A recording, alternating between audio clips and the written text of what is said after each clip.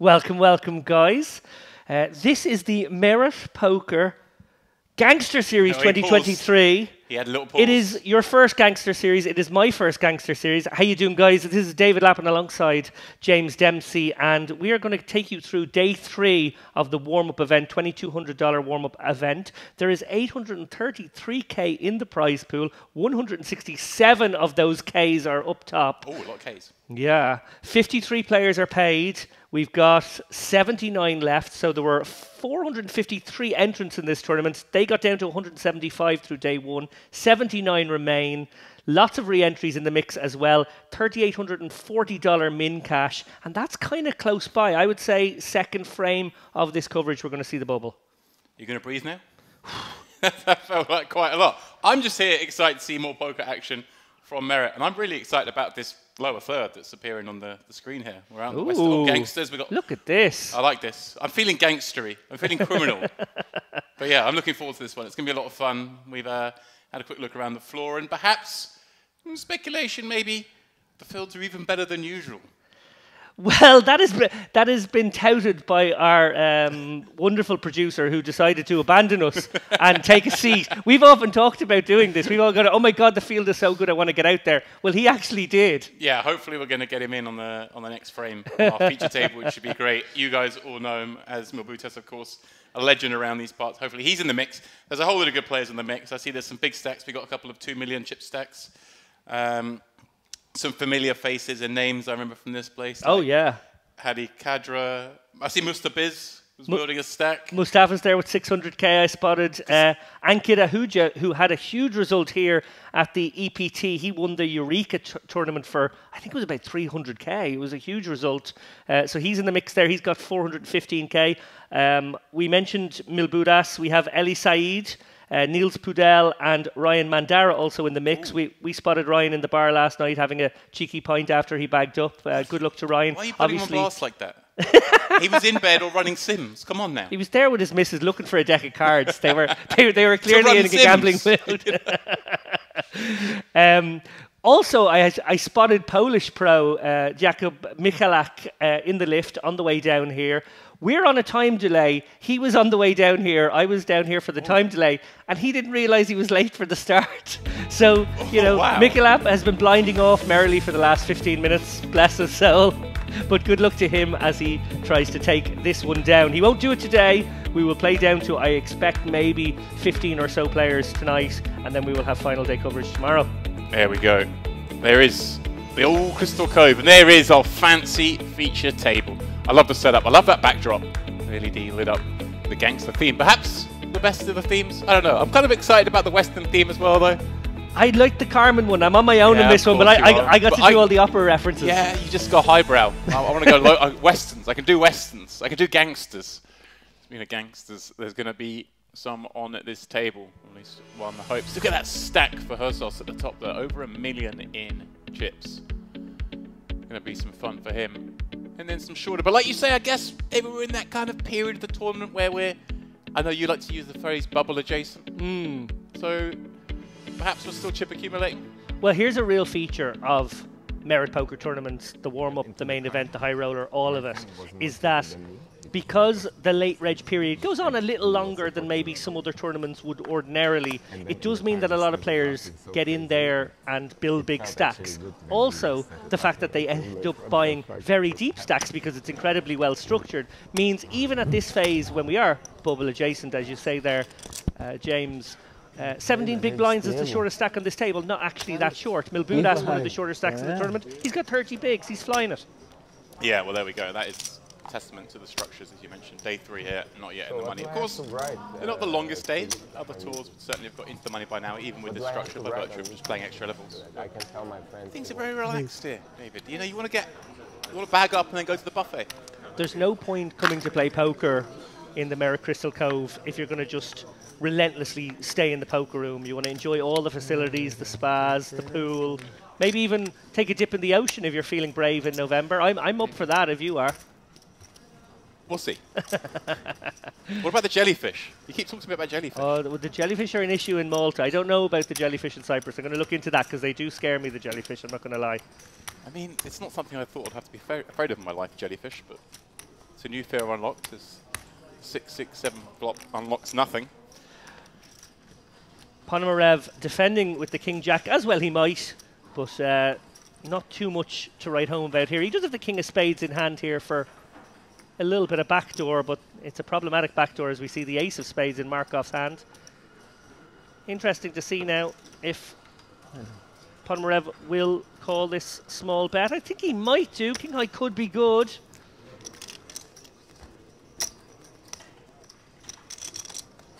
Yeah, it makes sense with the 2 overs and potentially that backdoor live spade. Yeah, your equity's in a few places here with the backdoor potential. Obviously, you could make a pair on the turn and be very happy about it, and you could just have the best hand right now. There we go. So we sort of a little bit of fortune telling there, feeling like this backdoor spade potential could cause us to have a bigger pot here, and well, it might now. Markov, interesting decision now whether to bet or check this one.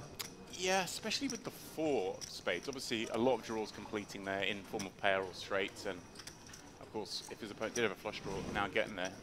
So I'd imagine he kind of wants to play this slow and kind of does have a chance to realize equity. Yeah. Yeah, he is still ahead of some hands. Obviously, with Ponomarev making the call there, he might have a 7, he might have a 6 that he's slow playing, he could have a draw that's got there now. But equally, he might have just defended a weak ace or a king high or even a queen high maybe. Right, and a hand like this, like King Jack with a spade might now barrel. The king high's a hand like 8-9, 8-10, something like that might now stab, and you get to put chips in the head against those.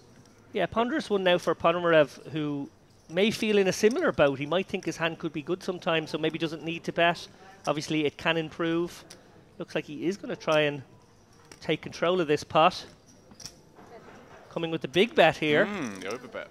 Only just, but an overbet nonetheless. Just trying to make ace highs lives impossible. Actually, it's kind of interesting against this particular holding, obviously. Effective best ace high with the ace of spades. Yeah, he could get put in here, Ponomarev. Markov now, you know, it's always a little bit dicey raising over an overbet when your opponent is clearly very polarized, but it's an option. It's interesting to see how he'll proceed. Sorry, David, I waited to get in the booth before having a coffee and sneezing fit. There's a lot of it going round. Don't worry. Yeah, there's no tough guy on the table,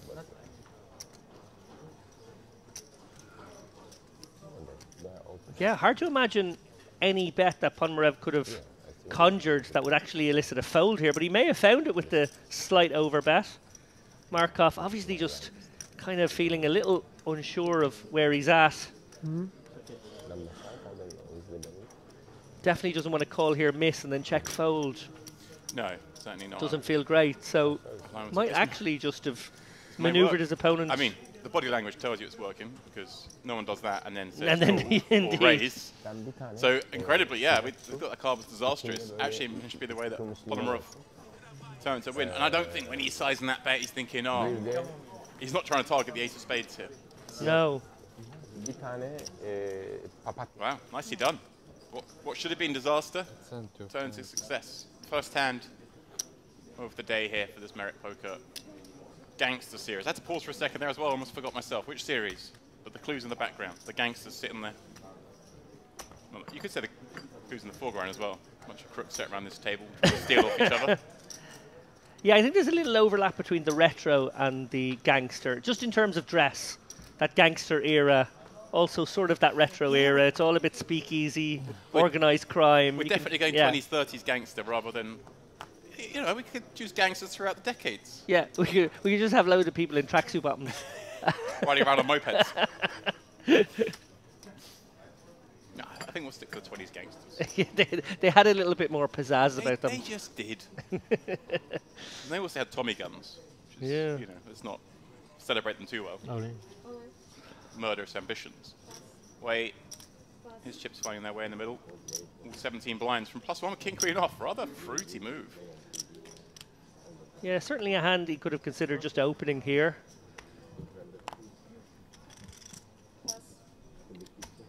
But I guess in the mood for doubling up and not being one of those shorties If I as would we sit approach the there- bubble.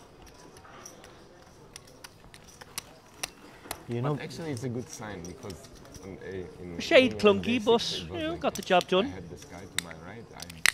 Get a few extra folds, I Maybe suppose. it was. You might not dodge the a right couple of side, flips. So I need the Yeah. push to my left, not on my right. Some fun and games. Chat Yeah. table. You mentioned the backdrop there, During James. the I absolutely game, love the funny, set good for idea. this one. I have no doubt during what? It's really, During really the fun. day of playing. I You love for how sure Merritt very dressed the good idea. room. As you walk into the Crystal Cove poker room, you're confronted with what appears to be a crime scene. You will It see certainly does appear to be a crime scene. if I do like this. And I'm not that, just talking about the action on Milbudas's it's table. Very good. Time. You're going to go somewhere like that. Very mean. 1-2 we're playing. We are secretly rooting for Milbudas, but we will be openly Oh, come on. anti-railing Get him here on in the the table. booth. Get him on. You're going to move a popping up jacket of diamonds from plus one. Another little deviation early on. And you mentioned some of the stacks there. There's a couple of 2 million stacks and plenty of stacks above 1.5 million right now. Blinds are only 5-10k. Yeah. It's incredibly deep for those guys. It's exactly what you were saying. Obviously, late reg runs for a long time in these tournaments. But they have a very slow structure. It does mean that you get some really, really big stacks at this stage. We of need to tournament make in these- Tuğçe talk. It's a TV table. Bir şeyler anlatman lazım artık. Televizyon Oh, I masasında was joining in oturuyoruz. and they switched language. Bir seyircileri eğlendirmemiz What can gerekiyor. we do? I'm pretty sure they're talking about We how need to good looking entertain the people. commentators are. Come on, guys. We need They to shouldn't put you at the table, you know. justify that we're sitting on the TV table. It cannot be that we look at each other, everybody's silent. Yeah, but it's random, you know. It's random, Yeah, it's but I'm very excited about it, and actually I'm a bit scared that they will take us away from the TV table if we don't entertain. So we get one of these boring outer tables. So you Got are any already favourite player? doing a job. I try. Statement of intent there from I was just Illamore, saying, almost if I being would honest sit about the there fact that he's and opening have up this his game. gentleman to my right, oh my God, I would do good entertainment. I may get them to loosen up a little bit. It's early.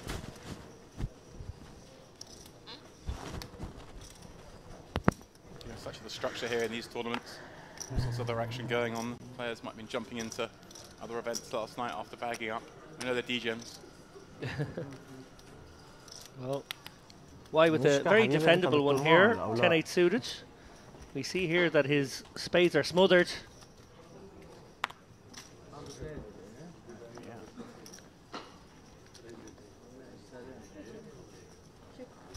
It's only upon seeing these four connecting cards, the 8, 9, 10, Jack of Spades, that it occurs to me. I've woken up today from a poker dream.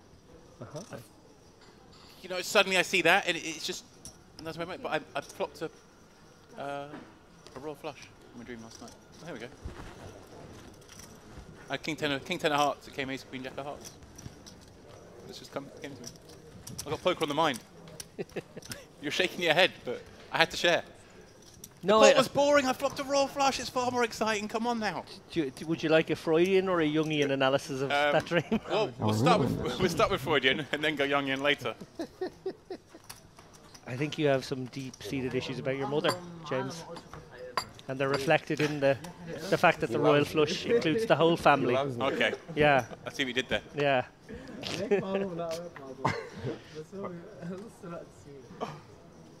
All right.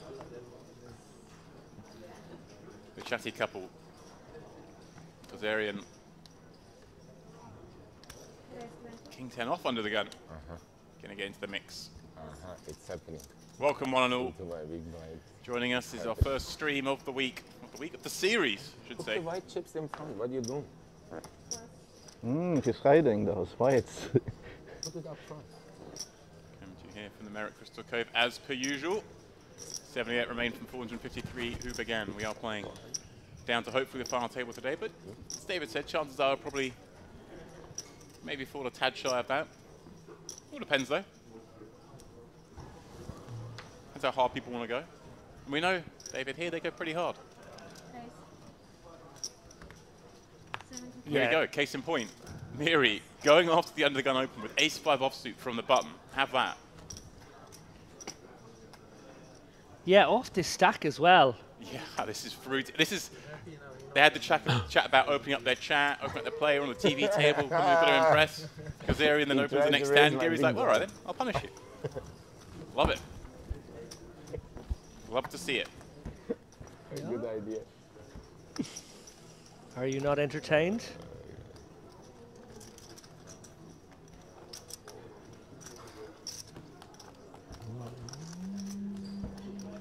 See, is it Donatello, little Ninja Turtle there? I noticed walking through here that the Merit merchandise stand had some sort of Teenage Mutant Ninja Turtle figurines like that. So I wonder, I assume it's come from there, but I don't know why we're suddenly turtling around. They were vigilantes. Is that sort of like gangsters? Yeah, I think it's the opposite of gangsters. Isn't it? They used to fight the gangsters. Yeah. You know, I think if you were you need Shredder and. I think Bebop and Rocksteady would be the gangsters in the Turtles.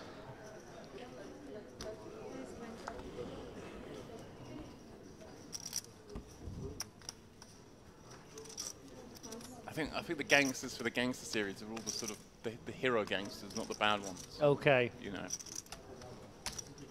The Robin Hoods. Not even that. I mean, we just, you know, we laud some really bad people, don't we? We celebrate such things. Well, I got to say, I would love a flat here from Y, and that is exactly what he has done off this stack, setting the trap here. Trapped him good. Wow. Full double, maybe more than a full double, en route to the stack of Y should his hand hold up. Yeah, no. Ilmo obviously going to come out with the squeeze here. After all the chat and the two loose opens as well. And then Polymerov, could he perhaps do something crazy? No, he's gone for a very healthy sizing, which, you know, kind of makes sense with range. You want to dissuade peels, all that kind of stuff. I would love to see him go for an exploit in this. Look at this acting. Come on, man. Just go all in. We'll get snapped and get the great news. Wow. Wow, he says. Well.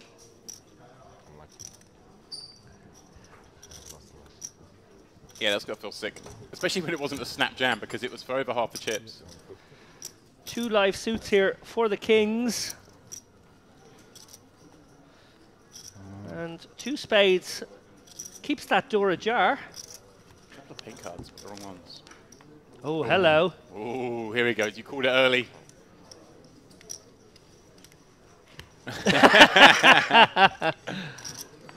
Not to be. Never easy, huh? Why, with the big double up, more than in fact up to a boot 350. I smiled this much before.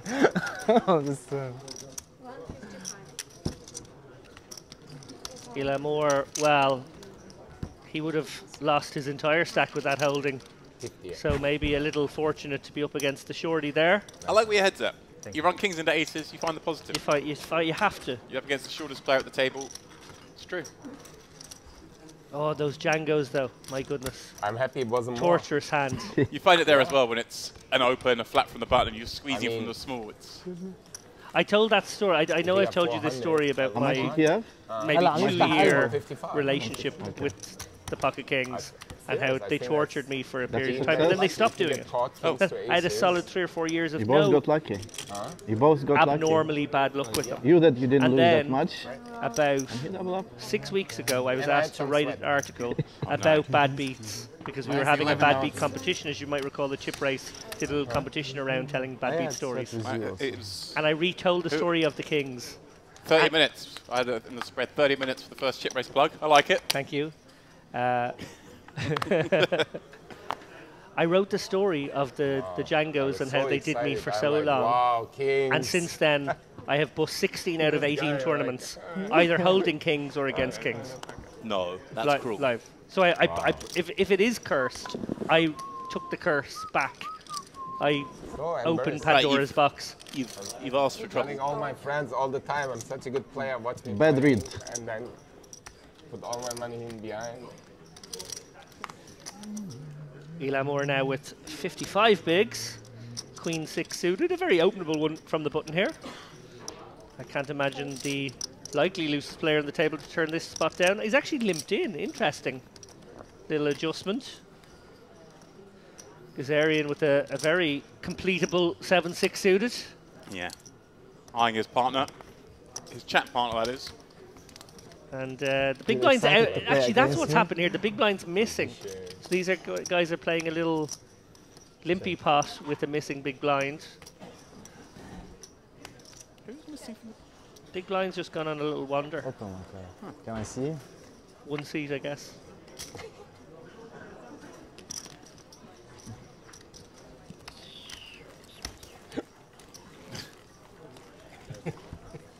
What? It's funny for you. We're enjoying You see, I life got anyway. back already 25. Have I we have had him on someone in my the left. one It seat? doesn't Yeah, we matter. haven't, have we? Round So they've 50, I just... lost this They game. just... It could be your man. Now little by little. It's almost What you can certainly do. Yeah. Michalak. 30. Take it back from me. Unless what there's I more can than do. one person has shown a place. So, You know, the buffet's pretty good. so, You want to get fed first? so in real time, I can do a bit of maths on this one. 7 hands. I think if it is him, expect him at any moment to be walking away from a conversation with me on the sidelines where I went, oh no, they've started already, did you not know? How did you not know? He thought it was 12:30, poor lad. When does the tournament ever restart at 5:30? Come on now. I know, That's, I know. That's rookie behaviour. I didn't want to rub salt in the wounds, but that is how I felt. Obviously, those of us watching on, we're on a 30-minute delay, so it does start at 5:30 for us. For the players. When the big hand's at the top, it's not difficult. In fact, this one, both hands are at the top. Can't get it wrong. Have you ever had an egregious late return to a tournament? No, I had one sweaty moment where my taxi didn't arrive in Malaga, and we were playing a Strayas event there, and it was all a bit panicky to try and clamber for another cab and run through the place and whatever, but actually did arrive just on time. But no, I'm very good at that. I'm very, very professional. Oh. I'll be honest. Well, also you don't make a lot of day twos. There it is. All right, can I have a cappuccino, please? 25k bet here from Ilamur. That opening a straight draw as the opener. Markov defending with sixes and rightly defending on the 9-7-4 two-heart board. Yeah, Ilamur very likely to go again and go big here on the turn, one would suspect. You go after some of those weaker holdings, 7 and 4. In these kind of hands. Look at this. Reaching for some big chips. Gone big again. Is that pot he's gone? Pretty much. Yeah. How'd you like your sixes now?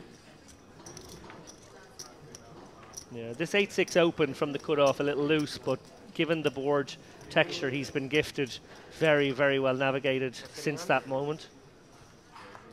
Yeah, and obviously setting out his stall early, going to play a lot of hands, going to apply a lot of pressure. That's twice now we're going to see Markov have to surrender on turns. Again, having given away the body language, that would make it very strange if he was to find a call now. It's going to be great when he does this in a couple of hands' time with a set.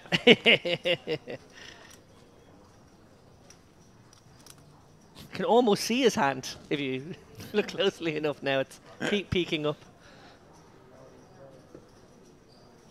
Oh. Oh. Someone's going to get me this one day. They're going to do this and then cool, and I'm going to be so confused. You'd almost think it was fake Hollywood at that Right. point, wouldn't you? It would Yeah, actually that's my spook point. you a little It's bit. like- Yeah. I got away with it once. I did like an instant reaction to a hand 15 years ago. 10, 15 years ago. My instant reaction was like, oh. And then I started thinking about it and ended up raising. But I was so convinced my opponent was bluffing at that point, and they just snap folded. But I realised it was It was very pretty telegraphed. dumb. But also, I thought they'll just think I was leveling, and I wasn't. I was just an idiot. I woke up late for a day two a couple of years ago at the World Series, where I was sort of look over at my phone and it's like, that's a bit odd. It says it's 10 to 12, but my alarm's going off at 11:30. Oh, that's right. At 10:30. Oh, the tournament restarts in a few minutes, and I'm in my bed 25 minutes from the strip. This is a bit of a problem. Oh dear. Yeah. These things happen eventually. Thankfully, it was for one of the Millie Maker, one of the deep structured kind of events. So I missed half an orbit at the table or something. No big deal. Maybe an orbit.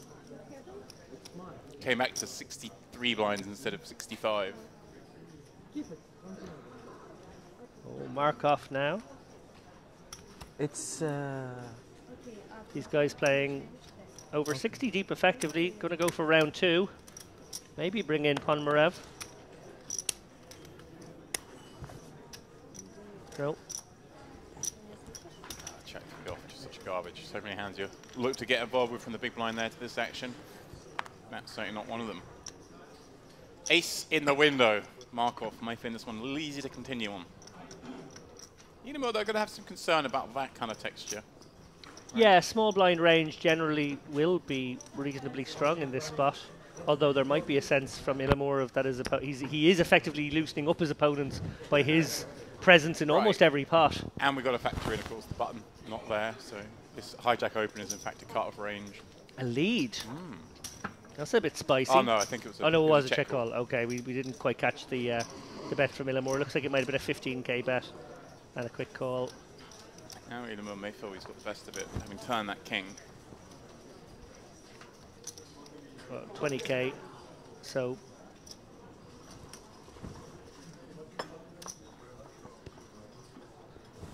You know, of course, yeah, you kind of think, obviously, bet small. You can certainly. Oh, hello. Yeah, it's interesting. Is this one of these sort of betting now so we can check back and kind of deny some equity? Can't surely be expecting better hands. It's a to big fold. size, though. Yeah, unless he's trying to make like King Jack, King 10 fold. But that would be a bit peculiar. Gosh, I really would have expected a check back here.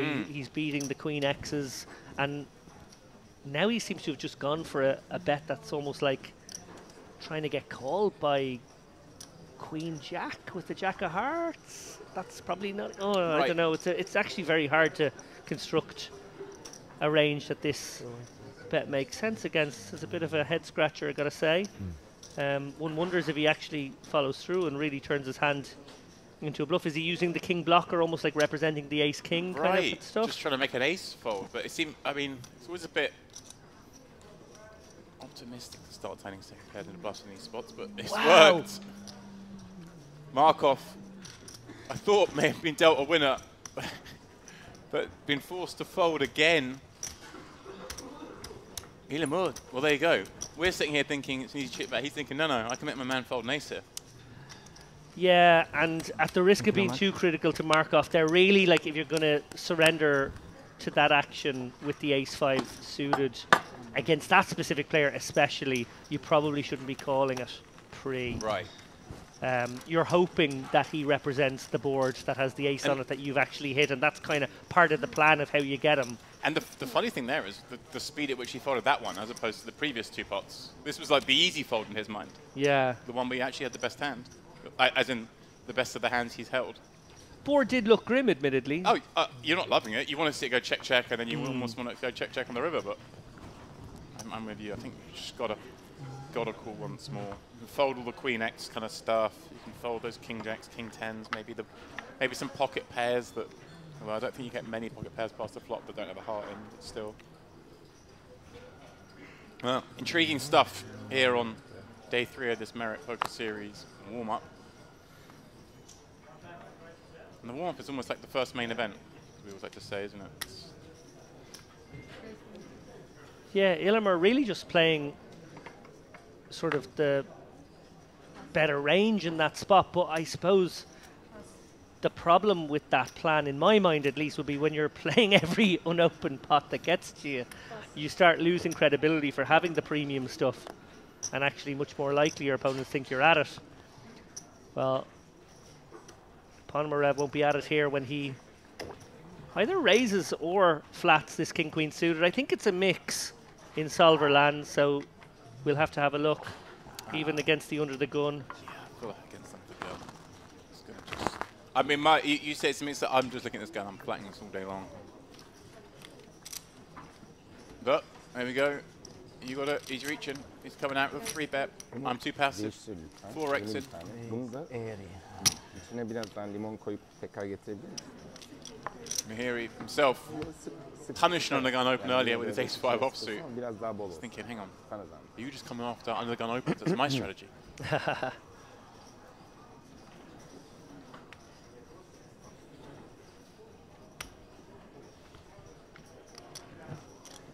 Surely not with the ace-3 How many suited. times you play? How many times? How many times you play? We know people love to go a bit crazy with these suited ace wheels. We haven't under the gun. Yeah, we've got a lot of strength there. Well, Yeah, we saw his 3-bet with the ace-5 not too long ago. Against, I believe, an under the gun open It was, yeah. himself, so maybe getting a taste of his own medicine now. And I just pick wonder if one they're card. thinking that's, you know, my strategy is to attack whichever, with the gun you opens. on the right, the top one. Top one, top show, left. show. Yeah. Oh la la. We will see later.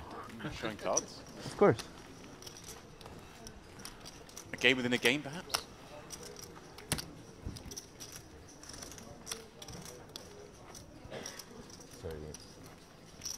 You 2K warm-up, well and truly underway. Sorry, I 5K high roller coming up. Actually starts tomorrow. or cash game? It's the main event Only tournament? Yeah. I'm going next to week. go out on a limb now and say it's not Mikolaf in the one seat anymore because I'm too- pretty too sure long. he showed up by now. Right. Yeah, we've been running for half an hour now, haven't we? So Yes, I He looks like he knows what he's doing. Sorry, I English. Professional? I don't know. Sorry. Zarian, 2 7s. Much more legitimate holding. Yeah, who is our mystic player? Where are they? Maybe they're on the run.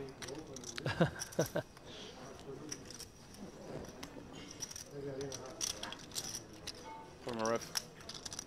Ace-4 suit on the button, getting no love. Not going to go after I was that. thinking if you open, if I directly shove. Off looking for a one-arm man, perhaps.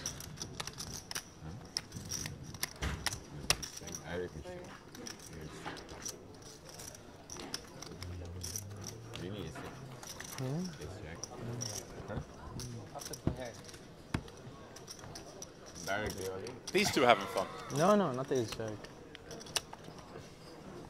I mean, Helio's having great fun with the cards, despite running kings into I'm aces. thinking, I don't know. Okay. You are the best because I don't want to play you. What do you have?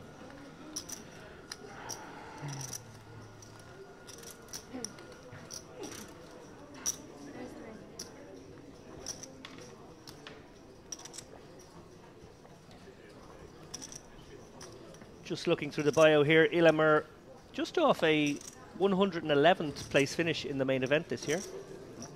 Wow. Deep run. I think that would have been certainly day 5, maybe day 6. Well, you'd know. Indeed. Well, not if he made day 6. I can tell you it's not day 3. I was so sad for you. We were so close to the bubble as well. I had chips. Nothing like.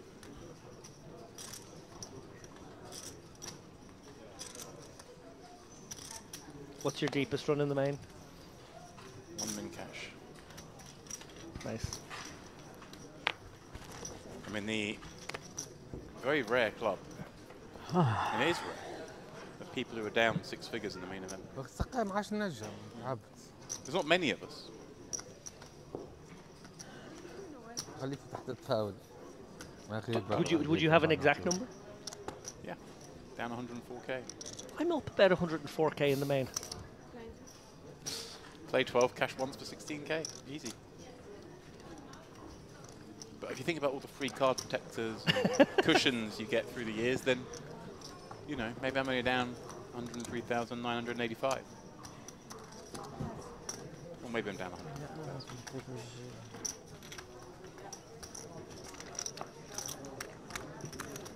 Next year. Ever the optimist. Next year. Always next year. It's going to click one year. Again, looking at Ilmer's record here, because I did recognise him. Obviously, he's one of the regulars we have here, and I was trying to remember, okay, when was it? Was it a final table, or was it just on feature tables in the run-up to final tables? He did make the 5K high roller final table back in January. He came 7th, which I think was myself, Darrow Carney, and Ali covering that one. David, we do have a fresh voice in the booth this trip. We do. We're going to deflower Andrew Headley. Very exciting. No. Gazarian, far more reasonable yet again. This time, Queen's opening in that under the gun position.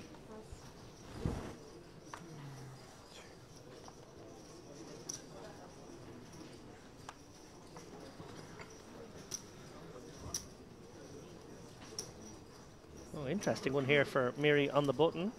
May elect to flat. Suited connector. Off 27 bigs. A little dicey. Certainly would like this off a deeper stack. A little on the shallow side for this one against an under the gun open, to be honest. It's interesting now because Gazarian obviously opened this spot last time, got 3-bet by Mahiri. Now Mahiri just flatting.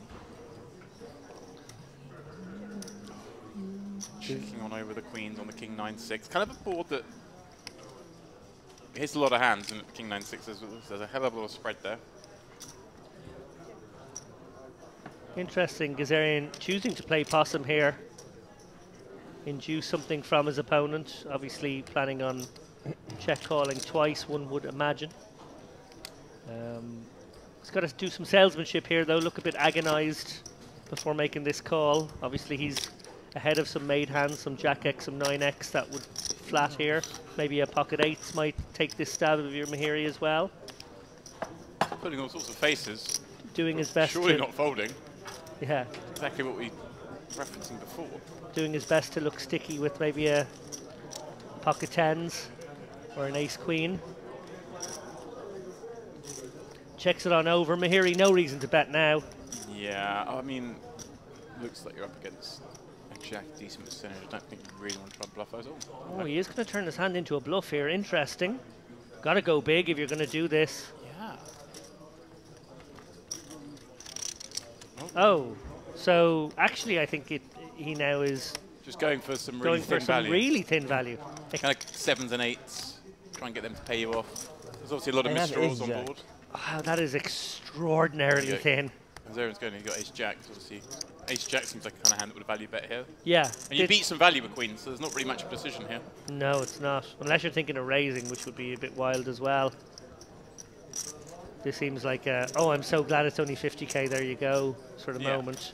If you've got the, you know, king 10. No, surely not. Come on, Gazarian. Like he said, you got ace jack. And you still, obviously, there's plenty of bluffs that could be in there as well. And your two queens really blocking a big chunk of the king X that would flat here You look on the button. strong, but it's weird. Strong and not strong. He 3-bets ace king. He probably doesn't have king queen because of the cards in your hand. Okay, yes, king jack maybe. This would be a wild fold. Big moment here in the tournament for Gazarian. Just 34 bigs behind here. Only needs to be good 28% of the time? Yeah, and just the fact that you can beat value. You should never really ever fold if you can beat value. And you can, ace jack certainly betting here. You've got to flick it in here, Gazarian. Feel like he's overthinking it and leveling himself now. He's going to call him, surely. Just there we like go. Huge relief. Good call declared. So Mahiri was bluffing in that case if he sort of said good call. I'm a bit confused by that line. It feels like Mahiri's bet on the turn did what its objective was, which was to get the showdown cheap. Yeah. And then he fires out another 50. It's a confusing one. It's got to be. It's a head scratcher, but there we go. I'm perplexed. Next best thing. So say queens. No, you cannot No, you say cannot say exactly that. queens. Oh, the Really, really, it's say rules. I've got ace jack. You're so smart that then you're choosing the hand which is as strong as queens, but you don't say your hand. Yes. You're playing mind games with us. This is exactly the rule. I know, but how smart you are that in the middle of the hand you say ace jack, and it's as strong as queens. It's common sense. You have to be stupid to not analyze this. You scare me. Quality banter. Gazarian very much a red kit. Looking through his recent results. Did What- pick up a what I third need place to do? finish Huh? in the WPT back in 2021 for 380k, his career best score. Since then, has been found here at I want to appears to be get every into series. the money. Ah, also. No, but I can. What? Why? How can I afford? He's only wrapping good hands. He's got cashes in January, March, July, August, and October here this year. Maybe two. He's a man who knows where the Asian station is at the buffet.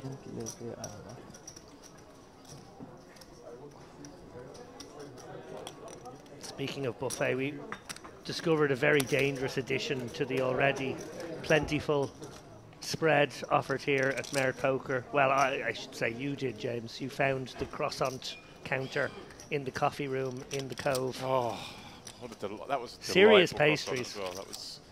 I was a bit. I was a bit unsure when it was served to me on a plate, and I looked at it and I thought it just looks like it's going to be a little firm. It held its shape so well. It looked like a magazine croissant rather than one you really want to eat. I thought this thing's just going to be a bit firm, and you know, it's just, but actually delightful. You know, your croissant, you want it to look a little bit bad before you eat it, because then it's like, well, you know, it's probably kind of nice and soft and flaky. This one looked amazing and tasted amazing. I don't know how they do it. Meanwhile, put it in the river.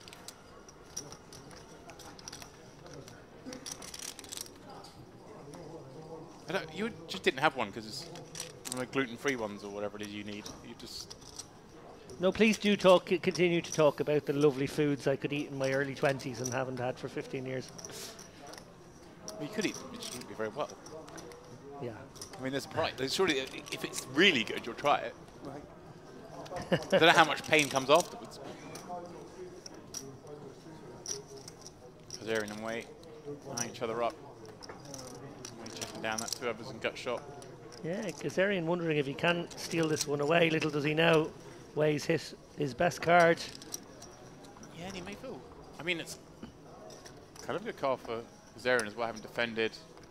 Getting past the 8-9 flop's going to have a lot of these Jack 10s, Queen Jacks, Queen 10s. Overbet. Overbet. Wow, this is tricky now.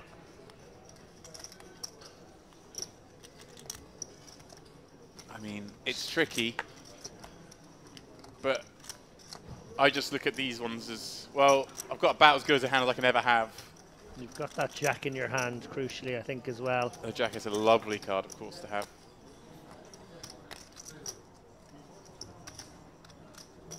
But then it also comes down to, you know, not everyone is capable of these kind of like overbet bluffs. So often these overbets, people's I guess gets looked up.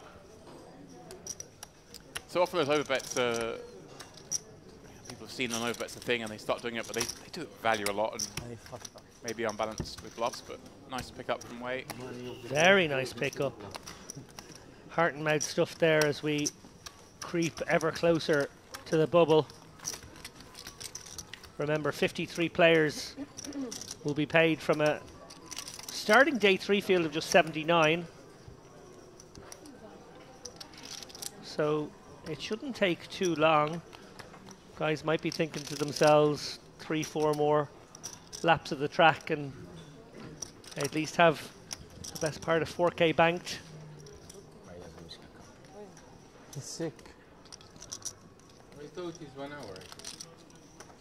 Let's see. He said he's not gonna come. Oh, okay, our missing player He might be told me unwell. He don't feel good at all. Oh, sorry to Now hear I that. called him when I was.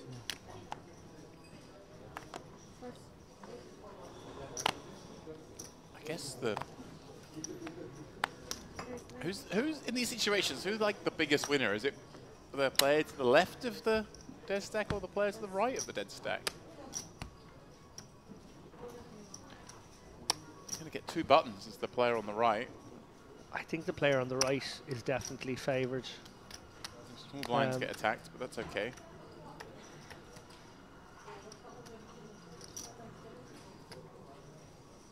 I guess 2 to the right. Get the button when the big blind's sat out. Always nice. Oh, here we go. Ilamur with the small suited connector. Going to get frisky here against Ponomarev from +1. We're playing. We are playing some poker. And it's kind of fun because Ponomarev obviously got a great hand, but also one you don't want to go bust with. No, it's not one you want to 4-bet call or 4-bet fold. So I think you're going to flat all day here. And obviously 10's not very easy to navigate. So I think we're in for an interesting pot here. Although the one caveat I would say to that is Ilamur has been by far our friskiest player. Ponomarev in navigating this, maybe bearing that in mind and be a little more willing to commit chips even on a scary board, which that isn't. Wow. And it's actually a pretty good board for Ilamur, of course. You're going up against a lot of the big card suited combos. Maybe they're taking the lead here with that 5. Yeah. And it's not even like, I guess he has options here because it's not like you're really going to get check raised on a 9-5 deuce either. No. His hands like 10s, jacks, queens, even all still concerned they could be behind. Sizing will tend to be, you know, a little larger than the 25%, 30% stuff. Might be more in the range of half pot on a texture such as this. We'll see what he comes with. He is going to go super small. Okay, so Ponomarev.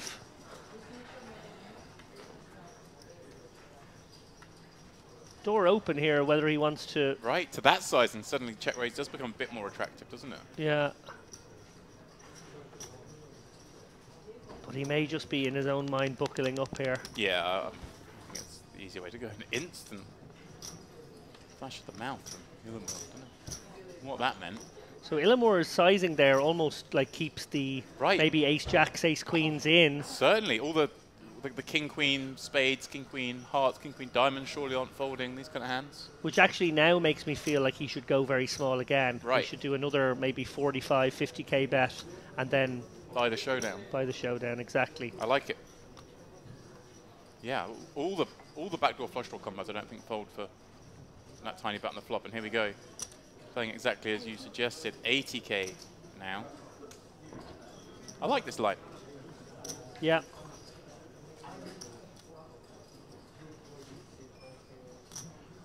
Ponomarev got to feel pretty comfortable that, you know, players are going to be balanced. But let's throw that out the window for a second.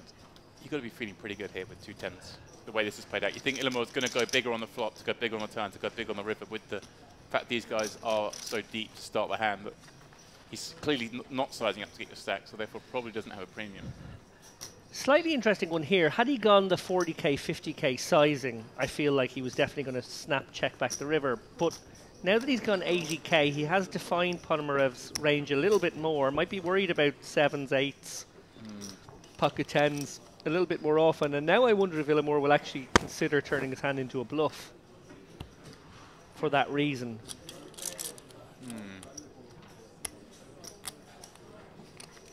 I think the 80k bet would have maybe got rid of the ace jacks and ace queens in some amount of worlds. I hear where you're at.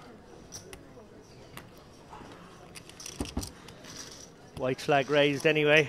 Interesting little pot there between 2 very capable players.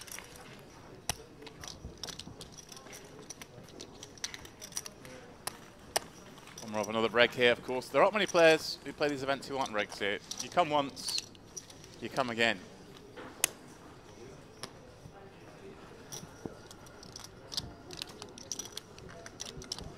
You know, that's exactly what Mikelek said to me in the lift coming down. He plays out of Barcelona.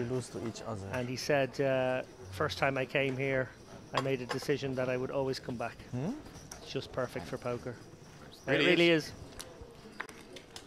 Oh, some chips arriving. That's fantastic. We keep saying it every time we come here. It just can't be a better spot for poker than the Merit. Everything's just at your fingertips. And like, as you said, you know, you should never put your hand in your pocket. Everything is all inclusive. You just get here, it's just easy, and it's not one of these all-inclusive places where it's okay, but the food's over there and it's at this hour to this hour. No, there's just options everywhere. There's so much to do. We spoke a lot at the Retro Series when given a free moment between hands about the upcoming then EPT, which it was obviously a big one, you know, represented a kind of another step up for the Merit brand and Merit Poker Room to put on an event of that size. I know you were part of a party poker event here a few years ago. Obviously the Tritons come. They're prestigious but not massive, Right. if you like. And I think the EPT coming here did sort of suggest something a bit different, and they pulled it off. I know the players were extremely happy. Rip-roaring successes. These two neighbours go at it. Ilimo opening up the cutoff. Bazarian 3-betting the button. King-9 offsuit. Says, I know what you're up to, pal. We're both going after Markov. Does he ever stick him in here? Are we levels on levels now? Is this what's happening? Are there already? Is that what you're saying?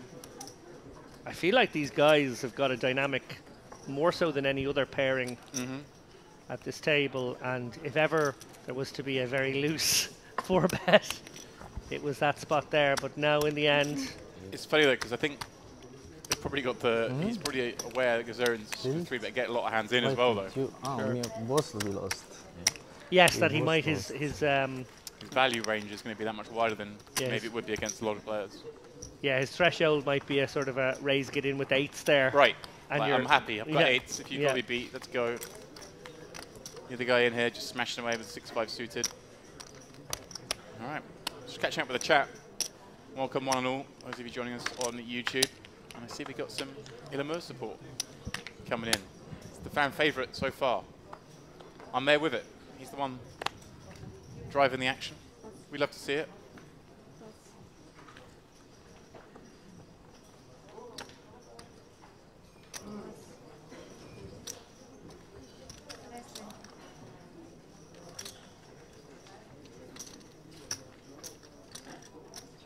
Looks like he's put some chips in again. A9 offsuit. This is his table, he says. Yeah, relentless. Let's see. Ooh, Very next hand, 35 deep. He gives a smile. We talked about thresholds. I wonder if this is one of them. Just a flat now, so clearly not wanting to get that hand in, but not wanting to. I wonder if it was a hand earlier when he had, you know, the 6 big blinds less. Whether it would have been. Indeed.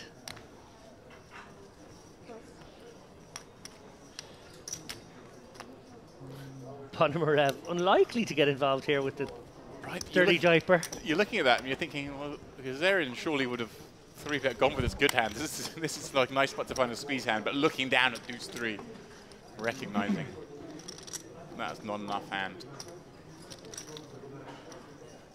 Ilimo. He's got all the back doors. He does. He's got the betting lead. He knows he's not up against a premium because of the little look, the little flash of a smile, and the history between these two. Again, a caveat, of course, there's some balance. But I'm throwing the balance out the window for this hand. These players are already building some dynamic. Tiny bet, going to get looked up, of course, with the ace of clubs. Well, big bet incoming on quite a few turns. That might be one of them. A little concerning that you brought a second flush draw, isn't it? Though you want Gazarian to have some backdoor flush draws when he calls the flop. They're going to now be more inclined to stick around, but... Oh no, breaks on. Gazarian. Yeah, but I don't think he's necessarily done with this one. No, goes check a lot. And here we go. Somewhat concerning card, Gazarian going to stick around with, say, some big card combos for that 15k bet, but there's not a huge amount of King X in there. Oh, again, white flag. Interesting. Ilimo sort of wary post-flop now in a few spots where maybe given the looseness, given the willingness to open hands like 8-9, you would expect a sort of a more consistent overall game plan to be barreling away in some of these turns and whatnot. Of course, fold. That's probably is your range. It was probably the worst turn card in terms of turn cards that give him a Give reason him to barrel, something. but it's still a barrel. Sure. The 5 of diamonds is like, get a gut shot, but there is a second flush draw. You're going to have plenty more natural bluffs. I like it for now. You're making me back. I think the any club chips. would have You're giving been me back a the bit chips more that I salty. spewed. Different suited 5. Certainly consider firing again. I don't think so. Dear players, we're going to start Mr. With my own hands. I know you have some bullshit like ace jack. Some bullshit. Ace Jack. I mean, the bullshit was surely 8-9, if we're going to Yes. throw that word around. Wait, what a start he's had. Doubled up aces v kings. Got But thank you for giving up. he picked up a huge bluff. And has over 500k, having started with around 170. Thank you for giving Gets a up. snap fold from Ilma with ace 9 suited behind. I like the turn. A man who likes to I know, 8, 9, march at his own beat. 6, 9. New man Eftekari is taking a seat here as we Free turn. go down to 72 players remaining. Looks like that absent stack will probably blind its way into the money. It might do, yeah. Herzog's going to defend 7-5 suited. First time we've seen her be able to enter a pot. She's been very card dead. Oh, And hello. there we go. Top 2, 7-5-4. Easy game. It's good things come to those who wait.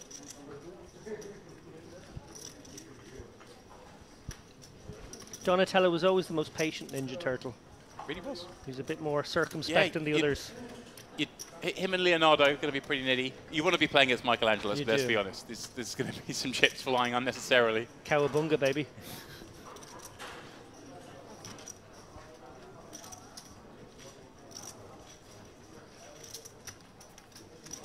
Nicely done there from Herzos, despite the fact that it was a straightening card, recognizing that it was unlikely to connect with her opponent.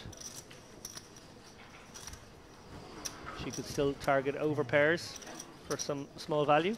New 4th place finisher back in the main event in the Retro Series. So we saw her.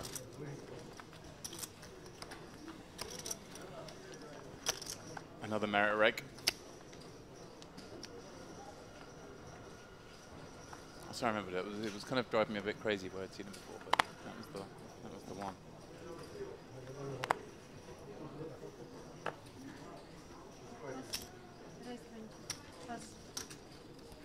Do we have shades of a young Pacino from Gazarian? Sort of Godfather 1. Well, we're gonna start digging the references out on day one. It's kind of that young face, that sort of innocent face, but Well, he's anything but innocent. he was corruptible. That was, I suppose, Okay. the truth. Okay. He was innocent then, but he was Yeah. corruptible. Well, he's corrupting.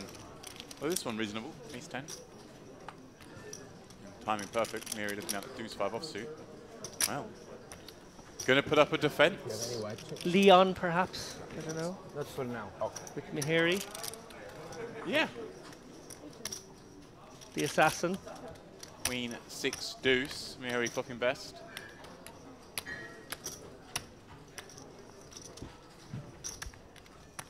But an ace on the turn versus the check back. Concerning. 2 flush draws on board.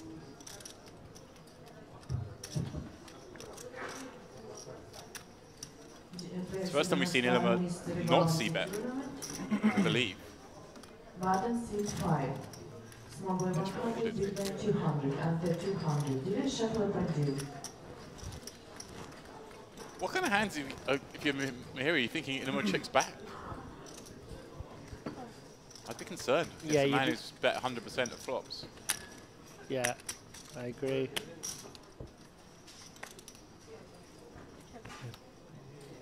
I guess he's seen Ilemur give up a few times in the last orbit, maybe Right. hoping that his opponent wouldn't. Right, if Try he's to bluffing or bluff bluff once, I can call, keep him honest. Yeah. Yeah, 105,000 chips in there, all those draws missing. Again, it was hard to give Ilma credit for having a flush, for having checked the flop with either the spades or even backdoor diamonds. Seems unlikely.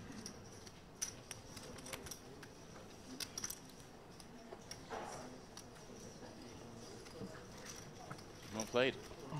Well hit.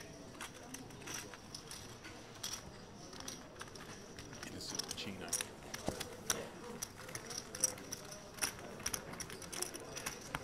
Wait till you see a one shot of Gazarian now in a moment. I think it's a reasonable look-alike.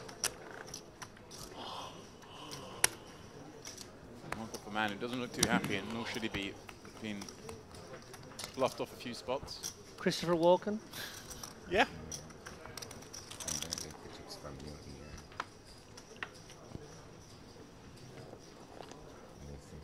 Maybe in some hyper turbo 500. Oh, here now? You're too skilled here? Hmm? You're too skilled? You're too good here? Yes. Huh? Is that what you're trying to say? Huh? Oh, my profession.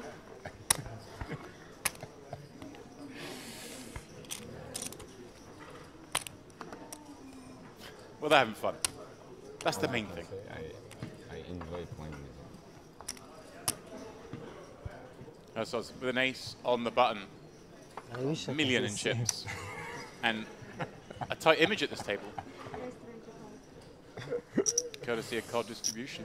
Hello. She's going to go for a 2.5x here. Charge the players. Makes it a little tricky for Y here.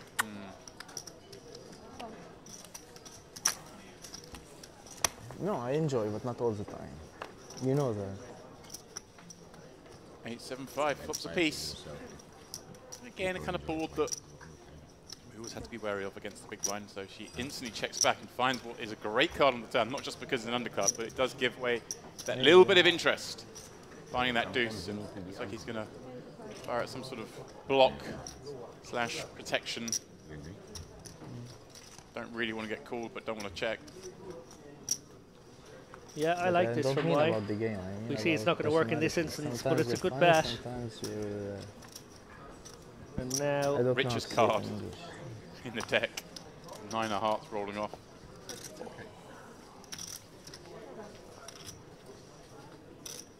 Sometimes you think you're funny. Very excited to see the 5 wins. Sometimes you think you play good poker. No, really, I'm serious. Sometimes. I'm serious. She had ace of hearts. Could have done Yeah, something also I fruity know there. about myself, don't worry. I know my weaknesses.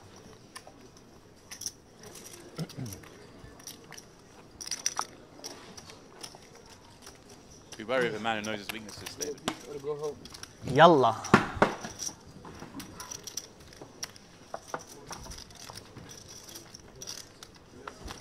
How ill would you have to be to not turn up to day 2 at all?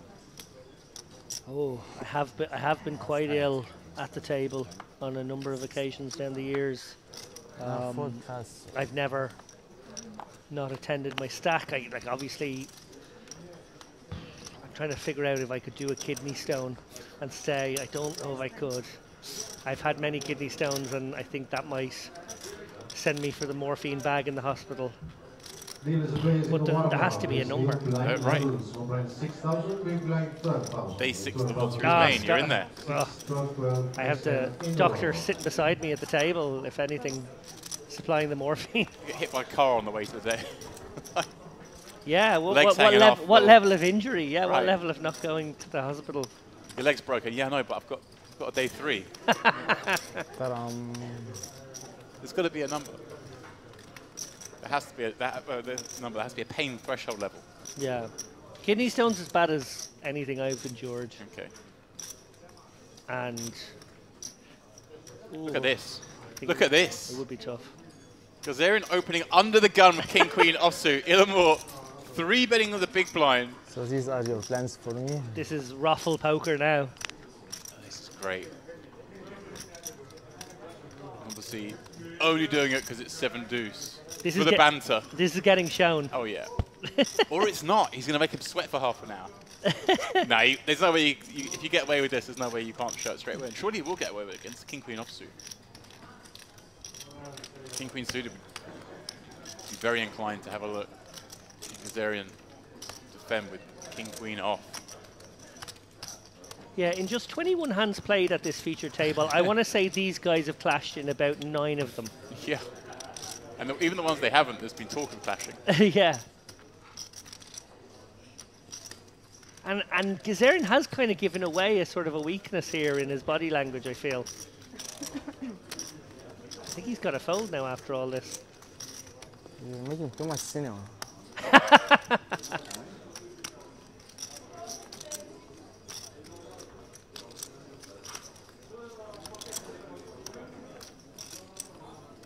Suspicious. Yeah, but I think he's maybe chatted too much to continue now. Although, as you said earlier, it brings levels on levels of its own. And I feel like these two are just very chatty, so it's less clear that's the case. Like, you might do all this with aces kind of thing. Sure.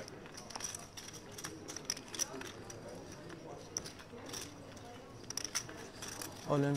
Wow, he does find it. He just decided, well. Look at the smile, Elamor's face. No cinema. I show you one card. Show both. I No. show both. Wait. Huh? I TV hand. You have TV hand? I have aces. I wanted to make cinema. He never has aces there. At 7 deuce also. Ah, really? It's good. Confess the 7 deuce. He's like, show both, I'll show both, please. I want to show Yeah, I both. really want to. Really? That's great. One telling the truth, one telling a lie. These two are the ones that are driving all the action at this, the first feature table of the Merit Poker Series. Warm up here on day 3. Well, we've had some action, we've had some hands, David. Oh, we sure have. Kazarian has basically been the dominant force there. We're talking about Lattimore and all his gamesmanship, but actually in reality, he's got sort of, you know, battered around the place, frankly. We see now we obviously have Eftekari, new player, has joined us with 800k, so expect him to get in the mix at some point here. Very impressed by Ponmarev, I have to say, as well. I think he's handled himself extremely well. Found some nifty little 3-bets. And Guliang Wei doing the best, starting with, what, 17 blinds. Obviously just lost a few lately, but up over 40 bigs for the stack in 6th place on this table. And I guess it's Habib is the stack sitting out. Yes, must be Michel Habib. Herzos, obviously chip leader at the table, quiet for the first maybe dozen or so hands, but now Play 2, 1-2. into action, exactly. Always has a 5 on a hand. Would you go all in? Keep an eye on that. Oh.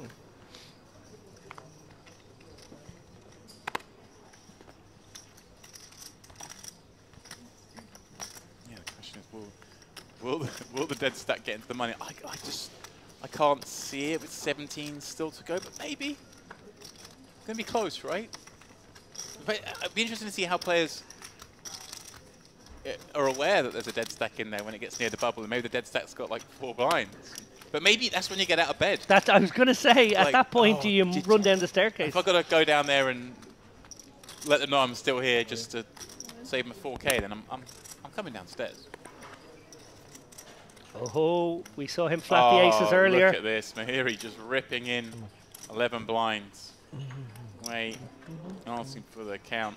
A little acty. Of course. Mahiri's like, really? For the first jam, I'm going to get asked how much from the next seat. Run into the boots. Obviously, we'll take some time, make a reluctant call, hope I for did 2 7 behind. deuce. Find something as they continue their post-mortem I 7 did, deuce yeah. debacle. What do you have? 9. Maybe queen jack. Key in these situations to get the amount of acting just right. Yeah. So far, so good. Double check. Do I really have them? Yeah. Ace. Probably aces.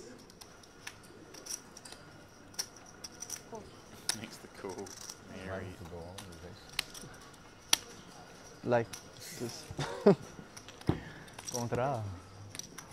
Against the bad news. And 9 gonna be. But You 19 off feel? against aces. You have good, I know you have 20% good equity. instinct. Yeah, not the absolute worst feel it, holding yeah. to have in this spot. Mahiri, I Well, can now that if you will have good provide instinct some- or do blah blah blah. hope. Or maybe at least a sweat. So this. I give 10 in you the window, better. 4 cards to hit. Misses the first 2, has 2 more. Sweat, sweat. 2 pulls. Still all 5 alive. Tylko pilot and then. Not to be. Aces holding once again for Wei. Hard luck, Here he, the first to bust our feature table. to be inch closer to the money. What a morning's poker for Y. He started here, our short stack. We featured him at the top of the frame, 16.5 big blinds, I think it was. Yeah, open ripping is the first time he played with king queen off. It was kind of desperation stages. Now very comfortable. Close to 600k. Does have Because those two you active don't players play behind like though. normal people do, and you don't want people to criticize you.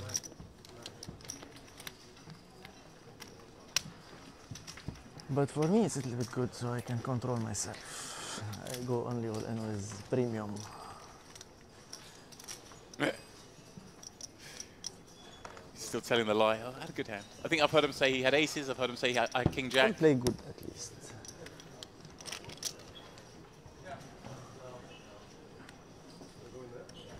William was like, mate, I had 7 deuce. Come on. I told you my hand. I put here, and then we see. Make sweat. Sweaty, sweaty, sweaty. Veja de mal, fixe.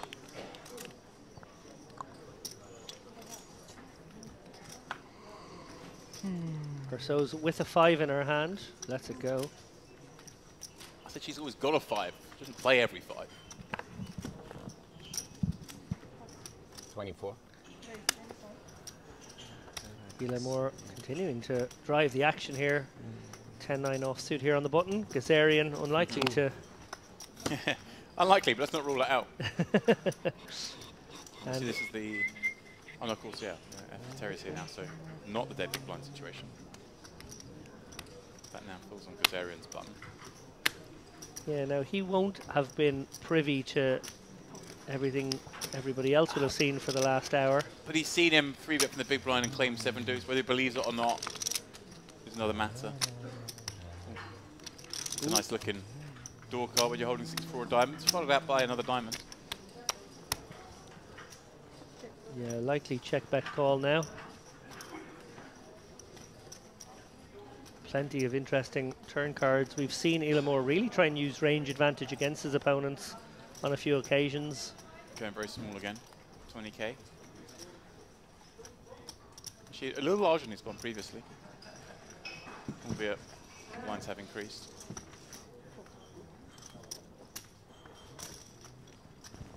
Scratch of the head, wondering how much of this his opponent may have. Well, he's just picked up a little bit more. 9-10, almost as bad a holding as you can have on this board, but again, that range advantage may be something he may use to exploit. No, again, the white flag. We've seen this a few times now, that cheap stab and then give up. 10 on the end, of course, beats the 3Xs of the world. He's going to be... A little lucky. Yeah, it was funny because his opponent's going to have some natural bluffs there as well, and I was really curious how he play against a hand like, say, 4-5 that a check called, and is he going to elect to bluff the river, but when he sees a check, probably expecting to show a king a decent percentage, but also hoping to see a 3 or just some non-bluffing combos, some of those diamonds perhaps. Some jack highs, queen highs.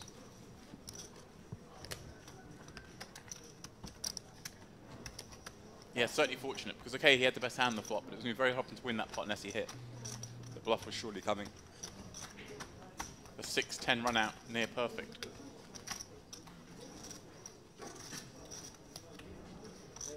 Beautiful set here in the Crystal Cove. On what is a uncharacteristically weather-wise day here in Cyprus. A little windy, a little cloudy. It is November.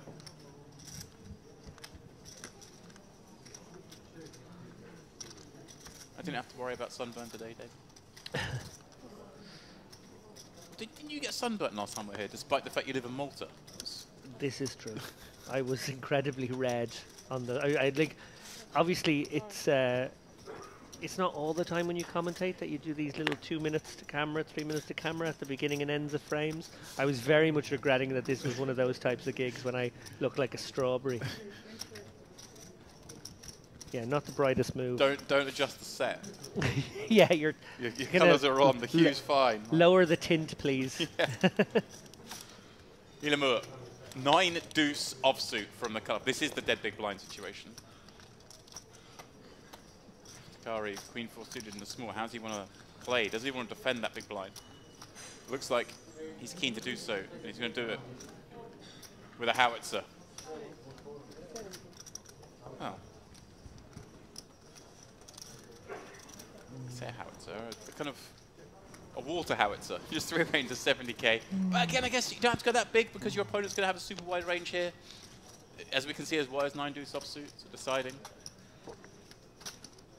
Yeah, very smart pick up there from Takari. Obviously has had one little skirmish with Ilamur there just a moment ago, but did come in late to what is already a very dynamical table, and I feel like he's already picked up on exactly what he can go about and do. Build his stack up above the 1 million mark now over the next orbit or so as we inch our way towards the money bubble. Probably, I would guess, less than 2 hours of play away. Squeaky bum time for those shorter and short middly stacks, and a time to pillage for the big stacks. 100%. No. How many times? 53? 53 or 63? I think 53. 53 there's a chance, but not 100%. 63. Cheeky, You see? perhaps light openable one here for Y. Yeah, 6-5 suited, he's going to have a little go. Somebody's got a pretty tight image. I mean, every time he plays a hand, he tables aces. Yeah, in the same way as the solvers sort of fall in love with the ace-5 suiteds, so too with the 6-5 suiteds in certain situations as well. They are one of those anomalous hands that, you know, play that little bit better than they look when you put them into, you know, hand versus hand situations on certain board types. I guess the big part of that being the 2-3-4 sort of aspect. Right. You just get them in those spots. The deuce 3, 4, 5 dream.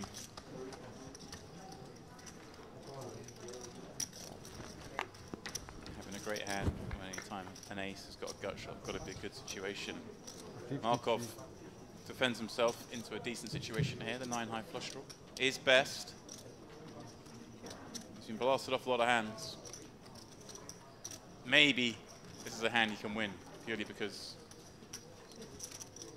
why? Surely it's going to stab once, but it's going to be very hard for him to fire again, you'd think, with a hand that can turn very little equity. Yeah, Markov not considering too much the likelihood that his 9 high could be good right now, but certainly this flush draw is a lot of kit. Y has been fairly tight, it must be said. Like, he's been involved in a lot of hands, but then he woke up with aces twice. He had the king queen we spotted, and then he made the big call with the queen jack. They're the kind of key hands that will be in the minds of these guys, but I think fair to say that Y hasn't looked to get out of line here, so maybe, just maybe, you give him credit for a real hand.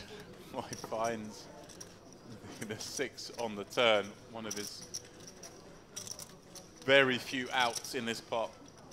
Yeah, and Markov now got a gutter to go with the diamonds. Interesting to see whether he would choose a lead in this situation or a check again. If he checks, one would assume he's check calling or check raising. Check raising a little dicey, obviously, on a board that still favours your opponent. Is there any way that, even though Y is obviously taking the lead now, that he can actually win this pot? Is Markov ever going to just not bluff rivers?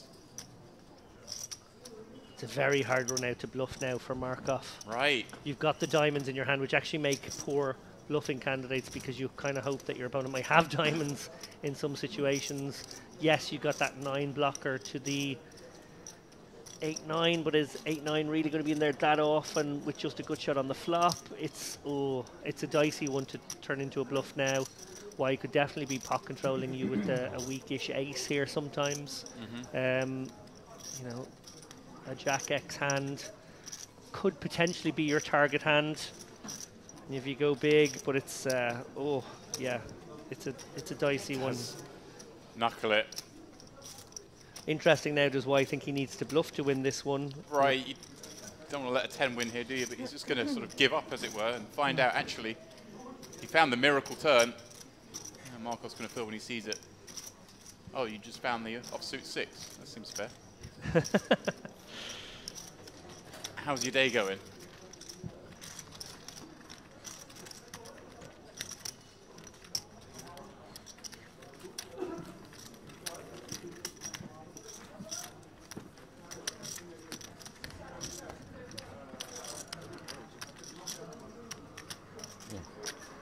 Some lovely sweeping angles, camera work here by our Sherhan crew.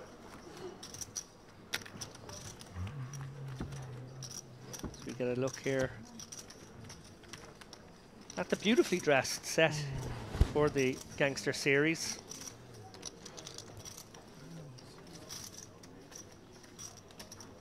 Strong teams always playing a part in the in-house series here.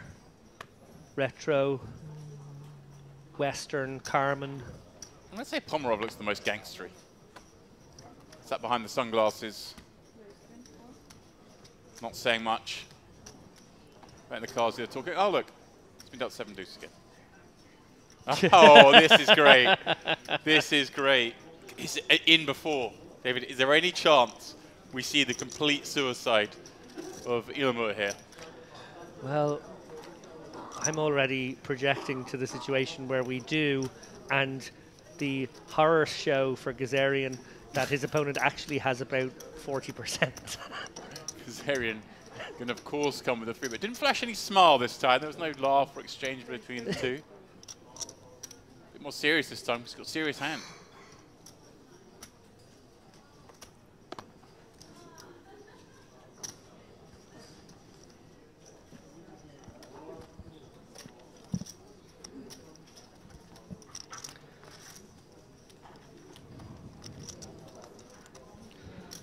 All right, everyone else out of the way. That's what we wanted to see. We want to see if Ilmur ever goes bananas here. Is there a 4-bet size that's not committing? No, quick fold. Not going to do anything silly. But we wanted to see silly. Maybe there's a lesson here for Ilmur to just not play 7 deuce. He's got some lot of chips so far. Yeah, or just maybe decide for the next half hour or so of this frame while these guys are on the TV table to actually play a solid range, and maybe, just maybe, his opponents won't give him credit for it. If there is any feeding of information from the live stream back to him on a 30-minute delay, everyone will now be aware of a full hour of craziness, it must be said. Although I get no sense of these guys looking to their phones or looking to get information like that. It feels almost like they're sequestered away. I imagine they're seeing phones. They're getting all that information. But also, you don't need to know exactly what it is. I mean, you sat at the table, you know Ilmur was getting out of line. Frequency-wise, you're getting a hunch, yeah. I should focus more. I was too much excited. I thought the money is in.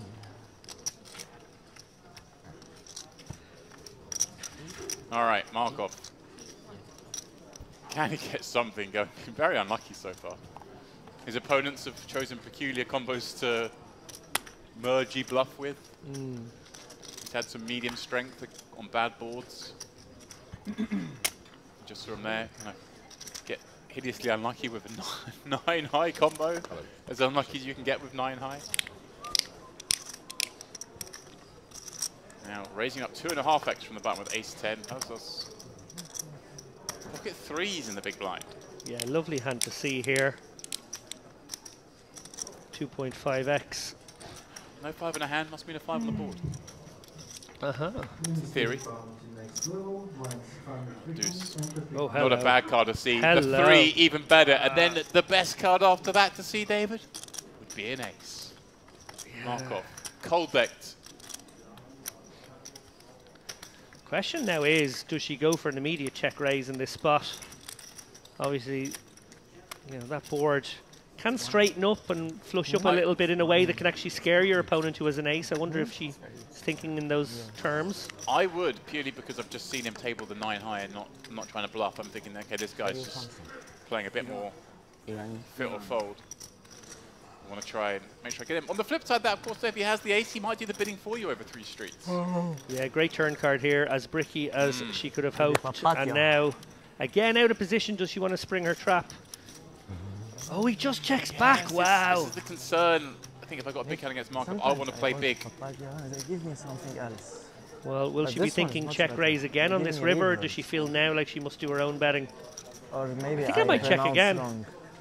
Maybe they have tea bags and then It does go for a Pretty small very bet. value-y sort of 1/3 bet. That makes it easy for him. He can call this one. Yeah, it's a clear call, but he's got a massive hand. It's in the way it's played. But he's going to see, he's very happy he didn't lose more in this hand. Oh, that decision to check back turn, nitty as it was, probably saved him a couple of 100k.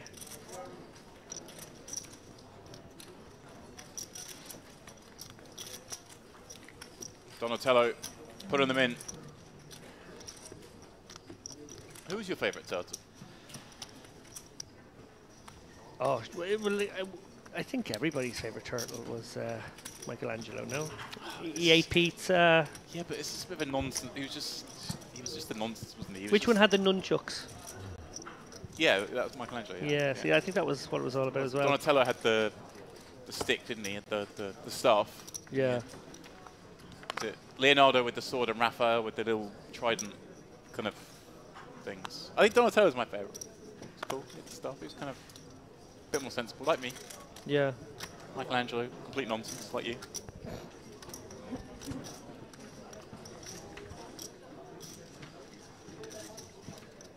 Turtles, eh?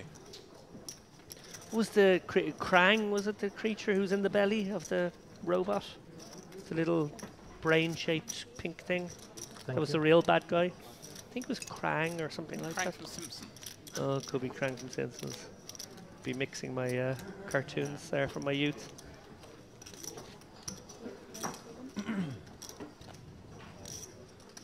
Of course, there were Teenage Mutant Hero Turtles in our part of the world. They were. Couldn't be that violent, I'm afraid.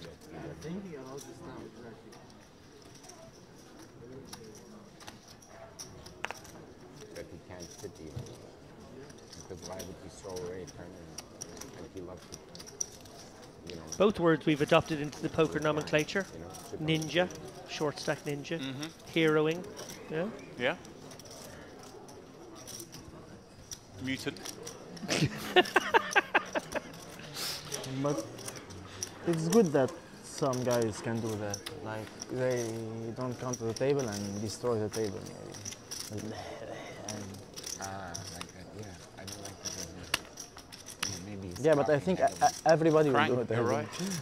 They will I not don't care. like it, actually. I think they, were right. they should have this rule if someone is sick enough. That Yeah. Because many times happens that And everybody they will get infect sick. people.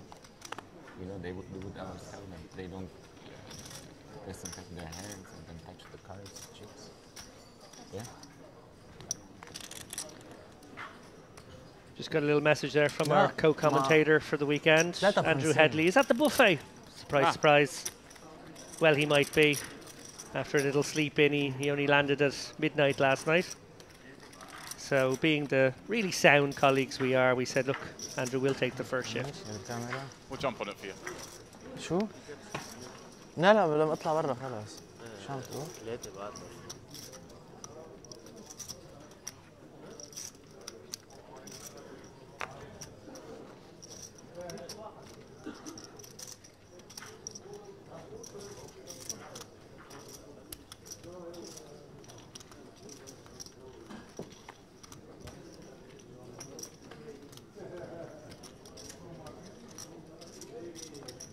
Three deuce deuce, couple of hearts.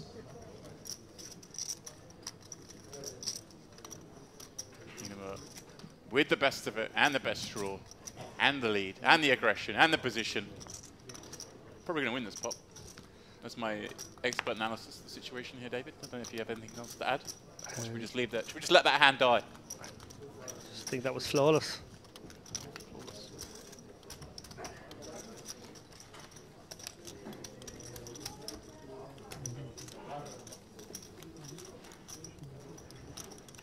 He decided to do the late journey yesterday. I decided to get up at the crack of dawn. way before the crack of dawn yesterday to make sure I got here in time to hit the buffet and sat around my hotel room waiting for about 3 hours for you to arrive so I could go eat.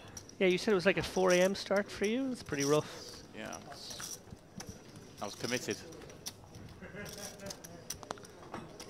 I'm definitely the lucky one in this equation, flying from Malta on an Emirates flight that, you know, is making its way to Dubai, stopping off just to let me off the plane.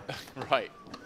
Yeah, it's probably a little bit more luxurious than my EasyJet Finest. Yeah, 2 hours with a giant iPad in front of me and lots of leg room and just generally quite Some nice. sort of food, no doubt, as well.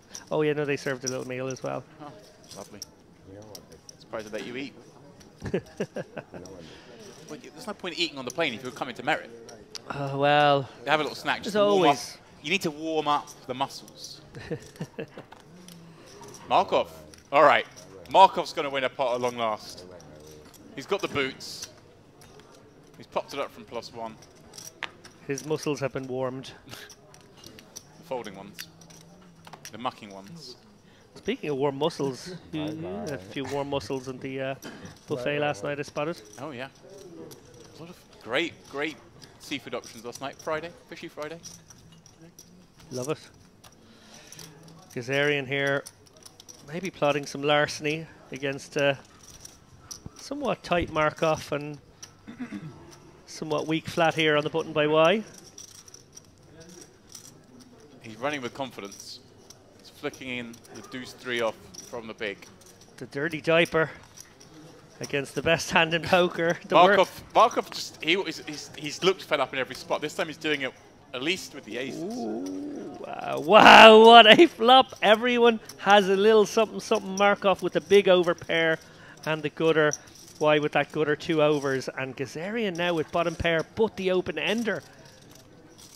Teeler has found a serious flop for these 3 hands here. Donk lead, which I like actually on balance here from Gazarian. I think it's the kind of board he needs to get after. It's not very small. 2 blinds, thereabouts. Markov flicking in. Way sticks around here with that ace. He can't feel great about hitting an ace. No. But he can certainly feel good about hitting a 3. For such a small price. So perhaps hoping to find a 10. Wow, here we go.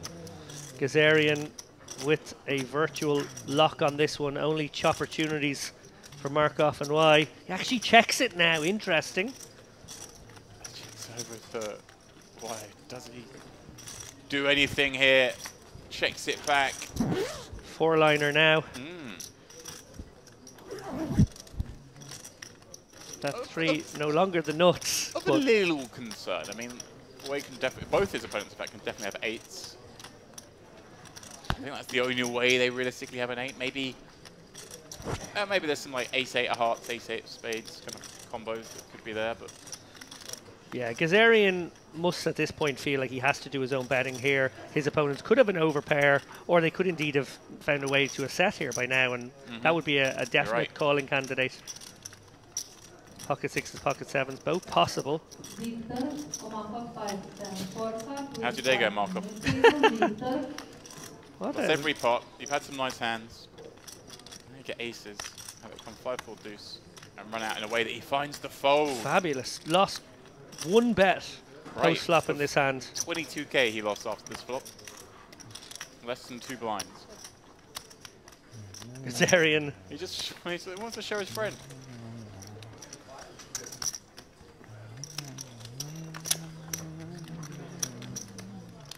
Spicy one.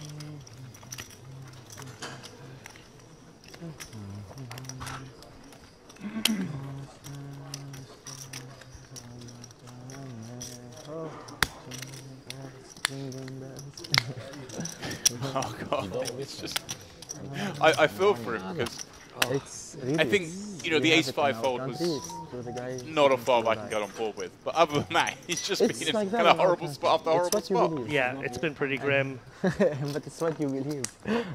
Is this Ellie side? Just taking a seat? It's like my brain, how it's working. You will see later. What New player just joined the fray.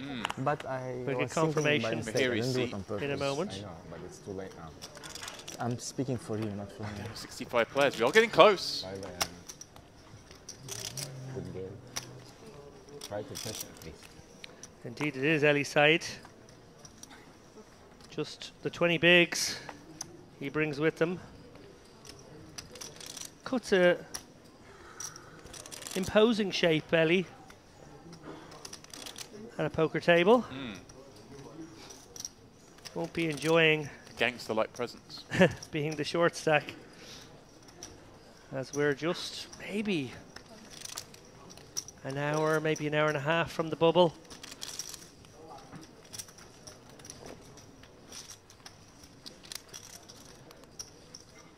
Why, who remember, began the day with just 167k, now up to almost 600, has had an excellent hour and a half so far, picking up aces twice, now stepping out with the 7-8 suited. Yeah, certainly had the best of it. Zverev really doesn't want to let this Jack-4 off go, but So. was Yeah. considering that for a long time. Yeah, and while we probably won't see it, one suspects he might really get after it in the next level with the pressure on these middling stacks to build a stack in the pre-bubble phase. Nice raise and take it by White in the end.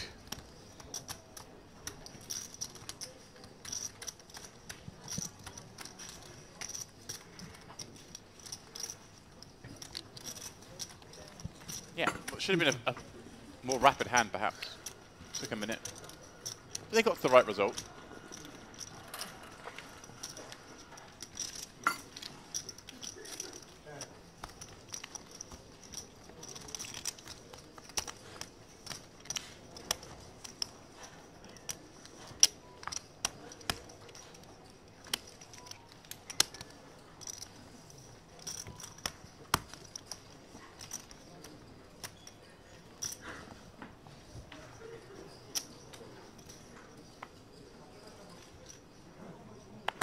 Markov probably can't wait for this feature table stint to finish.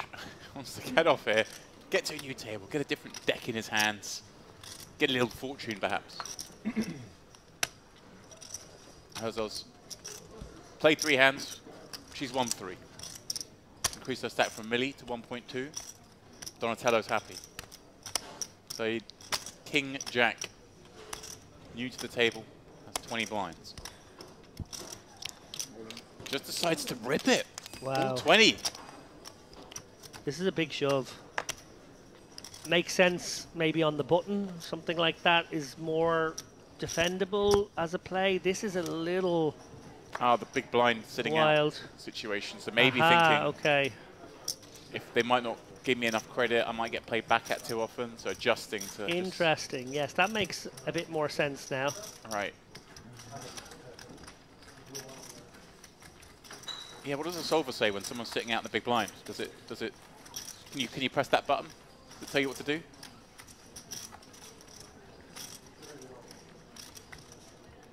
You can definitely put dark checks into a solver,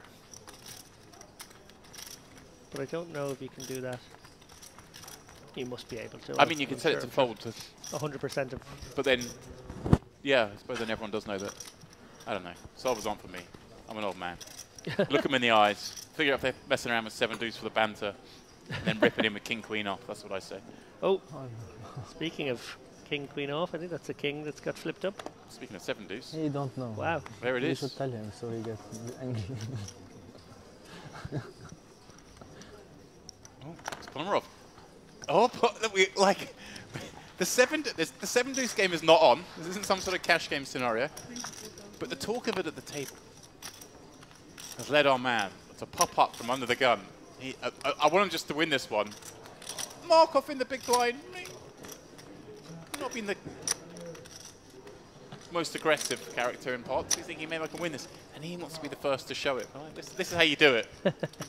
My man. You keep trying to with 7 deuce over there. I'll show you how it's done. Why you're going to get in the way. King Jack suited.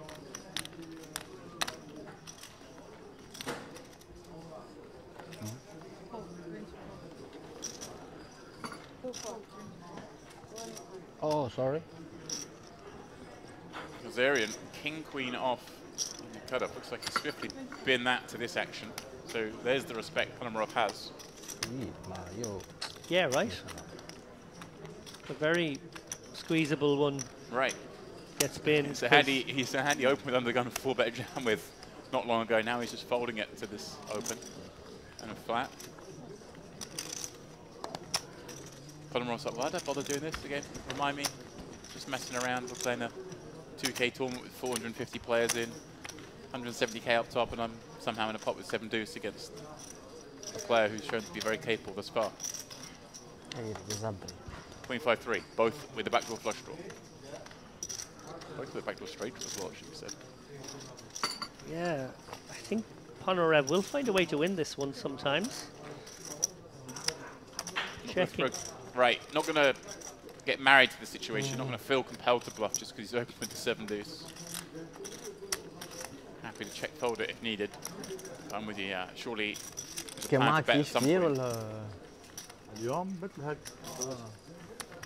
كارتك جاي معبق لا. Does Way White try to, yeah, Right. get an ace high to fold now? Yeah. Obviously the queen would be warming if he was in there with a hand like 6s through sort of 10s, jacks. And if we're happy betting now, that's really small. Wow.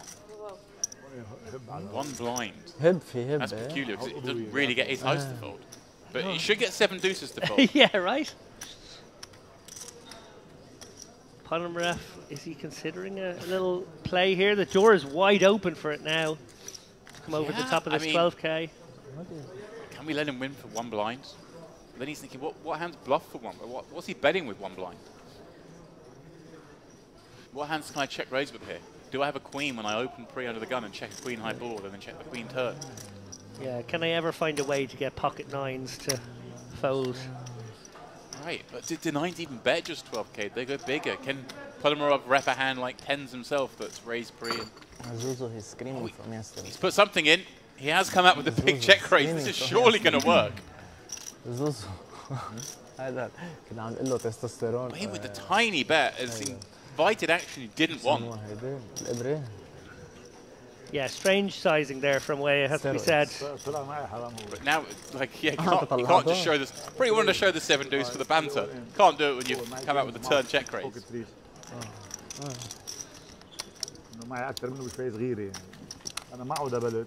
That's my dream in poker, is to one day play on a stream game, play the 7 deuce game in a cash game, win with 7 deuce, not table it, and then 30 minutes later just get the phone out. I don't know why he was. Boys, $50 each. pay, 7 deuce pay. Dream. One day I'll get it. I think yes.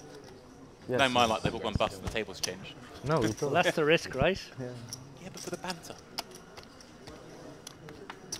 Is for chips? Herzog's under the gun secure with a partner pocket or- pair. Too close.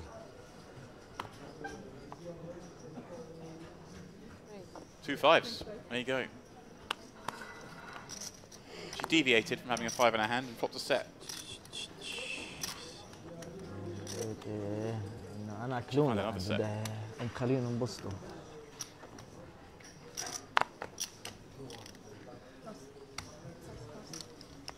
Just 10 spots from the money now.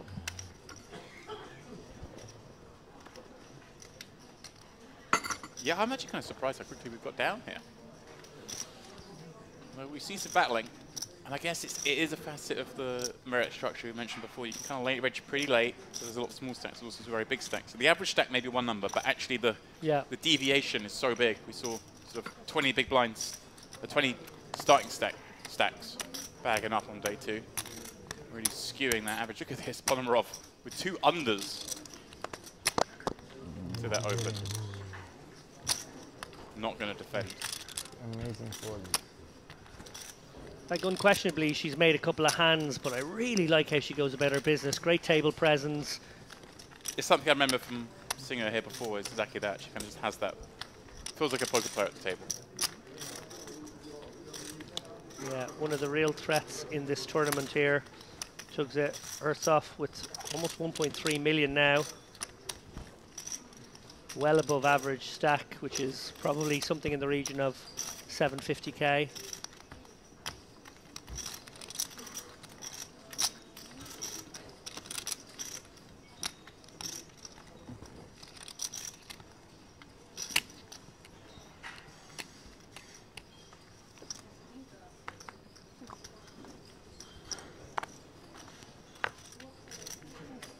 Down to Illimore, who's been quiet for about 3 hands.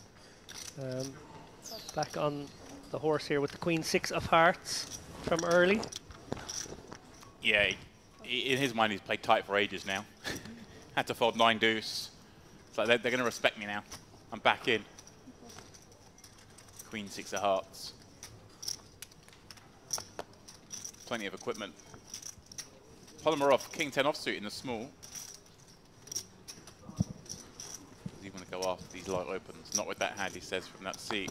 Will she defend with 10-6? This is the kind of the weakest holding we've seen her put into position to play in. She is going to make the call with the triple gapper. I like it. She won't like ace queen 5 rainbow.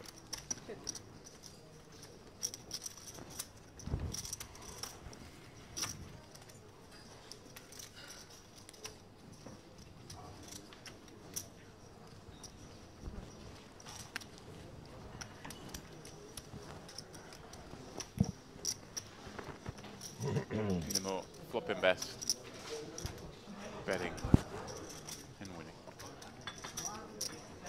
And having a sip of the coffee. That's what he needs. He needs some caffeine. He needs to spruce some stuff up a little bit. Get a bit more lively. He got a 9 deuce. I'm disappointed in him.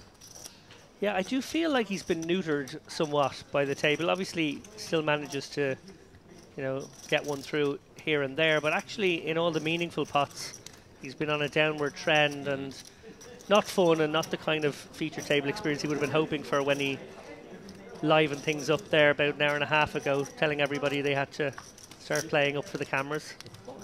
Yeah, he was sort of blaming. He's got to chat for the cameras. He's been playing for the cameras.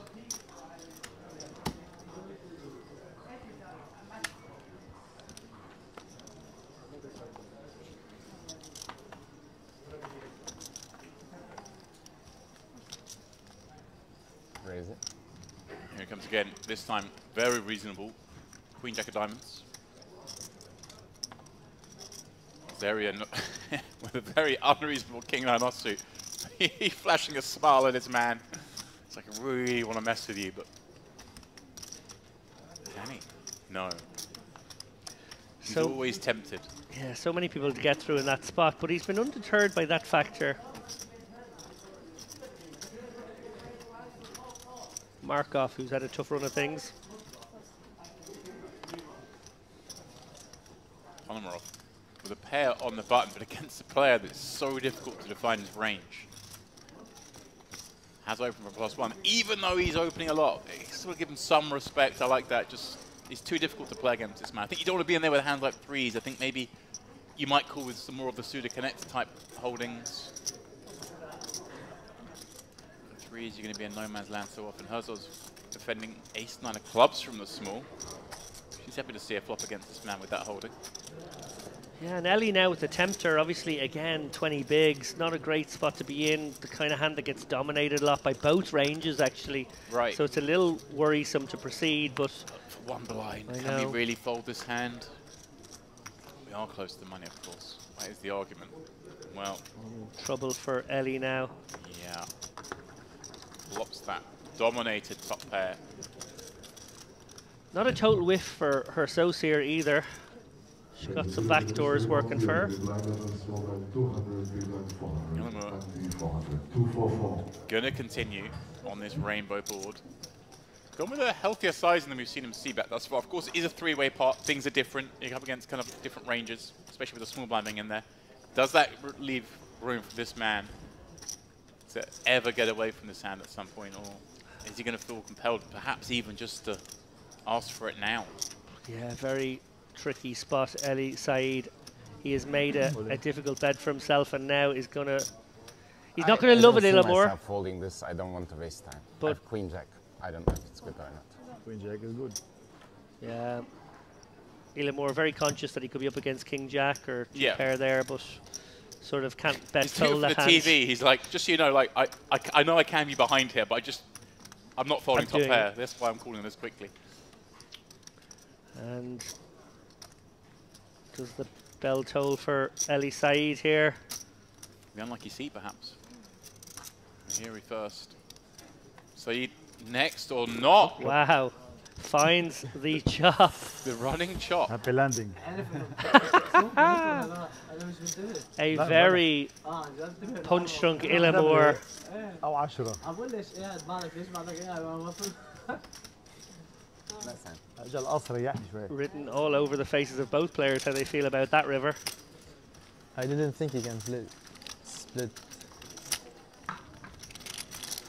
Yeah, it was on many people's minds. 8 ولا 4. On Jack 8-4, you're not looking for chops at that spot. والعشرة جاك بوت. أنا مفكر حالي بربح الإيد. أنا مفكر بربح الإيد إنه إذا سائل شباب. Free rolling. That's the Yeah. sort of feeling. I want to get an update on Habib's stack in You're the trying to. dead seat as we get closer to the money. خلاص I mean, could have been 10 I want to on know the if Vitautas Milbudas is still in the field. river. You made some chips. you're convincing yourself. And if about so, this. will he Like, be you're joining us on the running next bad. feature table? You have very bad luck today. Until now, I agree. Maybe we'll I save did the kings final. against aces. So Hold him back. I chop runner. No need to Until now. say. But the good sign is I'm still here. I have a good stack. Yeah, but it's obvious. And you got already it's not all the good. ranguts and this. It's our turn. Now it's our turn. He's singing Christmas songs. I'm telling him don't do it. It's bad luck to sing it too early. No. Tell him in our country it's bad luck to the guy sitting next to you. In your country, this is Cyprus. But it depends who's where Where you're do you born. live? In your brain, I don't know. This is Cyprus. You know, it's in the brain, everything. Okay. Keep going. A lot of fun here. Markov. Yeah. I don't blame him for that one. It's all gone wrong for him. It's just 30 bigs, 2 threes. It's like, I've had enough tough spots. I'm done. Get me off this table. Let me grab a coffee. We're near the money.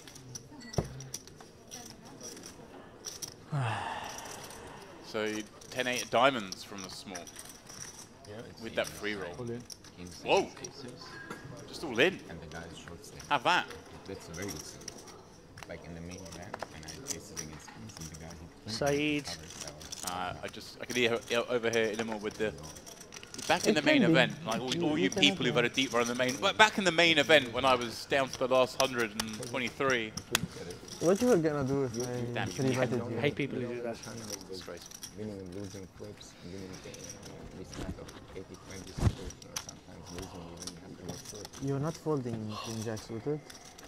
If I three-betted you. There's more information than I want to give up. Talk to my lawyer. I don't know. It really depends. There is no, I would always do this or. But I know you lie sometimes, but now. But what I would do, I usually don't know. I probably don't say. Don't say what I. Ima malko. But if I tell you I have seven, Trdika motka. Lepet. I have 7. David, do you want to explain to everyone at home what's just occurred in here? What I This had. booth of ours, there's a That hand? weird shape that's casting a shadow across the room. 9s or 10s or something. I don't believe you have 8s. But You don't want to explain, just going to leave it at that. There's a weird shape in here. I just think that mystery that you've left out there, I just want people to be left on that for a little bit longer.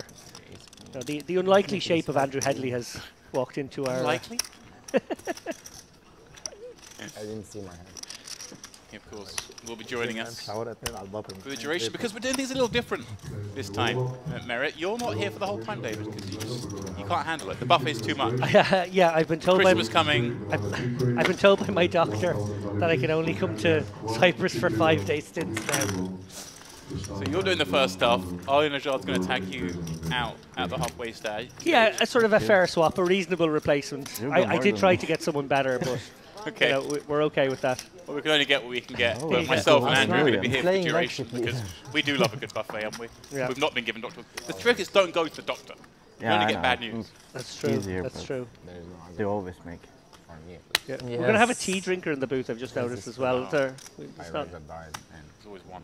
Ali brings his kind of funny fruity drinks God that he gets knows, made yeah. up specially. you wouldn't believe it. I did Three staff members have had to go prepare his drinks for him. bubble, Eftekari, his second venture, but first open at the feature. He raise, I go on. How much sure? 2-7. Mark off. Well, they'll give him threes again. You didn't want to play it last time, How you can much fold it sure? again this time. Pretty sure. 12 points. Yeah, what a rough couple of hours of poker for Markov. Jack 6. Well, this situation is almost...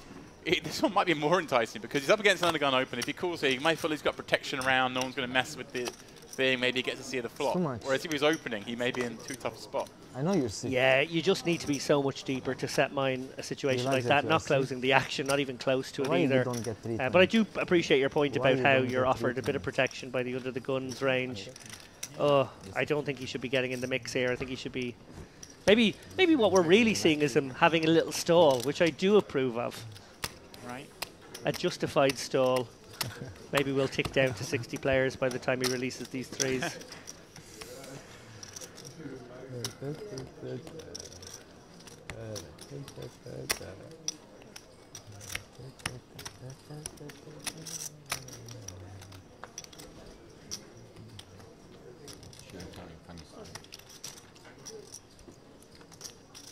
But also as well, of course, we are into murderer's row when it comes to the two players in the blinds. They actually might still just mess around because they don't really care.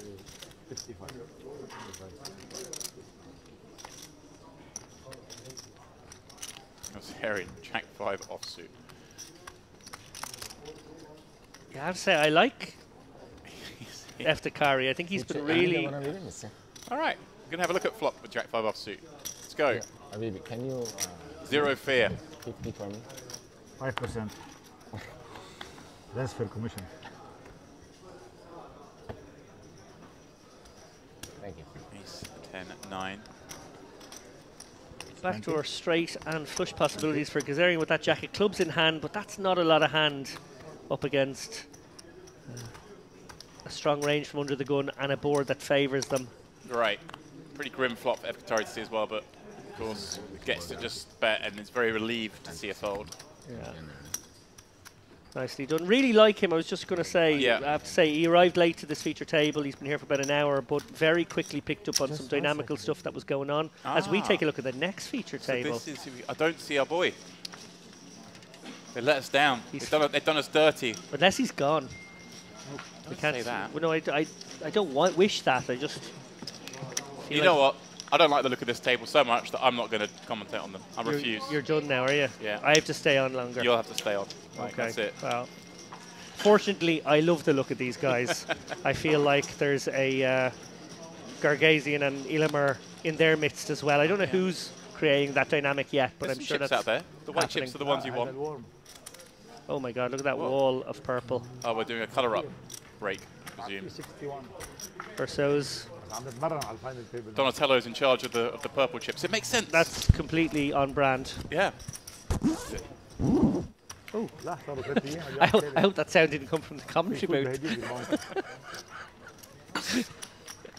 بتقلب من النهار. I'm just trying to think. Obviously, there's no turtle with a white bandana. We have Leonardo as the blue, so you can get the 5Ks. But I can't remember what colours we go to after this. What are the biggest value chips? Are there orange chips? Is Michelangelo the turtle to have in merit? Find out. Don't just look at me. Don't not answer me. I will spend my entire break. I think the reds are looking 500. into So this. they're بكره الماني would they have reds 500s and thousands, Bounty. purples? I don't know. I need to know. Well, you've 2 hours off. Go find Okay, out. I'll go do some turtle / merit chips reconnaissance. Maybe like Shredder's white. He seems like he'd be, the good against evil kind of character. He was a rat, though, But it's a bit confusing, which, in the context of a gangster, is a very bad thing to be. right? But then he's not a gangster. We've been through this. They're not gangsters. They're just vigilantes.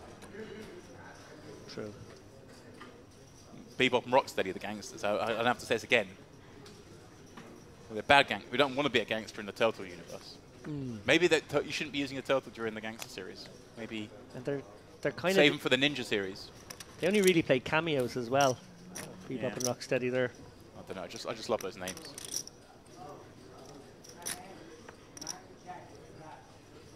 So he's only played a cameo at this feature table, but it's been a eventful one. Here's our man. Here's the star of the show. I'm almost disappointed to see an 8 in his hand when he's opened. Wow. Here we go. Gazarian. Will he go for it with deuce 3? I feel like he might. And interestingly then for Eftekari, if he wakes up with any semblance of a hand, might really feel like the stacks are perfect for a cold 4. Anyway, getting a little ahead of myself here, but this is what these kinds of players do to you. You start projecting into the future, all these kind of moves. He's going to be so desperate to show this one. Although he didn't show the 4-bet jam with King Queen. Now, will Illumo do anything? Oh. You speculated last time. I think he had exactly this kind of hand. It was A7, A8, it was something. A7, yeah, that time too. It was a little shallower as well that time. This one's a bit deeper. All in. He does! He springs it! The rip! Oh, he's going Show to the get 7. 7. Oh, A7. Boo. He's like, unlucky. Your timing was off. I had a big hand. What can we do? You ran into it. I swear to God, 3 minutes ago, I told him that I went on the World Series main event, $10,000, on the bubble. Button raised, I tell him 3 minutes ago, I went all in with Jack 6 offsuit. I raised the button, he's 3-betting. Okay, Three continue. minutes What ago, you trying I to told say? So I make that 6 times now that Illimore has brought up his main event run. Which is one fewer than you've mentioned yours. I really don't Ah, here now, understand. there's no need for it. I really don't understand. Don't What worry. more If I I can ever do? have one. I just thought it was a really nice coincidence that you were down 104k in the main and I was up 104k in the main. That's the only thing I wanted to point out. We could have both sat at home, you could have just transferred that money over, and that would have been 15 summers saved. I feel like the one time I cashed it might be in the one where they just paid the most players have ever paid as well. We will see what will happen. What's now? Well, while James Dempsey Yeah. Googles himself, Oh, yeah. I'll take I this don't hand. myself. The tab's open. Like it's always there. Just the hand and mob is always open on the page. Markov, from under the gun, has finally decided enough is enough. Later you will know what I the have hand been is once. slapped around for the past 2 hours. I'm going to try and take one down here while Saeed. What does it matter how much you have? Yeah, but like, Ooh. also I was doing something. Oh, now Could see him going both ways given the way we played Saeed plays. Been a little more liberal. Does go with the flat from +3 here and a little more quickly release. Ooh, and Gazarian has a real hand this time. Poor Markov just cannot catch a break right now. It's almost like they gave him 3s before we folded. Gave him 3s, gave him 5s. It's like, okay, I guess I'm supposed to play some hands. Okay, I'll play 5s from under the gun and punished. Yeah, and playing against 2 fairly shallow stacks here, Gazarian can size this 3-bet quite small. A small squeeze would be kind of nice. He has gone somewhat small. Yeah, I mean, From sub 4x against Yeah. a raising a call against under the gun. That's certainly, you don't really get any smaller than that, I wouldn't have thought. Yeah, it needs to plausibly have some sizings that are folding here. Markov, well, he has been incredibly patient. That's the one thing we'll say about him is while the deck has been unkind and maybe, just maybe, a couple of folds were a bit too nitty earlier on, he has been patient. He has been willing to just let his hand go and wait for another spot, wait for another day. I feel like if he hadn't folded the 3s twice at all, but he wouldn't have opened these 5s. Indeed. That's the thing. I think it's almost like the deck's just needling him at this point, giving him these super marginal spots. Yeah, and the squeezer is the probably second loosest guy at the table, who would be the loosest guy on most tables. Yeah.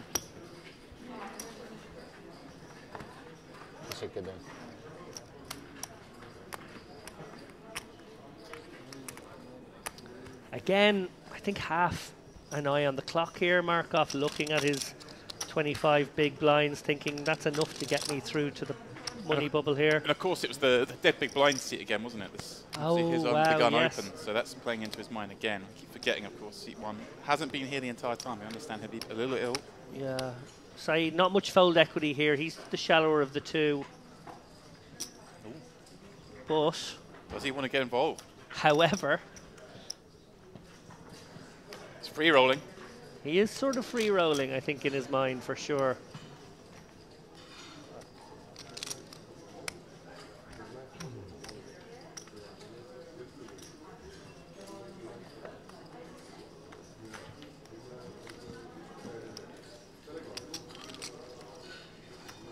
We've seen quite a lot of Ali Saeed over the past 12 months on Merit streams. A regular to this poker room, usually sitting behind a big stack, probably in lesser charted territory now when he's nursing this 20 big blind-ish stack, bubble adjacent. Maybe wants to just pummel and pile drive his way out of that zone. So close to the money though. All in. Oh, he's gone There for he it. is. He's gone for it. He will have... Arian getting rewarded for the loose image. Massive pot all of a sudden developing on our feature. 665,000 chips reside in the middle, so he's needing to find a king of clubs. Yeah, huge pot for both players here.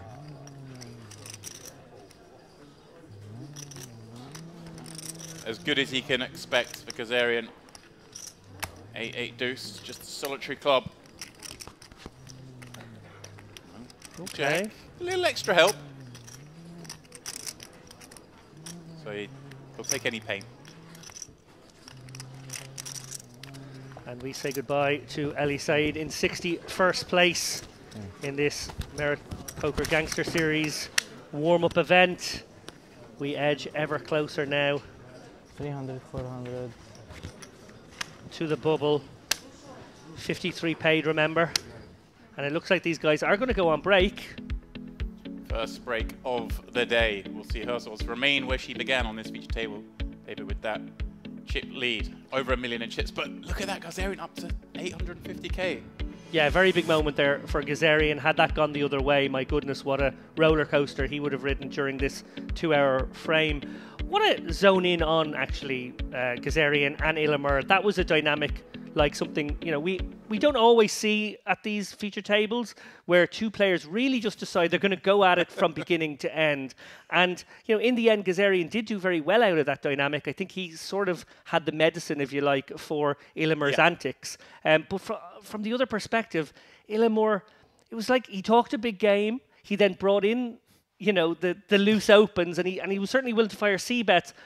But I feel hugely like his lack of follow-through there, that it was very inconsistent. He didn't barrel turns and rivers. He sort of threw up the white flag quite often. And if you're going to open that loose, I don't think that's the way to go about your post-flop game. Yeah, it's kind of hard because he's got that loose image and we're trying to encourage him, therefore, to play even more loose and aggressive and push the action more when we can see they might have worked. But, I mean, he did turn, like, second pair in a weird spot into a bluff that we were both surprised by. So who knows? But he's going to move off the table now, and I wonder if he'll calm down. Because he did say, guys, they've chosen us for this table. We've got to put on a show.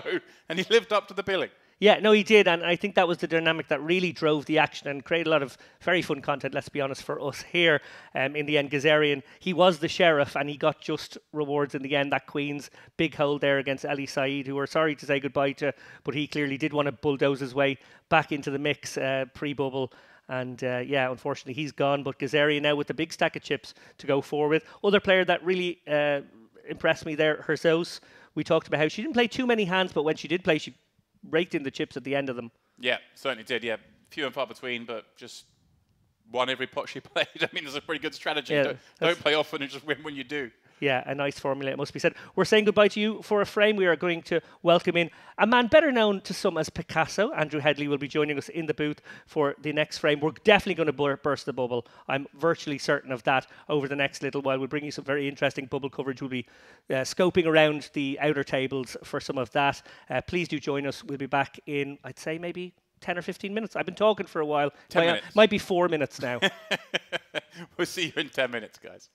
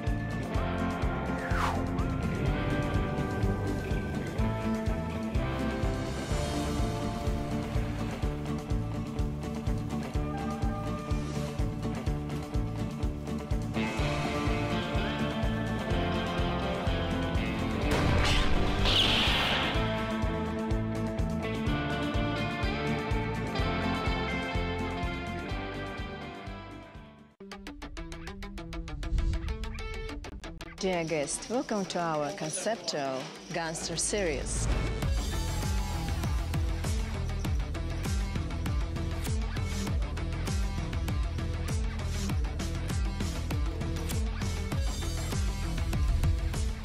We're going to start the warm-up, start in position number 2, small line 300, big line 600, and 600 players as usual, without this provide.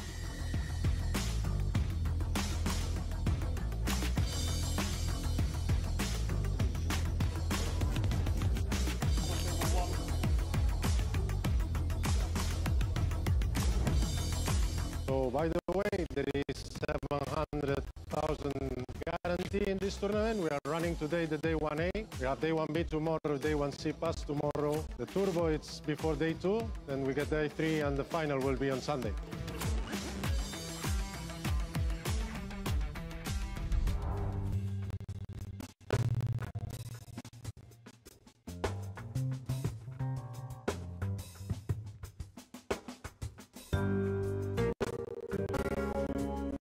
New things out there, but something happened. Something really bad has happened.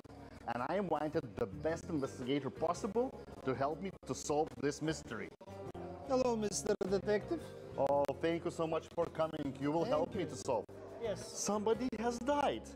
This looks like my fifth wife. Oh, really? Yes. But you cannot be suspect, come on.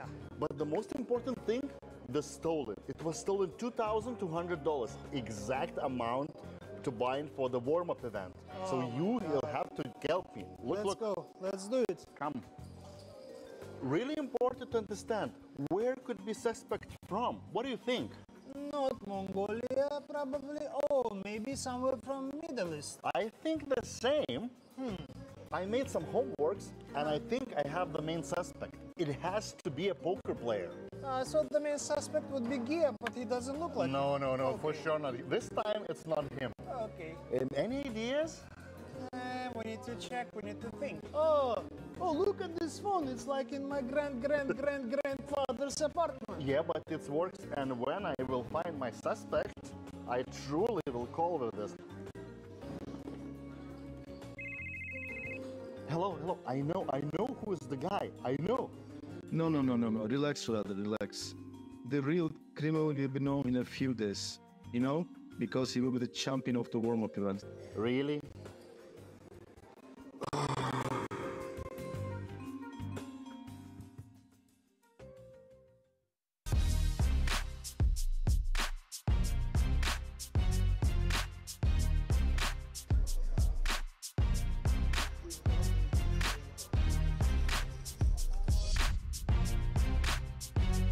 Gangster. What is your business, Mr. Shelby? Import-export. Poker player. Gangsters. Gangster.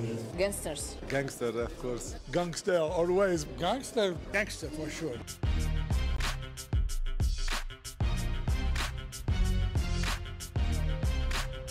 Queen 10. Take Queen off. Queen 10. Jack 10. Queen 10? 7 deuce. I have no idea. Queen 10. Queen 10. Queen 10.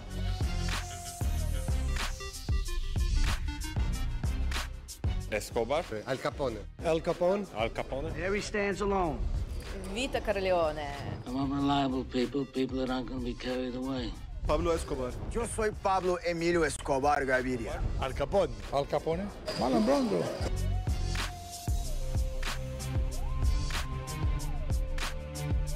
Making re-entry. Rebuy. Rebuy. He's firing on the turn. Re-entry? Re-entry. And you re-entry one more time. Okay, one more time. Re-entry. I don't know. I really don't know why they should do it like this. Make sure there's no more action. To make people aware. To make sure that everybody make all bets. To get the attention of the players. To wake up the player sleeping. To wake up the old guys like me. Just to make sure that everybody is watching.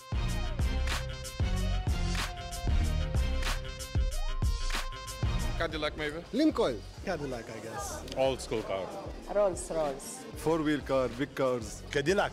A Volga. You a Buick or a Cadillac. So actually, I think he now is just going for some really thin value. Really thin value. Kind of 7s and 8s. Try and get them to pay you off. There's obviously a lot of misdraws on board. Wow, that is extraordinarily thin. Kazarian's going. He's got Ace Jack. So obviously, Ace Jack seems like a kind of hand that would value bet here. Yeah. And you beat some value with Queen, so there's not really much of a decision here.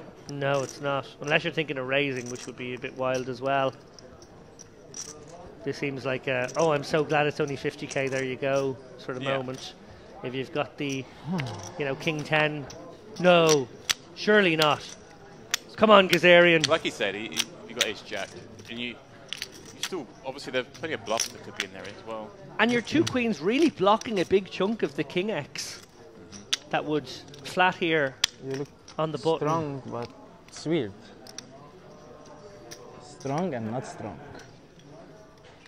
He 3-bets Ace King. He probably doesn't have King Queen because of the cards in your hand. Okay, yes, King Jack maybe. This would be a wild fold.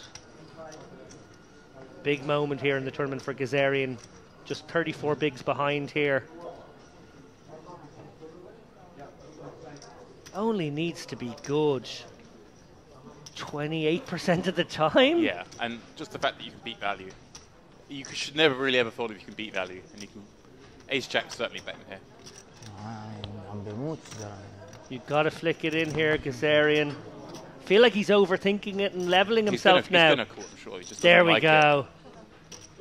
Huge relief. Good call declared. So Mahiri was bluffing in that case if he sort of said good call. I'm a bit confused by that line. For here at Merit Poker. Well, I should say you did, James. You found the croissant counter in the coffee room in the Cove. Oh, what a that was serious pastries. As well. That was. I was a bit unsure when it was served to me on a plate, and I looked at it and I thought it just looks like it's going to be a little firm. It held its shape so well. It looked like a magazine croissant rather than one you really want to eat. I thought this thing's just going to be a bit firm, and you know, it's just, but actually delightful. You know, your croissant, you want it to look a little bit bad before you eat it, because then it's like, well, you know, it's probably kind of nice and soft and flaky. And this one looked amazing and tasted amazing. I don't know how they did it. Meanwhile, putting on the river.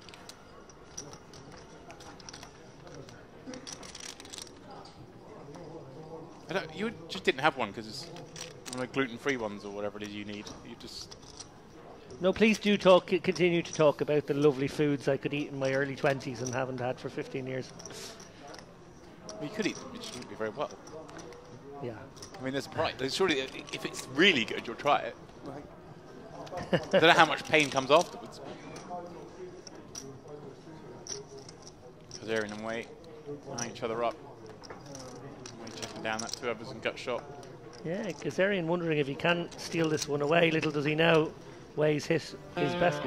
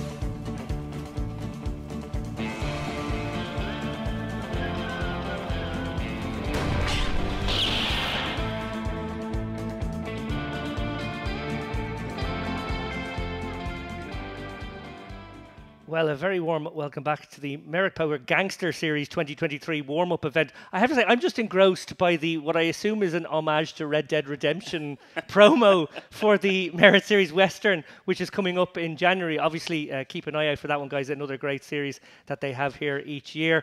My name is David Lappin. If you're joining us late, I am now joined by the wonderful Andrew Headley, who I think has taken some issue with some of the ways I've described his. I think I said we'd be deflowering him. That was meant in the softest, most lubricated terms. Softest, most lubricated terms. I'm not going to lie, I was a little perplexed and astounded by such a description. I was listening to the stream of yourself and Mr. James Dempsey earlier, and that's a much kinder welcome, David, so thank you. Happy to be here. We're so lucky to have you in our midst here, Andrew. Thank you so much. And welcome to the Merit Crystal Cove, which I believe you have been to Merit once before, but I think you were maybe over in the other hotel for the Party Poker event, was it a few years ago? Yeah, great place, you have to say. Probably one of the best venues I've ever played poker. You would have to say, no bias, naturally. But there is, of course, you know, the players are taken care of so well.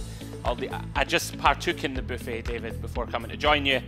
Amazing place to play poker, as you saw there on the screenshot. Beautiful location. And yeah, looking forward to this new feature. Yeah, new feature features Boot Boy in pole position here with 1.2 million. Down the other end is Rebez with just 195k, 13 big blinds. Very much squeaky bum time when we think to ourselves there are 60 players left, 53 remaining, and I'm going to guess this bubble goes in the next hour. Yeah, it's going to be one of those spots, isn't it? All of the low to short stacks. We're going to see the classic bunch of tanking, you know, trying to squeak into that money. Spots, I believe, is 53 paid, David, so we're about 7 players away or something like that. So yeah, we would expect the bubble to burst within the next sort of hour or so for sure. Yeah, and they've actually given us maybe the shallowest table in the room, which is very cruel to these guys. Maybe aware that as we are bubble adjacent, we might find a few bust outs from this packet 9. Yeah, absolutely. And as we see Boot Boo right off the bat, the chip leader at the table, David wakes up with the ace king off under the gun. Yeah, dream spot here for Boot Boo at a table full of, you know, 17 to 30 big blind stacks who are all eyeing up that min cash of 3,800. Yeah, for sure. It'll be interesting to see how hard he leverages that chip advantage. Of course, approaching the bubble, we'd expect to see him open pretty wide. Of course, this is not wide whatsoever, waking up with the monster. No, the camera is where? Camera, to see the cards. What is it? Where's the camera to see the cards? Well, I have some simultaneously excellent but very sad news as well. Milbutas has retaken his spot in the producers section of our studio, which means he is no longer at one of the tables. Means he must have. Where did you bust, Milbutas? Let us tell the audience that. That's history. Wow.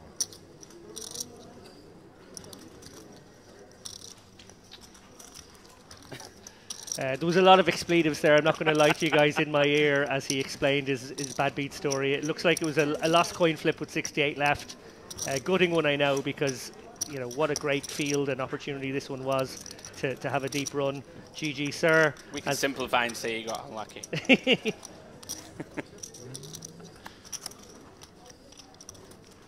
Yeah. Interesting spot here, David, as we saw Sibgatova peeling pre with the ace-9 of clubs out the small to the bigger stacks at the table, and she's going to fast play this one right off the bat. C-bet of 75k from Boot Boo, and Sibgatova snap makes it 200k, David. Interesting here versus a UTG range approaching that money bubble. Yeah, must get a lot of credit against one of the few people at the table that cover her. Very aggressive line here. Definitely don't want to get re-raised again. You know, you put yourself in a really tough spot where you probably have the equity, but you really don't want to go to showdown in this absolutely. spot. But flip side of that one is you get to just win it sometimes. Yeah, and he does get the better hand to fold, so very nicely played first hand here. Nice pickup. But I agree with you, David, one of those spots where if under the gun piles it in there, a bit of a disaster, really, to have to run it so close to the money. Nice pickup for her. No. You say I was looking for you everywhere. Yeah. I thought you bust. She see you here, she's very happy. Yeah. You say because she's happy because no, he's not finding the table. Don't get so happy. Yeah. Everywhere. Yeah. Everybody To see in good him, yeah. spirits, Yeah. David. I know that that last table was a He bit was of a happy to see firecracker. I me. caught a few of the hands before I came to join you in the booth. Yeah, there was some ruffle poker, it must be said, on that feature table. Really entertaining stuff. And actually, that moment of interaction there that we just saw on screen as well really encapsulates for me what this Merit Poker Room is all about. It's like a giant home game. These guys play with each other all the time. Everyone's very friendly, you know, and yeah, they're playing for big sums of money, but it never feels that way. Yeah. No, it's nice. Very refreshing always, I find, personally, to watch. You know, when you watch big high rollers and the like, it can be quite dry, a bit of a grind, you know, whereas here you see, you see some fun nonsense. And yeah, overall atmosphere at the table is great. As we see Sibgatova with the queen five of spades, David on the button. Yeah, and she has a big stack now, probably joint chip leader with Boot Boy, and she's raising into his big blind now. Dalkilic sort of sandwiched in between them, not an enviable spot, and not a hand he really would want to play too often, I feel. He's going to go for it. Given the circumstance. Sure. But there we go. Oh, wow. He's run right into it. And look at this, a quick cold call, interesting, from Bootboo. Dalkilic not happy with this development, of course, whatsoever. Oh, it's so murky with a stack-to-pot ratio of under 2 here. Does outflop him. Yeah, well, this is one of those spots, David, for sure. You're trying to just get the 3-bet bluff through pre. Does come king 6 deuce all spades. Could go a couple of ways here. Very small bet or check evaluate. Does decide to come with a quarter pot. One of the best textures for him. Little does he know, David.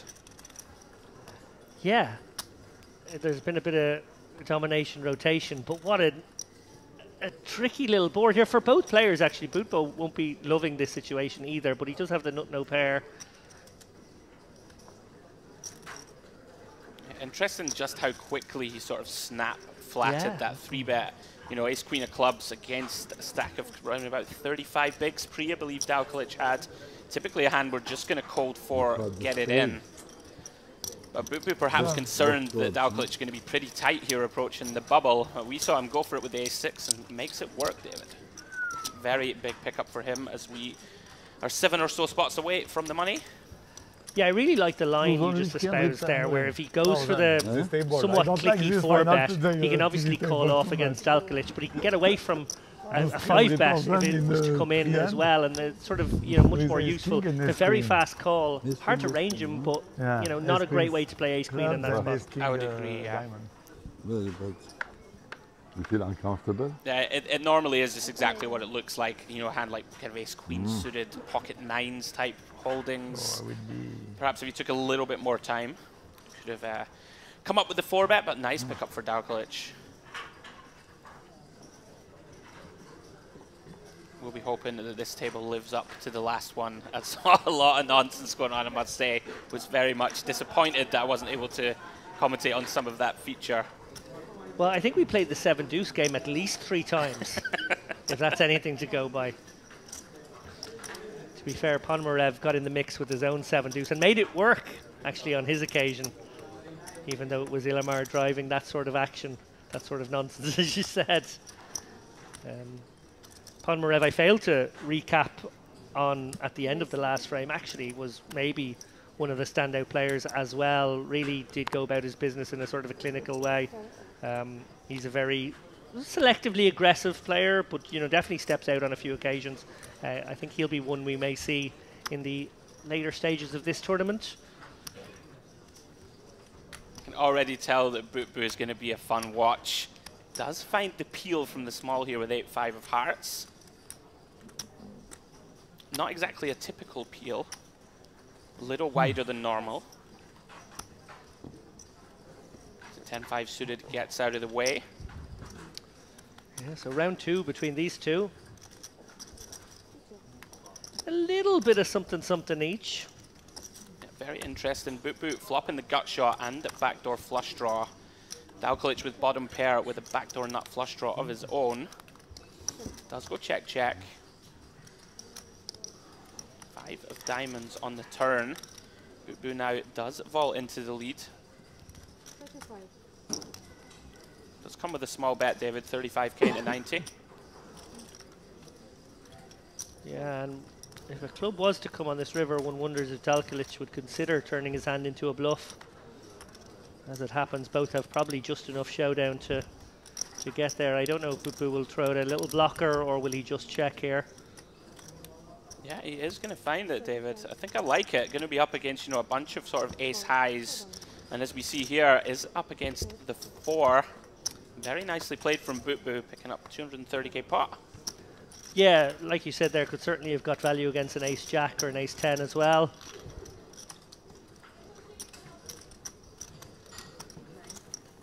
I think also the benefit of this really kind of small block is it does stop you facing a really large bet, right? Or like a bigger value bet if your opponent had a hand like ace-6, they're going to go for value. Pocket 7s, pocket 8s are likely going to go for a big bet when the king pairs. Yeah, well said. Nice pickup, Bubu. And it looks like maybe a little bit of table rebalancing, which means we must have lost at least 1 or 2 players on the outer tables, creeping ever closer to that in the money situation. Our graphic top right says that we're still 60, but my hunch is that we've probably lost somebody.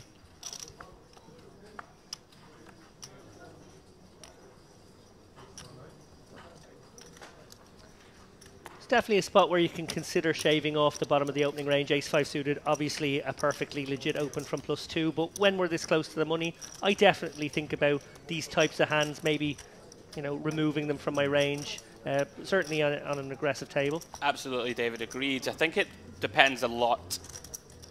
I think it depends a lot about who the big stacks are on your left, right? If you've got guys that are going to relentlessly pound you with 3 bets, then you might want to take out some of these sort of weakish holdings, as you say, David. And we see here Dalkalic, though, with a real one, is going to 3-bet the ace-queen of diamonds. Bumps it up to 105. It can be tricky, though, David, right? Because you can be thinking now, right, Dalkalic knows we're approaching the money. So therefore, he can attack me wide. All of a sudden, does this ace-5 of clubs become a hand you might consider piling in there for 30 bigs? Not impossible. We know this is in vogue, Mr. Lappin. Yeah, the ace-4 and ace-5 suited seem to be the hands players love to go with the 4-bet. But we are actually down to 58 players, I'm hearing now, so maybe just 15, 20 minutes away from the money. Yeah. These guys might be thinking, just one more lap of the track and I'm there. Save the fancy plays for after that period. I would agree, I think so.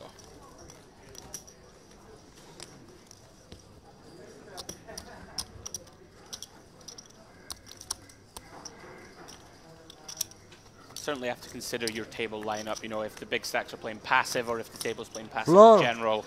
Might be able to just still continue, you know, to open for chips. 55. Of course, we know that approaching the money, often going to want to play a little tighter on the mid stack. Just in the same time,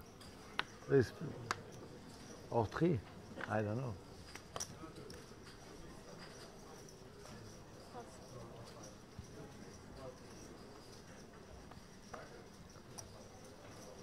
Have you bubbled many tournaments in your day, Andrew?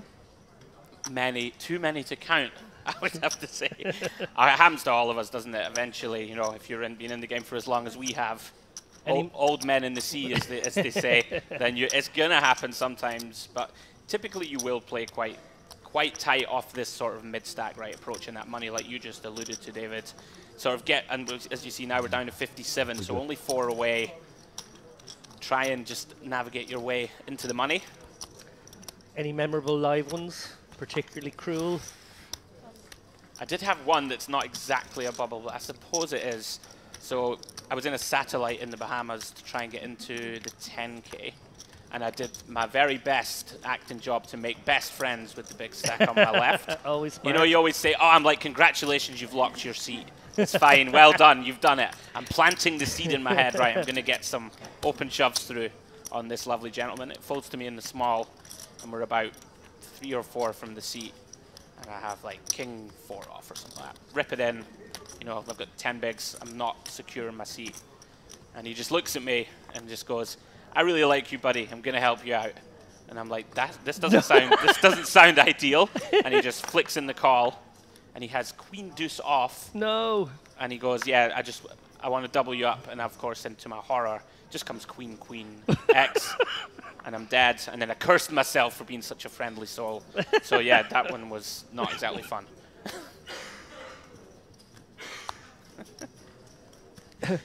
Andrew sent me into convulsions with that story. I think I just coughed up a lung. Oh my God! Wow, when friendly poker banter backfires terribly. See, interesting here, David. I'm gonna butcher the pronunciation, but Arbeas? I feel like it's a silent R. We'll say Arbeas. I like Arbeas. Yes. Look at this, David. Comes from min raise off 10 bigs on the stone bubble. Not something you typically see too much of with just queen jack off.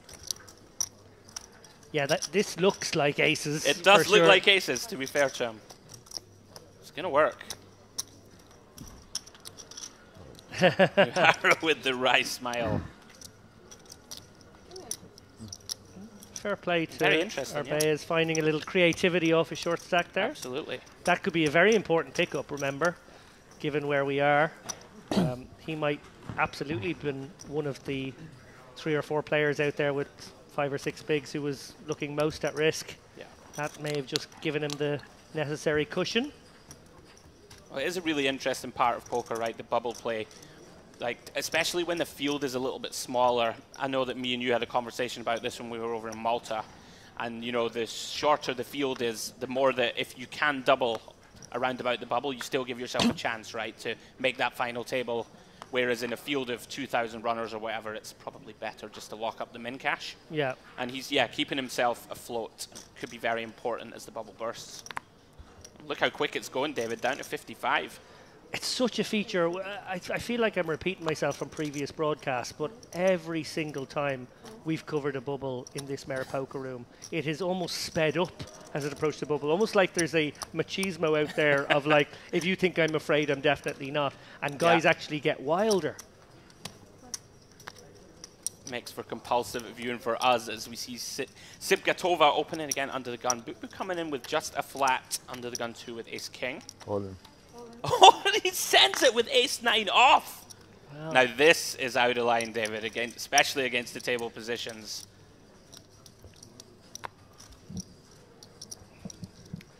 Yeah, I have to agree with you, Andrew. I think this is a little rash. I liked the creativity of the last one. Obviously, again, speaking to this kind of idea of like guys maybe trying to use the bubble, almost like reverse bubble mentality of like, I know you're going to be looser, so I'm going to go for it. But in reality, actually, this is going to create quite a tough spot for Sipgatova because she's likely flatting here all day, and then Bubu could stick in the raise and put her in a gross spot. Yeah, this is a strange spot that we would not see too often. I mean, he should be so tight here, right? Arbeas, in theory, his shove range here, like 8s and 9s should probably go into the bin here basically on the stone bubble. So she should really be, he should be very tight here. You know, a hand like probably pocket 10s, ace queen suited. I wouldn't fault folding here from Sipgatova, but if she does call, as you said, David, Bubu there with the monster under the bed lurking behind. Well, one more interesting factor in this one is there any chance Sipgatova, if she does decide she's going to go with it for Arbe's stack, has just almost disregarded the possibility of a real premium hand in Bubu, something he could call a raise with? Certainly not impossible that she could look to re-isolate this. And, you know, if she does, then she could chase out a hand like 8s or 9s, right? Is never going to be able to call. She does. 195. Call. Almost 200. Very interesting. So he's just going to flat as well. Calling too. So Arbeas is in a world of hurt right now. Needs to find a 9. Sipgatova in a very uncomfortable situation now, finding herself now with a stack to pot ratio of 1.5 to 1. Yeah, I think the one thing she has going for her is that Bubu unlikely to bluff here, right, into a dry side. But even still, 7s here extremely uncomfortable, David. You're certainly right. Oh, and a diamond in her hand as we see the king 10-3, all diamonds. I wonder if he does try to protect his hand here, and I wonder if she gets sticky. Is immediately reaching. Looks a pretty big bet too. Oh yeah, she's got to get out of dodge now, I feel. Yeah, think so. You could certainly be, you could be drawing dead here already. Does bet 250k, around about 40%. We see graphically Arbai is given 0% here, so running nines not a thing because one of them would have to be a diamond, but when Sipkatova gets out of the way, the 9 of diamonds does free up for him. So there is hope. I love that you're giving some green shoots of recovery to Arbeez, but he is in the blender in big trouble. Horrible spot for Sipkatova, but I think you got to get out of the way here, David. Yeah. See the pained expression.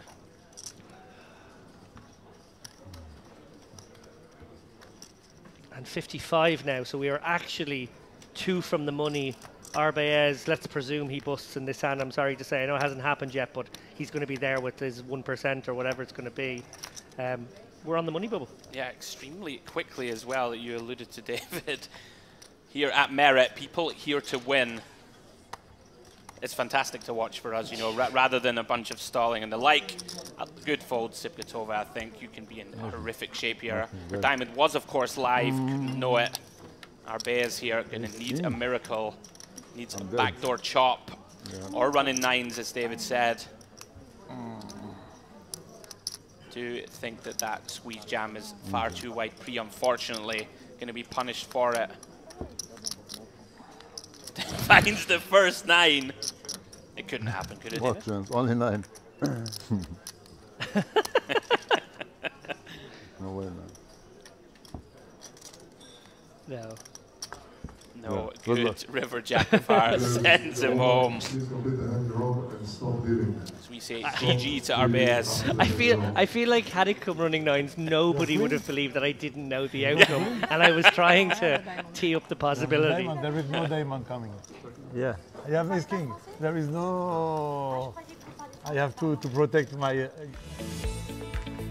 As we zoom out while these guys probably rejiggle with the tables a little bit on the money bubble. Boot Boo obviously benefactor there, 1.5 million now. What a great spot. Chip average, I'm going to guess, is probably around 750k, 800k. Yeah. So yeah, amazing situation to have double average. A couple of short stacks there who will be trying to just get through this money bubble. Very disinterested, one presumes, in getting involved, but then we would have said that a moment ago against Arbeez. I think that might be the quickest I have ever seen 7 people depart as we go to the outer table. Wow. And we do have an all-in, guys. This is on the stone bubble. So what basically has happened is they said dealers stop dealing, but any hands that had to keep going, and now we actually may have no bubble if this ends up with a bust out. Crazy stuff. Looks like 4-way action still here, David. And we have a player all in who's been ganged up on, basically. We do. We have a bet and a call on the flop. One player all in. King 6, deuce 4 board. Am I right in saying we lost one player on the flop, so we're still 3 ways now on the turn? Yes. And yeah. One gentleman there in the left of your picture is all in.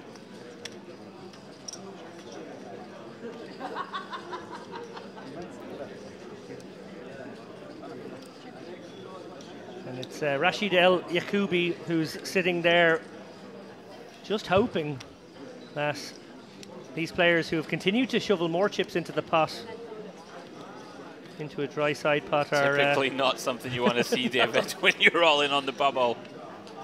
There's a sort of a resigned look on Rashid's face there. Maybe he has some hope. Maybe he's sitting on a hand that has some hope.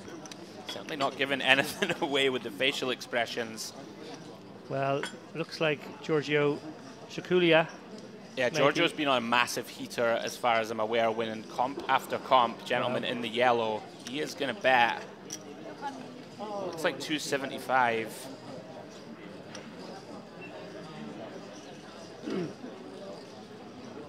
Is a dry side pot, I believe, David, which normally is bad news for the all-in player. There we go. He's going to show. Looks like a set. Well, that can't be the good news. It is Set of indeed. sixes against... Oh, a set of twos? Oh, it's a set of deuces. So he's sitting there thinking, I am good. Oh, no. Oh, the cruelty of that one. Rashid El Yacoubi, wild set over set situation. Sitting there thinking, shovel as many chips into the pot as you want, lads. I got that. So good. Max Payne bust. And just like that, guys, the money bubble has burst. All 53 remaining players in the money. Set over set at Davidson. Burst the bubble. Payne, Max Payne here in the Merit Poker warm-up. Yeah, all the remaining 53 players now guaranteed at least $3,800. But let's be honest, they're all going to be thinking about that 167k up top. You will have split the last. You will have a split 2,000 each. So it's good. Oh, we're going to go on a little break, I believe. These guys are just going to take a short break while they reshuffle the tables. I guess that was a lot of action in a short space of time. I imagine from even the floor staff's point of view, they were preparing for a bubble that never really happened. Absolutely. So, yeah, no, exciting stuff. Anyway, let's have a little dwell upon the few hands we've seen, because obviously we're going to be with this feature table for the next, whatever, hour and a half. And, you know, Bootbo obviously lost a couple of hands right out of the gate, but then won that big chunky one to get back to 1.5 million. He's in a great spot. Actually, we're going to take a couple of minutes break. I believe so, and we will be back in just a moment.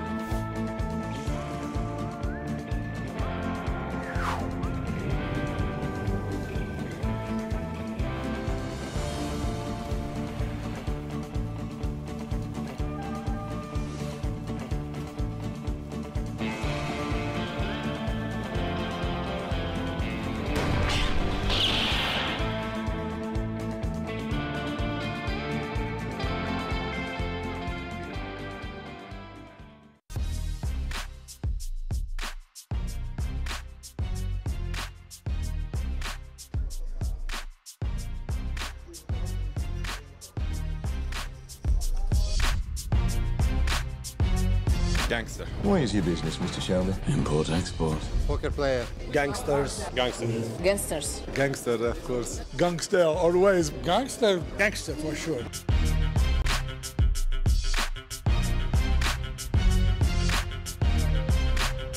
Queen 10. Take queen off. Queen 10. Jack 10. Queen 10? 7 deuce. I have no idea. Queen 10. Queen 10. Queen 10.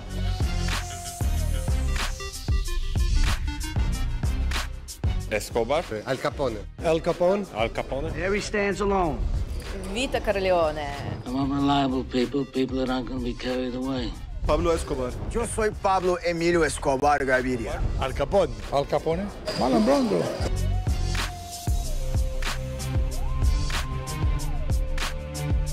Making re-entry. Rebuy. Rebuy. He's firing on the turn. Rientri? Re-entry. And you re-entry one more time. Okay, one more time. Re-entry. I don't know. I really don't know why they should do it like this. Make sure there's no more action. To make people aware. To make sure that everybody make all bets. To get the attention of the players. To wake up the player sleeping. To wake up the old guys like me. Just to make sure that everybody's watching.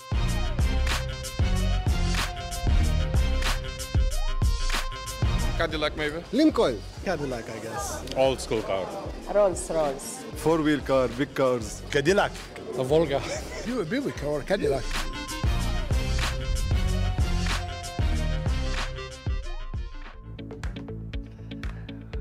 Welcome back. I'm really enjoying all these promos. If it's not the Red Dead Redemption homage, it's some very funny talking heads and some maybe pop quizzes for our players there who got mostly the right answers, it has to be said. Kind of somewhat ashamed that I've been a professional poker player for 17 years And there was 2 questions in there that I was just looking at you saying, huh? The old tap the table one, I didn't know that. Yeah, did not know that. Little tap of the table to make sure all the action has been done, and just I suppose give that split second to the players to jump in and react if something has gone awry, which it does happen from time to time. Dealers are human. As we see Boot Boo with that magnificent hat. Gets out the way, and Adrianopoulos into the money. Gonna quickly ship it in here. 14 bigs, David. Pretty standard stuff. Not going to see too many open shoves in theory, but pocket 9's one of those hands that does benefit from just protect and rip it in. All in for 215k. Going to get this one through, David. Yeah, Sibkatova may give a moment's pause to whether this is just a post-bubble, shove it in sort of moment, but yeah, correct decision. Yeah, few too many blinds for sure. Yeah. You have good accent, I thought you I have pain, it's good, Majesty. I have to say, David, I'm very proud of you. I was saying to you in the break there, you haven't done one Gangster reference yet. I was waiting on myself being flooded with them. A lot of restraint, must be said. I have a glossary ready and waiting. I've got a few prepared. Nice, nice. They're going to be awful, just to let the you know. worse, the better. I feel for when you go for when I started whipping out, opera references to the blank faces of Ali Najad and James Dempsey. I enjoyed them more. Man of culture that you are, David. Opera references. What's an opera reference? I enjoyed the tumbleweed that came directly after every time I did it. I think I may have actually started singing at one point. Dig that moment out. Thank God for the Gangster series, that's all I'm going to say. Going to fold round to the button here. Going to be a battle of the blinds. Sibkatova. I sang the Harbonera at one point to Ali Najad, serenaded him. And how did it go? La fouette les gens which is from Carmen, so it was on brand. Moving swiftly on, right? It was beautiful, I'm only messing. Right, Sibkatova. It's a soprano song, so in fairness, there's a natural disadvantage for me there. Interesting here, David. Dalkilic going to go for the light ISO with the Queen 6 off. Sibkatova content to limp call with King 10. 9-7-7. Sibkatova still good. Interesting, Dalkilic electing not to c-bet, David.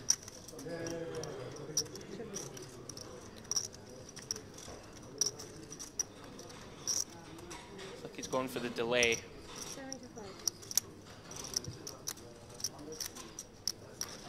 Very interesting. 75k on the turn. Turn is the 3 of hearts, I believe. Pretty large bet. Sibkatova sniffing something out here. Something feels a little off. The ISO pre-check and then big bet turn. Dalkilic gets the better hand to fold. Yeah, I guess he felt like, betting into a range that checked twice would be kind of nicer in that spot paired board as it was. Nice. Yeah, don't idea. hate the delay. I think when the small blind limp calls, they're going to have quite a lot of hands that are going to continue on this board. Decides to go for the delay. Gets the best hand out. Nice pickup.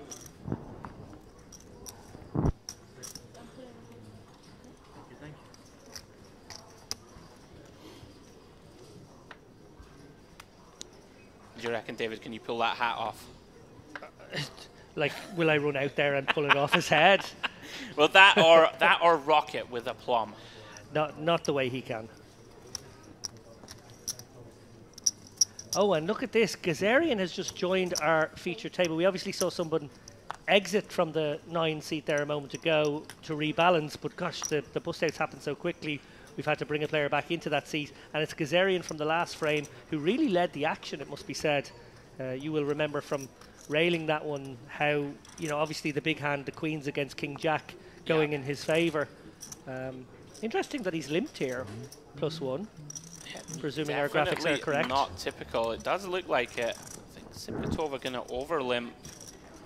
Somewhat surprising to see that from Gazarian, based on how aggressive he was when I was watching you guys earlier on stream. Yeah, we didn't see any of this sort of funkiness. He's got a fairly good board here, obviously just 1 over, but 3 opponents. I think he probably has to fire out a small one. Yeah, gonna look to just deny some equity. Comes with the quarter pot. And actually nobody has anything, so it's going to get the job done. Very likely gets it done. Wow, Boot Boo is going to peel one here with just Queen 4. Does have some backdoors working for him. Very interesting playing style from Boot Boo from what we've seen so far. Yeah, it wouldn't have been the most ridiculous raise given the backdoor effects, but like calling and then not leading on a, you know, bottom or middle pairing is just a bit of a head scratcher. Very interesting. Gazarian electing to go for another small bet, perhaps targeting a 5 or some ace-3, ace-4 type holdings. Does get the job done. Yeah, charging the flush draws as well, I guess, and then also maybe setting his own price against the king because he can check back river. A wily customer, Gazarian, doesn't have the dynamical partner of Illimore side by side now that he's been moved away. Yeah, that was a lot of fun to watch. I did catch his 4-bet shove of King Queen against the very out of line 7 deuce off big blind 3-bet, and also we saw him 3-bet the deuce 3 of clubs, and his opponent also eyeballed him on that occasion, I believe, with the ace 7. It'll be interesting to see how he adjusts now on this new feature table. Yeah, I threw it out there that he has the look of maybe a young Al Pacino Godfather here we go, 1. the reference is time. But then the more I thought about the dynamic he'd set up with Illimore, I was thinking actually it's more like an old Al Pacino and De Niro in Heat opposite each other at the coffee table, the way they're just sparring all the time. So I'll give it to you, David. You have a very creative mind. Great movie, though. Great movie. Both great movies. Yeah. Michael Mann, I think, was Heat, wasn't it? Director. I do remember the big shoot 'em up scene and like really loving it. As we see Baranski getting a little wide here off his stack depth with ace 4 off. He's going to use that blocker, opening from the hijack. He's going to run into it here, David. This one's going in. Yeah, Adrianopoulos getting his engines going here. Pocket 9s right away after the bubble, and now big slick. Yeah, no decision here for Baranski. Not enough hand to defend. Yeah, Adrianopoulos basically doubling up since arrival. Yeah, the turn is correct.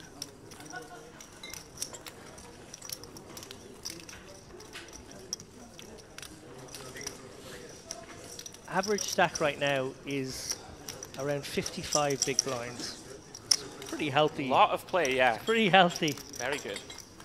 The hope is always with these structures that we would love to see it stay at 35 to 40 bigs all the way down to short-handed on the final table. It has happened that way often. We've also had a few, you know, as it just tends to happen in poker sometimes, a few that where the chips were a bit more evenly distributed and it got into a war of attrition. Sure.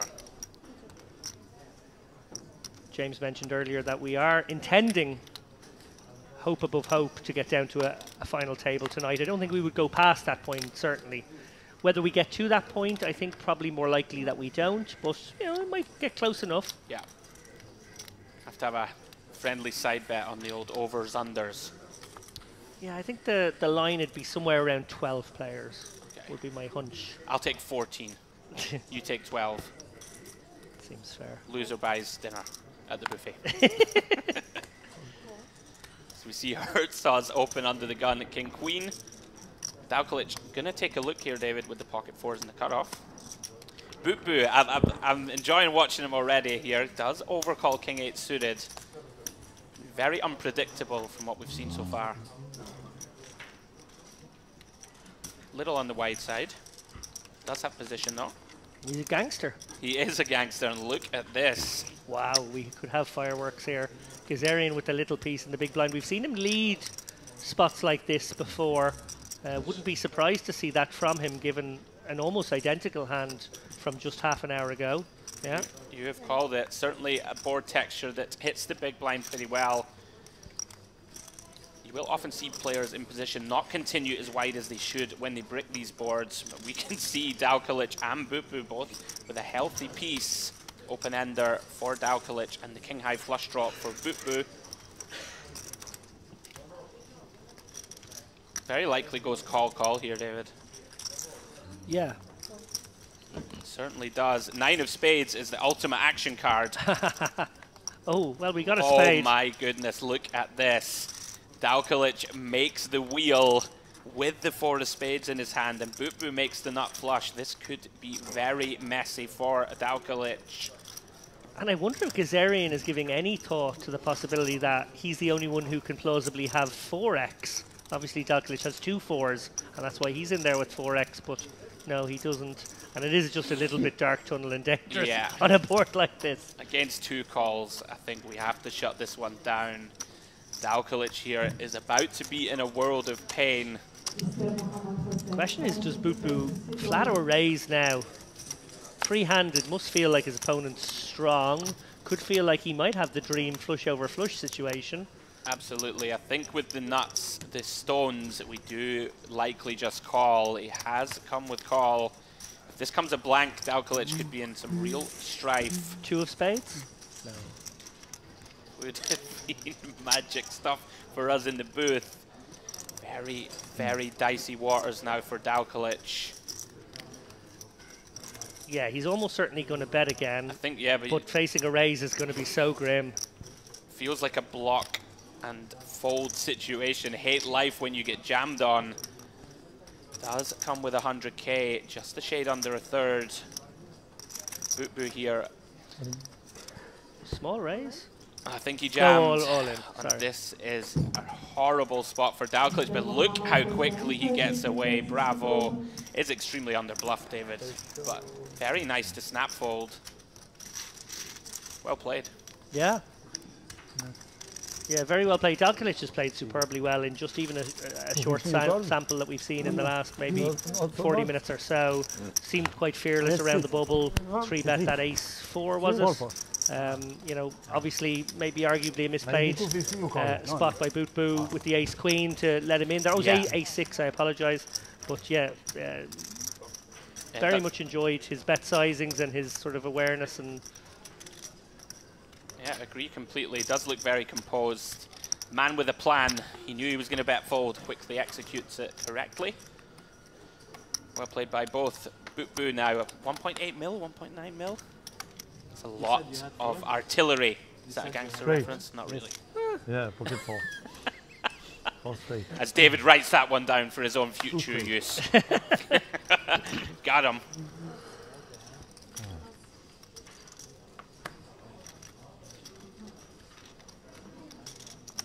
Do you have a favorite gangster movie? See, I'm not sure if this is on brand. I should probably be promoting them all, seeing as it is the Merritt Gangster series. It's not one of my favorite genres. We have to bring you back for the Western series. That's me. That's me. That's a bit of me. I don't really like them either. Not gonna lie. I need a. What do I need? What is? I need a sci-fi. A rom-com. I need a sci-fi / rom-com Merritt series. Right, enough of our nonsense as we see Dowkalic back in there. Gets 3-bet this time, David, by Bupu with the ace-queen of hearts.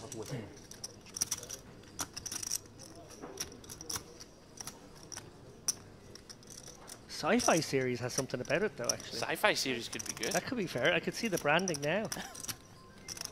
Wow. We're going to have your face as, what is it, Matt Damon as the Martian in the old spacesuit. Great movie. See Bupu taking down another one, edging closer to 2 million.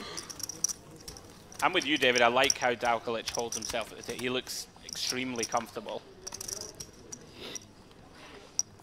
Looks like a man who would be dangerous if he can chip up.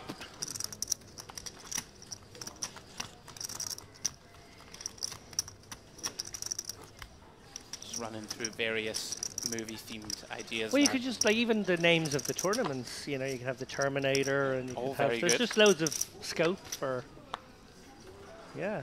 No one's thought of the that. The Terminator for a bounty sounds great. Yeah. Write all this down and we'll take it to the top brass. So we have to, yeah, we get a meeting. We need to trademark it before they do. Good. Straight. Simply there of the redraw. Bupu loving life right now as well. He should. 2 million in his stack. 2.5 times the chip average. Probably putting himself, I don't know, maybe top 5 in chips. There are some big stacks in the room. Like a couple of people started with 2 million today. Really? Yeah. Lines move. Gotta give a little shout out here to the backdrop. That's very, very cool. Certainly is. As we take a quick glance at the leaderboard there, let's have a look at the bottom end of the leaderboard. We've been talking about some of the big stacks already. Dufuller, 18 bigs. You know, it's going to be looking for maybe make something happen now. Adrianopoulos as well. Yeah, looking to gain some upward traction. This is the time now, David, right? We've got into the money. Time to start, not so much gamble, but start to move that short stack up. Give yourself a real shot at the big money. Yeah, summoning my inner Dara O'Carney here. Actually, the idea of me having an inner Dara O'Carney is sort of maybe a problematic phrase. Sorry, Dara, if you're listening.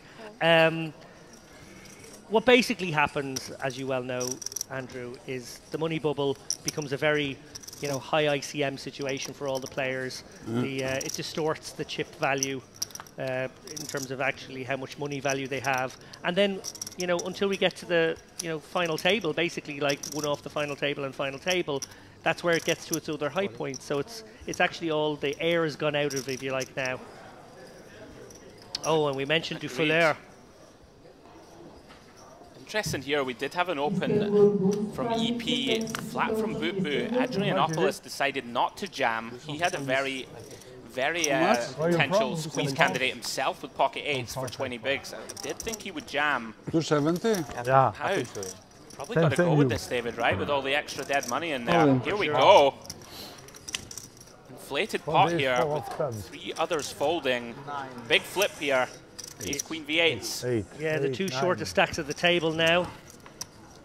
One will be virtually gone, and the other will be a very healthy 40 big blinds at the end of this one.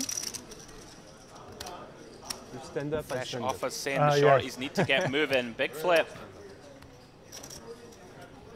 Okay, I go. It's the trick.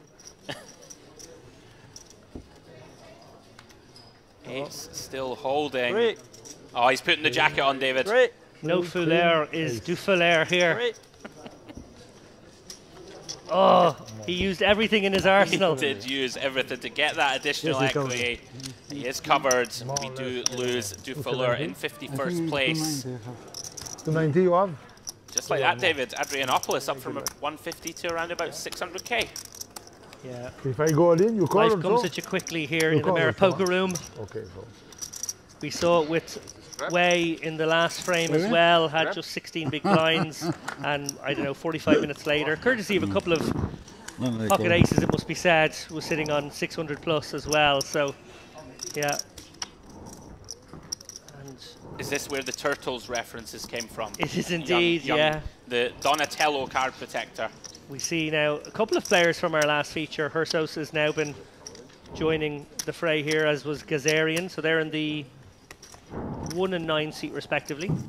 Mr. Gorbuz, 515 Texas seat open. Hersos played superbly, it must be said. I'd say she only got involved in maybe 5 hands out of the 40 or so that were on show, but I think won every single pot she entered. And yeah, very good, I would say, tight aggressive player who, you know, whose style will do very well in this poker room. Players playing a little bit loose, a little bit aggressive will sort of naturally just fall into her traps from time to time and send chips her way as well. They have been. She's made some final tables here over the past few years. Wouldn't bet against her doing the same today. Absolutely. Baranski here with a beautiful looking Queen Jack suited, working off 24 bigs. Is it going to come in for the min raise to 30k? What's this, by the way? It's a tea. Dalkalic once again aware there, David, I think, of his opponent on a short stack under the gun. Gets rid of the suited baby ace. Okay, sure. Here's our wild card from the last table. Take this back. Kazarian. Yeah. Yeah, and it does appear that he's plotting some larceny here. Obviously, Baranski opening off a relatively shallow stack here, 24 bigs. And so he's gone with a clicky 3-bet. Yeah, this is pretty wide, but I guess against the correct opponent, you know, you should still have a bunch of raise folds from under the gun, even off the sub 25. Got a call here, right, with the Queen-Jack suited. It's just so pure. Very tricky, very tricky. It is. We do have to defend some hands, of course, and not just be 4-bet shoving or folding. And I would agree that this would fall into that type of hand category. Problem is, a lot of the cutoff 3-bet bluffs are going to be the hands like sort of ace-jack, king-jack, king-queen off potentially, right? And they can dominate us. Very tricky, David. I wonder you can go either way. Yeah, it just looked like he's coming with the call. I just for a moment wondered if there was, you know, room for a 4-bet given what he might know, having watched the live stream for the last couple of hours.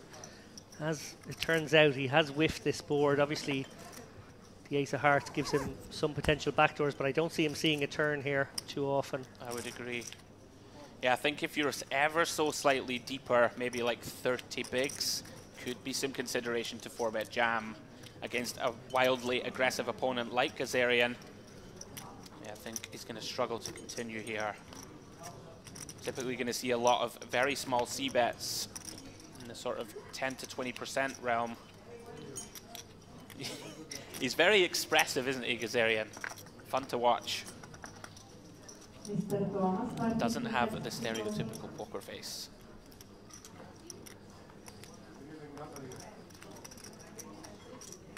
Ooh. Very intriguing. Decides to check back. And Baranski catches up. Has the best hand with the Jack of Diamonds on the turn. I did not miss anything. No new hand. It's such a slam dunk range bet. I imagine Baranski now a little concerned that he might be up against specifically a hand like kings. Absolutely.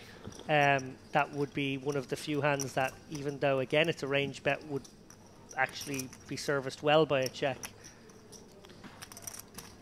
This is a very interesting spot. Kazarian now does delay, makes that 20% bet on the turn rather than flop.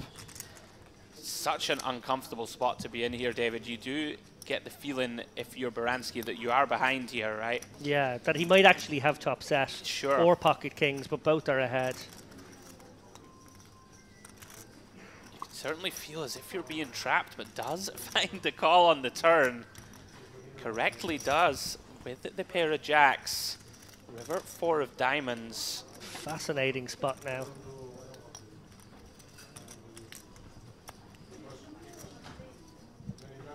Kazarian, having gone for this loose 3-bet pre, went very non-standard on the flop, and he's made a sort of a tricky situation for himself now on the river.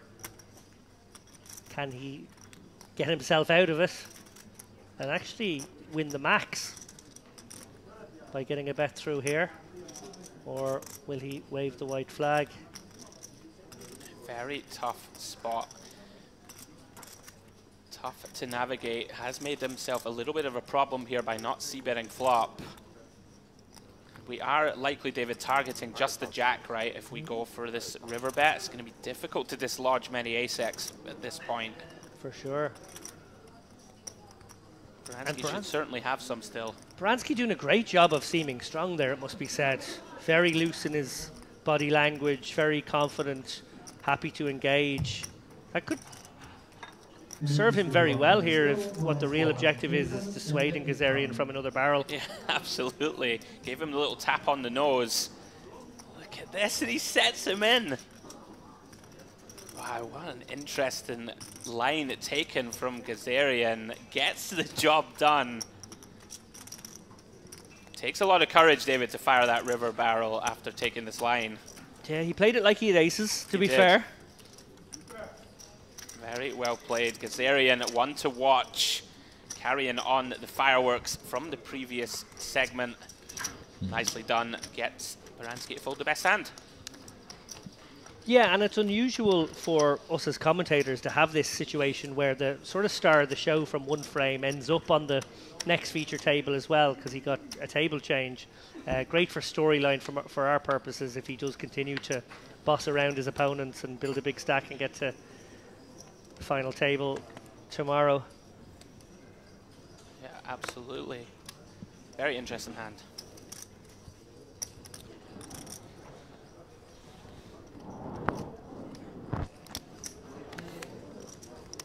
As we see Adrianopoulos fresh off padding that stack. Was as short as 150k at one stage here on the feature.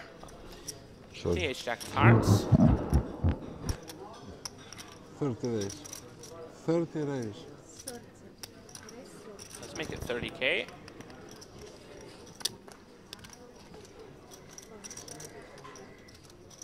There's a lot of people around this table, David, who could be in a gangster movie, I think. Adrianopoulos looks like he'd be a good mob boss. What do you reckon? Oh, that's a good shout.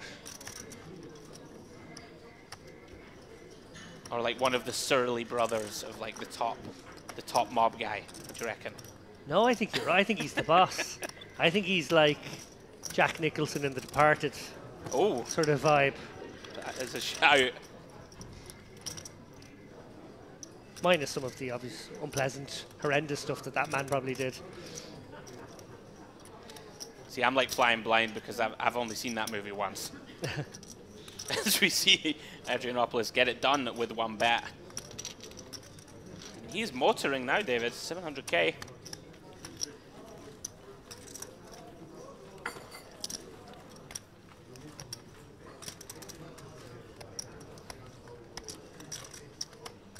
Yeah, two of the more experienced players at the table, Boot Boo and Adrianopoulos, having a nice run of things here. And now we're into the second frame of our coverage. Anyone joining us late, this is day 3 of the $2,200 warm-up event here at the Merit Poker Gangster Series. I'm David Lappin alongside Andrew Headley, and we will be taking it through coverage that we expect to get pretty much 12 left in this tournament today, playing a final table out tomorrow. We are in the money, 48 players left, 53 paid, so we've had a few bust outs since then. 453 players generated a prize pool of 833k, which I know everybody here was very pleased with indeed when you consider how much poker is going on around the world going into November, like late November and early December in particular. It's such a boom time for poker, so fabulous numbers here. Yeah, absolutely. There's just so much on, as we know at the moment. Live poker absolutely booming. As we see Boot Boo opening here pretty wide, but has the chips to do it. 9-6 suited under the gun 1. A little surprised to see Dalkalic fold King 10 of Hearts. He folded under the gun. Thought that he would VPip it, but gonna go heads up here. Boot Boo against Sibgatova's King Deuce of Spades. Boot Boo flops best, bottom pair. Gonna check this one back. Typically a board that you're gonna see bet a lot from early position, but does decide to check. And Sibgatova gets to realize all of her equity, but does brick. Pair of 6s of Boot Boo still best.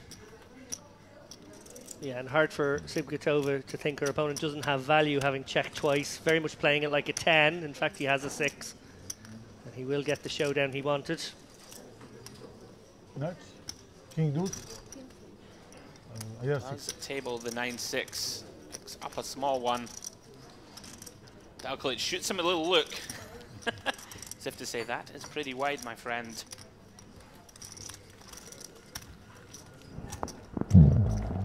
Always some wild cards, David, from when I've watched the Merit coverage. This is, of course, my first time here in the booth. But it's very interesting. There always seems to be several players on these features that very difficult to pinpoint their overall strategy, shall we say, excuse me. Yeah, there's a bit of randomness, it must be said, in the games of some of these players, which makes it very hard to play against them, very unpredictable. A concept we've talked about in this booth many's the time is that of MPO, which is Merit Poker Optimal. It's sort of like, how do you design a game that maximally exploits the somewhat random plays you see at times in this poker room. One feature we've noticed is quite a lot of the same people go deep often here. You know, we had this amazing run by Bargasian, for example, over across 3 series, where he just kept making final tables at least one of the events on each one. In fact, I think he had 4 final tables in a row of televised tables. Wow. Astonishing result when you think most of these fields have 400, 500, 600 players, even more. I think maybe one of them might have had 800 or 900 because it was the big summer one. So, yeah, drilling down into that, we sort of figured, well, some players are out there really devising a game that very much suits this poker room. We coined it MPO, and yeah, I think these guys are constantly adjusting for the wild card, as you put it. Makes a lot of in their sense. Look at this. Have a bet from Daukovic, of course, with it, the King-9 top pair, and Sipatova check calling with just the Queen 8-0. Daukovic improving to top 2. Of course, gonna barrel turn for value, comes around about half pot.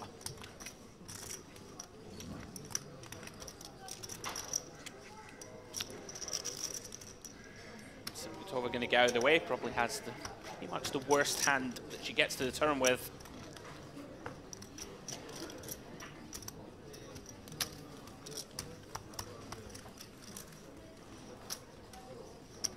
I could see Adrianopoulos put him in a you know, Gucci suit. Gucci, is that what the gangsters would be wearing? Put a carnation in his a little lapel, carnation, give him a cigar. This is me trying to do gangster references. That's good. Is Appreciate it.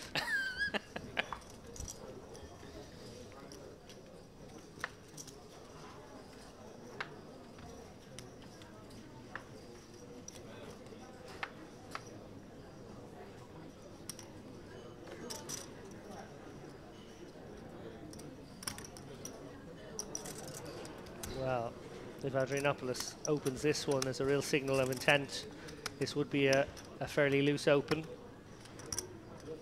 He's been very active. Does let it go. A man that we know is not afraid to put the chips to work, Kazarian. Exactly what we just referenced, David. Lots of players coming in, you know, with non-standard strategies, shall we call them. Queen 9, not a typical hand that we're going to open here from EP. No, not even a middle position open, really. So it's not just a pip or two. We're talking, you know, 6 or 7 pips. It's great to watch, though. You love to see it. As we see Boot Boot defending here with the dominated 10-9. It is something for both, David. Top pair for Kazarian. Boot Boot with the gut shot to the nut straight.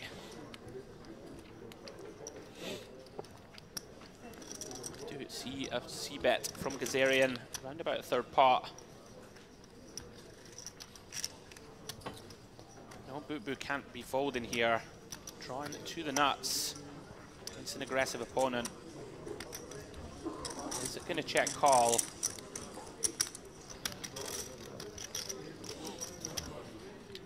Oh, no. Oh my goodness, David. Action time. 8 of diamonds. Boot Boot drills the nuts. Kazarian also improving to top pair with an open-ender of his own. This could be extremely messy if Kazarian bets turn.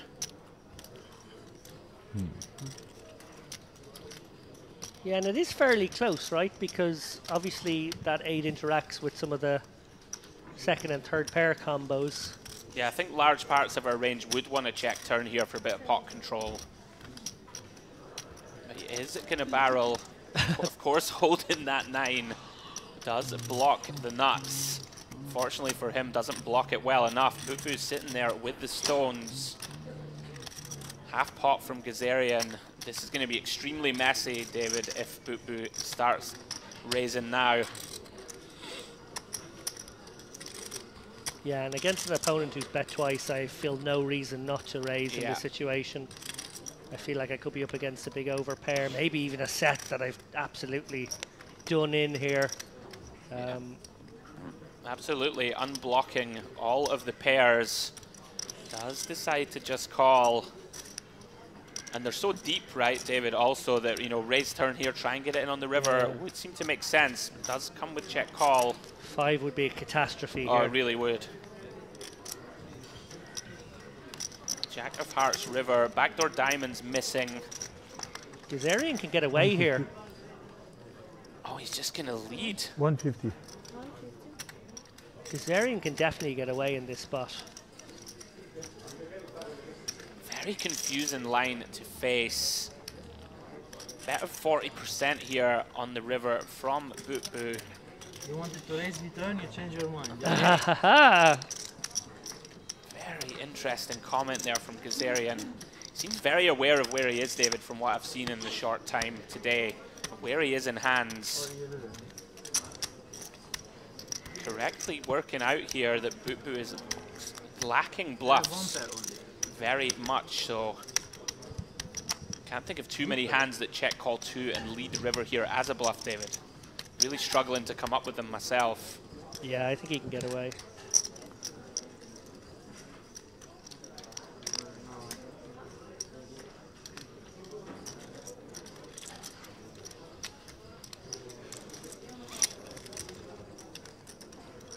Can't know it, but if he gets out of this one very unscathed, relatively unscathed, should I say, 150k bet from Boot Boo.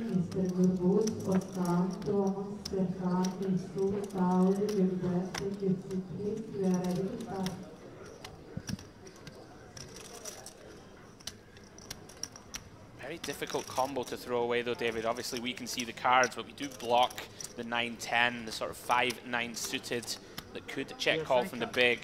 Also blocking 2 pair combos, holding a queen herself. But so underbluff from Boot Boo, right? Just such an underbluff line to take. Like what do you, like you obviously have to have some kind of pair when you're bluffing here, so it's kind of like the 8-5 or the 7-5, 6-10 or something. It seems somewhat unlikely.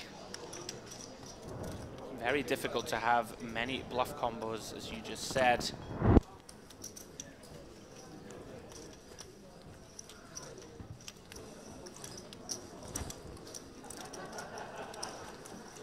He knows, David. He knows. 5-6 of diamonds. If you're starting to try and put something together that was thinking about raising turn, like his spinner's read, maybe that's a combo. Oh, it's very hard.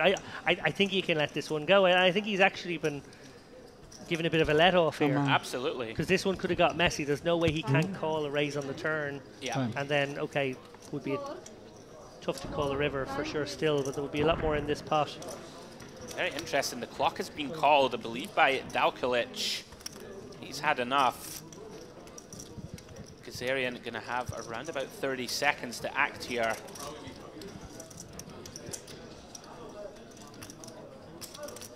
Do you think it's better or worse for him, David, this situation that the clock's been called?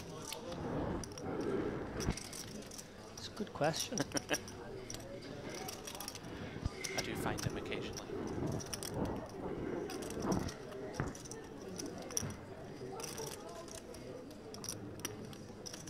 Last 10 seconds. 10 seconds Oh, left. he missed the call. Does make the call. Gonna get the bad news. Mistrusted his read, David. You could see he knew it right off the bat when the river bet was made by Boot Boo. He continues to pound this table. Big pot up to around about 2.4 million, I believe. Là, tu vois tout ce qui se passe, hein, bébé? Tu vois en haut. As we zoom out to make way for another player getting mic'd up now. We must be down to 54 would be my hunch if we have another table break. So as I mentioned, pretty snug, pretty quiet, but still there on or around about 1 million chips. Gazarian now dropped back to 900k. He had been up at 1.2 at his peak. Bernard Boot Boo, well, so entertaining when a player does step out in this way. We're calling him the wild card right now. He's certainly playing some hands that we wouldn't ordinarily expect, but you know, the deck is being very kind and he's very hard to predict. Yeah, absolutely. A lot of fun for us to try and dissect the strategies. Gazarian there, unable to get away on the river. Of course, his initial instincts, he wanted to get away.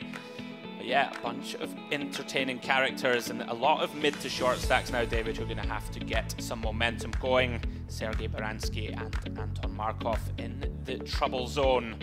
Going to have to get moving as we approach the last few tables of this 2200 warm-up. Motakatsu Uhara, I almost feel like it's very close to being an Irish name. Incredibly close. Mick O'Hara in seat 7. Yeah.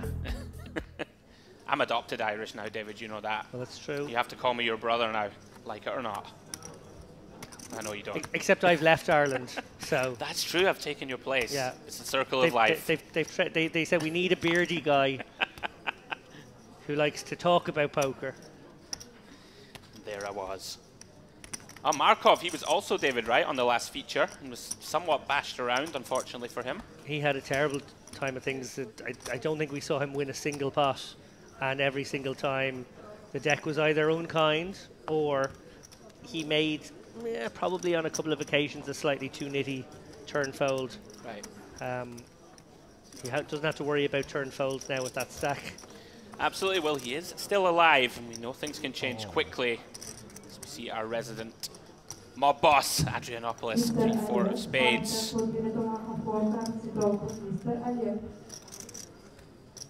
Does give off vibes, I think, of being a pretty passive but like quite tight aggressive when he gets into pots. There's an example, David, like hand that you would typically see defended. I'm gonna just let this one go.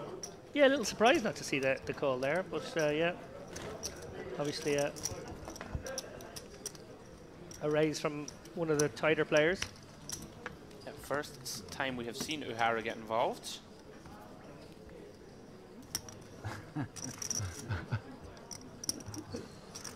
Better like it. Yeah.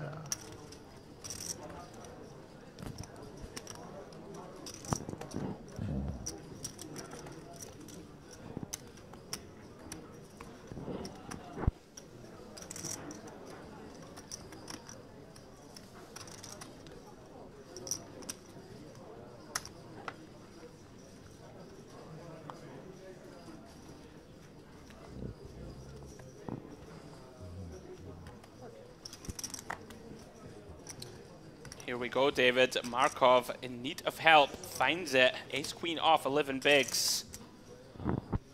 Imagine this one just gets shipped in there.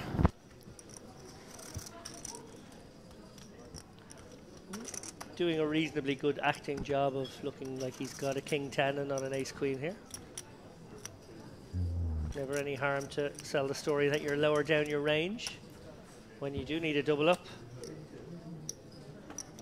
Absolutely, it does send them in. Jams for 11 big blinds. Not even tempted there, Dalkilich. King, queen. Yeah, really like how he's handling himself. Very aware of ranges and how they are going to interact. Quickly gets out of the way. Markov takes this one down pre. Ship a pot on stream to Markov. Finally get to say that. Keeps his head above water. We know how quickly it can change though, David. Tournament poker could have a million within the orbit. What do you reckon? Oh, stranger things have happened. In fact, we've already seen similar to that twice today. Adrianopoulos, the man on the biggest uptick right now.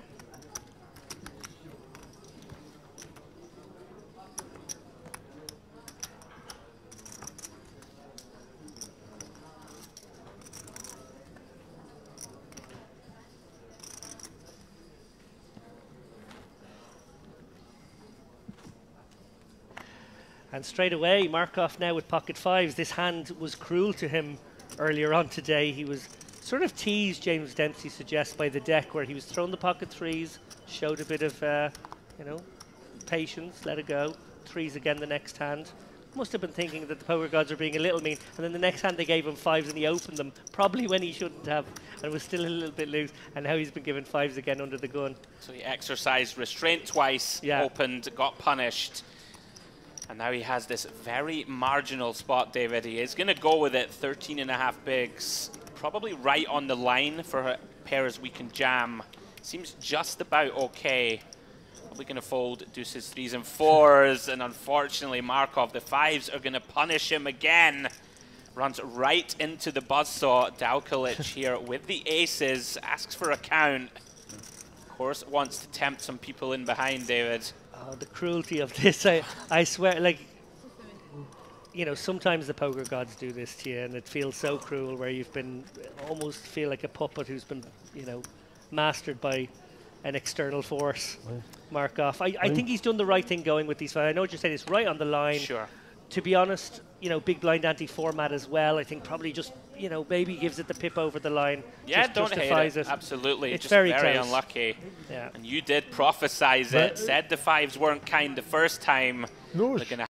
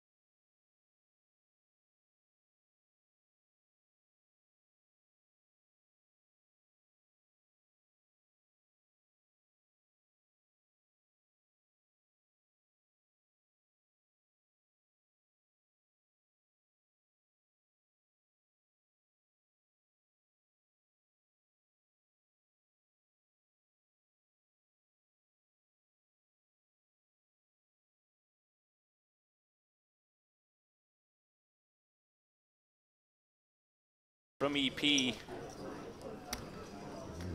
of course know that he plays pretty wild. We just spoke about Sibgatova not getting frustrated, that this would not be the time to lose that focus. Certainly a hand that could consider all options. Yeah, it is a candidate. She is reaching, David. It's not going to end well. Counting out the 3-bet. It's as if we're prophesizing things in the booth. First, the 5s of Markov. Now, unfortunately, from Sibgatova, very bad timing. Don't hate it either against a very loose player. You know, we do have 2 blockers. We're going to get enough raise folds. We are crushed. I wonder, for Gazarian here, does he feel like her 3-betting range is so much more nutted that she might just have the jacks and queens and put it in with them here? Or does he actually feel like, you know, flatting is the way to go here if I want to win a really big pot, because she has a big enough 3-bet fold range? Sure. Yeah, I do think with these positions, typically, there are going to be a lot of value hands in her range, working with just over 30. Yeah, he's just deciding to send it, I think, David. No, oh, no, it's just a click, excuse me. So he saved her in a way there. But I kind of like her play, to be honest. Like, from what we've seen, just in terms of the range of hands he's played, I think that works 3 out of 4 times. Yeah, don't hate it. Don't hate the hand selection. Do want to have some blockers to those strong hands. Just unfortunate timing. Yeah. We did just speak about frustration. Hopefully it doesn't continue to bubble.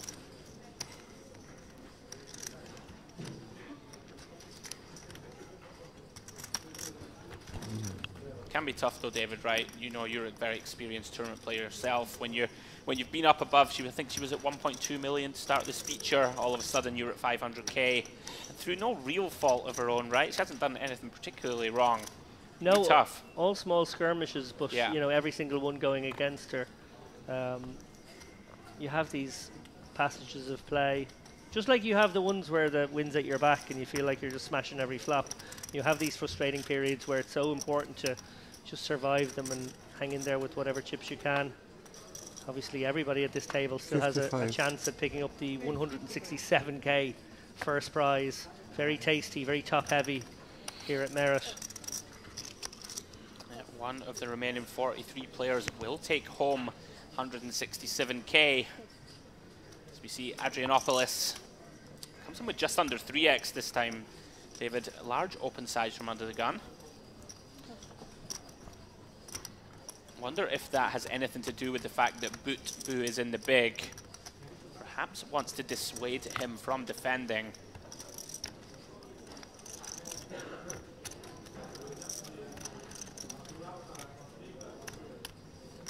20, 40, 55, huh? With that wall of chips, is counting out a call. This is 20, 40, 55, like this. Certainly be one of the chip leaders in the entire tournament. I'm going to defend 9-7. I check. In the dark. In the dark. So you are... I'm in the light. 9 in the window, David. Boot. 35. Again? How much? 35. Okay. Does outflop Adrianopoulos. Going to come in for a c-bet.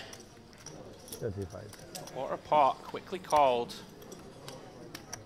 Hard to miss a board like Queen 9-6. Hard to completely whiff it for sure. I check again. Oh, see. Again in the dark. Yeah. 8 of hearts on the turn. Not a card that Adrianopoulos is going to want to continue to bluff on. Does shut it down. Revert Queen of Hearts. Another one of these spots where Boot could consider a block type sizing. I have 7, 9. 9. Let's just go check. Boot wins another one. Yeah, right. 2.8 million. And a sort of a gesture of this guy from Adrianopoulos. Absolutely. 10 makes 3.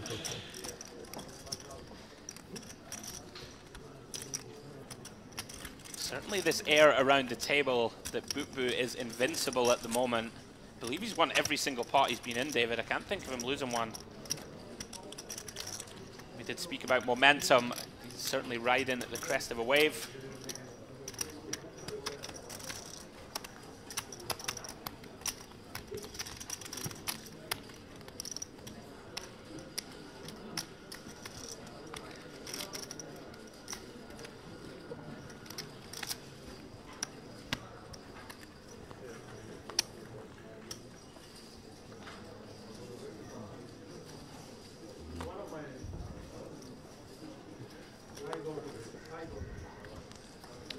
Well, it's Herso's turn for the Django's.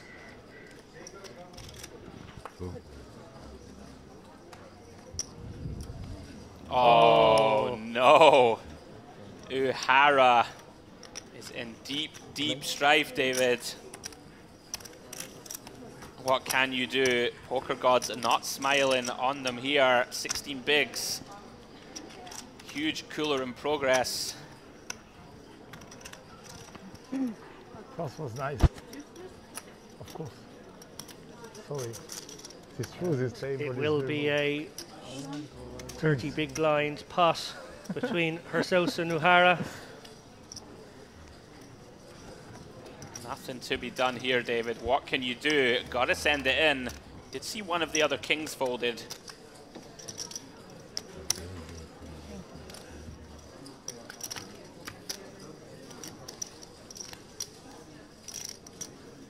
Well, there is hope for Uhara.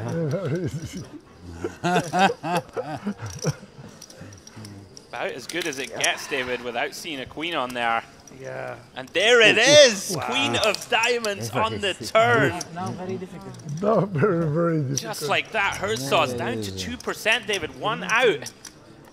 Wow, Hara makes the flush on the river. Improve every time. On the board when I saw you. Well, sometimes the ladies finish on top. What can I do now?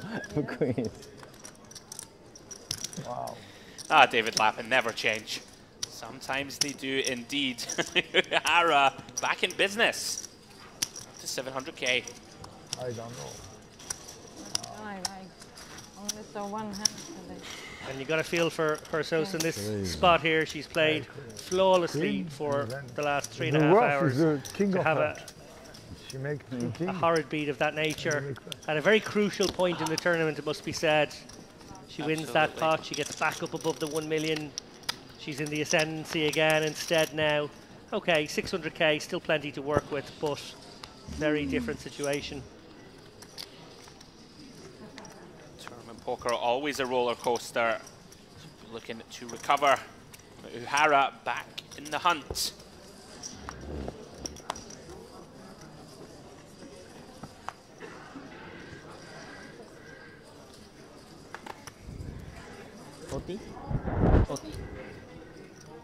Hunting once more, David. Ace Queen suited under the gun one.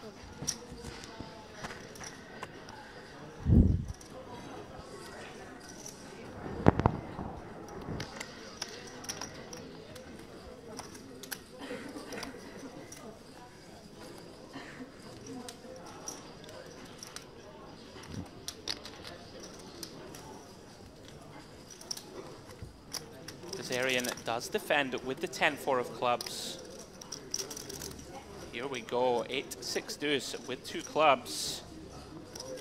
Hara still best, extremely vulnerable.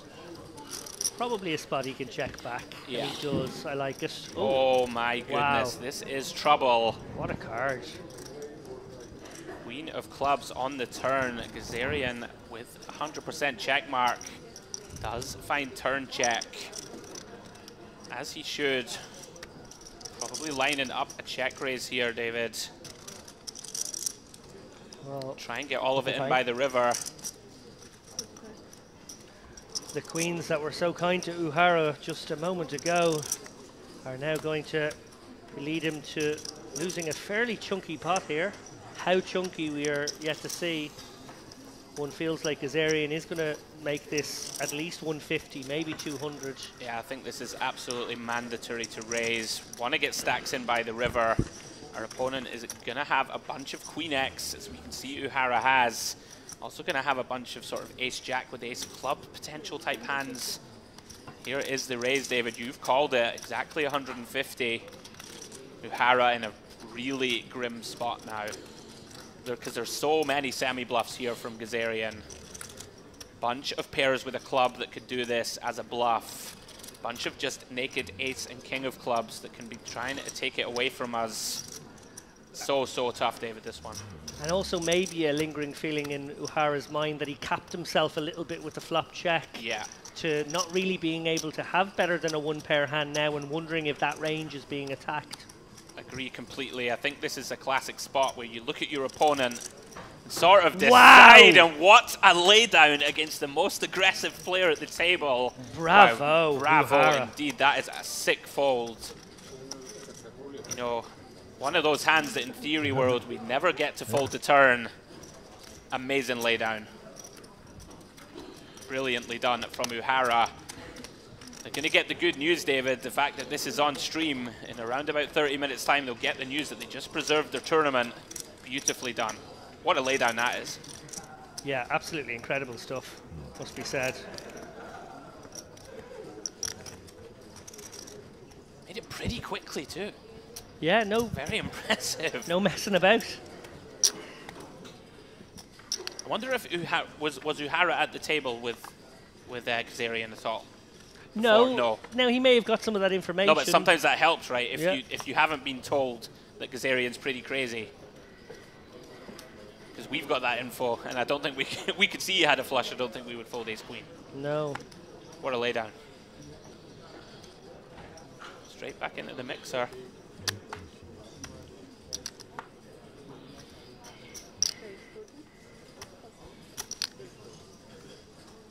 It is the sixes once more, David, that got him in trouble against Bootboo.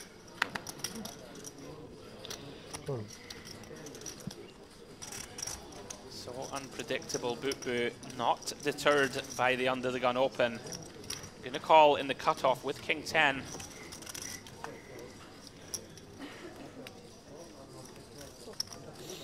Bit of a misstep here, David, from Herzog, perhaps still a little steamed by the Kings v Queens spot. King 7 off here, really not going to do well multi-way. No.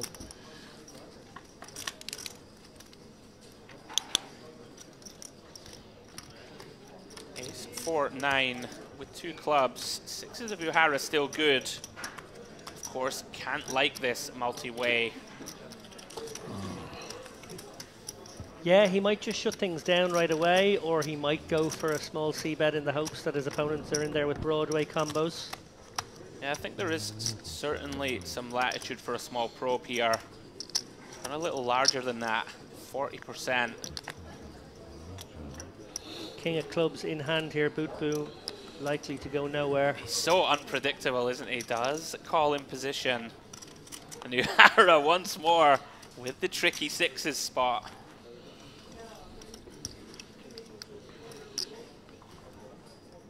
Still best, but it's almost impossible to barrel this one, I would suggest. And Bootboo, with virtually no equity now, has to bluff, right? I think so. Does quickly reach for 100k. Uehara here. Extremely tough stuff. I think you just have to let this one go, David. Yeah. Your opponent very plausibly three-handed, representing a hand like ace-10, ace-jack that's just deciding to put in a bet itself at this point. Yeah. And you obviously have virtually no equity against that hand. Yes, he could have a couple of club combos, Yeah, but even again, the are you going to bluffs. realize, because he might bluff them on the river too? Absolutely. And Bootboo continues to smash up this table. Very impressive performance so far, you gotta say, Mr. Lappin. Yep. Up to 3 million. Just had a little look into his Hendon mob as we were going through those last few hands. Bernard Bootbull. Total live earnings, $335,000. Best live cash, David, of 33k. He's in position to crush that considerably. Maybe one of the chip leaders in this tournament. We close in on the final 40 players.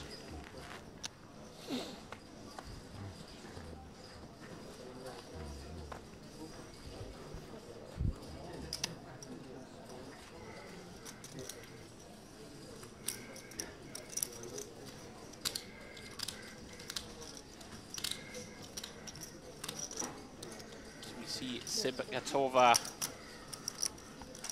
coming in for a pretty light one here, +1, 10-8 of clubs.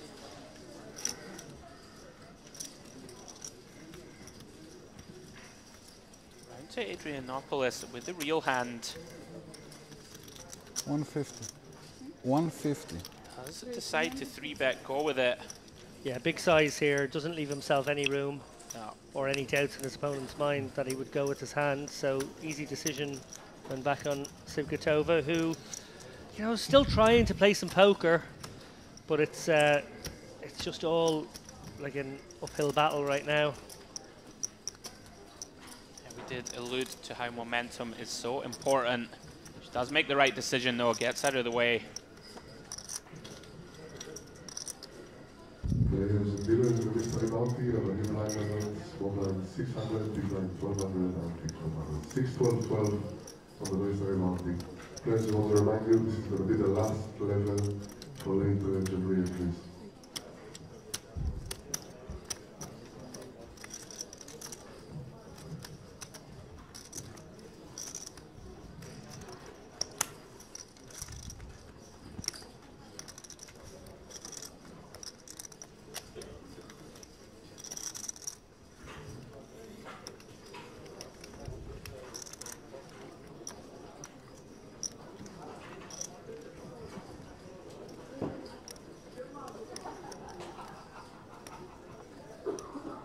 Sivkatova now, David, down to 25 bigs. Been a tough spell for her. Very much so, as we see Boot Boo with his favourite sort of hand combos, these King X, Queen X suited. Just loves getting in the mix. And wow, 3 million. I think he started this frame with 1.1. Unbelievable spin up for him. Everything going his way. And he's kind of taken it off everybody. Everyone's had a chunk taken out of them. You know. Yeah, he really has. Nobody has been safe from Bernard Boot Boo.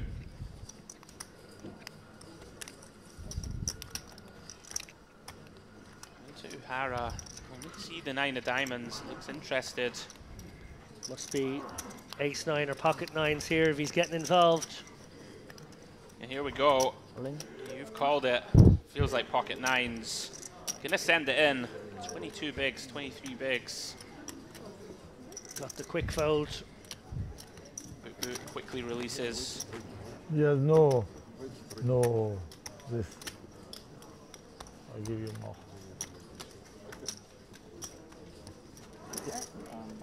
And I wonder if, again, information filtering out ever so gradually from maybe, I suppose they could be privy to an hour's worth of play here, recognizing that Bernard Boot Boo is in there with a lot of suited king, suited queen stuff that is going to be raised folds to reshoves, and maybe now that so many of them are in that 20 big blind zone, might target him for picking off these opens. Yeah, it is interesting because from what we've seen, it's not like he's playing crazy either, right? Like, he's actually playing quite tight, if that makes sense. Like, it's just seeing a lot of flops, but it's mostly just been going his way, David, I would suggest. Did see in that big spot where Uhara turned 6s into a bluff, and he pretty much nit-rolled with the boat. But he's in there with lots of different holdings, you're not wrong about that. Certainly potential that he will fold a bunch, 2 rejams. That's likely going to be a feature as the short stacks start looking to get it in. Approaching the final table. Uhara picks up a pretty strong hand on the button, ace-jack. Sivkatova, things continue to go against her here, holding a dominated jack-10. Certainly going to be defending this one.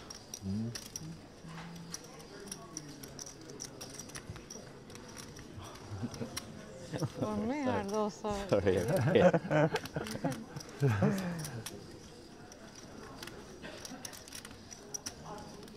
Queen 3-5 flop. Bright smile as she looks at all the back doors and not a stack depth, which Here we can go. He's going to get to look at a turn, David. You typically see a lot of small c-betting going on, but is it going to decide just to lead here on the king? Can he call this sizing? It's probably can't fold here the to only this. sizing he can call. Yeah, Uhara has to call here. I think 40k lead out from Sivkatova.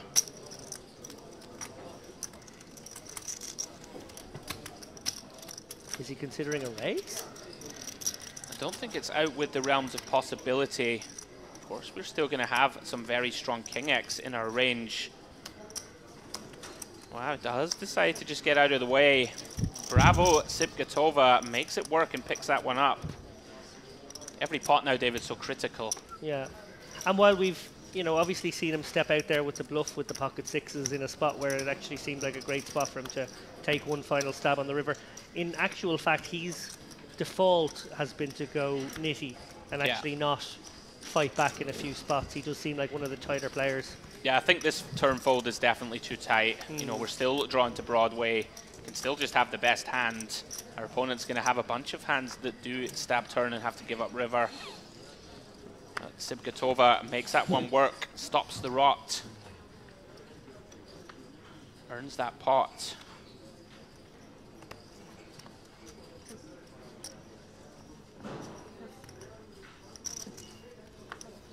No 7-deuce game for Garzarian this time. Oh, yeah. And Baranski's got as short as 75k, David. I did not see him getting that short. Of course, 4 big blinds, King 8, more than good enough. And actually, Dalglish probably has to flick in the call. Yeah, here. he's going to have to reluctantly call. Baranski, 60-40 favorite, get himself back up to 9 bigs.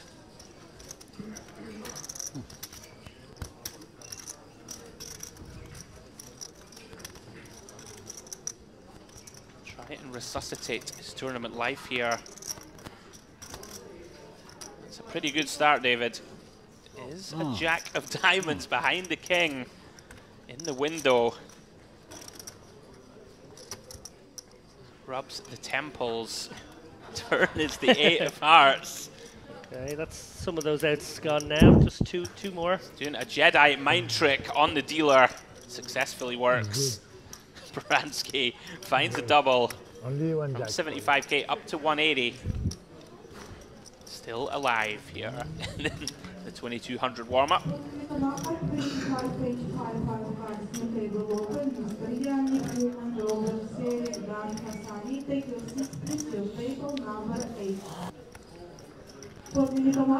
As we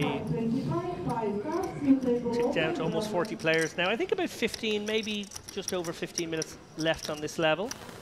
We will be taking a short break when this level is done and dusted. Do feel like we're making pretty good headway towards our final table ultimate goal.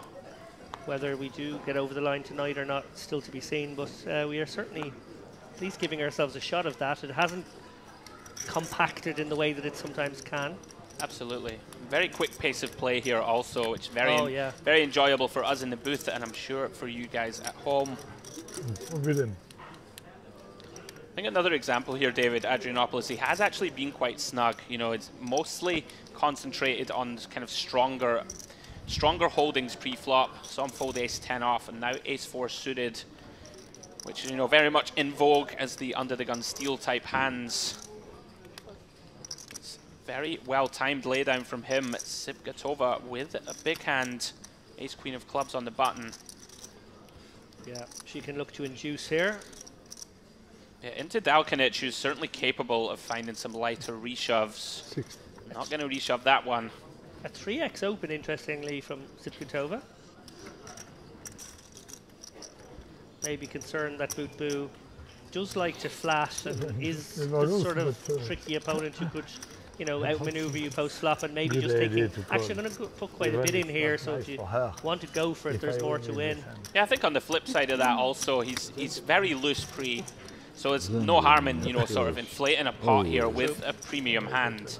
You know, if he's going to defend too wide, seems pretty good. Don't mind the adjustment. Give you 300 euro when you also win incentivizes Dalkalic just to jam, right, when he has sort of 25 bigs, rather than any potential free betting. Does decide to size up. Yeah, very tidy little adjustment there from Sibgatova. Yeah, I think I like it.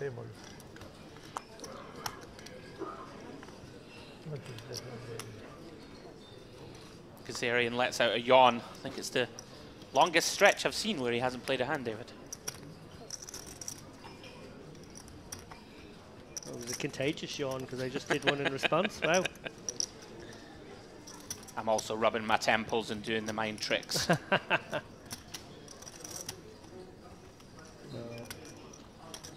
I like the lay down from Cove Yeah. there. I particularly like it now.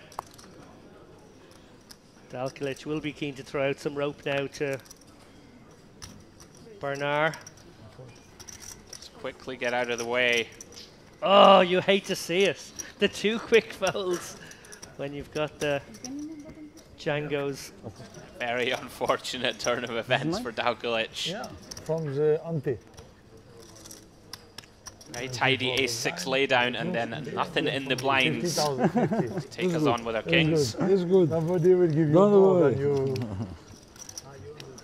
Don't worry. Herzog's looking thoroughly fed up after that unfortunate kings versus queens run out.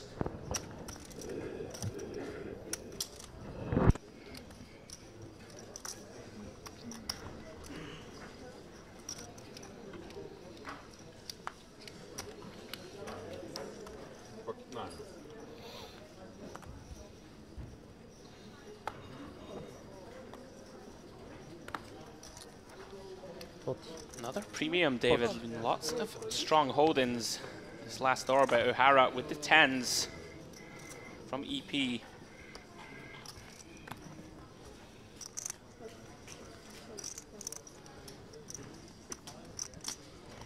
$40?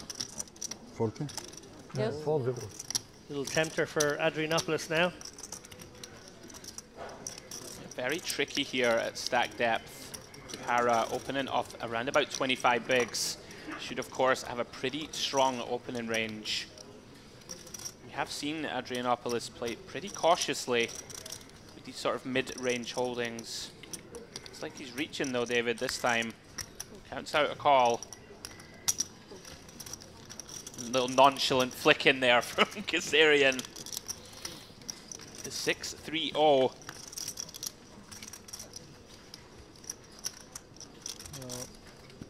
A little bit of something for everyone here. Been some very tricky flop textures for O'Hara to navigate through. Turns to king of clubs. Adrianopoulos still best. Can't be in love with this either, though. No, you don't love leading out in this spot, maybe thinking check call, hope it goes check around, and then you can find value on rivers sometimes. Yeah, it does land on check. Like it a lot. Is some potential to go for a little river bet. Yeah. Try and target the king queen as your target hand and go for maybe something in the region of half pot. Yeah, don't hate it at all. You would imagine either opponent would have announced themselves by now if they had a stronger holding. Intelligent sizing here from Adrianopoulos. Now Kazarian, we know he's capable, David. This does look like what it is, right? A somewhat blocky type one pair hand. I mean, if Kazarian finds it here, David, probably gonna work. Oh, wow. Oh, what are we seeing? You have to tip your cap to this.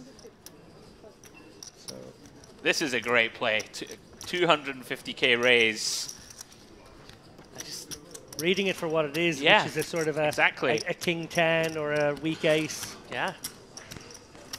I think he just knows Adrianopoulos is the type that is going to bet his nutted, stronger parts of his range big. This is some poker, Mr. Lappin. Have to hand it to Kazarian. Fearless stuff. Yeah, and Kazarian not capped, I don't think, could still have queen 10 theoretically, having played this line. Obviously he has all the 2-pair combos, well, pretty much all of them. And obviously even could have, you know, a river set of 4s. 100%. I mean, this is going to work. I would be shocked to see Adrianopoulos call us off. An incredibly underbluffed spot. It really, so it really is. Good. Yeah.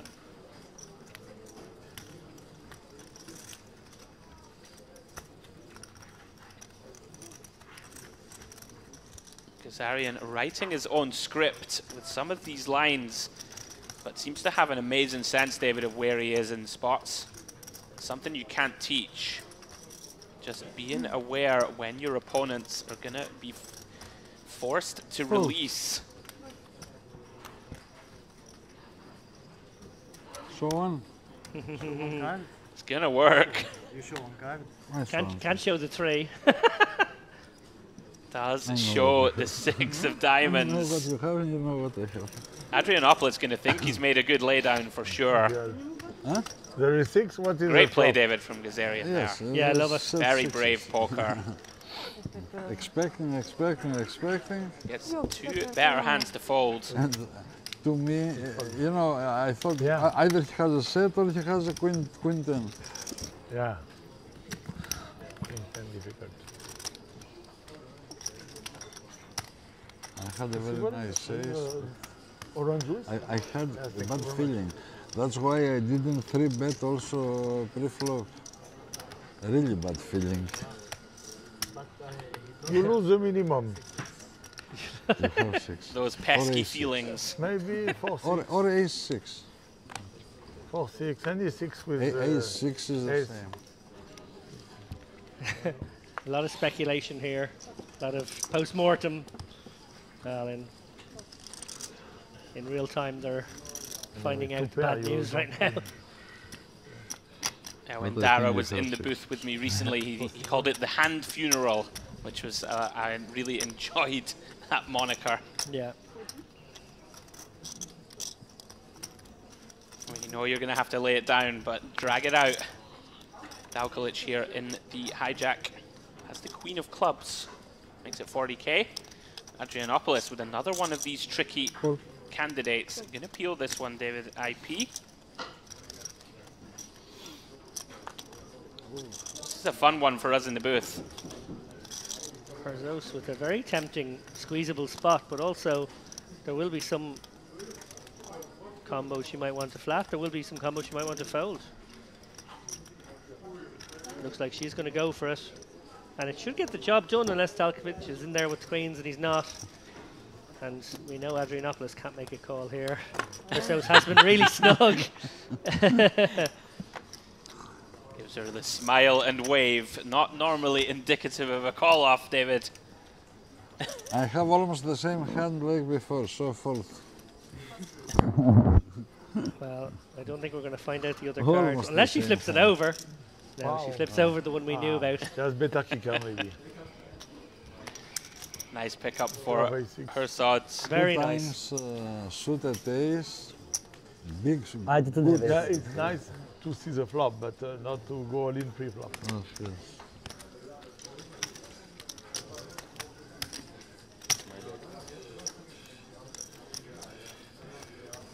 New deck?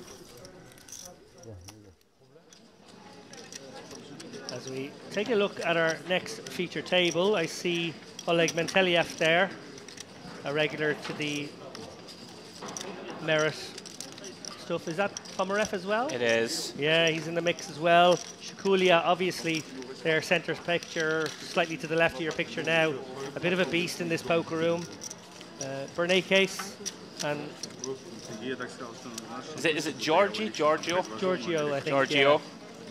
Yeah, been on an absolute tear in the live arena. This looks like an extremely interesting feature. Fireworks. He always has the stack, Giorgio, always.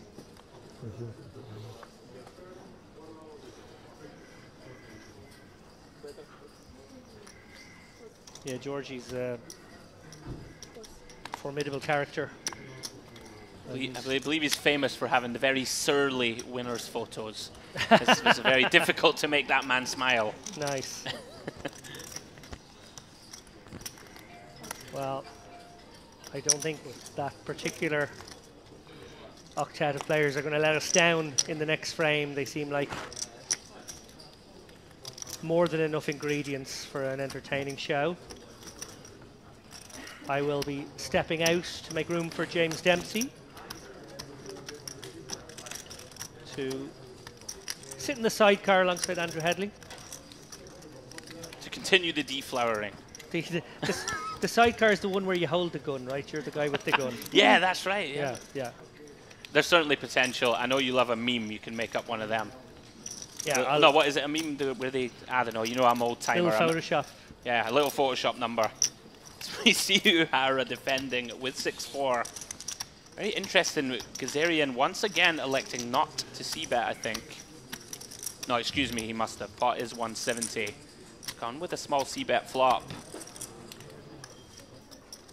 Uehara now, as we see, close to the bottom of the range. Oh, a little dealer's been asked to spread the pot, and she said no. Do the maths yourself. Okay. Little stern from the dealer, I gotta say. Just a little. Are they allowed to do that? I would have thought you should be allowed to spread the pot and see what's going on. That is maybe it might be a house rule. I don't want to presume that she's wrong there, but most of the poker I play, that would certainly be something you could do. Uehara with look at this. A spicy call here. Uehara is putting on the sheriff's badge. Does call turn, David.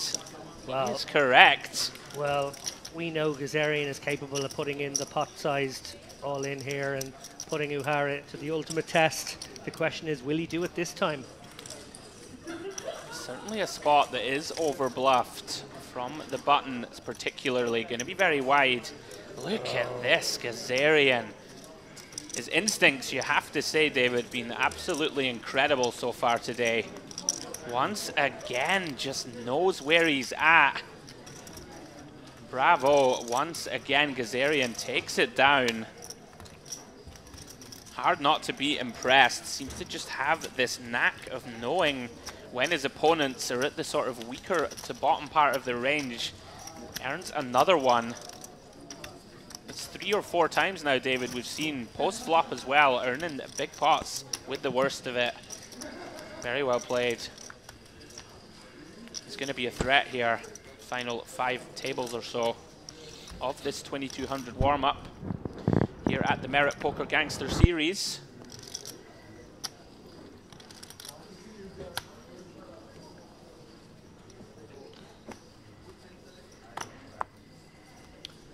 Yeah, time for, I think, 1, maybe 2 more hands if we're lucky. From what has been a very interesting frame of poker. Obviously, we had a sort of a wild dynamic in the first frame earlier this afternoon. A lot of back and forth between Illimer and Gazarian. Gazarian's obviously rejoined the feature table action, as has the lady there on screen herself. Different sort of dynamic, but very entertaining stuff, must be said. Uehara now. Ooh, problem. He may see this one as a nice 3-bet shove candidate. Yeah, here we go. You've called it. Uehara running right into it. Rejams 15 bigs from the small.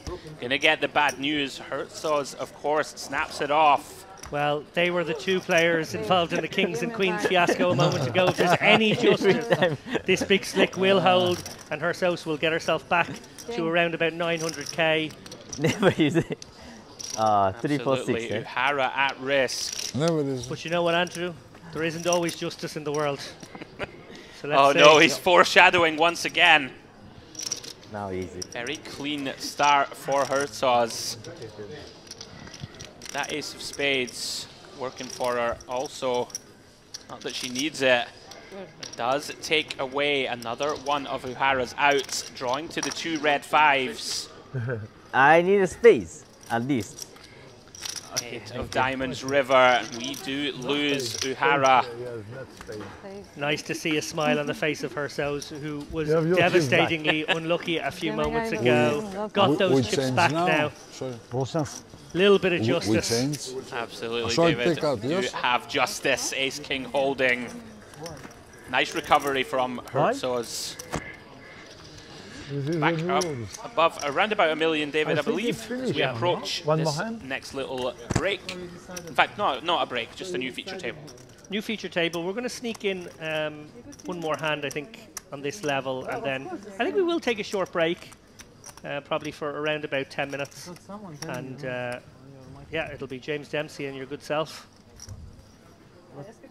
calling the action for what looks like a very entertaining table. I'm a bit jealous of you guys now getting to commentate on Giorgio in particular. He's a great character. Yeah, very intrigued to see Giorgio and how he operates. He's been crushing the live arena, as I mentioned, over the last sort of 12 months. As we see Bootboo with that strong right arm back in the mix. King 10 of hearts. Looks at 55k to go. Bransky very short now, 6 bigs. Sibgatova, the hat has come off. Very defendable ace-6 of hearts. Is a large open, David, but probably still going to have to defend this one. She's gone for it. Wow, she ships it. Again. Fair play. Did not see that coming. Just decides to send it, David, for 29 blinds. Very big shove. Fold. No, he said fold. He said fold, yeah, he's just counting out He the definitely raise said size. fold. You saw the look of terror Oh from my. Sibgatova. That was amazing. Oh, that was amazing. How much you have? More or less? 5. Wow, very non-standard jam, David, but she gets it through. Final hand there of that feature table. You have. David, you're going to go and take a well-earned break. I'm going to take a well-earned break. But before I go, I want to ask you a couple of questions, Mr. Headley. Okay. Clearly the star of the show of that frame was Bootboo. He was the wild card. He was the invincible wrecking ball at times. He was also the knit roller. He was. As we recall from that famous hand. But the other player who has been with us for virtually the entire 4 hours we've been here has been Gazarian, who has been the other really big mover. Yeah. And he is probably the more sophisticated player. No disrespect to Bootboo, but, you know, he comes at the game a little bit more creatively, shall we say. Sure. But also creative in his own way is Gazarian, who has been the other big winner and, you know, had that great move with the 6-3. You know, obviously he did have the kings when there was an unfortunate king 10 from Sibgatova that went right. But what do you think when you look at a player like him in terms of the way he's trying to, you know, set himself up for making a deep run here? He is dangerous. Like, you can just tell from the way that instinct is one thing in poker that I think can't be taught. You know, we have all these things nowadays, all the tools, solvers, the like, but he's in there, you know, overcalling with the 6-3 and has the sort of creativity and just sheer will at times, I think, to get the job done. We saw him execute that bluff with the king 10 off when Uhara, I believe it was Uhara, no, sorry, it was one of the other players, but they had the queen jack of hearts. Yes. Where he made a pretty non-standard flop check, bet the turn, and still finds the way to pull the trigger. We just saw him do the same to Uhara there, triple barreling on an ace-high board. When your opponent's called off sort of 2/3 of their stack, very difficult to find that third barrel. He just seems to have this sort of sixth sense that you can't really teach, and he is dangerous. I'm super impressed, I must say. You know, he's going out of the realms of theory, but he's making it work, and that is tough to play against if you have a player who's just willing to fire multiple bullets at you, and he's been pretty much not perfect with his timing. Very impressed, I must say. Very impressed as well. We talked a little bit about Illimer in the first frame, having that sort of splashier game, but not following through with the turn and river bets. He's not. He's no fear at all. He will fire those shells if he feels like his opponent doesn't have the kind of hand that can call. Anyway, on that note, we're going to come back in just a few more minutes' time. As I said, I will be stepping out. Mr. Headley here will be joined by James Dempsey. Don't go anywhere. See you soon, guys.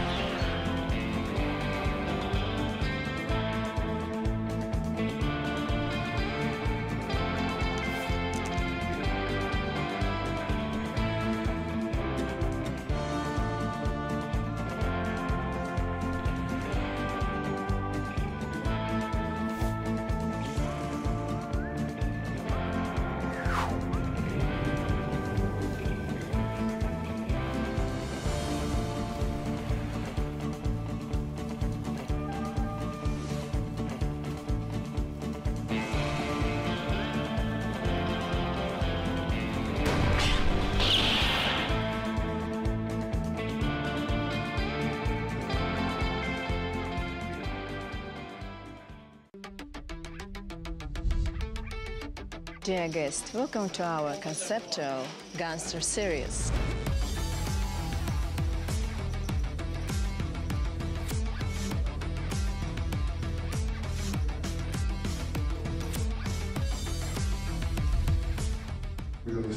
1, starter position number 2, small blind 300, big blind 600, empty 600, players usual, now it's normal.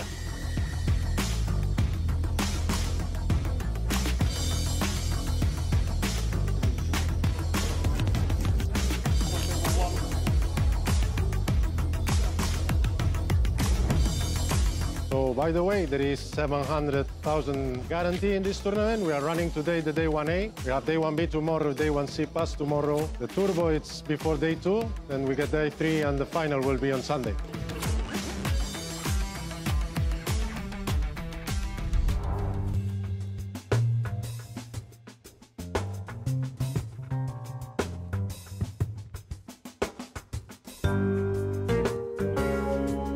New things out there. But something happened. Something really bad has happened.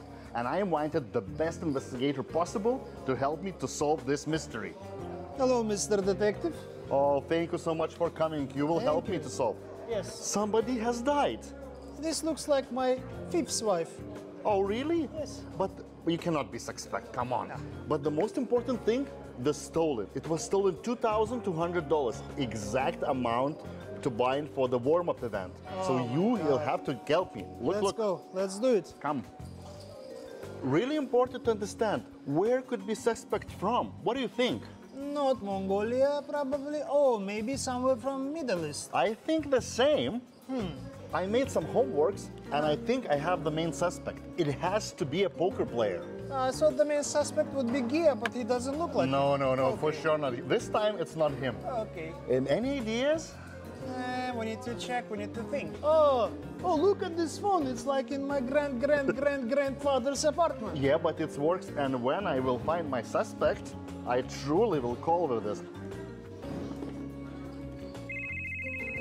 Hello, hello. I know who is the guy. I know. No. Relax, brother, relax.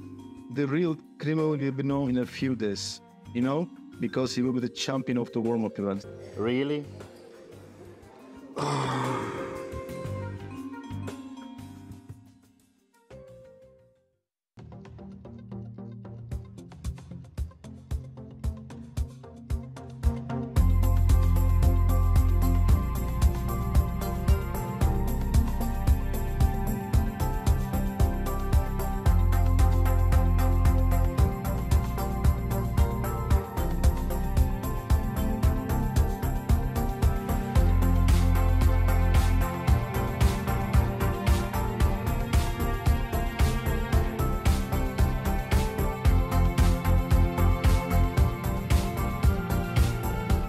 Bluff rivers. It's a very hard run out to bluff now for Markov. Right. You've got the diamonds in your hand, which actually make poor bluffing candidates because you kind of hope that your opponent might have diamonds in some situations. Yes, you got that 9 blocker to the 8-9, but is 8-9 really going to be in there that often with just a good shot on the flop? It's a dicey one to turn into a bluff now. Why could definitely be pot controlling you with a weakish ace here sometimes. You know, a Jack X hand could potentially be your target hand if you go big, but it's yeah, it's a dicey one. Knuckle it. Interesting now, does Why think he needs to bluff to win this one? Right, you don't want to let a 10 win here, do you? But he's just going to sort of give up, as it were, and find out actually he found the miracle turn. Markov's going to feel when he sees it. Oh, you just found the offsuit 6. That seems fair. How's your day going? Deuce. Oh, hello. Not a bad card to see. Hello. The 3, even better. And then the best card after that to see, David, would be an ace. Yeah. Markov. Cold decked. Question now is, does she go for an immediate check raise in this spot? Obviously, you know, that board can straighten up and flush up a little bit in a way that can actually scare your opponent who has an ace. I wonder if she's thinking in those terms. I would, purely because I've just seen him table the 9 high and not trying to bluff. I'm thinking, okay, this guy's just playing a bit more fit or fold. I want to try and make sure I get him. On the flip side, that of course, if he has the ace, he might do the bidding for you over 3 streets. Yeah, great turn card here, as bricky as she could have hoped. And now, again out of position, does she want to spring her trap? Oh, he just checks back. Wow. This is the concern. think if I got a big hand against Markov, I want to play big. They give me something else. Well, will But she be this one is thinking much check better. raise again on Give this me river, or river. does she feel now like she must do her own betting? Or maybe I think I might check pronounce again. wrong. Maybe they have tea bags and then. It's Does Papa go Camomile, for it's Papa a Pretty small very bet. value-y sort of 1/3 bet. That makes it easy for him. He can call this one. Yeah, it's a clear call. But he's got a massive hand. It's in the way it's played. But he's going to see. He's very happy. He didn't lose more in this hand. Oh, that decision to check back turn, nitty as it was, probably saved him a couple of 100k.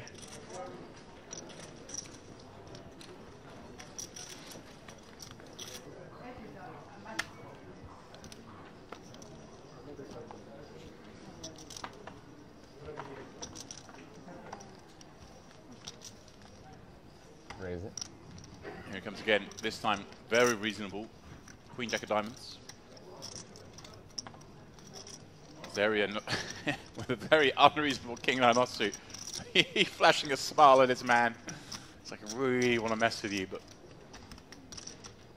can he? No. He's So- always tempted. Yeah, so many people to get through in that spot, but he's been undeterred by that factor. Markov, who's had a tough run of things. Ponomarov with a pair on the button, but against a player that's so difficult to define his range. Has opened for +1, even though he's opening a lot. Still give him some respect. I like that. Just he's too difficult to play against this man. I think you don't want to be in there with hands like threes. I think maybe you might call with some more of the pseudo connect type holdings. The threes, you're going to be in no man's land so often. Herzog's defending ace-9 of clubs from the small.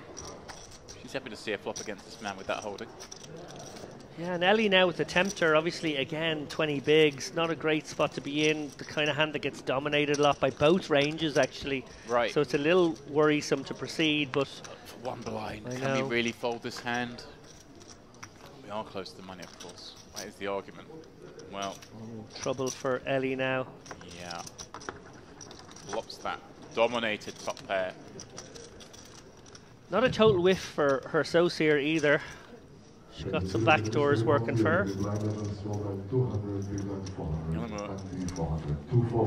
Gonna continue on this rainbow board. Gone with a healthier size than we've seen him see bet thus far. Of course, it is a three-way pot. Things are different. You're up against kind of different ranges, especially with the small blind being in there. Does that leave room for this man to ever get away from this hand at some point, or is he going to feel compelled, perhaps even just to ask for it now? Yeah, very tricky spot, Eli Said. He has made a difficult bet for himself, and now is gonna. He's not going to love it a little more. Holding this, I don't want to waste time. But I have Queen Jack. I don't know if it's good or not. Queen Jack is good. Yeah, Ilamore very conscious that he could be up against King Jack or two pair there, but sort of can't bet He's doing fold it the for the hands. TV. He's like, just so you know, like I know I can be behind here, but I'm not folding top doing pair. it. That's why I'm calling this quickly. And does the bell toll for Eli Said here? The unlucky seat, perhaps. Here we first. Saeed next or not? Wow. Finds the chop. The running chop. Happy landing. A very punch-drunk Ilamore.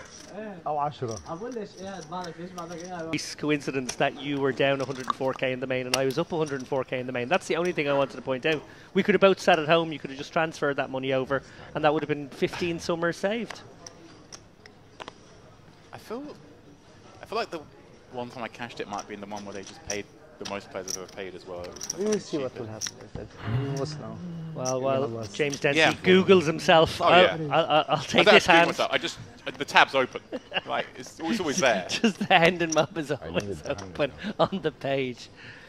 Markov, from under the gun, has finally decided enough is enough. Later you will know what I the have hand been is once. slapped around for the past 2 hours. I'm going to try and take one down here. Well, Saeed. What does it matter how about you? Yeah, but like, Ooh. also I was doing something.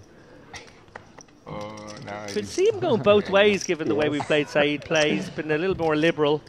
Does go with the flat from +3 here, and Ilamore quickly release. Ooh, and Kazarian has a real hand this time. Poor Markov just cannot catch a break right now. It's almost like they gave him 3s before we folded. Gave him 3s, he gave him 5s. It's like, okay, I guess I'm supposed to play some hands. Okay, I'll play 5s from under the gun and punished. Yeah, and playing against two fairly shallow stacks here, Gazarian can size this 3-bet quite small. A small squeeze would be kind of nice. He has gone somewhat small. Yeah, I mean, sub 4x against a raise and a call, against under the gun. It's certainly not really any smaller than that, I wouldn't have thought. Yeah, it needs to plausibly have some sizings that are folding here. Markov, well, he has been incredibly patient. That's the one thing we'll say about him, is while the deck has been unkind and maybe, just maybe, a couple of folds were a bit too nitty earlier on, he has been patient. He has been willing to just let his hand go and wait for another spot, wait for another day.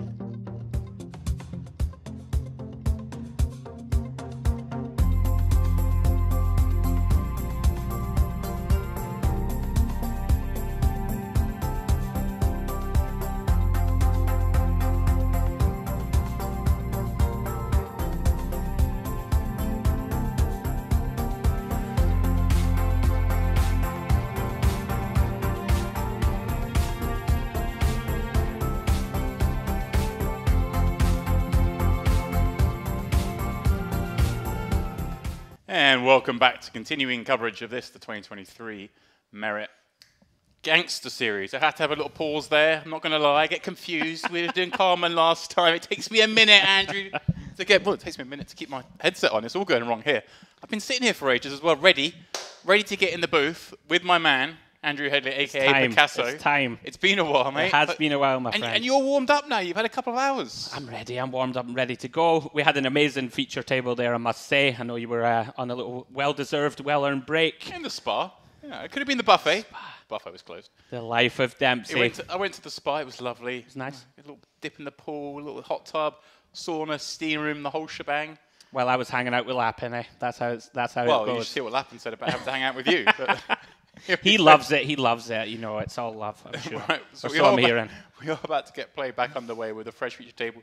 You guys just had a fun one. Obviously, got us through the bubble. Serious business now taking place. We're going to try and play down to this final table with, I guess it's around 5,000 locked up now, 6,000, something Yeah, like that. I think it's, in that midst, as I say. I put him on the spot. I could have warned him what question I was going to ask him, but I didn't. There we go. He's left to his own devices. And here we are. Ooh, that's a fancy looking shot. I'm not quite sure where that is. I want to go there, though. Looks good. Can we get Oh, wait a minute. I believe that's just outside the door. The old Merit Crystal Cove Hotel. Beautiful location. James is up, shirt's coming off. Time for business. Here, my man. It's very warm, guys. As you see, the chip counts, new feature table. I think we're down to 40 runners remaining. Look at this, some faces. Nikolai Ponomorov, of course, was on our first feature table of the day, and a very familiar face to those who frequent Merit. He's in there with 2 million chips, but it's the man 5th in chips on this table, Andy, that I'm most excited about. We were just talking about him on the break. I'm not going to lie, we had a little cheat, looked over the feature table, see who was in the mix. Yeah. Spoiler, Georgi's still there in 25 minutes time. But that's the man I'm excited to see. The guy goes ballistic. Same here. I know Georgi, of course, has been on, pretty safe to say, James, been on a massive tear in the live realm over the last sort of year to 18 months. And we were also referencing he never smiles in a winner's picture. He has this, it's quite an intimidating presence. Nice. I've played with him a few times. Great player. He'll be looking to chip up, make an assault as we approach the final table, Demps. And I gather you've been perfecting how to pronounce his name. Oh my goodness. Right. I've forgotten the last bit. Right. Georgi, I'm very sorry, my friend. We've been told we can call him Big Gia. I think. I added the pick. I've added the pick. Wait. So it was Georgi. No, I'm not going to do it because I've forgotten. There we go. Shkurlukia. Georgi. There he is. My man. 3 suited in the cutoff, James. Straight into the action. Yeah. Pretty reasonable, this one. The ace-3 suited from the cutoff. More than pretty reasonable. It's very reasonable. Benicus behind. Queen Jack. Same suit. And a flick in the peel, but off a short stack here. Very interesting. I think against an aggressive opponent, certainly some scope to just 3-bet shove this one. You're still going to have some fold equity for around about 13, 14 bigs, James, but does decide to call. Certainly an option, but it's not going to end well. as we see Ponomarev completes with the 9-4 of hearts. Both players have flopped the flush draw. Bernakis not going to get away from this one, I don't think. Demps has a roundabout pot. Yeah, it's checked to him. He's fired 75k, and that one assumes he's about to be met with a request for all of it. Yeah, Georgie gonna send this one. You have to imagine. He does, and he's gonna be amazed when he sees what great shape he's in. An 80% favor with just ace high. Yeah. Bernakis, needing to find some paint. Yeah, as we see Bernakis gets the bad news, James, coming up against basically the worst hand possible. Gonna have to find an offsuit queen or jack or some kind of backdoor straight. Here comes the backdoor. Oh, no. 8 of hearts turn, James. Does open up some more outs for Bernakis. Gonna have to get there. Doesn't do it. 10 of clubs river. It's the needle, you make the flush. No, we just talked about him, James. The man who's gonna be a huge threat if he gets a stack. Gia takes it down, hand 1, pot of 725k, and that's going to pad his stack up to around about 60 bigs, a little more. Yeah, I'd say he's already a threat. Oh yeah, of course he is. Just he's that guy, right? If he has all of them, going to be very difficult to get them off him. What a start, James, to this new feature. Gia chips up right off the bat. Wheeler's Bernakis. What's the card protector? What have we gone with here?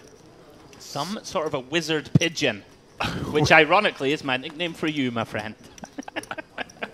The wizard pigeon. I was meant to, on my break, I only had 2.5 hours of break, figure out what's going on with the turtle card protectors. Right. And the trinkets that are up there in the shop.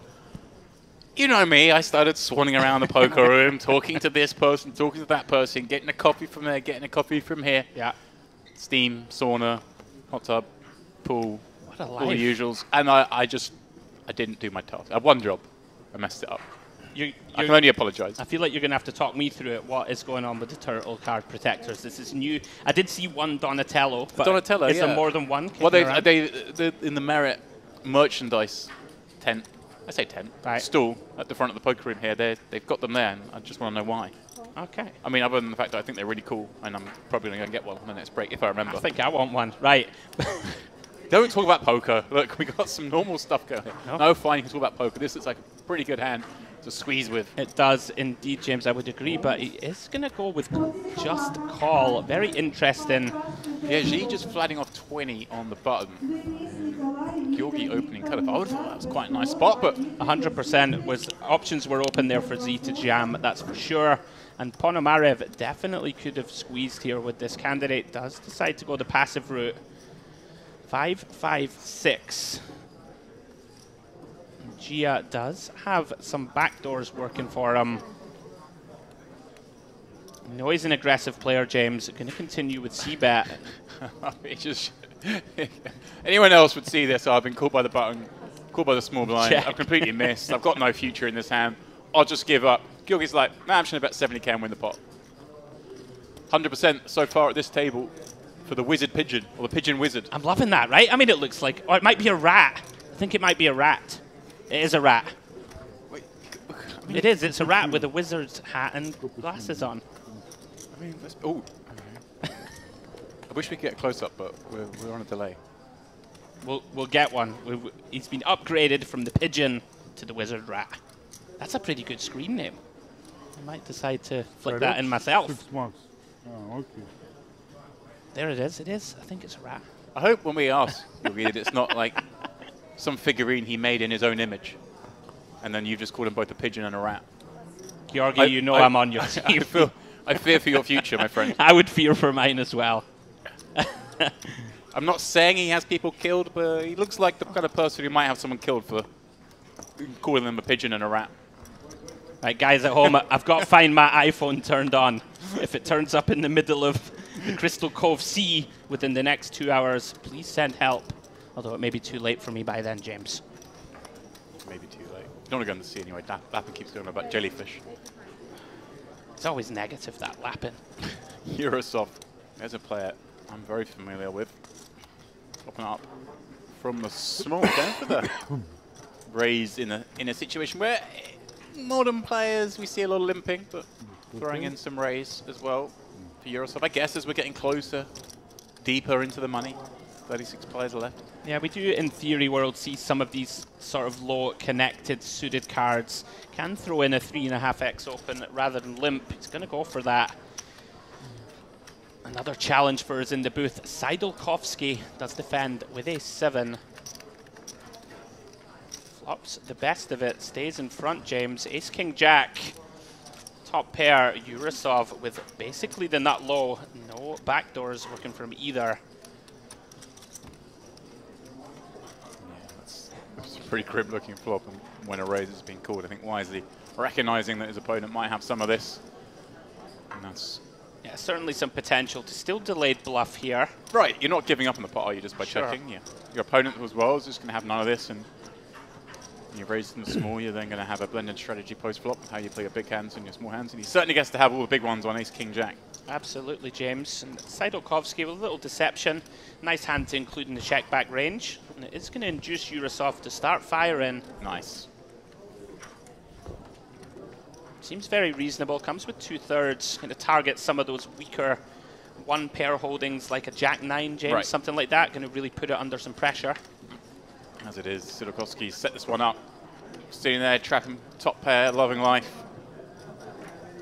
Yeah, slide in a call. Certainly. Maybe pick up a second street. Absolutely. It's certainly going nowhere here on the turn. And how much of it, in his mind here as well, is the fact that he's also got the ace of spades, just in case something happens on the river. Maybe a spade comes, his opponent bets big, and he can really go for it. Certainly a nice card to be holding. As we can see, already has Eurosov dead, but this is the spade, James. That's the spade, isn't it? The one that fills in the straights. 10x getting there.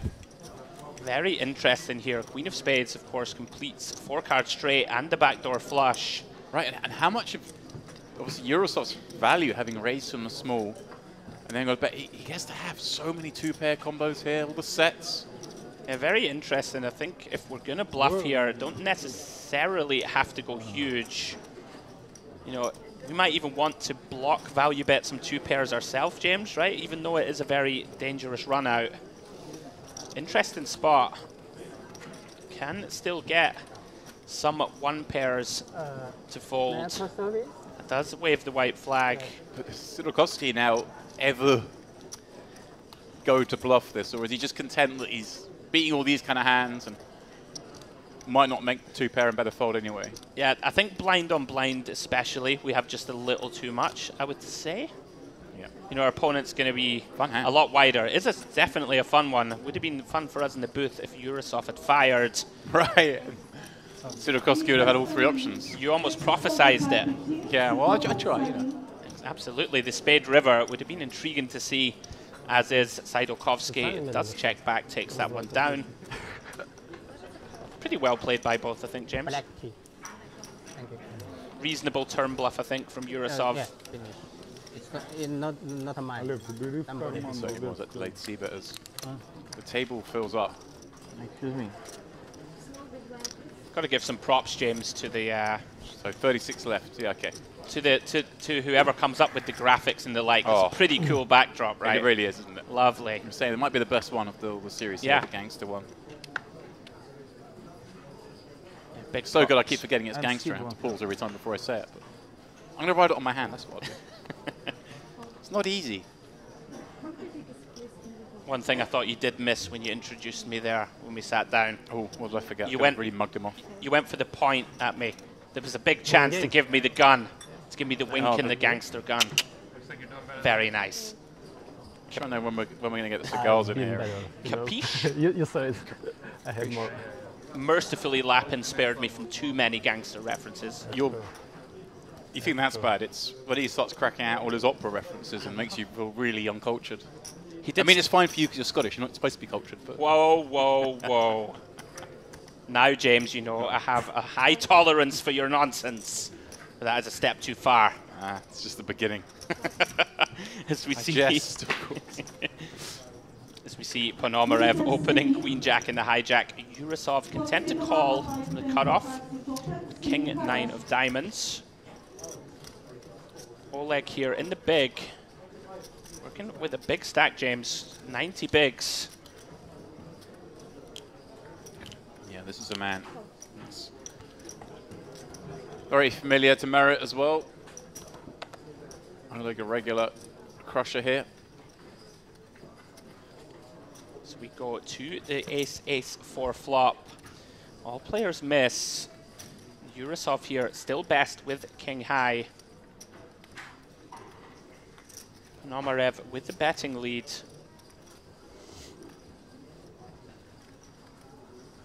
I saw positive earlier. He looks the most gangstery, but only because it's modern gangster. The hoodie, the sunglasses, the cap. Very gangster. Not very gangstery here.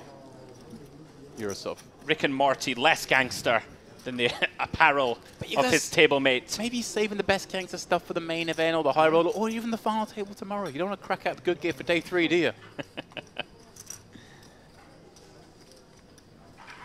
As we see, Yurosov does take one off here in position. Does have the best of it with king high. Backdoor flush draw working for him also. Oleg here seems as if he's gone for a costume change mid-hand. I'm sure that was not the same gentleman who called pre. The glasses have come down. Business time. Hasn't folded yet, James. Very interesting against a bet and a call. Just king high. Yeah, but look at that. He's got the 3 working. He's got the clubs. He can start to do some nonsense. But I think rightly so. Thinks better of it. Be a little optimistic, that one. Absolutely, as we see Yurosov here improve to a king high flush draw.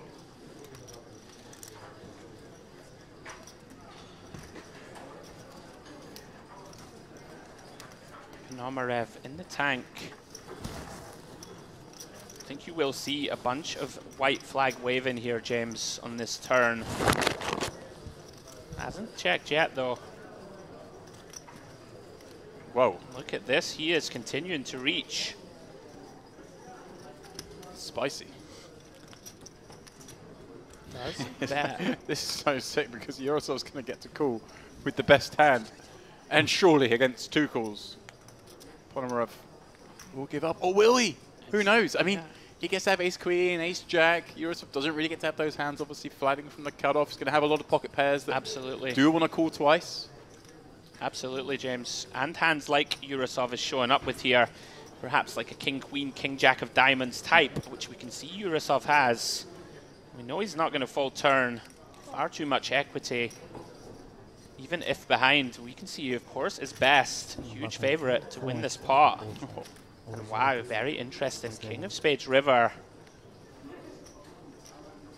Does Ponomarev ever go for some heroic overbet to try and make a medium ace fold, I wonder? Wow. That would be so ballsy. Certainly some potential to get one of those mid-pocket pairs that you referenced to fold river, James. You know, yeah, they can't 7s through 10s really cannot call 3, you wouldn't think. See. But other than those hands, yeah, other than those hands, you do start to run into the nutted portion of the button's range pretty often. The heart rate's up. He has gone for the overbet. I love it. Jams. I love it. Wow. What a sick play this is, ladies and gentlemen, from Ponomarev. And the sick thing is, Yurosov's got like, better than the hand he's supposed to have in the fact he hasn't got those medium pairs. Obviously, he's allowed to have some ace-x. King does block ace-king, which is the most likely hand that's going to overbet jam this river. That all said, though, this is surely too hard to call. Just one of these spots, James, right? 3-way posts, wildly under-bluffed. Yeah. Very well played, Ponomarev. Gangster indeed, James. I saw his chest bulging on the river. He was like, the heart rate was up. He wasn't done with the hand. What a baller. That is a very, very bossy bluff. Kudos to Ponomarev for pulling the trigger. Yurosov, not much that can be done. Has to relinquish the king-9. Fireworks to start this new feature table, folks. 36 left. Love it. In the 2200 warm-up here. Really has been fireworks as well. Not been disappointed so far. Big stacks doing big stack stuff. Yeah, that's a fantastic bluff we did see at the previous table. Bunch of great play from Gazarian. Ponomarev also showing his chops. Yeah, Gazarian was, it's been fun. He's playing great. More of him.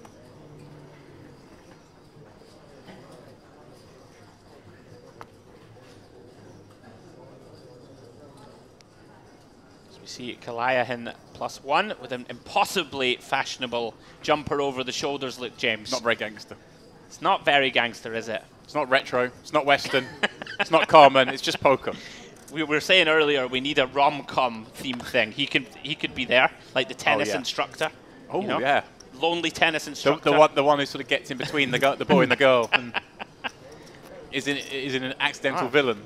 That kind of guy. Oh, wow. I was going to give him the unfortunately widowed, you know. And you're going the other way. With a broken heart. Oh, so he's the hero. Oh, well, I mean, you've made him the villain. Well, I'm thinking, you know, he's too good looking to be he's the guy who comes in and kind of boy meets girl, boy and girl get together, boy and girl separate, girl goes off and sees other guy. He's the handsome tennis instructor guy. Okay, maybe not. I thought he looked like a nice guy as we see Oleg deciding to just raise call here, James. Makes a lot of sense against a sort of 15 big blind. Yeah. Hamnet with 15 bigs. I think, obviously, Oleg came second in the main event last time out here. Oh, wow. That's what I was checking during the last stand to see how he'd gotten on in the retro series because, well, I'd remembered his face so well, but I couldn't remember which place he actually finished. So, obviously, doing just fine in this casino as Hamnet defends. Yeah, not too sure about this one, James. I think this is far too wide.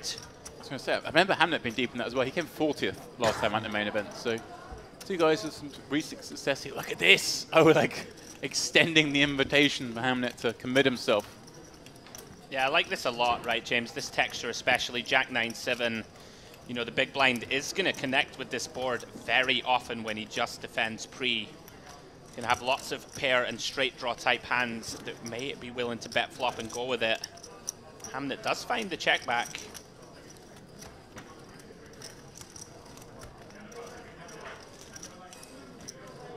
He may be infused at that check back, maybe thinking his opponent's got some sort of weaker showdown, so may think he may still get all of it despite no action on the flop, but as it is, this bet is just going to take it down, as is. Yeah, absolutely. A little too wide there pre-James, I think, the 10 deuce, and I think once we call, even though we see Oleg did indeed have queens, a bunch of small betting there, I think, on the flop in position would get the job done against some of Oleg's pre-flop bluffs. But as it is, Oleg up to 2.5 million, James. 2.5 mil. Winner, second place finisher in the main event last time out, looking to go one better already in the warm-up for the next festival. I'm not counting the little event that happened here in October. Maybe I should. But it wasn't a Merit series. It may have been the biggest event at Merit. I'm talking, of course, about the EPT, a rip-roaring success in these parts. Yeah, I was very disappointed to have to miss that one. But by all accounts, because of lack of funds? Or? Oh, whoa, he's going for me, ladies and gentlemen. Never mind the Gangster series, there's a gangster in the booth. He's going for me. No, unfortunately I had family commitments on and had to miss, but I did hear that it crushed on all aspects. Yeah, it certainly did. Which, those of us who are regulars here, and those of you watching who are regulars here, will know that was always going to be the case. But some people hadn't made it out here up to that point, despite the fact there have been a whole host of big events here in the past, outside of just the Merit events. It was a huge success. I've been over a couple of times and the venue's fantastic, so anybody who's not been over yet, one of the best spots to play poker, I think, in the world. As we see Oleg opening James 7-8 off on the button, leveraging that big stack.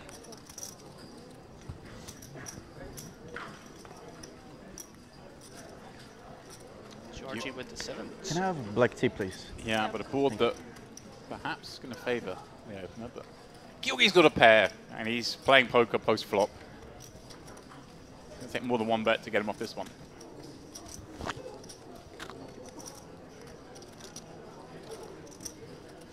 Very deliberate. Yeah, if I remember, I feel like during that final table and the approach to it, it was massive, by the way. It was obviously the summer series, as it were, so it had over 1,000 players in a 3K. So the prize money was ginormous. I seem to remember it. I think he played pretty snug on the final table, if I remember. Him and I think even the ones who did best on the final table were the ones who did play snug, and all hell broke loose around them. It was a great final. Obviously, all things are available to play back here on our YouTube channel. You can play that back. Obviously not right now, because you're going to listen to the nonsense that myself and Andy are talking. When I say nonsense, he's talking nonsense. I'm filling you guys in on amazing stuff you can access, but let's see for a second barrel here. Yeah, gut shot. I think so, Demps. We did have a very small flop bet, right, which is pretty in vogue these days. Quarter pot check called by Georgi. Does turn at the 6 of diamonds for a gut shot. Probably going to fire again, James. Target some of those weak 1-pair holdings that Georgi's still going to have in the big. Right, and up to kind of hands like this, I presume. You're going to hurt the 4x. Yeah. These pocket pairs, 5s, 7s, 8s, 9s. Maybe as high as 10s and stuff that might not have 3-bet from the big blind here. Absolutely, to go along with any kind of Jack 9 type holdings, any sort of stubborn ace highs that have to call 1. This is 155 and a Look 200 at odd. this. Georgi, he knows. He knows. Certainly does. Very stubborn turn call here from Georgi. He is right, James. Can Oleg fire again? It's got to be hard now. Your opponent can still have some of the kind of good queens, certainly. All the king X. Yep. They can also have 2 pairs that are going to play this way. Absolutely. Check call the flop, extend you the rope. And it's not just guaranteed to fold. You know, certainly a lot of the kings, maybe all of them. You fired that second barrel to kind of make the weak hands fold. So you're left with just the strong ones. Obviously, in this case, we can see a bet it's almost certainly going to win because Georgi is very weak. Can Oleg pull the trigger? Can potentially make some hands like a Jack 9 of diamonds fold that calls flop and turn, maybe a 4x of diamonds, and some of the stronger queen X that James alluded to. So tough though, Demps, to find a triple here. But we do unblock all of the hands that call 2 and fold river, James, I'd suggest.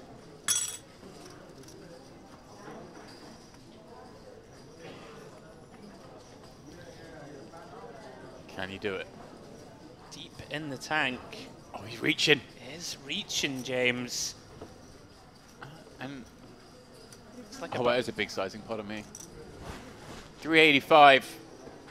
Have that, Georgi. His face says it all. Hating this moment. Yeah, round about 3/4 pot, James. Very well played, Oleg. Finds a way to get it done. We have seen some sensational triple barrels over the last couple of hours. Thank you. Game's not so easy anymore, Demps. It's not friendly. It's not. Great hand once more. Very strong from both. That turn call from Georgi, very difficult to make. Oleg manages to kick the door down. Gets it through on the river. Very nice play. So aggro. These guys are in a hurry. Why? Got a day and a half left. I feel like I want that LED screen in my... It looks amazing. I have to say, it looks amazing. I'm like a fanboy with the background stuff.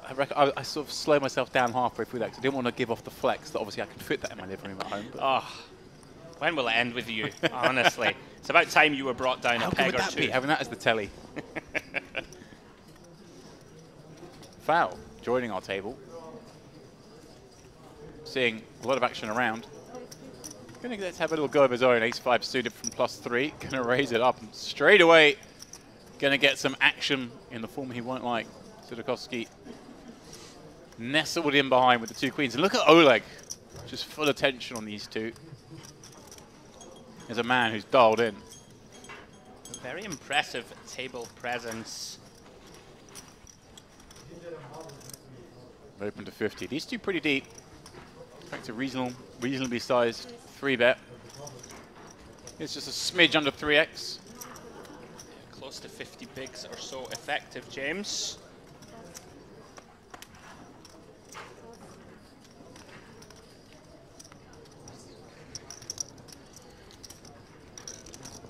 Bet just under 6 bigs from Sidokovsky. This is that hand, then. It's the hand. This is that hand, the invoke hand. This is in vogue like black's in vogue. I mean, this has always been that hand. It's true. From the beginning of poker times. Fal working with a shade under 50 bigs. Around about 45. Not out with the realms of possibility that he can send this. You could also look to just play with a call, perhaps. Sure.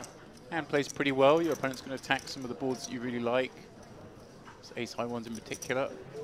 But then again, it gets very difficult post flop as well. Of course, Demps the I think that was rushing for bluff. Was that bluff? You know, you bluffing me? Shake of the head. I had it, pal. Don't worry. You've done enough of these here in Merit that you should know. 4-bet punt toss with ace 5. No, no, no. You don't have them in the locker anymore. We all know that. Everyone thinks you've got it in the range. I don't have it. Don't have to have it in the range.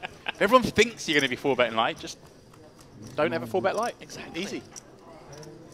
Giving away my strategy now. What I was referencing was you surely know all of the local language talk for bluff and punter and. I should do. Too busy in that spar, eh? Buffet, I'd say. I'm looking forward to attacking that myself. Never mind attacking the light 3-bets. The buffet here in Cyprus, sensational stuff. It see, Fishy Friday yesterday. There's some beautiful, all sorts of salmon crusted with. Oh, it was just something else.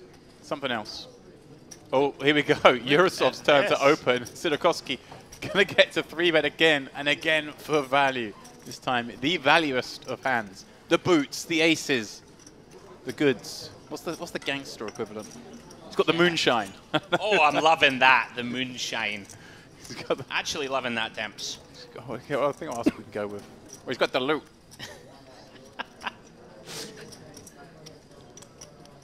Or you could call it the bootleggers instead of the boots. I like that. Hey? Yeah, I like that. I see where you're going there. Sharp. Bootlegger went through my head and I called the aces the boots and I hadn't put 2 and 2 together yet myself.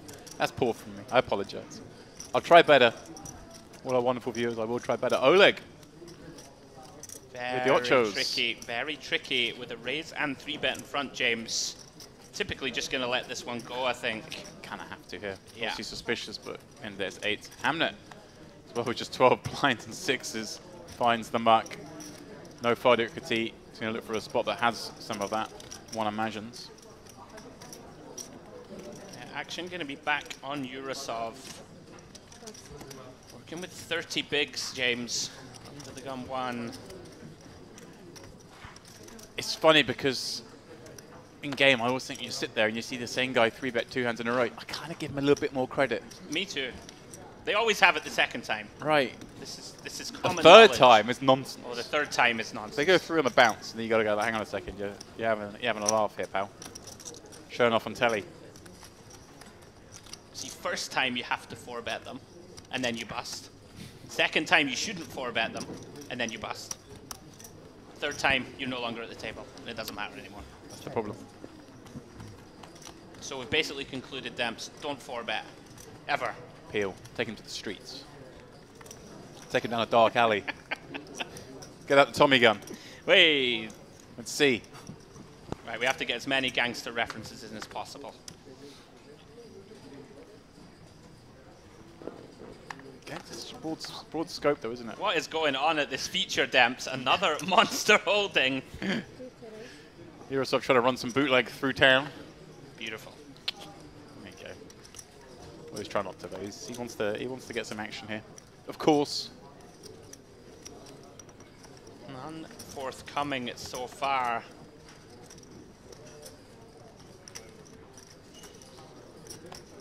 Moving round to the big. Ukraine. Nomarev with the 9-7. Haven't played a bunch with him, James. He's very, very sticky. Yeah, this seems kind of fine, doesn't Yeah, it? yeah. Well, you got Yurosov opening up sub 30 under the gun. We know he's not going to be crazy wide, but 9-7 still plays well enough and doesn't play too great on King Jack 8, but he has picked up some outs. Board though, Andy, this is the end of the gun raises, isn't it? Absolutely. Yurosov here with a pretty mandatory and easy c-bet, especially when you're holding the aces. Snap fold from Ponomarev. Yurosov takes that one down. Из-за всей этой ситуации нет.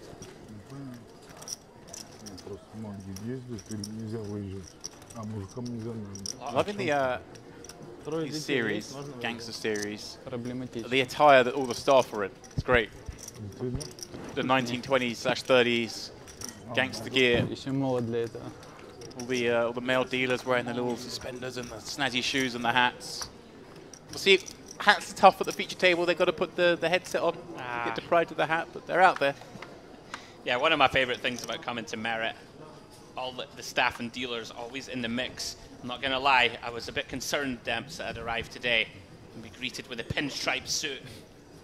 A little, what is it, you would call it a little coronation. It'd be great. I mean, if you're giving me credit for thinking too far ahead. Maybe we'll do it for the final. Yeah. I'll save myself for the Western series. I'll go all out then. Oh, yes. Oh, yeah. Get the chaps. Ooh. I could see you rocking a gangster suit. I might just come in on my horse. Pop the horse behind us here. I wouldn't put it past them. The hooves on the hard tile floor might be a bit of an issue, but and the buffet might get devoured at a slightly faster rate. Oh, maybe 3 for trying. As we see Ponomarev limping the small. Gonna get some action. Yurosov does wake up with a big hand. One of those with 30 bigs deep. We're in the money. We're happy to get this in, aren't we? With the 2 nines. Absolutely. And take it with 4x. Nice. Let's take it down pre. Oh, that annoys me. He kind of reached off and just grabbed the 25k in front of the small blind. That's like, I'll have that, pal. I'm like, hang on. Calm down. Just starting little vendettas in your own mind, James. Oh yeah, I'm out to get that guy now. So grab his stack when I bust him. Mystery bounty in the background. It's a fun one. Thank you. It's going off. Always action here at Merit. Non-stop. Have you had much success in mystery bounties? I have done quite well, actually. I played a live one at the Irish Open, I believe 18 months ago or so. Finaled that one. It wasn't like a huge one, but it's fun opening the envelopes, you know, when you get that sweat. And I think I ended up coming 4th. Alex Goulder, you'll know well. He pulls the big one. And wins the tournament? We were all booing him. No, he came 3rd, I believe. Okay. But you know, the smallest bounty was 1k, and they would stop the tournament every time somebody pulled an envelope, and we all started chanting 1k, 1k, and anti-railing whenever someone. And he pulled how much the big one? Sorry. 15k, I think, or something. Classic Goulder always gets there. Unbelievable. But they are fun, and it's certainly a format, James, that people are loving nowadays. Oh, it's here to stay, as is Oleg in this pot with top pair and that flush draw. Foul. Finding himself with the best hand for now, but look at the equities. See, flipping around with Oleg having so many win-outs. Yeah, very interesting.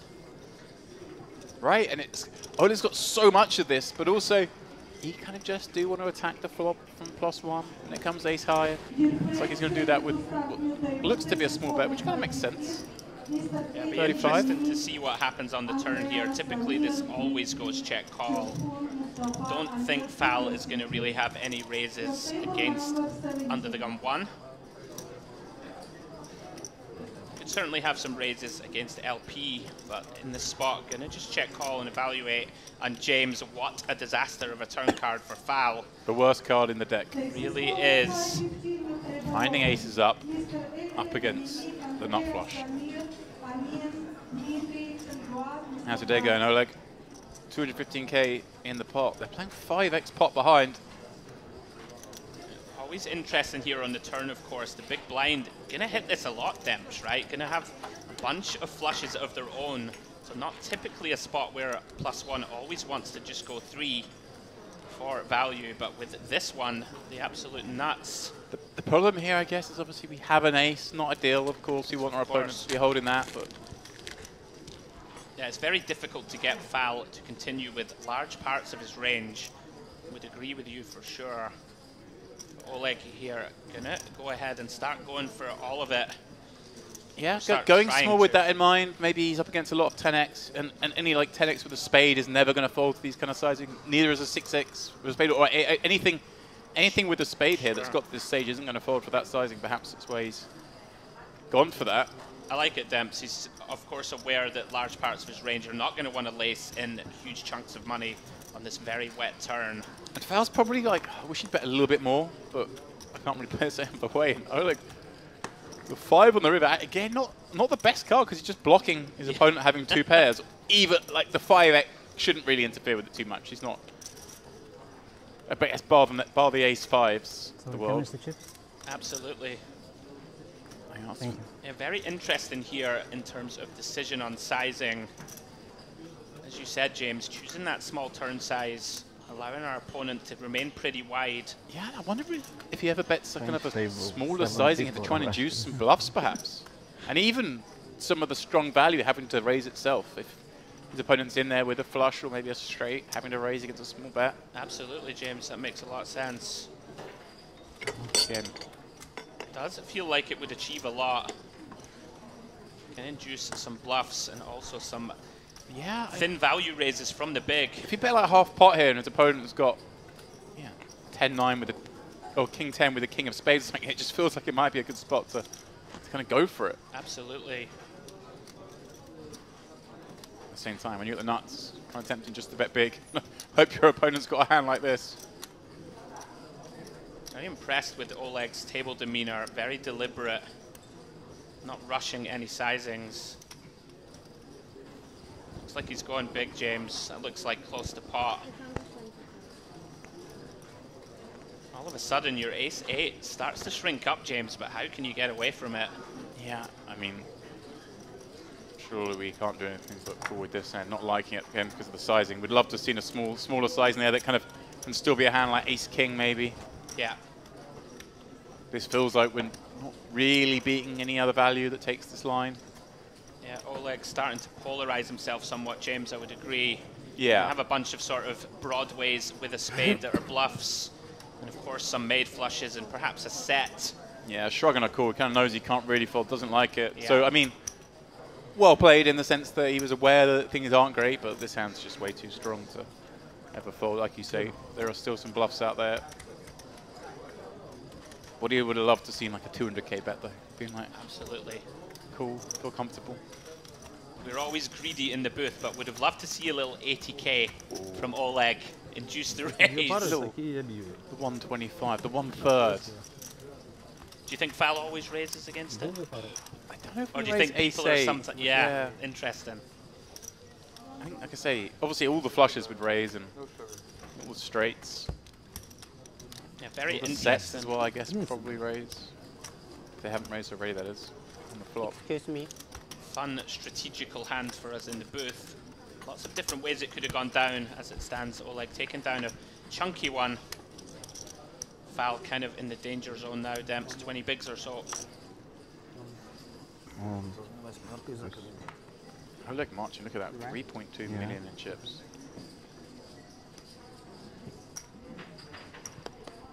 Great position to be in.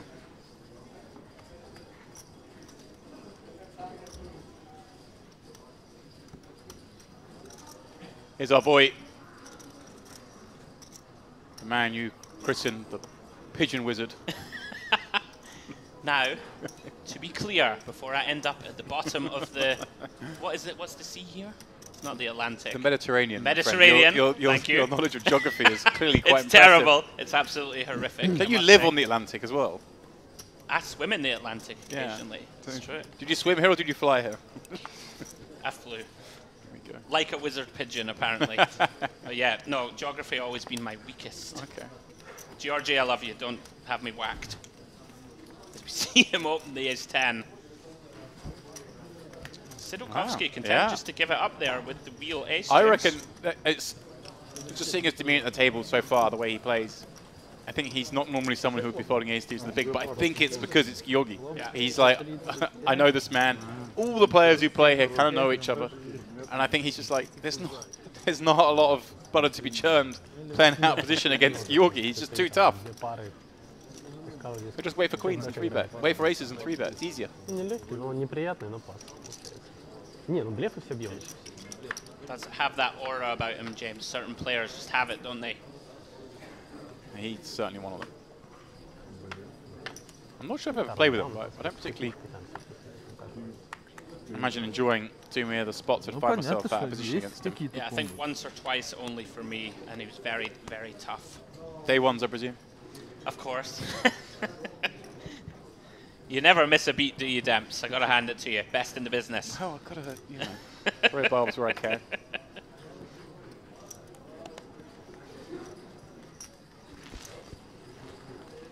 Eurosov.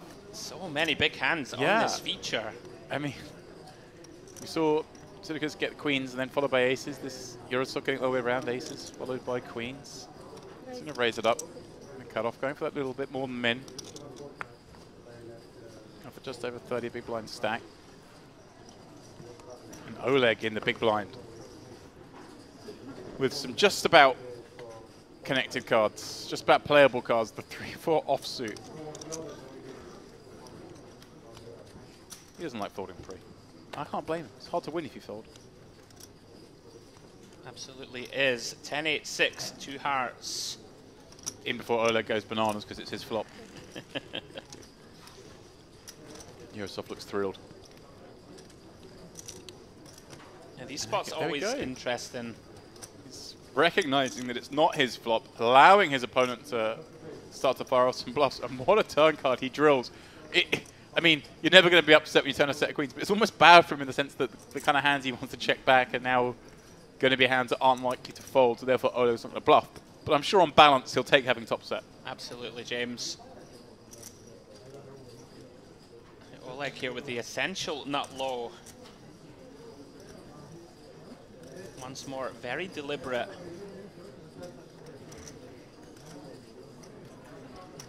Is reaching, James. He doesn't care that it's a card that favors the opponent's check Look at backs. He's like, this. I can still punish all the ace highs and raggedy hands. 135. Eurosov doing a very good job here of selling weakness. The quizzical look. How much? Is just a shade under pot.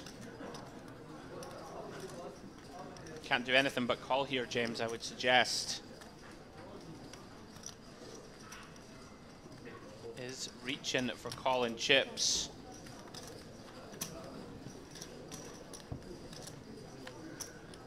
What a gin river. It's as clean as it gets. It's so fun as well because it's very rare he's raising pre and checking back a 10, isn't it? He's not really supposed to have that. And Oleg's allowed to bet a 10 on the turn. Probably doesn't go that size, That's I guess. the problem, I think, yeah. Close to full pot. But then that does lend him to having some 2 pairs that maybe have got there in the form of a boat. I guess they're going to take you away. The balance table. Very intriguing. Eurosov with 1.5x pot behind. Maybe I get the dog for blind. Yeah. If he is going to bluff here, Demp's going to be targeting a hand like ace-jack, potentially, right? Double gutter that missed. Oh, it's gone pretty small. Gone really small. So exactly, he's just going on to that, the non-paired stuff. I think I quite like it. Makes a lot of sense, right? It's going to be very difficult to get a queen or a 10 to ever fold. Right. So you're going for the flush draws that check back instead of the cool turn. Yeah, Gut you shot can flush do it. draws. Sure. Yeah, like those ace jacks. King jacks, I guess, is a prime candidate. Ace king with a heart, these type of You can holdings. show yourself in full with such short stack. Quite impressed with Oleg's awareness of these sizings, you know. It's kind of fun as well because Eurosov might be excited to see that kind of size because it's the kind of size that it's going to have to bet call some of the time. Yep. Presumes he's going to rip for 630 and you'd be hoping Oleg will then go into the sort of tank, potentially cool mode with a queen. And it just looks like a spot where Eurosov just can't really have it. He's hoping pre, check back flop, cool turn. Like how can he have a hand here? Yeah, very difficult to put him on a value hand, James, that wants to raise river, I would agree. Hands like ace 10 and king 10 very likely just bet flop. Right, is it like jack 9? Yeah. Like probably the most obvious. Potentially like a 9-10 suited, I think, could maybe yeah, could some maybe check tens flop here. But Yeah, and I guess to that sizing, does want to raise river. Still wants to raise, yeah. Interesting, he's gone non-all in. Kind of in a tournament, there's always an argument for leaving some chips back in case you lose the spin-up factor. Is this just a little Hollywood, James, just for a little bit of respect from the table? Surely no universe or would is consider he going for the 180 more? Yeah, I think we're in the Hollywood territory.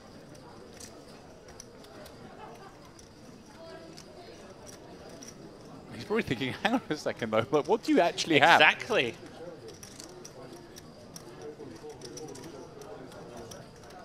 As James alluded to, Yurosov's value range to raise river here extremely thin.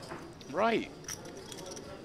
You're not thinking he's got queens. You're not thinking he's got any form of boat. Jack 9. As it stands, Yurosov very nicely played, James. Pretty much max value. I'm talking that you are moving to another Gangster. Good luck. As we see Hamlet leaving the table, as we balance. Just 4 tables left. Myself and Mr. Lappin, James, were talking about this earlier. It's the plan. The plan is, of course, to try and get as close to the final table as possible. We set the over/under on around about 14. What do you think? Less? I think we might get a little less. I don't know, it's hard to say. Take 10 levels, I guess, and get pretty close. Nothing's rushed here, I like it, Mary. Even the poker's not rushed. They're not going to be like, right, you guys have got to keep playing until we get to the final table. Like, we've got all day tomorrow. Yeah. We'll just come back. You guys go and enjoy yourselves. Yogi clearly tied even with that schedule. G popping in. First foray at this feature. Queen 10 suited from +1. And try and get one through on that sub 20 big blind stack foul. Suspicious, but again, a +1 open. Is there anything you can do? Manu's not ran bad there. Opened the ace-5, got 3-bet. Defended ace-8, made aces up. Lost that one. All of a sudden, it's pretty short. Yeah, one of those spots, isn't it, James? Ace-7 suited, of course, very playable. But against the sort of 17 big blind open of G. We do see a bunch these days of these sort of small 4 big blind 3-bets, you know, against players that are capable of still finding the raise folds, which they should. Yeah. And, you know, a suited ace could have been some potential for it. Yeah, Let's let it go. I don't know how much playing experience the two have got against each other. That will go a big part into it. So we're just joining this table. Absolutely. They've been playing there together, maybe all day. Who knows?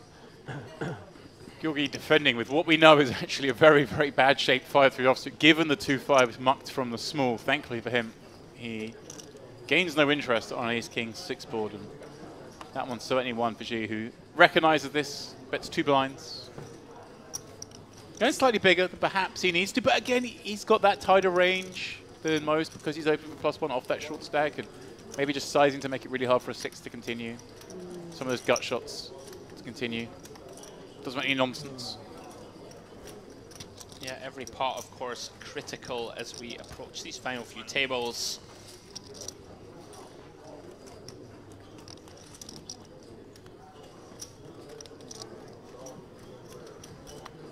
I feel bad about the tennis instructor thing. I think it's time we upgrade him. Okay. I don't know, tennis coach, I can see it.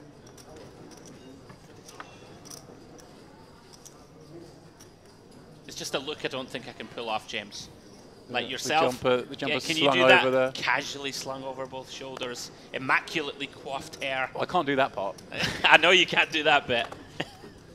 I don't know, we'll get you a gangster wig for the main event final table. Wow. Re-entered the fray, ace-3 of clubs. He just wants to get one through. Just remember what it's like to pull chips in rather than send them away. Very much a thing, isn't it, James, wanting to reverse that momentum slide. Djokovic going to make the call from the big. Very defendable, 8-6 of spades. Fal may indeed reverse that momentum now. Not much working for Kalayahan. Serve and volley. Job done. Unplayable. I mean, I feel like I got more tennis references than I do That was Gangster very references. impressive. You got quite a few in there. Yeah. Помнишь раздачу, где туз-туз 4-2, блядь, и ты говоришь, там Туля, там валет дама. Пересмотрел?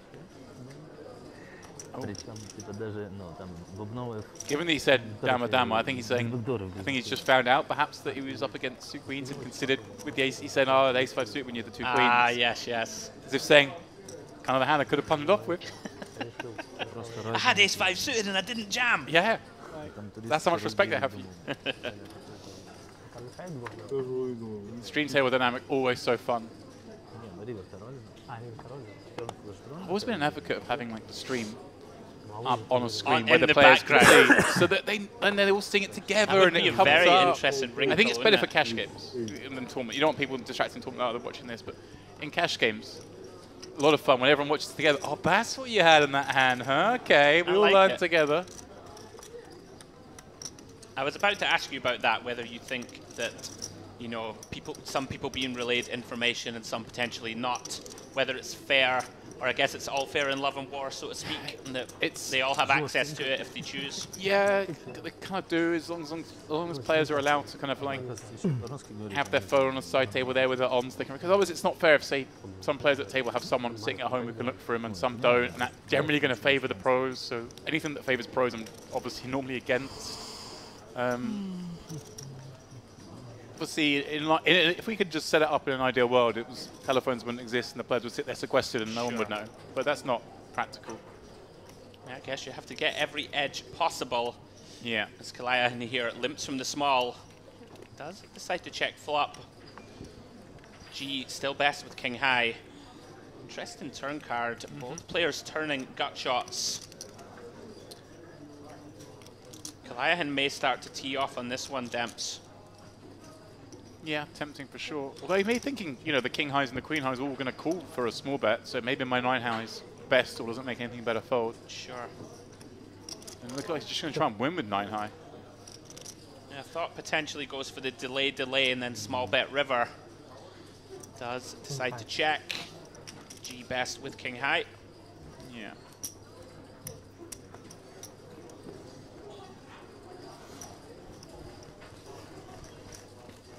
Double full. Juice. Well, that doesn't really work though, because G1. I'll leave the tennis references to you. I'm off to sit on Henman Hill and drink a Pimm's.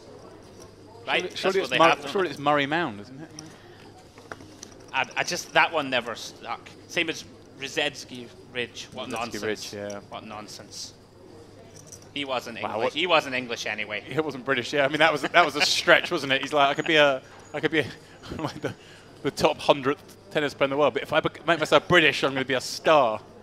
Fair play to him, it worked. It did work. It's the old classic, whenever Andy Murray lost a match, he was Scottish. Oh, he's very Scottish then, yeah. Unbelievable. Whenever he won, he was now the British heartthrob. Boots again. Yorkie with them in the cutoff. Beautiful spot for him. Does have 2 reshove size-ish stacks behind Demps. Yeah, that's a nice thing to have, isn't it? It's 21 bigs here from the small one. And a big stack in the big blind, he might do some stuff. Ponomorov with the pretty ghastly looking 8-4 offsuit.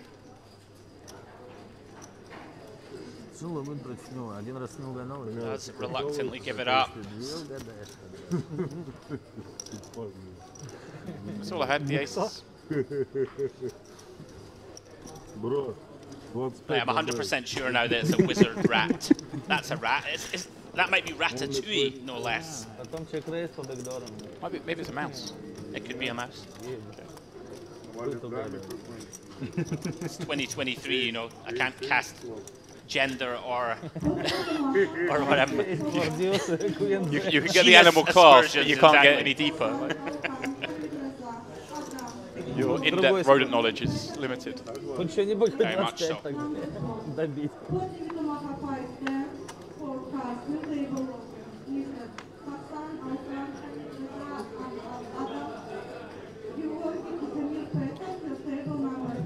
Cards back in the air.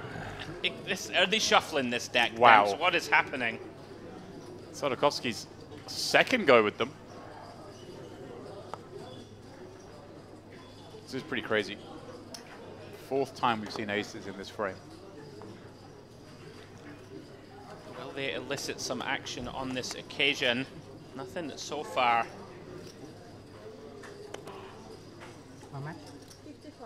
G with just 21 big stamps. Yeah, against little the too shallow. +1. Kind of hard to get too frisky. Yurosov with a double gapper. Give it up. He's got to show. He's got to show when as Georgi well. shows, you've got to show. Aces. Still 4? Open. По твоим стопам пошел. Like you. The customer. The dealer's looking around going, yeah, guys, be proud of me.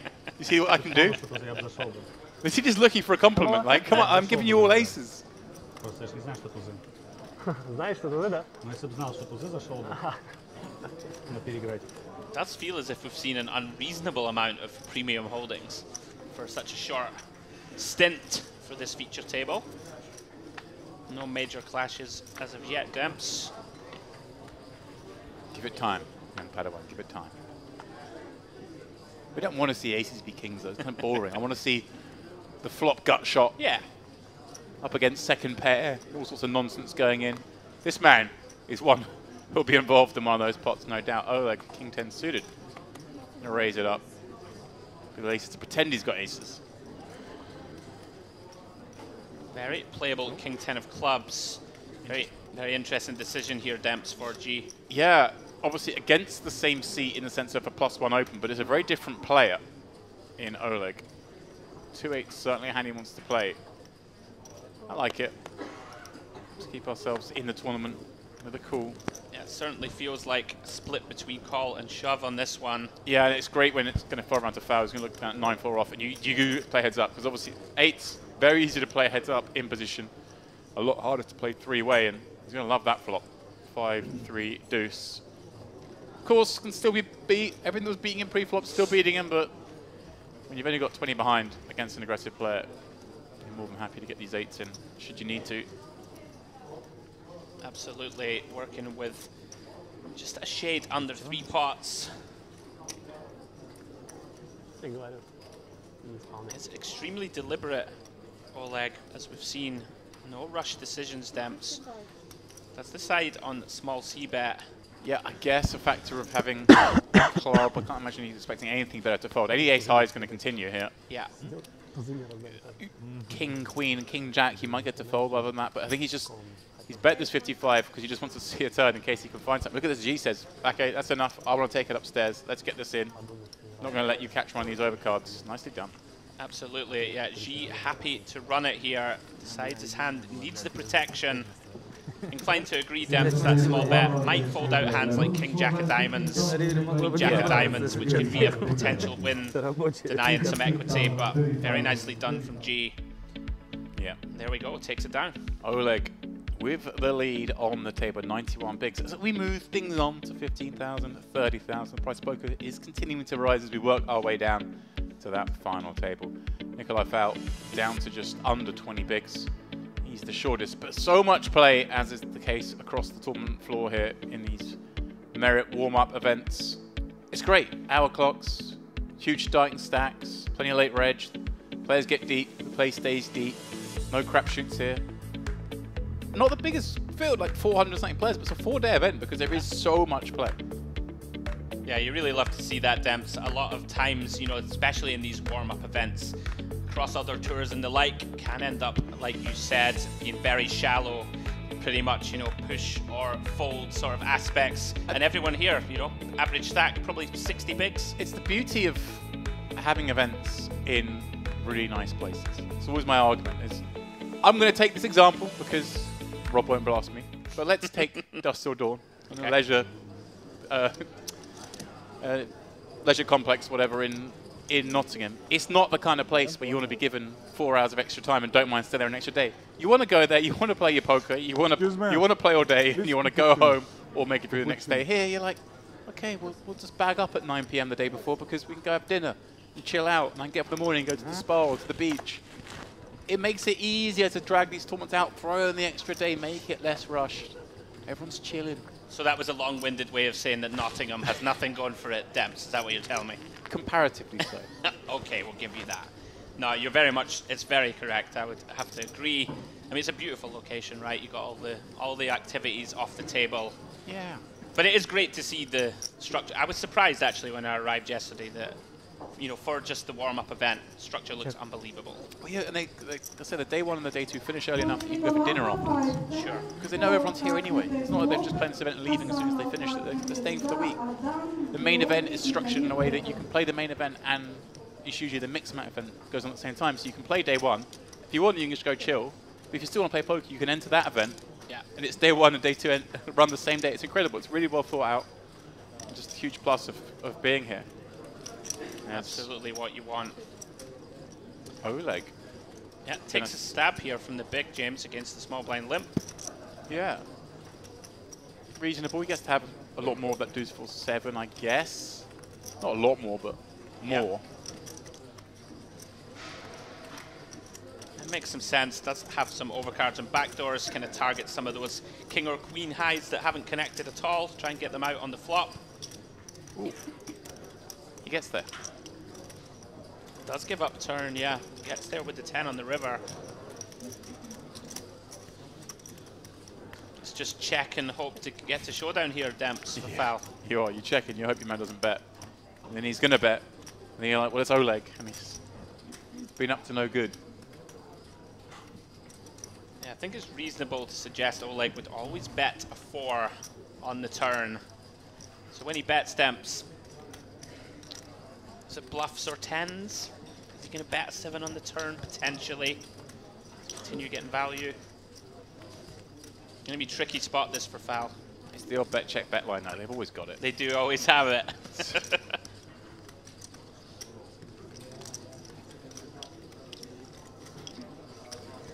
Once again, very deliberate, Oleg. Taking his time. We haven't seen him make any sizing errors, Demps, from what we've seen. Nice. I'm going to go out on a limb and say, I mean, I'm even more impressed with the way he's playing today than I was last time out when he got second. He really seems to have kicked on from that big result. That's foul. Takes a sip of water.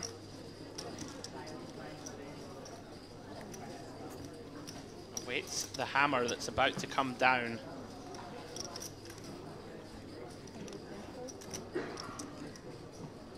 Goes for 80% pot, Demps, 125k.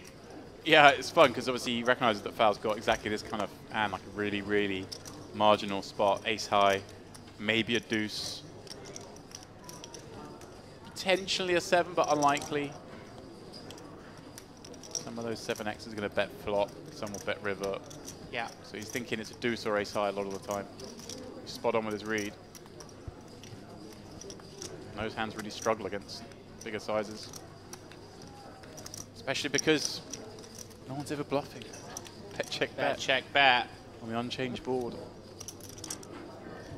Certainly reasonable to expect Oleg to have just continued to barrel if he had a 4 in his hand, Demps. Yeah, I think you can eliminate 4, and you can probably even eliminate mostly a 7. Most 7s yet, so it's sort of repping bluffs and river 10s. Yeah, and that's such a, it's like, you really have a 10? Is that what you're trying to tell me? But then no one ever bluffs because it's such a weird line to take as a bluff. But on the flip side, if you do take a bluff, people, it's just one of those, toss a coin. I don't know how you ever work this out. Foul, pained expression. Looks like he's talking himself into a call here, potentially, Demps. Yeah, and these lines do get paid off a lot. Because they don't really Here make any it comes. sense. There we go. That's why no one ever bluffs these spots, because they always get looked up. I can't fault him for looking him up. It doesn't make any sense. Yeah. Gets the bad news. Yeah, bad runner hands here for foul. Don't need to speak Russian to translate that that was not a happy expression. I think he said nice hand. Well played. As Oleg continues to chip up. We lose the ace magnet. See, Phil thins out, losing players here and there.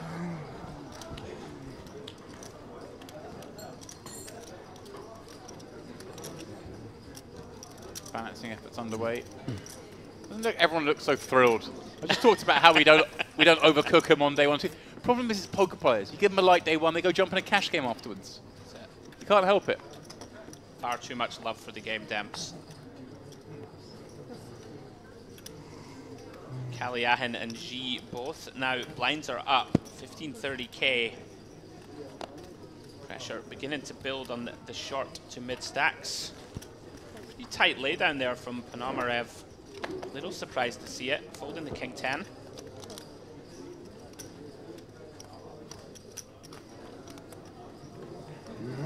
Could be a function, Demps, that it is Georgi in the big. You've said that these players give him a lot of respect.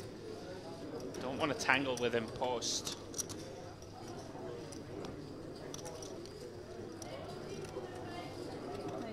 Oleg undeterred. Yeah, all that said, Oleg's going to 3x from the small. This is holding by 15 sit open, Mr. Albert and Mr. Georgi. Mr. Albert, Mr. So much imposition on that face. How dare you raise me? Dominates. But he's 6 suited. Such a strong hand to have in this position. Blind on blind. You can have so much worse. He sees a club in the window, a club behind it, and the dealer rips out another black card behind, just teasing him. Obviously way enough to continue and a near lock on the hand.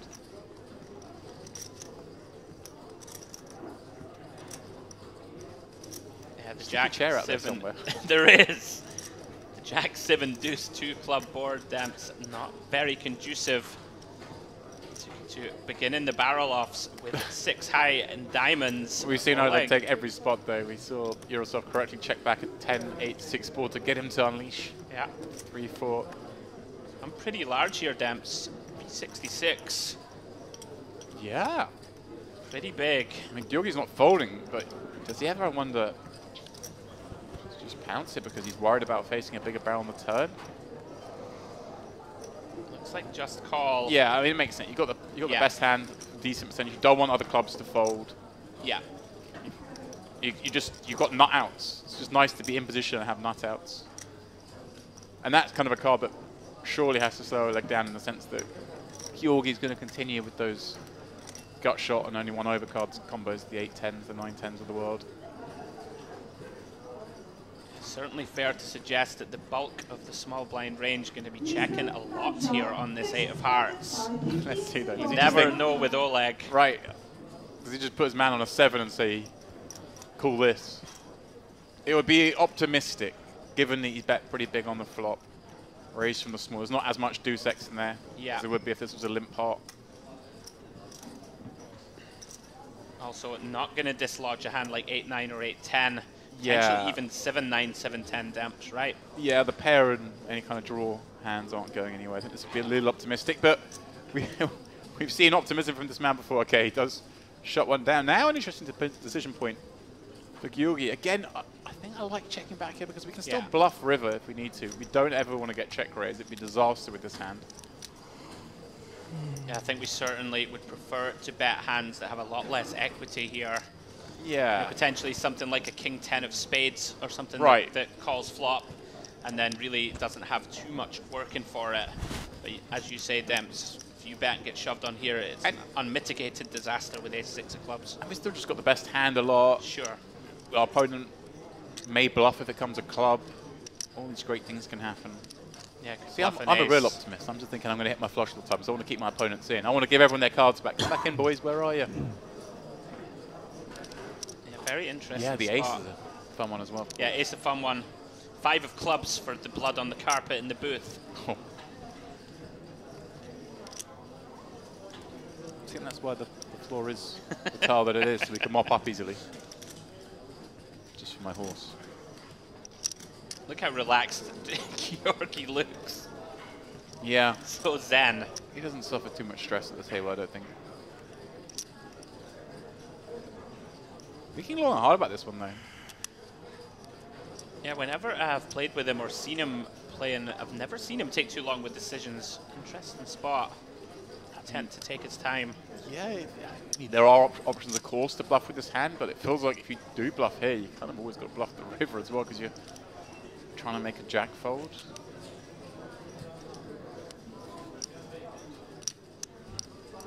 I think maybe his opponent might have a hand like himself, like 8-9, that he can make him fold over 2 streets. I feel like. Yeah, this is it.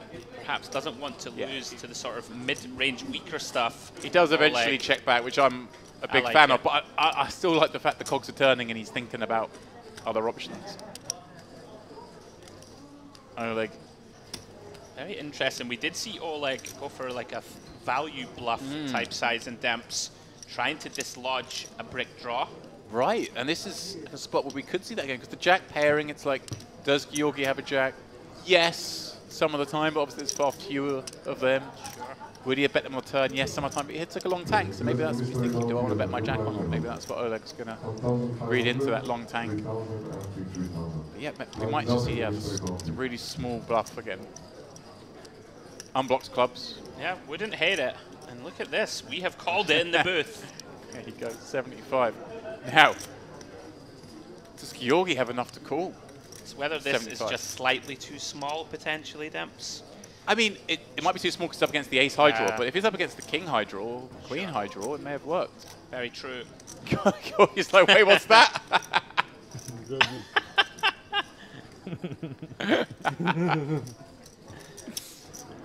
Just admonishes his opponent. Says, no good, my friend. Very interesting strategic pot once more, Demps. Yeah. We've seen a few fun ones. We can learn a lot from that hand, I think. And like we did before with Oleg, in terms of when you bluff, you don't necessarily have to bluff big. Bluffing small, with its great value.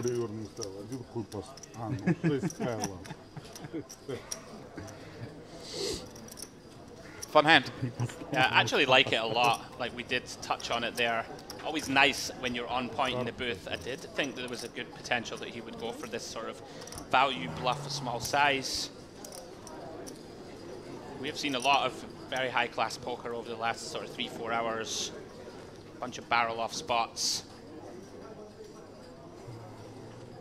Also some very interesting small river bluff sizings.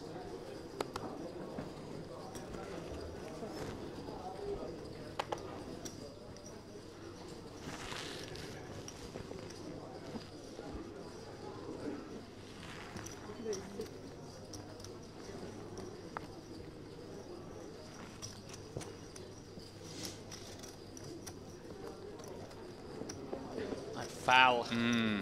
This is dicey. Foul decision. It's a foul spot. Yeah, very nasty spot. Facing a hijack open Demps against a capable player.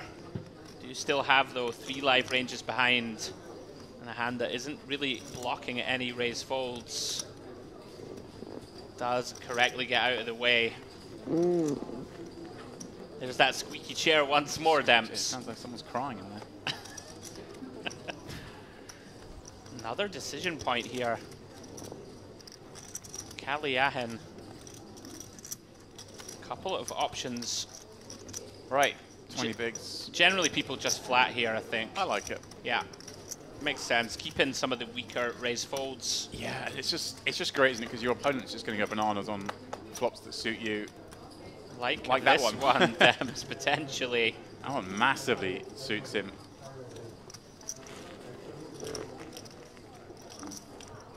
Not flush draw. Gut shot to Broadway. 2 live overs the hand he's up against. Yurosov. Typically going to see a lot of very small c-betting, of course, on these monotones. Doesn't get any smaller than 1 blind. Yeah, it does exactly that. Of course, can just try it and drive immediate folds from some hands that still have equity against our 8s. We know Kaliahin, of course, never folding here. It's decision time for him, Demps. Do we raise now or just take a cheap turn?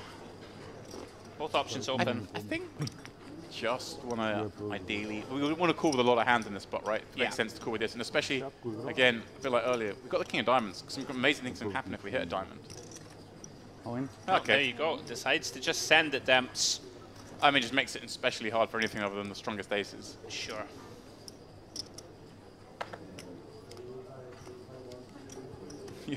Yurosov's like, okay, that's how you want to play it?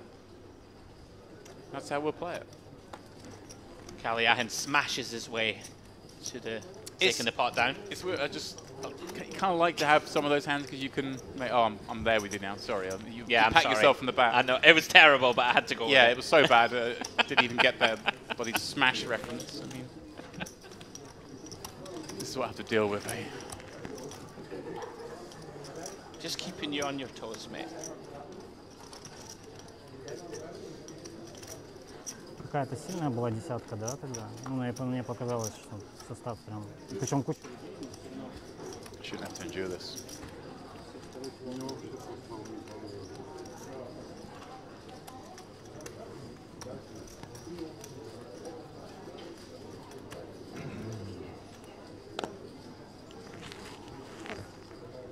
As Yurasov looks down at the crabs. Демократичный хай-роллер на этой серии. Pocket 3's early position For doesn't 5K. play well, recognises it. Now Fal finds a real hand demps. Rewarded for not going bananas with the fours.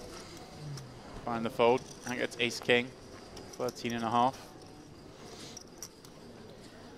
So you're going to have some form of blender strategy here. One would imagine with this stack size, there are going to be some open jams and some raised calls. I would hope this one falls into the raised call, but no, going to go for the open jam. Or the near enough.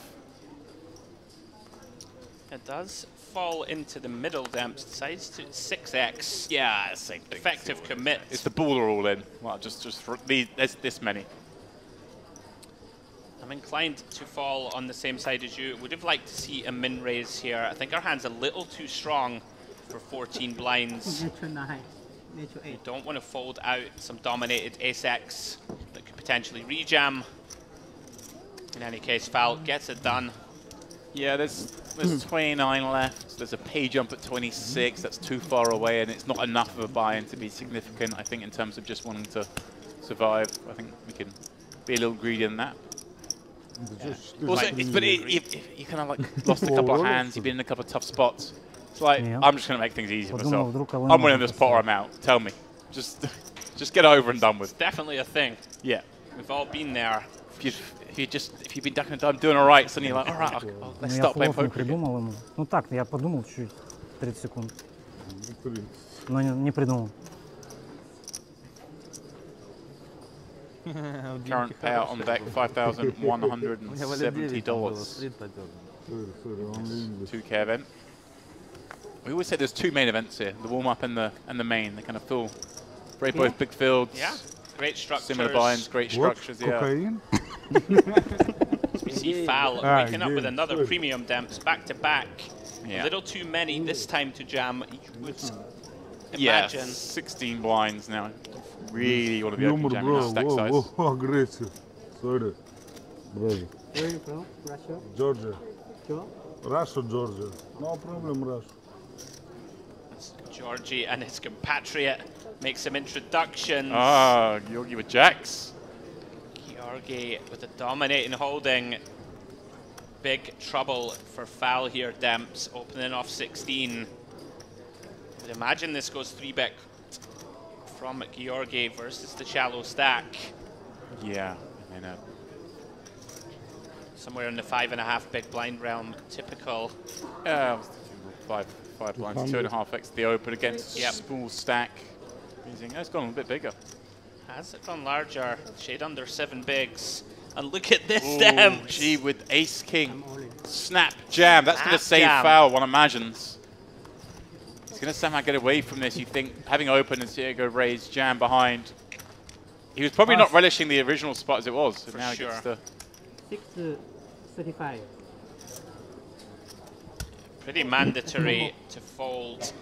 Georgie snaps it in there. We got a pot of 1.4 million. Like Georgie straight away is like, Fal, what do you have? Do you have an ace or a king by any chance?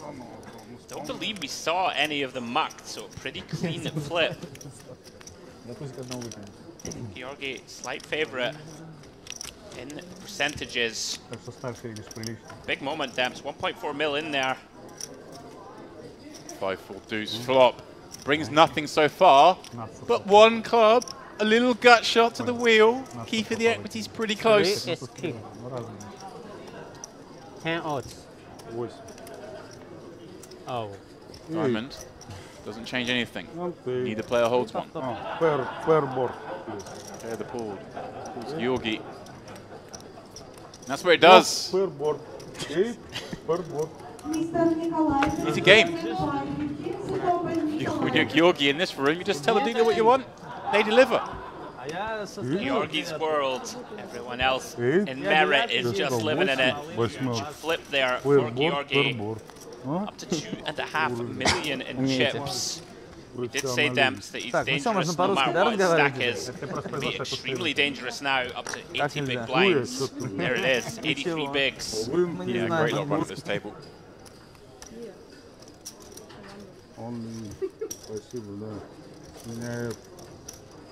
A lot of chips on this table. Oleg and Georgi, both with close to 100 blinds.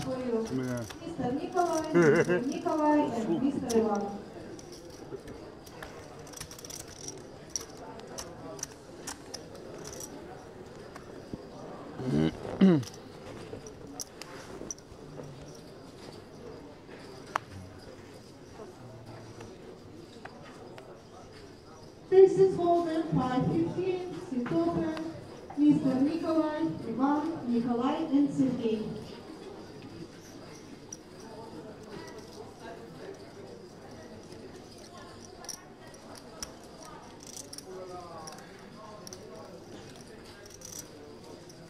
Georgi, deuce 4 offsuit. All right, we're playing. Literal embodiment of happy tilt, Demps. Wins a big one. Happy tilt, right? You've heard of happy tilt? I've not heard that. I like it. Ponomarev there. Pretty tight fold from the small. Jack-9 suited. Playing it deep stacked. We have seen he wants to avoid Georgi. Yeah. There's 2.5x. Yeah. A little intimidating. By no means a horrific fold, but does get out of the way. With 27 left, there'll be a redraw as well here. Merit, we do redraw last 3 and last 2, so maybe that's a factor of these guys all know the table's about to break. Georgi's taking advantage of that. As you see, the Jack-9 fold pretty swiftly. Maybe he's right in that assumption that players are less inclined right now to battle, because you might just get a really nice seat draw in a minute. You might be downwind if someone's going to give you some action.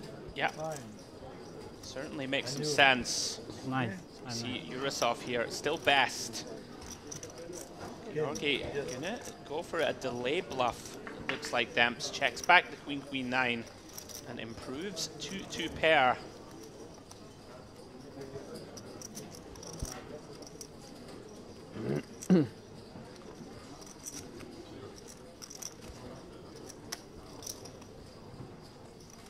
Urasov here with a very middling holding, but does have a bit of showdown. Intent to check.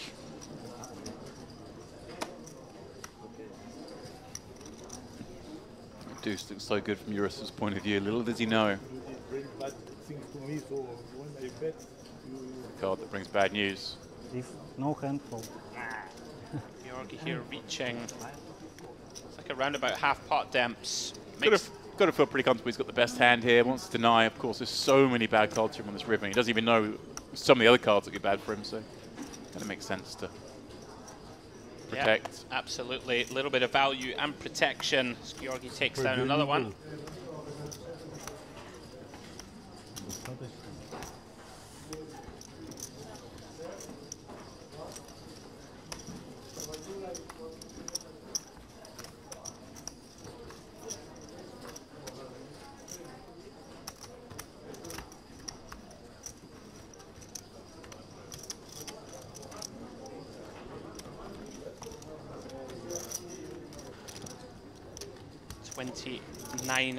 Sorry, 28 players remain in here.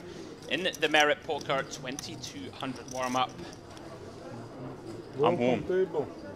It is very warm in here, has to be said. You from? Ah, now Demps, you missed this while you were enjoying yourself in the spa. Mr. Bernard Bootbull rejoins this feature table. I mean, I like the guy already for the cap. The cap tells me swag, a lot of swag in that cap. Yeah, he was bulldozing the table. Although we say bulldozing, he was just very kind of passive, but in a lot of pots. Bootballing the Making table. a lot of hands, bootballing the table. I like it. Bootlegging his way up to 3 million in chips. Ooh. The interesting dynamic almost a shame they're going to redraw. He does have position on Georgi. Looks as if Yurosov here going to put foul all in. Yeah, of how's course, about makes sense. 14 blinds, I think. And he's got a call in hand, Demps. Certainly does. Don't think we can fold this one. Yeah. 12 bigs. Time to run it. Against a capable player like Yurosov, our hands way too strong to fold Demps. Yeah, an amazing shape he's actually in as well. There As he we makes go. the call, finds out 75% favorite.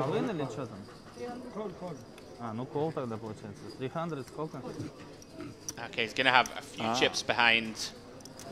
Wasn't all in. Is an effective all in. I'm not sure there is any board where foul could fold post. 5, 6, 7 all diamonds. Nope.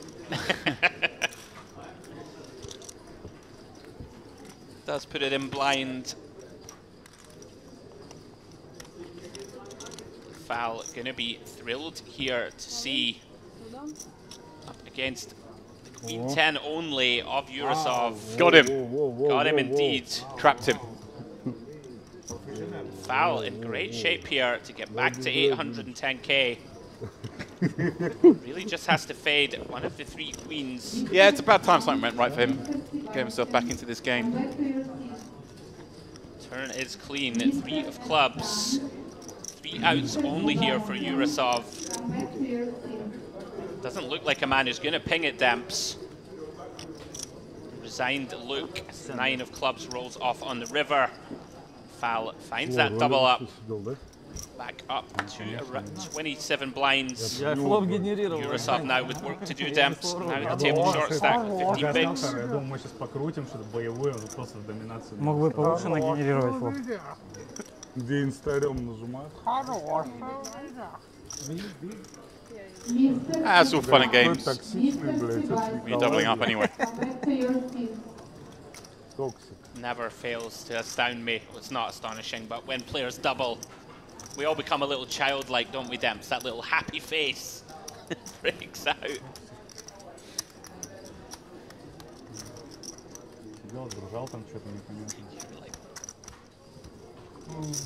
Я десятки первый поднял, думаю, надо натягивать хотя бы I'm getting teased in here, boys and girls out there in the world. Andrew's teasing me because I'm keeping one eye on a certain football scoreline. It is a Saturday afternoon. The Premier League's in full swing. Brighton are holding on to a 1-goal advantage with 10 men. I'm waiting for the full-time whistle. It's not coming. I'm enjoying that we're getting to reference it, you know. I could give some of my best commentary work at the moment, and it would fly straight over Demps' head. Just get a little nervous. He's sweating it. Coming out in hives.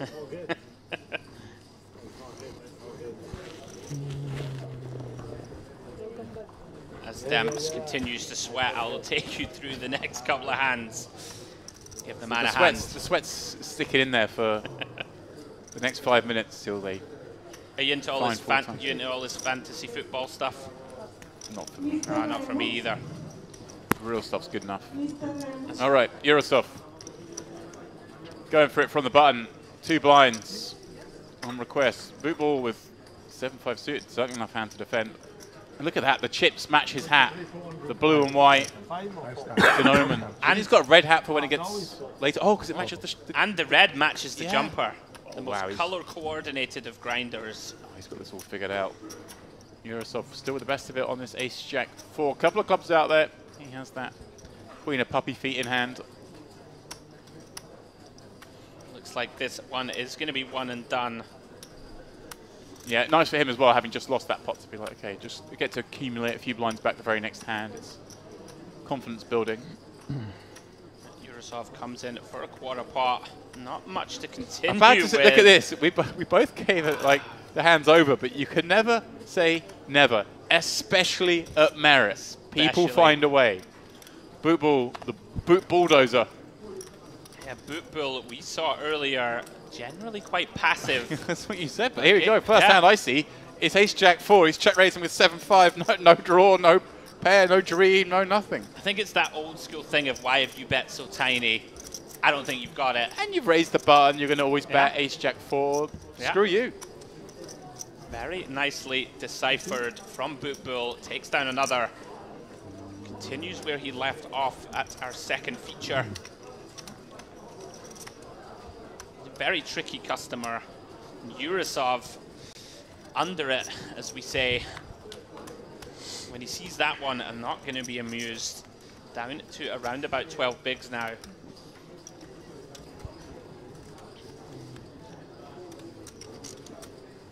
"90-second minute," in case you're wondering. It's going to hold. I'm going to... I need the hold. It's going to hold. It's going to hold. Don't even know why you're sweating it. Georgi with ace-king under the gun. Surveying the stacks around.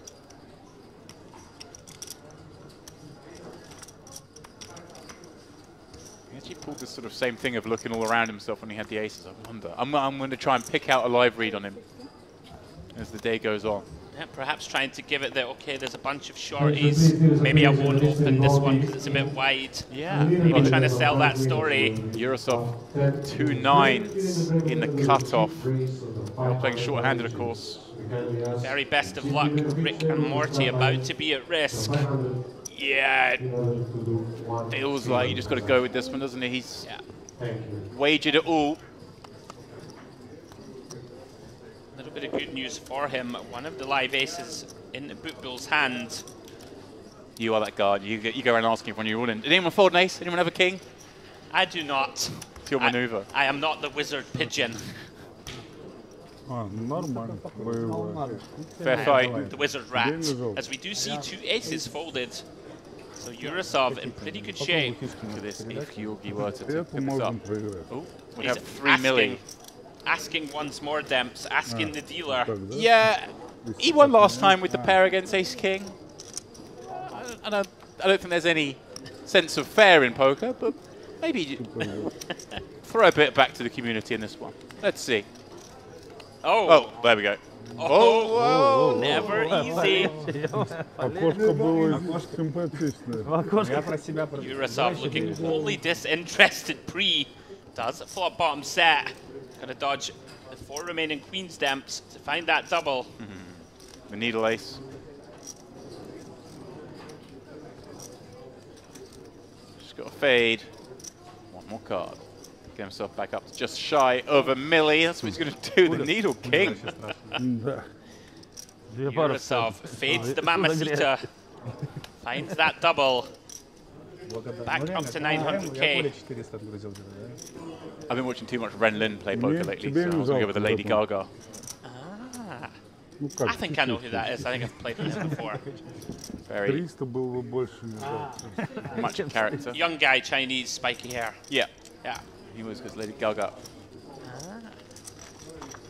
He was battling away a lot in the last month. Obviously came second in the 50k at the World Tours of Poker Europe. To Santosh Ivana. Fun match. Santosh, very fun to watch also. Yeah. Button right.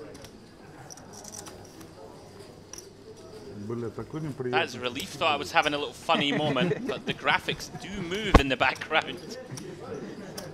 That's real smoke. It swings a little. I thought I was having a moment then. Thankfully, it's just the graphics.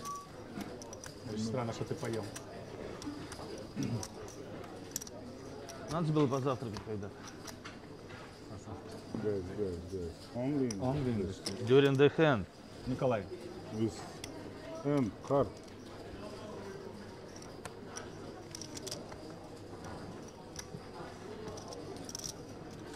Action on Kaliahin. Let's take the passive route. Ace-3 of hearts into the muck. Sub 25 big stamps. Makes some sense to start folding some of these hands as we approach. Especially makes sense when someone's got ace-king behind. Absolutely. That's when it's... My friend from big blind. My friend in the big blind. Love it. Bull wakes up with a very playable Jack-10 of clubs on the button damps. He's in. From what we saw of him earlier, likes to take a lot of flops with lots of different suited hands. Well, we all like to take a flop with Jack-10 suited. Come on, it's everyone's favourite hand. Of course. When's it ever missed? Georgi with the suited queen. We've got all sorts here. Plenty of ball coverage between these 4 hands.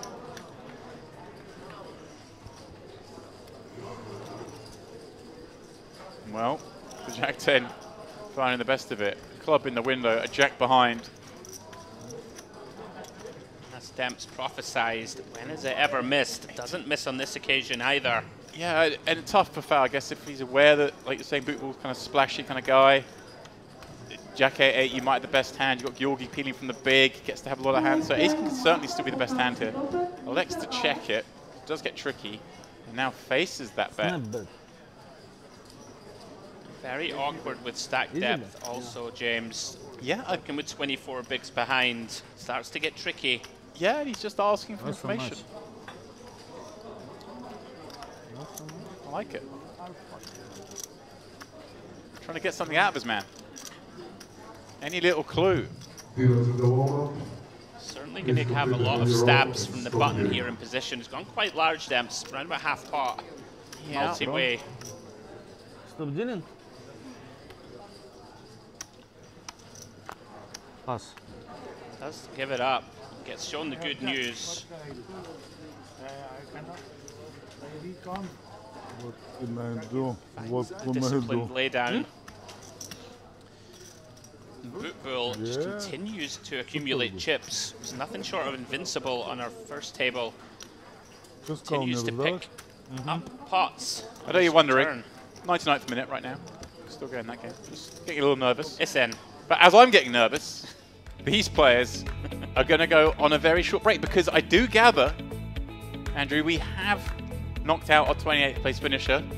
So we are about to go on a very short redraw break as we're down to the final 27, as is customary here at Merit. We do a redraw with 3 tables left, 2 tables left, and then, of course, the final table. So, guys, I won't waste any time. Let's just send it to that break. Myself and Andrew will be back in just a few minutes for more of this Merit warm-up. See you soon, guys.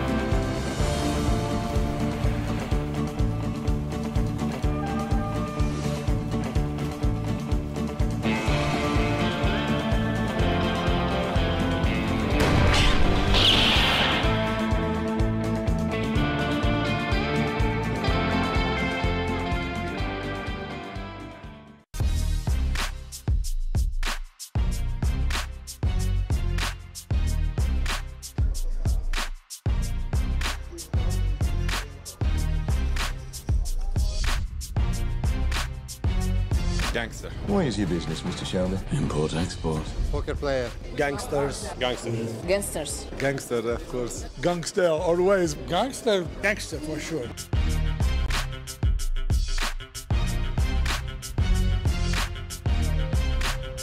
Queen 10. Take queen off. Queen 10. Jack 10.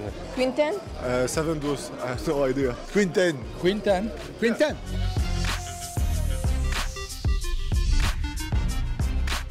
Escobar. Al Capone. Al Capone. Al Capone. There he stands alone.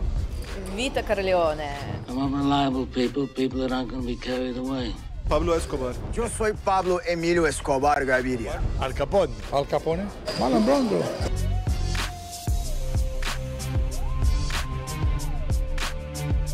Making re-entry. Rebuy. Rebuy. He's firing on the turn. Re-entry? Re-entry. And you re-entry one more time. Okay, one more time. Re-entry. I don't know. I really don't know why they should do it like this. Make sure there's no more action. To make people aware. To make sure that everybody make all bets. To get the attention of the players. To wake up the player sleeping. To wake up the old guys like me. Just to make sure that everybody is watching.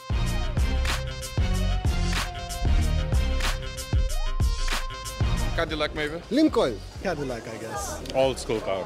Rolls Royce. 4-wheel car, big cars. Cadillac. a Volga. You a Buick or a Cadillac?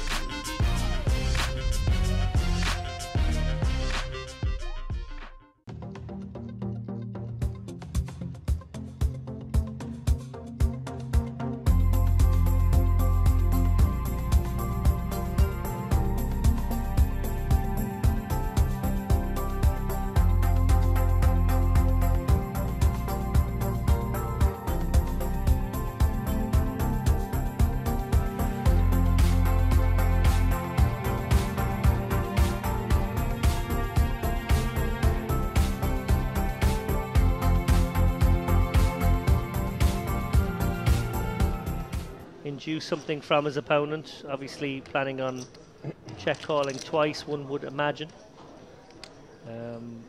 He's got to do some salesmanship here though, look a bit agonised before making this call. Obviously he's ahead of some made hands, some Jack X, some 9X that would flat here. Maybe a pocket 8s might take this stab of your Mahiri as well. Putting all sorts of faces. Doing his best. Surely not folding. Yeah. Exactly what we were referencing before. Doing his best to look sticky with maybe a pocket 10s or an ace queen. Checks it on over. Mahiri, no reason to bet now. Yeah, I mean, looks like you're up against a jack decent percentage. I don't think you really want to try and bluff those all. Oh, he is going to turn his hand into a bluff here. Interesting. Got to go big if you're going to do this. Yeah.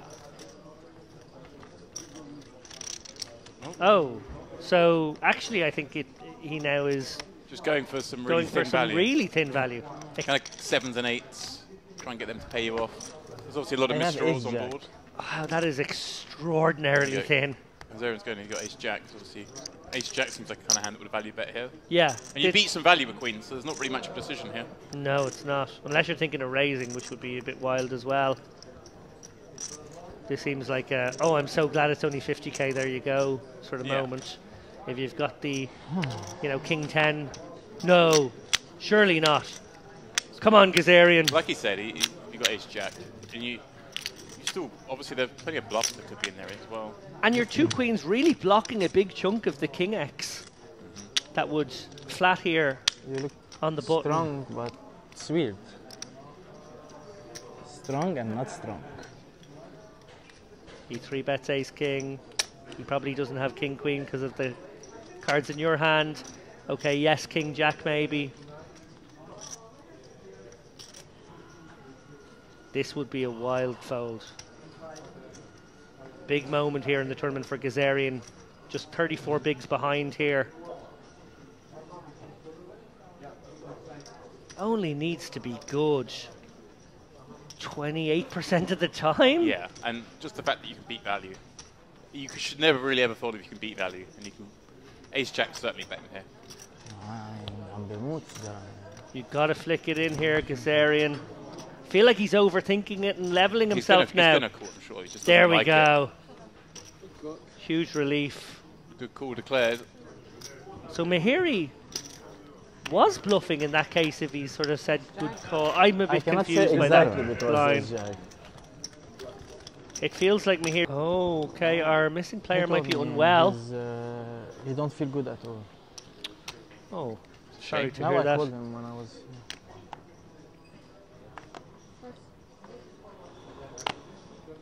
I guess who's in these situations? Who's like the biggest winner? Is it the player to the left of the dead stack or the player to the right of the dead stack? You're gonna get 2 buttons as the player on the right. I think the player on the right is definitely favoured.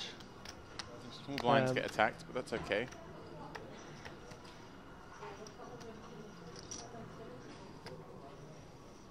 I guess 2 to the right. Get the button when the big blind's sat out. Always nice. Oh, here we go. Ilamur with the small suited connector. Going to get frisky here against Ponmarev from +1. We're playing. We are playing some poker. And it's kind of fun because Ponmarev obviously got a great hand, but also one you don't want to go bust with. No, it's not one you want to 4-bet call or 4-bet fold. So I think you're going to flat all day here. And obviously 10's not very easy to navigate. So I think we're in for an interesting pot here. Although the one caveat I would say to that is Ilamur has been by far our friskiest player. Ponomarev in navigating this, maybe bearing that in mind and be a little more willing to commit chips even on a scary board, which that isn't. Wow. And it's actually a pretty good board for Nilamore, of course. You're going up against a lot of the big card suited combos. Maybe they're taking the lead here with that 5. Yeah. And it's not even like, I guess he has options here because it's not like you're really going to get check raised on a 9-5 deuce either. No. These hands like 10s, jacks, queens, even all still concerned they could be behind. Sizing will tend to be, you know, a little larger than the 25%, 30% stuff. Might be more in the range of half pot on a texture such as this. We'll see what he comes with. He is going to go super small. Okay, so Ponomarev.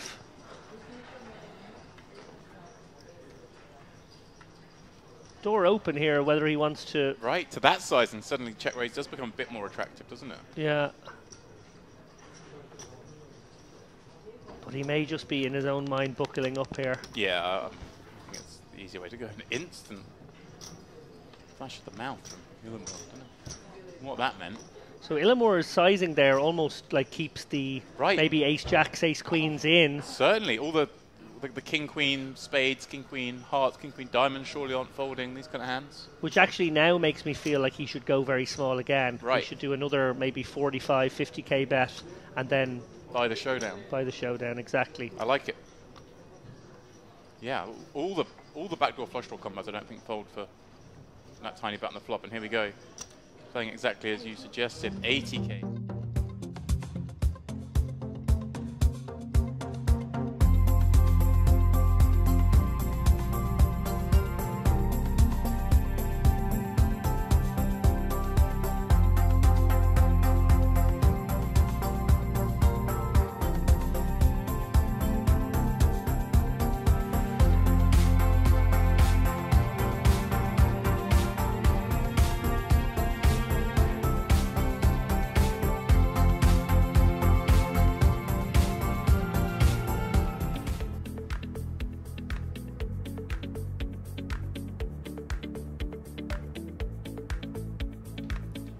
And welcome back to the Merit Crystal Cove Hotel for continuing coverage of this, the 2023 Western Merit, no, Western, I keep saying Western Gangster Series. I don't know why. I'm going to write it in big letters here on the desk. I can't get it in my head.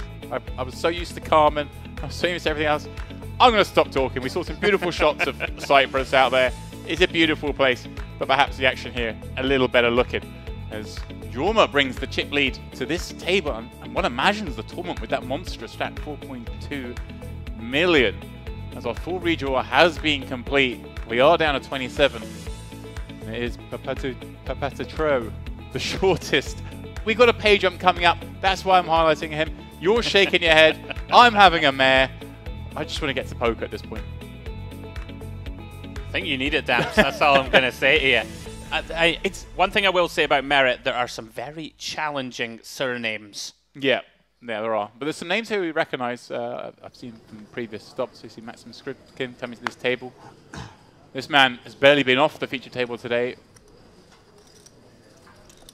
Let's just get back to poker. What it is this is the sort of hour that we should be heading to dinner. We had a redraw break. Everything's got pushed back a little bit. My belly's beginning to rumble. You're flummoxed, James. You're hungry. Right. The blood's going to my belly, not my brain. Brighton have held. That's the good news. There's joy in your heart, and it's just flummoxed you ever so slightly. Yeah, that's basically what's happened. Very surprised to see there, by the way. Ponometru? Under the gun there, folding King... Ponorov, sorry. Folding King Jack of Spades, James. Yeah. He perhaps is also hungry and is ready for some food. Looked at how the seats are... how the stacks are arranged around this table. That does seem like a pretty solid fold. Yeah, a little surprised to see it. 70 bigs deep, in any case. Yeah. Bull opening ace-6 of spades. Yeah, Georgi, far weaker king 3 of clubs, looking to do something here on the button. I haven't seen him step too far out of line. Now it seems to be the time, Damps. Counting out a 3-bet. In a leverage position. Love it.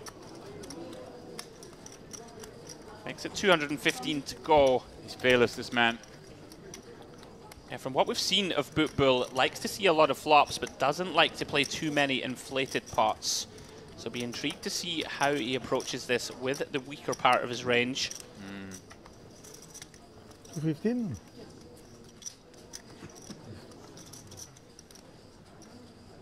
Is reaching.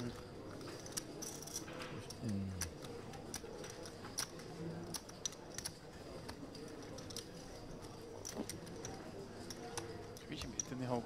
Chips are in one hand, cards are near the other. He does make the call. It's funny because I've been thinking he's got a stronger hand than this. It looked like it was, oh, I have to call this. Not, it didn't look like he's making a step out call. Sure. Yeah, somewhat reluctant. Yeah, and a pretty ugly looking board for both players. Check. Georgi should be somewhat concerned on this board, but again, he's not a man who scares easy. 175. And he is just going to continue for 175 with the backdoor club draw. Trying to make Boot Bull fold exactly these kind of hands. The ace highs. Maybe some king highs. Some unpaired combos. 2 million total. Yeah, it does run into one of the hands that should be check folding. Ace-6 of spades, not much going for it, Demps. No backdoor flush draw possibilities. Does eventually give it up. Georgi continues to impress, picking up more chips. That's just relentless. King 3, that'll do. Pop it up, get called, or c-bet, that'll do. Thanks, boys. Got more chips. Good luck to the rest of you. Now, I did mention, we are down to 27. Next player out, still getting 5,170. One bust out further will get you up to 5,920, so sort of $750 jump, not to be sniffed at. But again, not big enough that it's going to change how you play any hands. It might change the timing of which you play the hand, is the only thing. You might just slow things down. You might raise to half your stack if you're this man on a short stack, rather than just open jamming.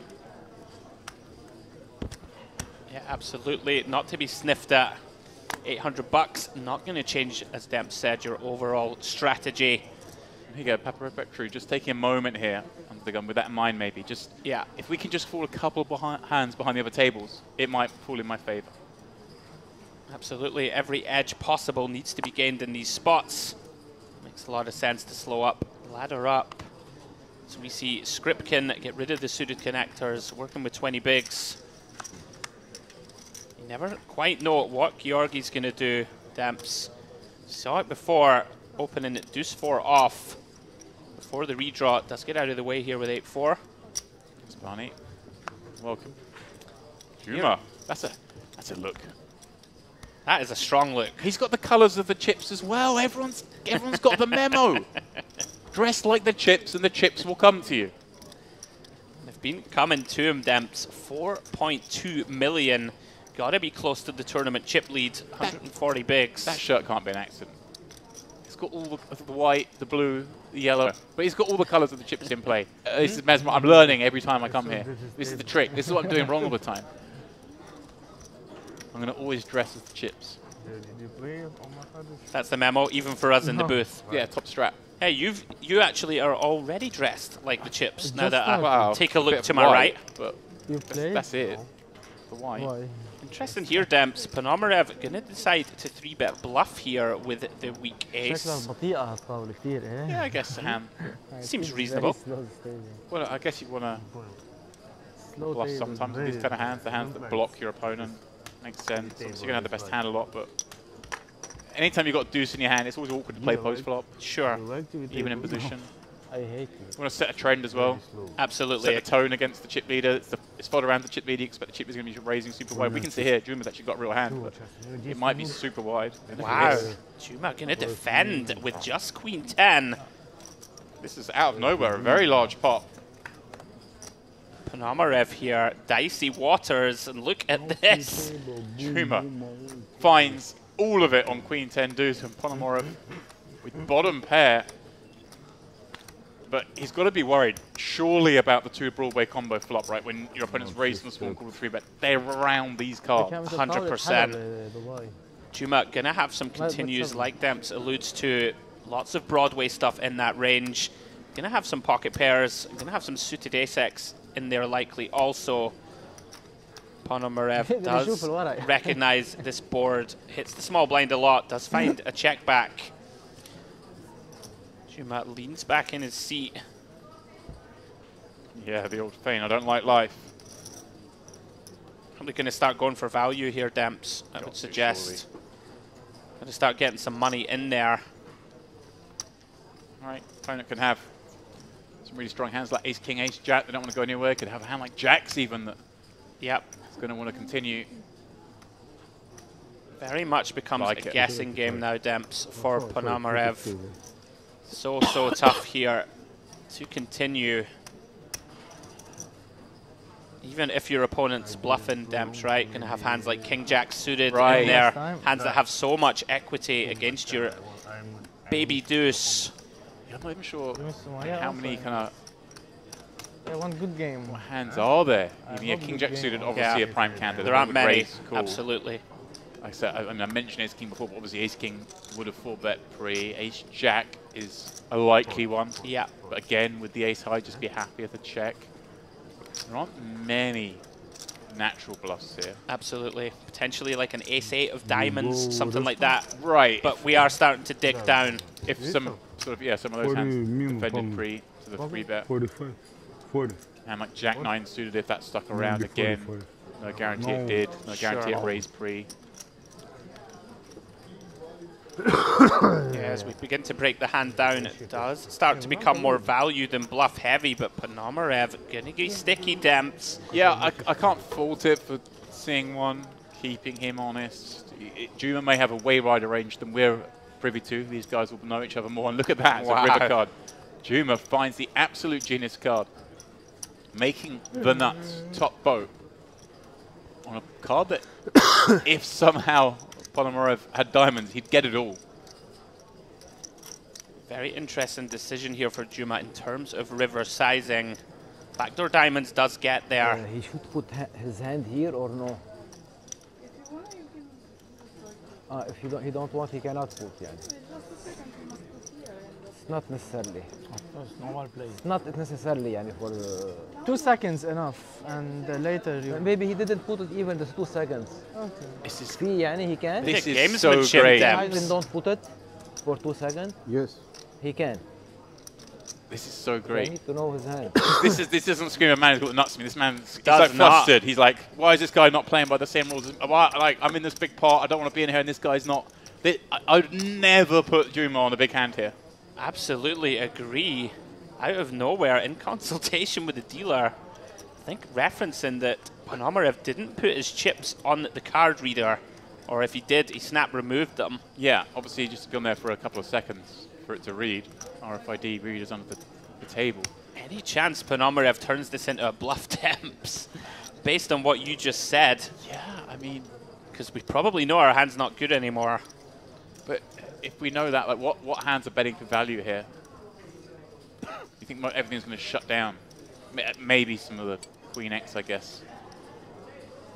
Did see Ponomarev pull the trigger earlier with that Queen Jack offsuit treble barrel. But I'm inclined to agree with you. This is a very confusing spot for him. Like, my point is, I think I'd be more inclined to think my deuce is good and cool than I would be to try and turn this bluff. I think, yeah, Juma can have some Queen X, but is that going to fold? Sure. Probably should, but will it? Yeah, very unlikely to bet a 10 for this sizing for sure. Yeah, I think I'm... But the whole rant about did he scan his cards is just that's thrown me off on Ponomarev, because then see a bet. Genius stuff from Juma. It's even thrown us off in the booth. Yeah. Look at this, Demps. He's counted out the call. Wow. And there it is. He's going to get the very bad... He didn't say nice hand, did he? What a rub down. Wow. Ponomarev, you can see, look at it visibly steaming. What a moment. What a bizarre hand. He was stealing 5. Is there some history here, perhaps? Rub salt into the wound, Demps. مرتاح بس كان عبيدي عارف الهاند تبعه ما حط اسأله هلا اسأله إذا بدك. Pretty brutal for Ponomarev. Salt in the wound, Demps. What a rub down that is. I'm getting the feeling there's some history between those two. I think you're right though, the speech got it done. Yeah. I've never seen that before, I don't think. I've never seen it like that. Where it's, I've seen it before, like someone's about to fold. They're like, "Why didn't you do that?" I'll fold him, but I've never seen him. Someone just derail the hand whilst holding the nuts. It's peculiar. It really was. And I'm loving it. That's what I'm here for. Kind of loving it as well. A little bit of villainy from Juma, our top gangster. He must be closing in on 5.5, 6 mil Demps after that hand. Monstrous pickup for him, for the man who was chip leader already. Stripkin. Very bad. Get the feeling this table is going to be action-packed. Kazarian Kazarian is also back at the feature. Saw him play a phenomenal 2-hour spell earlier. Look at Juma thought about that. I think he has to jack on the button and just give it up. Ponomarev now fresh. Yeah, look, fresh off that. Ripping. I can't see how much effective is he ripping. Oh, it's the shorty. Papa Petru with just 10 blinds behind, looking down at 7-6. Again, still makes sense with 27 left. Just to take a little time before folding these spots. Does want it to be 26 players left when he gets it in.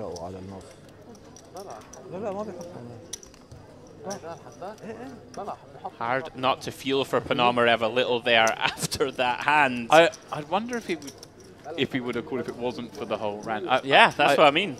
Because I mean, he's only beating at this point like the missed straight draws, which are not that many as we discussed. Holding an ace in his hand, also blocking like an ace-jack. Right. But like you said, an ace-jack may check turn. Yeah. Very murky, strange hand, and then the speech.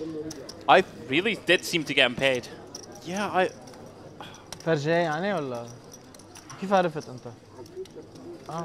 Bit of evil genius from Juma. I loved it. I'm in. Team Juma. Let's go. More of the same, please. File that one away, Demps, into your box of tricks. Oh, yeah. It's in there. Obviously, you got to do a bubble with Lappin, so I don't know whether they brought up his bubble tricks of spilling drinks and all sorts. I know all about those. My favourite. He's taught me well. He's pretty good at it. Gotta hand it to him. So we see Boot Bull back into the mix under the gun. Pocket sevens. Makes it 70k. And look at this. A little glitch in the matrix. Juma with exactly the same holding Demps. He's perhaps very fond of this holding. Lucky hand. Make the call. Lucky hand. Let's get involved. A splashy call. String call. 5.4 million in chips. Papa Petru with deuces in the small, but against a raise and a call. It's getting pretty grim. 9 blinds. Certainly should be folding this one pre. Different story in the big. Could potentially complete for 1 blind. Yeah, he'd flick it in from the big. Yeah. Try and strike gold. Doesn't really change your outlook if you call 1 blind and absolutely fold post, but there's a lot of upside. Does make the discipline fold. 6-5 off in the big. He's going to fold as well because there's been that call from Juma, obviously. I think may have looked to play that against Bootball himself, but yeah. In terrible shape with the 6-5 as well, with those 2 7-6 right on top of him. There's the deuce. Wow. Always the case. It's very sad for Papetru. Bootball won't love seeing the ace, but there's the under the gun opener. Let's have the strongest ones of those in a hand that does need some protection against exactly this kind of hand. Elects to bet. I mean, I'm not going to try and guess what this man's going to do. He's got all the moves. Does get out of the way on this occasion. We are still reeling a little from that bit of gamesmanship.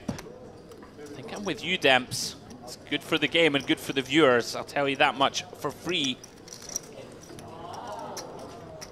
I'm not going to pay you for that. I expect better from you. So that's it. Like, it's past my dinner time. I know, you're hungry. I am hungry. Our commentator extraordinaire needs his dinner. I believe we have around about 15 minutes left, Demps, then we'll be going on our dinner break. The players will be heading on their dinner break soon, which sadly means, obviously, for those of you watching, there will be a break in play. But of course, we'll be back after dinner with at least 4 hours of play more. Perhaps more. If they get close to the final table, maybe they go, come on, let's throw one more level on there, see if we can get ourselves down to it. Yeah. Skripkin under the gun wakes up with a strong holding. Ace-Jack of clubs. Working it with 22 big stamps. Comes in for the min. Georgie finds another strong one. Pocket jacks. Did see him in this position against the nines of foul. Yeah. Around about half an hour ago. This time content just to call. Yeah, I guess it gets a little murky. You 3-bet there against Skripkin, who's open on the gun. Skripkin's not really likely to put it in with worse. Sure. Tens maybe, but he'd hate life with nines. Just flattening. Of course, what it does invite is players to come in behind you and play a multi-bet pot, which is not ideal with the 2 jacks. Yeah, Hasbani flicking it in, Demps. Pretty casual flicking. I think I'd still prefer just the 3-bet, and if the opponent goes with it, you kind of go with it. You run into queens, kings, aces a lot, but yeah, it just makes life easier. Having said that, though, Georgi, he knows how to navigate these fields. He's happier just playing this one as a smaller pot. And wait for the 4 deuces of this world to win his chips. Absolutely. And here we go, though. Let's look at this flop. 6-6 deuce 2 clubs. Skripkin. A lot of clubs out there. Not flush draw. Certainly potential, Demps, for the old check, raise, get it in here, I would suspect.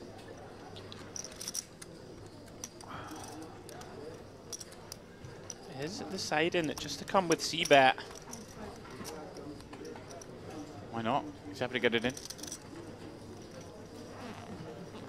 Does Georgi spring a raise here? Does he continue with the call in this multi-way pot? That's what he's going to do. I like it. Kind of makes sense. You don't really want to raise here. Really ever have a 6, of course. Your hand kind of under-repped in that most players would expect you to 3-bet this hand. Absolutely, very disguised pocket jacks. Typically gonna see 3-bet call sub 25 pre-flop. Now Skripkin in this kind of interesting spot, Demps. Yeah, he checked there. I think he could have bet again, just kind of set a price like a quarter pot bet, and then possibly even jam river himself if he wants to. It gets ugly now if he checks and faces a larger bet. Yeah, inclined to agree. It could get Georgi to fold out, you know, something like ace-10 of spades, ace-queen of spades type holding. Yeah. Not going to fold out too many better hands, admittedly, but I agree with you that Georgi gets to set his own sort of price now. And you don't, it's not like you get to, when Skripkin checks here, he's not checking thinking I can check raise and get Georgi to commit some chips with some even weaker hands, because he doesn't really have them, having flat the flop 3-way. Sure. Skripkin is going to get to see a river, though, with chips behind, drawing to the nut flush. Not a bad situation to be in. Can he drill it? No is the answer. Not the greatest card for Georgi to see in mind. You want your opponent to have a hand like 7s or 8s here. Sure. When they slow down, check cool turn. So 7, not ideal. Opponent can still be trapping as well with a big pair. I like that from Georgi. He understands that very well. Like, your opponent doesn't have 10s. Yep. Like it, Demps. Well played, Georgi. Opponent is going to have some of those traps, and the remainder would appear to be bricked flush draws. Yeah, and you makes just some sense to make a tight check. Hoping for a crying call from 8s is well played. Very well played. Impressed with this man when he's doing the punch-in, but also when he's doing the blocking. Absolutely, Georgi showing he's able to bob and weave, as well as land the pile drivers. Continues to chip up.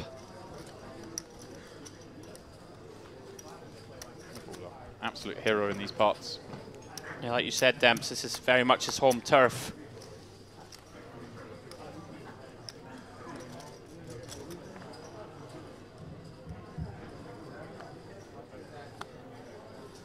The normal tournament, after this game, we have dinner break, 1 hour. Well, there we go. Viewers at home. Last hand for the players at this table. Then they'll be going on a 60-minute dinner break, as will we. So see if we can get some joy before going on that protracted break. We had what great hands already in this very short frame. Final 27 players.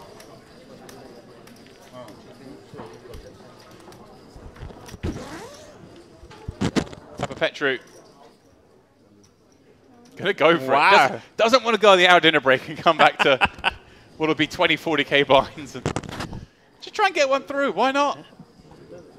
Not gonna lie, Demp. Somewhat surprised to see this jam. Oh, come on. The books don't talk about what jamming ranges are when the 1 hour dinner break comes after the hand. You've got to put these things in. This man's got other stuff he can be doing. Also has the additional fold equity of people who don't want to call light because they need something to eat. Right. You know, the belly's a little empty. You don't want to call light. Very tight fold, I make. Papa Petru. We have ace. Getting one through. Schumer, as we go on dinner break, we are going to come back to this same table when we come back from break, given they only played for about 20 minutes. It will be Juma leading the way with 133 blinds. You're pulling out a player there in Gazarian, sort of pointing out he was the action player early in the day, now with just sort of 17 blinds. Yeah, just noticing there that his stack's taken a huge hit, Temps. He had been one of the most impressive players, if not the most impressive, first sort of couple of hours when we had him on stream. He's going to have a lot of work to do to try and spin up those 17 bigs. And yeah, we look forward to it. Same feature table. Yeah, we looking forward to it. Post-dinner. We certainly do. Myself and Andrew are going to run over to the buffet now where Mr. Lappin is holding things down for us. And then in 1 hour, so set an alarm, myself and Dave will be back for more of this. The Merit Gangster series warm-up. See, I got it that time, Andrew. Gangster series. We'll see you guys in 1 hour. See you soon, guys.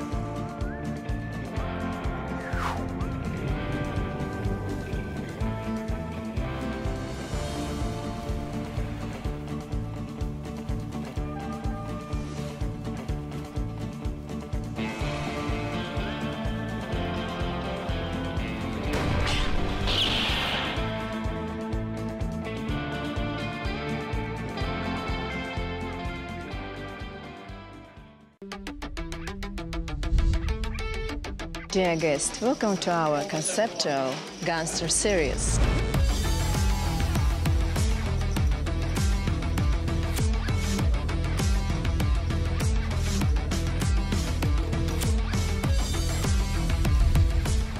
We're going to start the warm-up. Starting position number 2, small line 300, big line 600, empty 600 players. We wish you all the best. Bye-bye.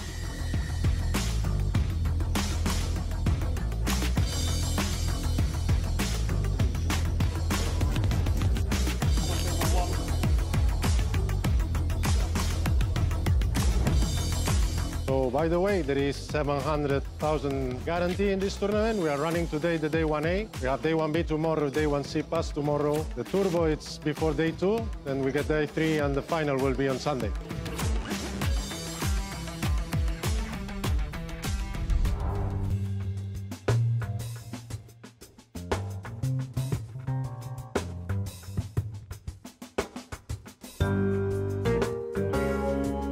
New things out there.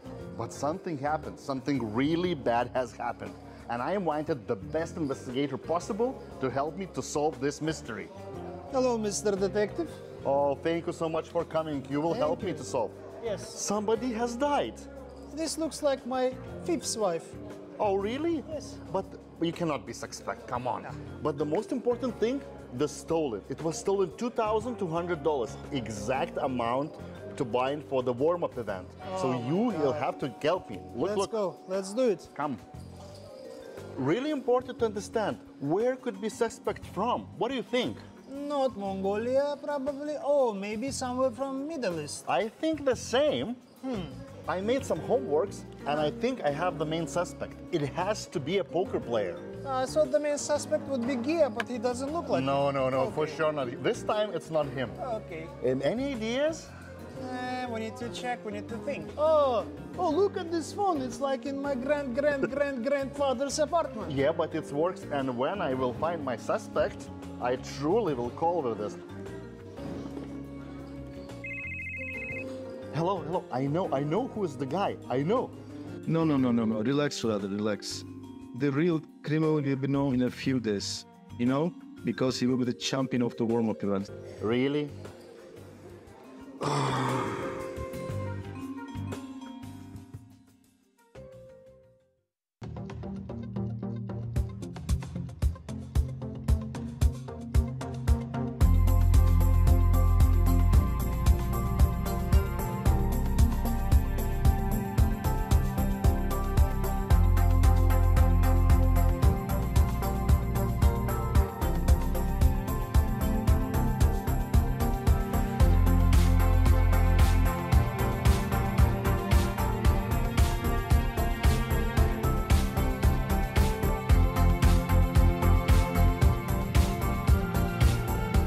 Suede peels, all that kind of stuff.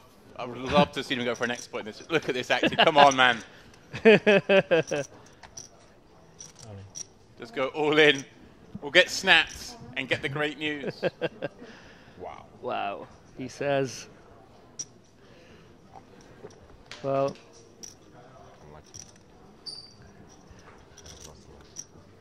Yeah, that's going to feel sick. Especially when it wasn't a snap jam, because it was for over half the chips. 2 live suits here for the Kings. And 2 spades keeps that door ajar. A couple of pink cards, but the wrong ones. Oh, hello. Oh, here he goes. You called it early.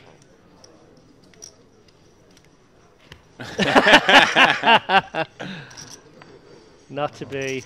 Never easy, yeah? Why, with the big double up, more than in fact, up to a boot 350. This much before. Covering that one. David, we do have a fresh voice in the booth this trip. We do. We're going to deflower Andrew Headley. Very exciting. No. Gazarian, far more reasonable yet again. This time, Queen's opening in that under the gun position.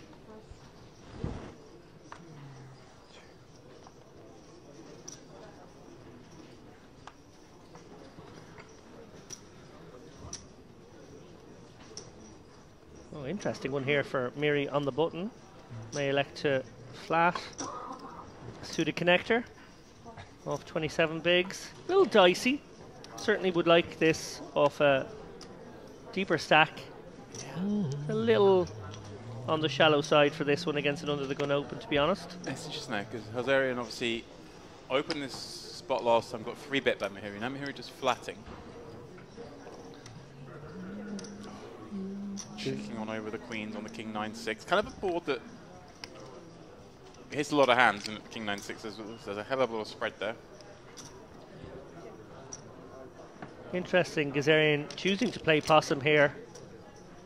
Induce something from his opponent. Obviously planning on check calling twice, one would imagine.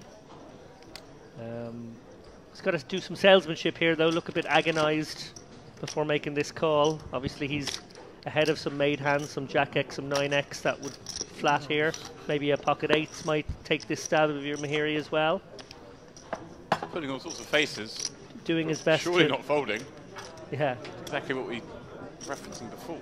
Doing his best to look sticky with maybe a pocket 10s or an ace queen.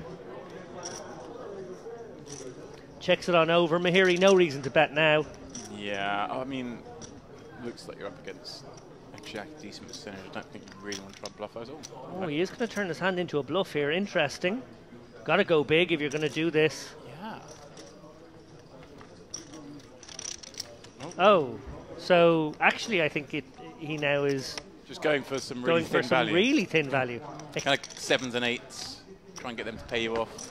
There's obviously a lot of misdraws on board. Wow, that is extraordinarily thin. Kazarian's going, you've got ace jack, obviously. Ace jack seems like a kind of hand that would value bet here. Yeah. And you beat some value with queens, so there's not really much of a decision here. No, it's not. Unless you're thinking of raising, which would be a bit wild as well. This seems like a, oh, I'm so glad it's only 50k, there you go, sort of moment. If you've got the, you know, king 10. No, surely not. Come on, Gazarian. Like he said, you got ace jack. And you still, obviously there's plenty of bluffs that could be in there as well. And your two queens really blocking a big chunk of the king X. That would flat here You look on the button. strong, but it's weird. Strong and not strong. He 3-bets ace king. He probably doesn't have king queen because of the cards in your hand. Okay, yes, king jack maybe. This would be a wild fold. Big moment here in the tournament for Gazarian. Just 34 bigs behind here. Only needs to be good 28% of the time. Yeah, and just the fact that you can beat value. You should never really ever thought if you can beat value, and you can. Ace jack certainly betting here. You've got to flick it in here, Gazarian. Feel like he's overthinking it and leveling himself now. He's gonna call, I'm sure. He just there we like go. It. Huge relief. Good call declared. So Mahiri was bluffing in that case if he sort of said good call. I'm a bit confused by that line. It feels like Mahiri. Oh, okay. Our missing player might be unwell. He don't feel good at all. Oh, sorry to now hear I that. told him when I was.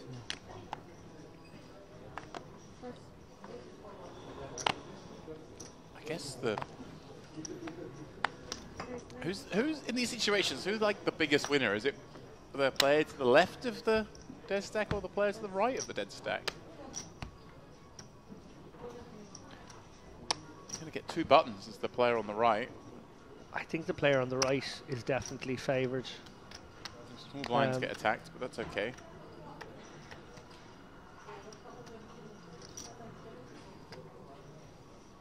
I guess 2 to the right. Get the button when the big blind's sat out. It's always nice. Oh, here we go. Ilamur with the small suited connector. Going to get frisky here against Ponmarev from +1. We're playing. We are playing some poker. And it's kind of fun because Ponmarev obviously got a great hand, but also one you don't want to go bust with. No, it's not one you want to 4-bet call or 4-bet fold. So I think you're going to flat all day here. And obviously 10's not very easy to navigate. So I think we're in for an interesting pot here. Although the one caveat I would say to that is Ilamur has been by far our friskiest player. Ponomarev in navigating this, maybe bearing that in mind and be a little more willing to commit chips even on a scary board, which that isn't. Wow. And it's actually a pretty good board for Ilamur, of course. You're going up against a lot of the big card suited combos. Maybe they're taking the lead here with that 5. Yeah. And it's not even like, I guess he has options here because it's not like you're really going to get check raised on a 9-5 deuce either. No. These hands like 10s, jacks, queens, even all still concerned they could be behind. Sizing will tend to be, you know, a little larger than the 25%, 30% stuff. Might be more in the range of half pot on a texture such as this. We'll see what he comes with. He is going to go super small. Okay, so Ponomarev.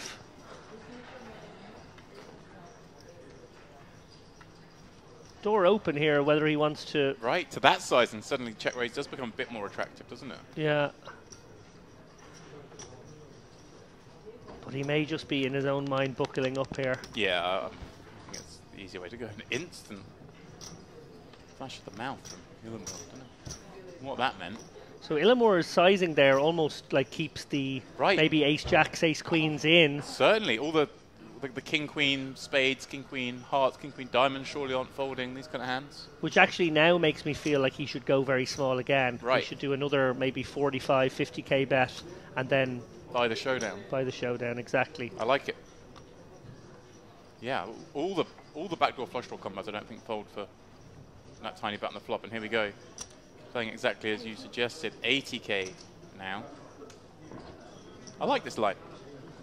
Yeah.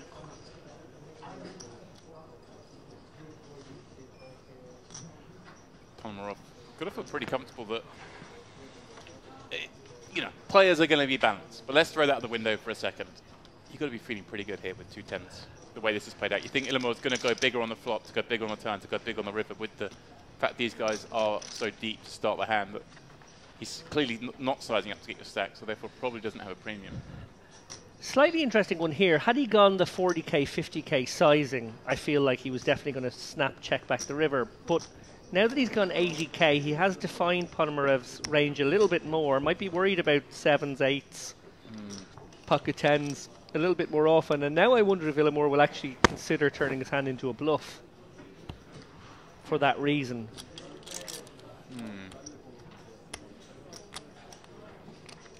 I think the 80k bet would have maybe got rid of the ace jacks and ace queens in some amount of worlds. I hear where you're at.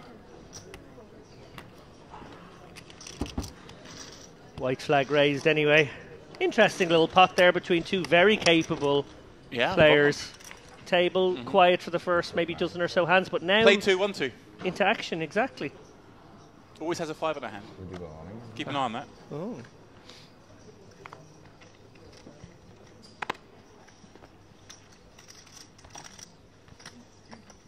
Yeah, the question is, will the dead stack get into the money? I can't see it with 17 still to go, but maybe. It's going to be close, right? But it'd be interesting to see how players are aware that there's a dead stack in there when it gets near the bubble, and maybe the dead stack's got like 4 blinds. But maybe that's when you get out of bed. That I was going to say, at like, that point, do you run down the staircase? If I've got to go down there and let them know I'm still here just to save them a 4k, then I'm coming downstairs. Oh, we saw him flat the aces earlier. Look at this. Mahiri just ripping in 11 blinds. Wait, asking for the count. A little acty. Of course, Mahiri's like, really? For the first jam, I'm going to get asked how much from the next seat. Run into the boots. Obviously, we'll take some time, make a reluctant call, and hope the 2 behind find something as they continue their post-mortem 7 deuce debacle.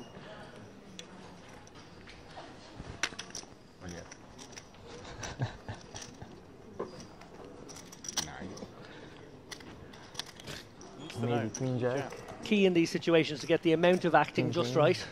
Yeah. So far, so good. Double check. Do I really have them? Yes. Probably aces. Makes the call. Mary.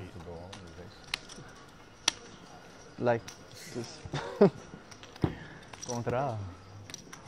Gets the bad news. But 19 against aces. I know you have a good instinct. Yeah, not the absolute worst holding to have in this spot. Mahiri, well, that will provide some blah, blah, blah. hope. Or maybe at least a sweat. So this... 10 in the window, 4 cards to hit. Misses the first 2, has 2 more. Sweat. 2 pulls. Still all 5 alive.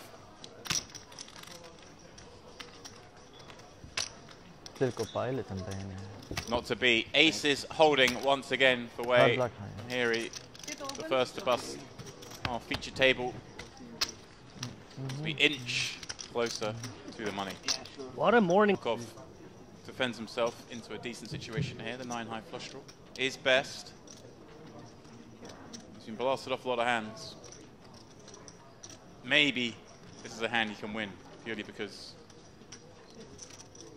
why, surely it's going to stab once, but it's going to be very hard for him to fire again, I think, with a hand that can turn very little equity.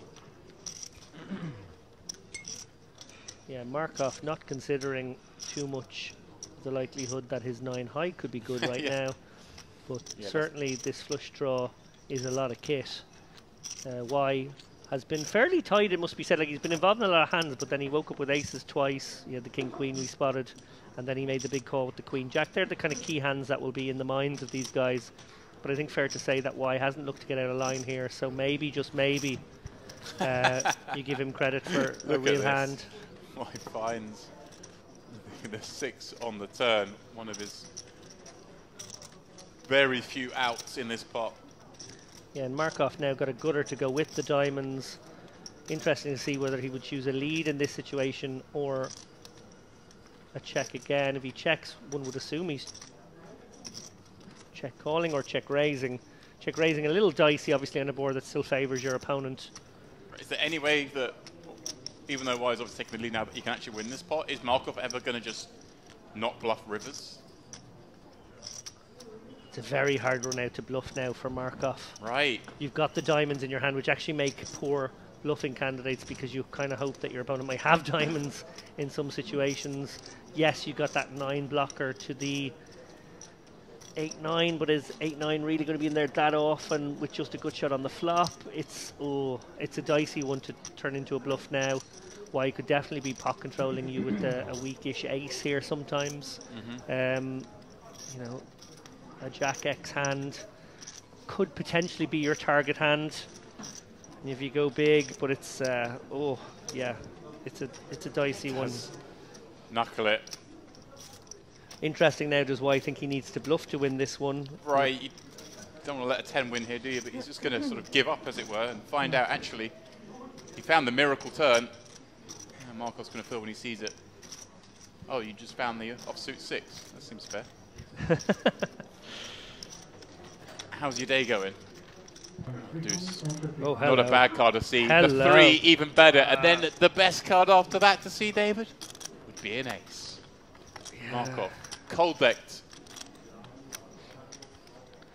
Question now is, does she go for an immediate check raise in this spot?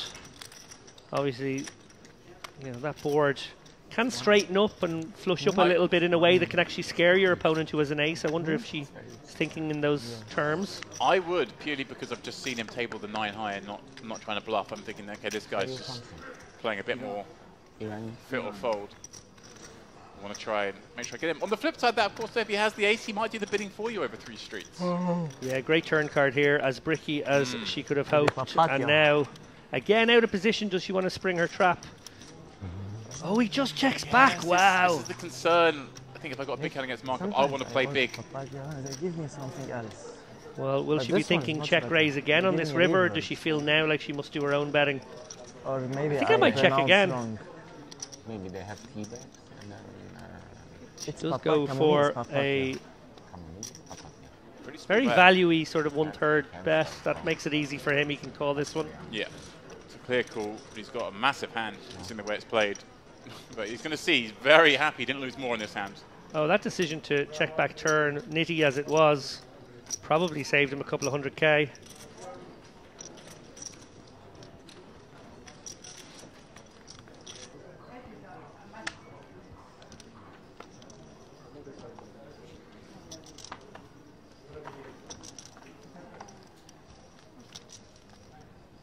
raise it.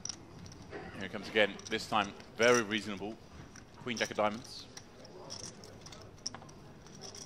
Zarian with a very unreasonable King 9 offsuit.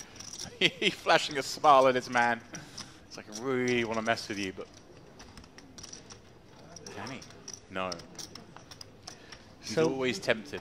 Yeah, so many people to get through in that spot, but he's been undeterred by that factor. Markov, who's had a tough run of things. Ponomarov with a pair on the button, but against a player that's so difficult to define his range.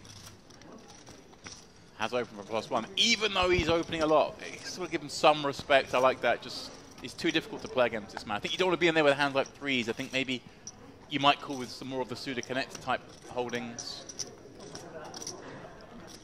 The threes, you're going to be in no man's land so often. Herzog's defending ace-9 of clubs from the small. She's happy to see a flop against this man with that holding. Yeah, and Ellie now with the tempter, obviously again 20 bigs, not a great spot to be in. The kind of hand that gets dominated a lot by both ranges actually. Right. So it's a little worrisome to proceed, but for one blind, can we really fold this hand? We are close to the money, of course. That is the argument. Well, trouble for Ellie now. Yeah. Flops that dominated top pair. Not a total whiff for her Saucier either. She got some back doors working for her. Gonna continue on this rainbow board. Gone with a healthier sizing than we've seen him see back thus far. Of course, it is a three-way pot. Things are different. You're up against kind of different ranges, especially with the small blind being in there. Does that leave room for this man to ever get away from this hand at some point, or is he going to feel compelled, perhaps even just to ask for it now? Yeah, very tricky spot, Eli Said. He has made a difficult bed for himself, and now is going to... He's not going to love it, Illamore. I'm folding this. I don't want to waste time. But I have Queen Jack. I don't know if it's good or not. Queen Jack is good. Yeah. Illamore very conscious that he could be up against King Jack or pair there, but sort of can't best hold the hand. TV, he's like, just so you know, like I know I can be behind here, but I'm not folding top pair. That's why I'm calling this quickly. And does the bell toll for Eli Said here? The unlucky seat, perhaps. Here he first. Said next or not? Wow. Finds the chop. The running chop. Happy landing. A very punch-drunk Illamore. It's coincidence that you were down 104k in the main and I was up 104k in the main. That's the only thing I wanted to point out. We could have both sat at home. You could have just transferred that money over and that would have been 15 summers saved. I feel like the one time I cashed it might be in the one where they just paid the most players I've ever paid as well. We will see what will happen with that. Well, James Dempsey Googles himself. Oh, I'll take this hand. The tab's open. Like, it's always there. Just the hand and mob is always open on the page. Markov, from under the gun, has finally decided enough is enough. I have been slapped around for the past 2 hours. I'm going to try and take one down here. Well, Said. What does it matter how about you? Yeah, but like, also I was doing something. Could see him going both ways given the way we played Said play. He's been a little more liberal. Does go with the flat from +3 here, and Illamore quickly release. Oh, and Gazarian has a real hand this time. Poor Markov just cannot catch a break right now. It's almost like they gave him threes before we folded. Gave him threes again, he gave him fives. It's like, okay, I guess I'm supposed to play some hands. Okay, I'll play fives from under the gun and punished. Yeah, and playing against two fairly shallow stacks here, Gazarian can size this 3-bet quite small. A small squeeze would be kind of nice.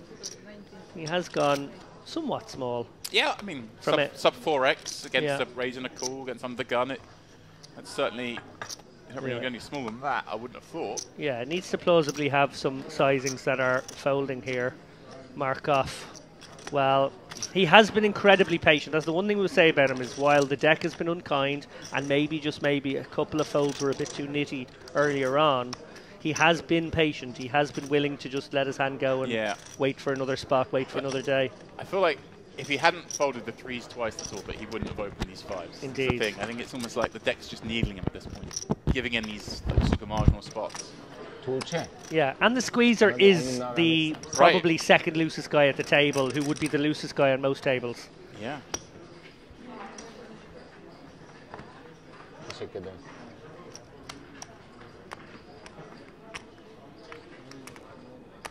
Again, I think half an eye on the clock here. Markov looking at his 25 big blinds, thinking that's enough to get me through to the money bubble here. And of course it was the dead big blind seat again, wasn't it? His the gun open, so that's playing into his mind again. I keep forgetting, of course, seat 1 hasn't been here the entire time. I understand he'll be a little ill.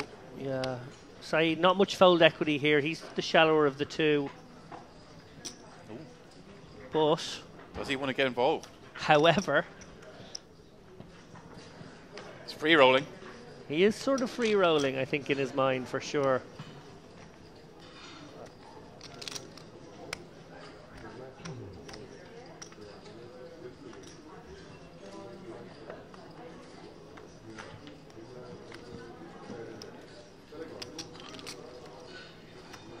We've seen quite a lot of Eli Said over the past 12 months on Merit streams.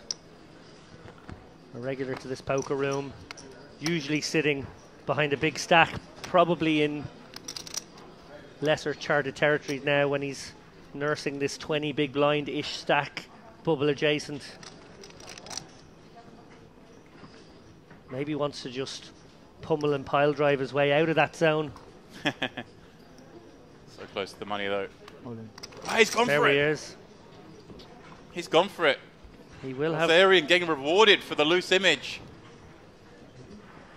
Massive pot all of a sudden developing on our feature. 665,000 chips reside in the middle, so he's needing to find a king of clubs. Yeah, huge pot for both players here.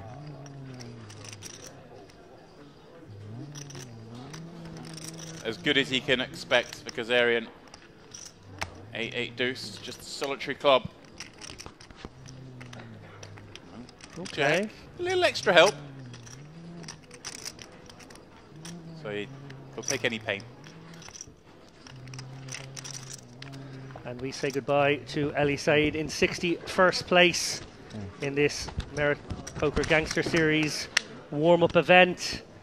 We edge queen suited pocket nines type holdings. Perhaps if he took a little bit more time, could have come up with the 4-bet, but nice pickup for Dalglish.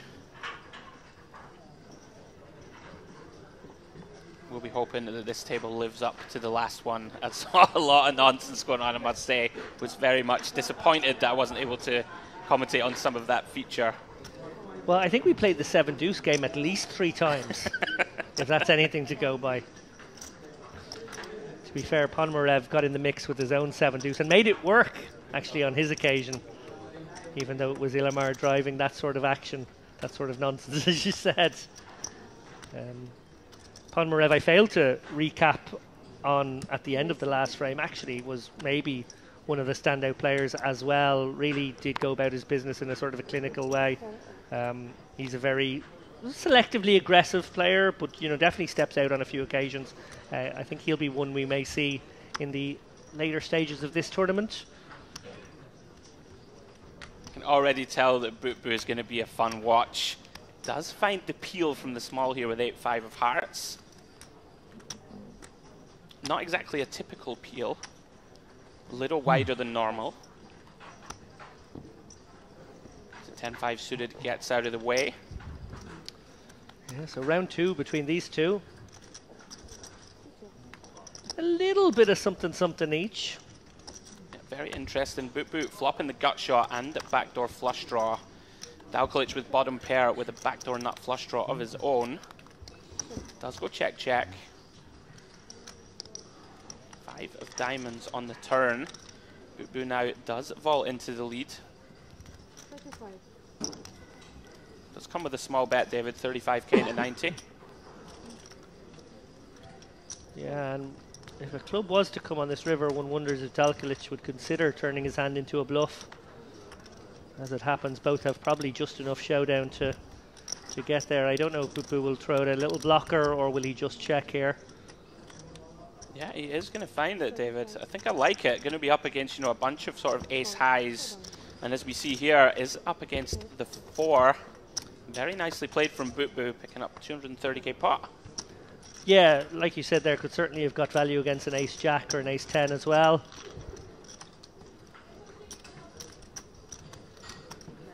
Very important as the bubble bursts. Look how quick it's going, David, down to 55. It's such a feature. I feel like I'm repeating myself from previous broadcasts, but every single time we've covered a bubble in this Merit Poker Room, it has almost sped up as it approached the bubble. Almost like there's a machismo out there of like, if you think I'm afraid, I'm definitely not. And guys actually get wilder. Makes for compulsive viewing for us as we see Sipgatova opening again under the gun. Boot Boo coming in with just a flat under the gun 2 with ace-king. Oh, he sends it with ace-9 off. Wow. Now this is out of line, David, again, especially against the table positions.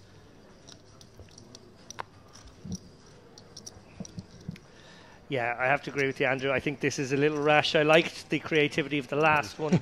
Obviously, again, speaking to this kind of idea of like guys maybe trying to use the bubble, almost like reverse bubble mentality of like, I know you're going to be looser, so I'm going to go for it.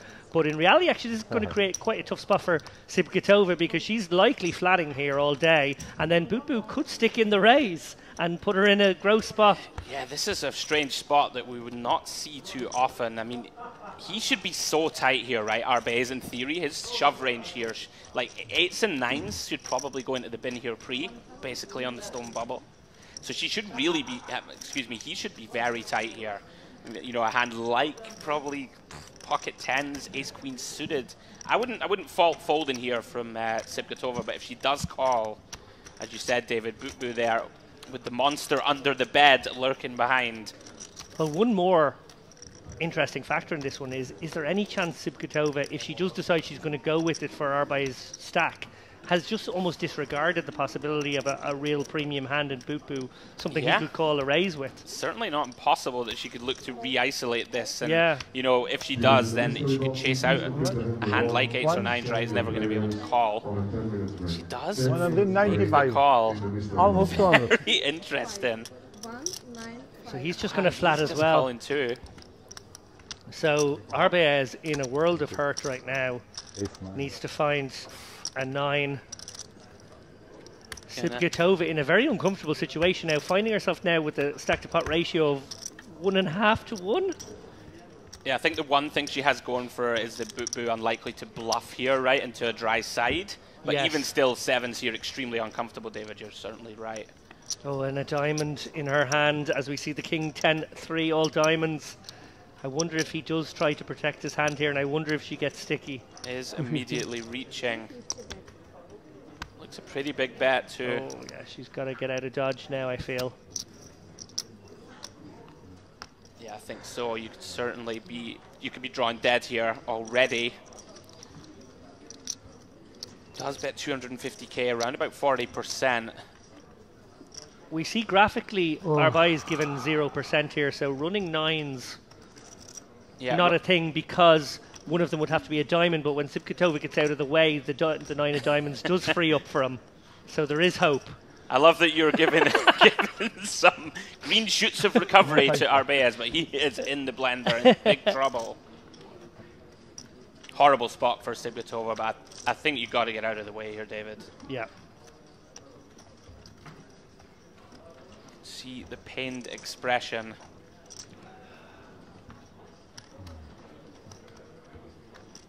And 55 now, so we are actually 2 from the money. Arbeez, let's presume he busts in this hand. I'm sorry to say, I know it hasn't happened yet, but he's going to be there with his 1% or whatever it's going to be. We're on the money bubble. Yeah, extremely quickly as well, that you alluded to, David. Here at Merit, people here to win. It's fantastic to watch for us, you know, rather than a bunch of stalling and the like. Good fold, Sipkatova. I think you can be in horrific shape here. Her diamond was, of course, live. Couldn't know it. Arbeez here going to need a miracle. Needs a backdoor chop. Or running 9s, as David said. Do think that that squeeze jam is far too wide unfortunately. Going to be punished for it. Finds the first 9. It couldn't happen, could it? What chance? Only 9. No way, man.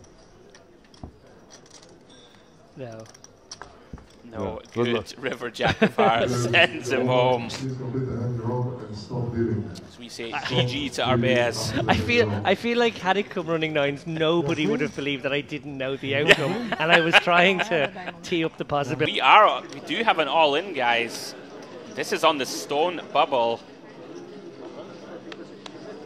So, what basically has happened is they said dealers stop dealing. But any hands that had to keep going, and now we actually may have no bubble if this ends up with a bust out. Crazy stuff. Looks like 4-way action still here, David. And we have a player all in who's been ganged up on, basically. We do. We have a bet and a call on the flop.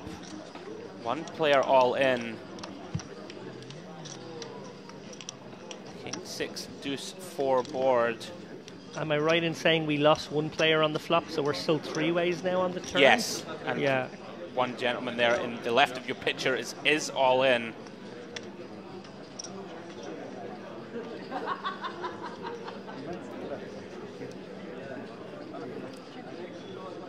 And it's Rashid El Yacoubi who's sitting there just hoping that these players who have continued to shovel more chips into the pot, into a dry side pot, are typically not something you want to see, David, when you're all in on the bubble.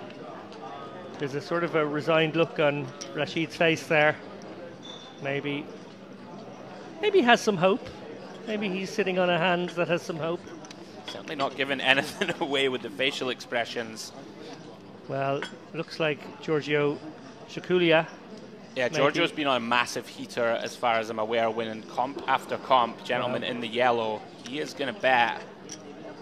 Looks like 275.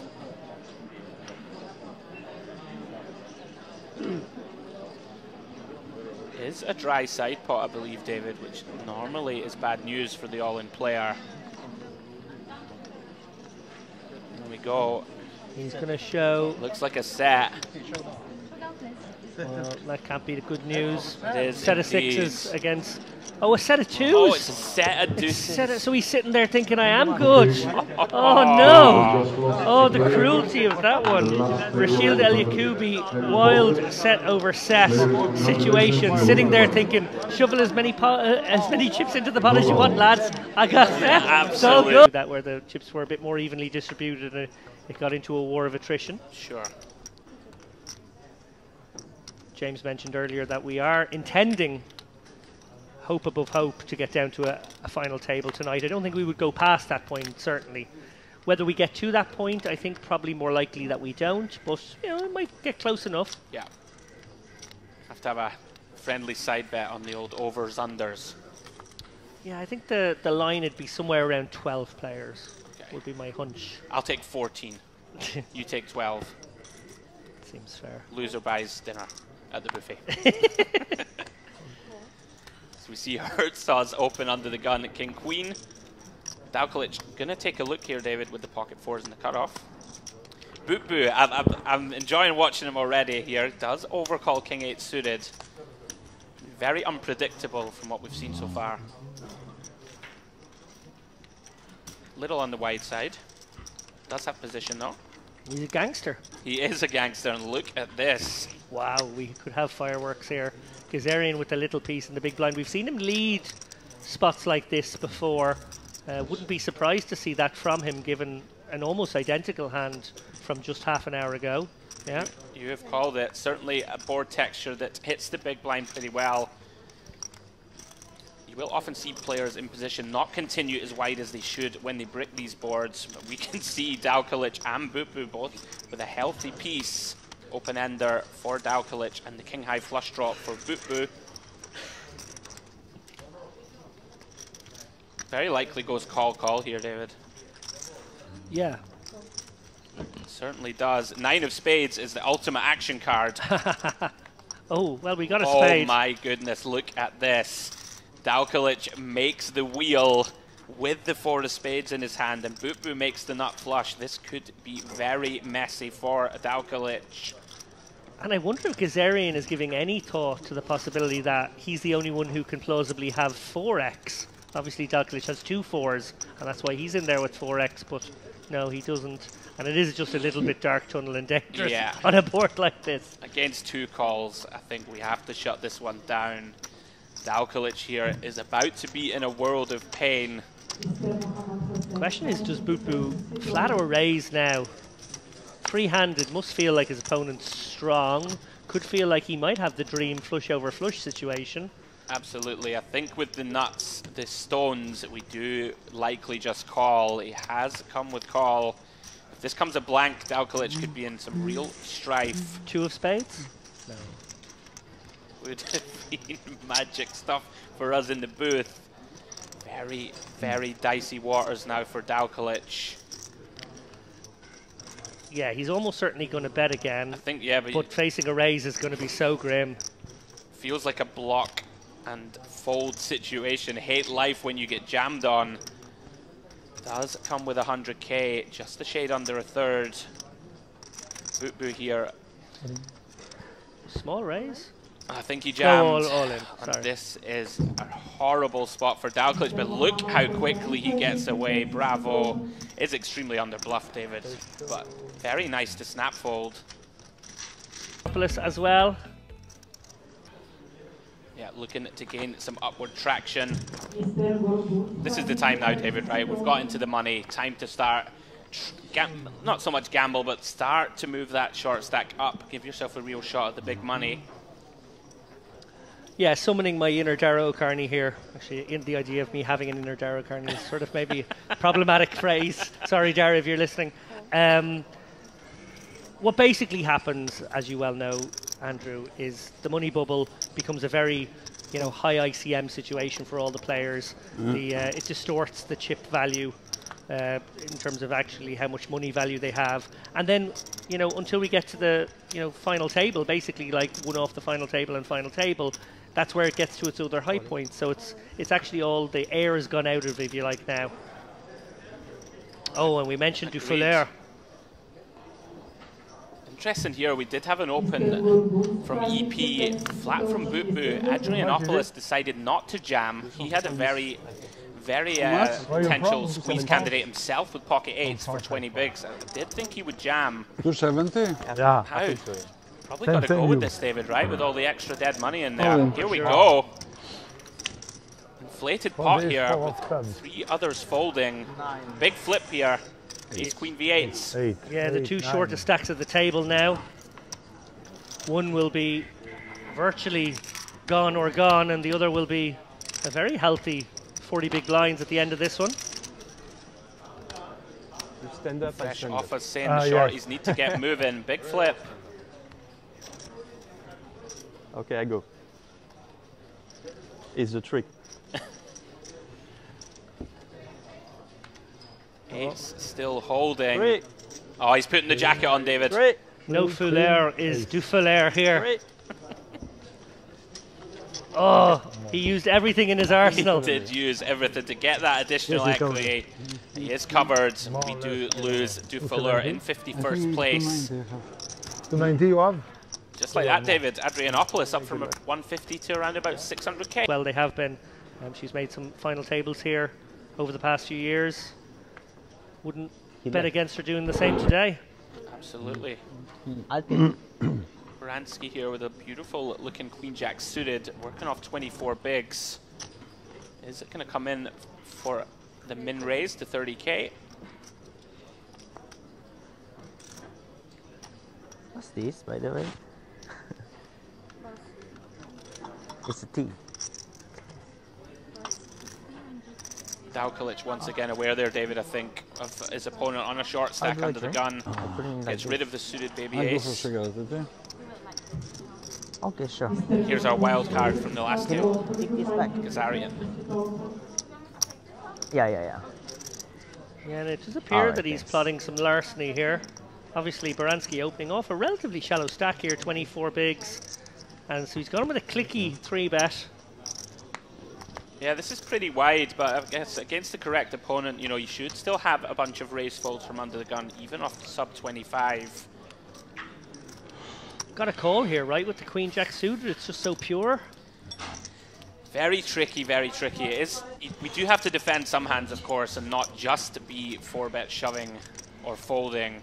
And I would agree that this would fall into that type of hand category. Problem is, a lot of the cutoff 3-bet bluffs are going to be the hands like sort of Ace-Jack, King-Jack, King-Queen off potentially, right? And they can dominate us. Very tricky, David. I wonder you can go either way. Yeah, it just looked like he's coming with the call. I just for a moment wondered if there was, room for a 4-bet given what he might know, having watched the live stream for the last couple of hours. As it turns out, he has whiffed this board. Obviously, the Ace of Hearts gives him some potential backdoors, but I don't see him seeing a turn here too often. I would agree. Yeah, I think if you're ever so slightly deeper, maybe like 30 bigs, could be some consideration to 4-bet jam against a wildly aggressive opponent like Kazarian. Yeah, I think he's going to struggle to continue here. Typically going to see a lot of very small c-bets in the sort of 10 to 20% realm. He's very expressive, isn't he, Gazarian? Fun to watch. Doesn't have the stereotypical poker face.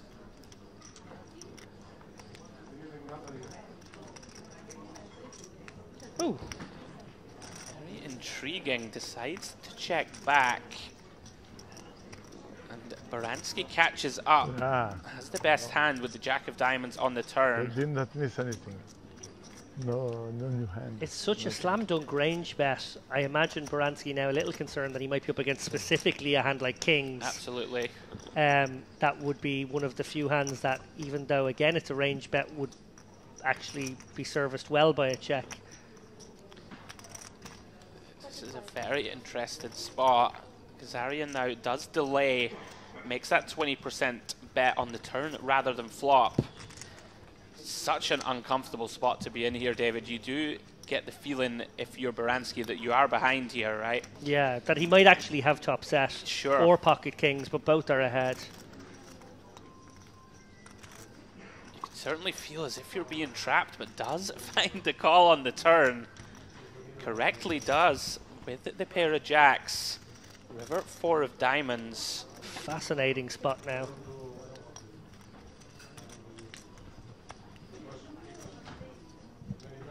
Gazarian, having gone for this loose 3-bet pre, went very non-standard on the flop, and he's made a sort of a tricky situation for himself now on the river. Can he get himself out of it and actually win the max by getting a bet through here? Or will he wave the white flag? Very tough spot. Tough to navigate. Has made himself a little bit of a problem here by not c-betting flop. We are likely, David, targeting just the jack, right? If we go for this river bet, it's going to be difficult to dislodge many ace-x at this point. For sure. Baranski should certainly have some still. Baranski doing a great job of seeming strong there, it must be said. Very loose in his body language, very confident, happy to engage. That could serve him very well here if what the real objective is dissuading Gazarian from another barrel. Yeah, absolutely. Gave him a little tap on the nose. Look at this, and he sets him in. Wow, what an interesting line taken from Gazarian. Gets the job done. Takes a lot of courage, David, to fire that river barrel after taking this line. Yeah, he played it like he had aces, to be fair. Very well played.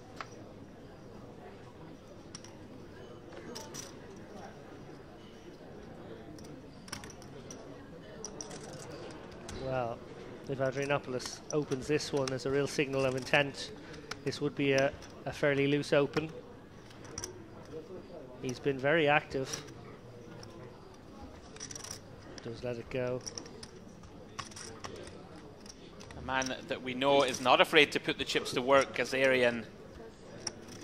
Exactly what we just referenced, David. Lots of players coming in, you know, with non-standard strategies, shall we call them. Queen 9, not a typical hand that we're going to open here from EP. No, not even a middle position open, really. So it's not just a pip or two. We're talking, you know, 6 or 7 pips.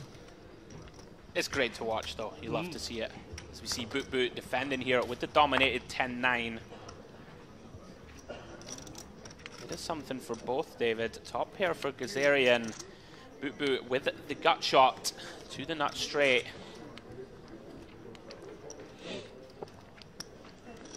Do see a c-bet from Gazarian around about third pot. No, Boot Boot can't be folding here. Drawing to the nuts. It's an aggressive opponent. Is it going to check call?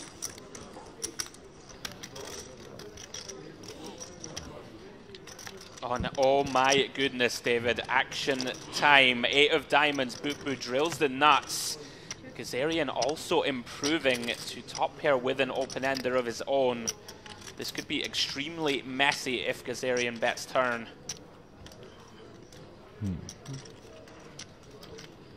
Yeah, and it is fairly close, right? Because obviously that 8 interacts with some of the second and third pair combos. Yeah, I think large parts of our range would want to check turn here for a bit of pot control. But he is going to barrel. Of course, holding that 9 does block the nuts. Fortunately for him, doesn't block it well enough. Bubu's sitting there with the stones. Half pot from Gazarian. This is going to be extremely messy, David, if Bubu starts raising now. Yeah, and against an opponent who's bet twice, I feel no reason not to raise in this situation. I feel like I could be up against a big overpair, maybe even a set that I've absolutely done in here.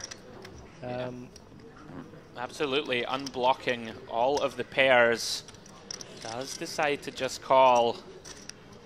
And they're so deep, right, David, also that, you know, raise turn here, try and get it in on the river would seem to make sense. Does come with check call. 5 would be a catastrophe here. here. It really would.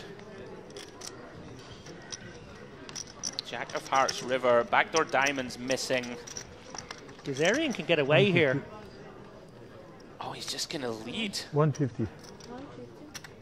Gazarian can definitely get away in this spot. Very confusing line to face. Bet of 40% here on the river from Bubu.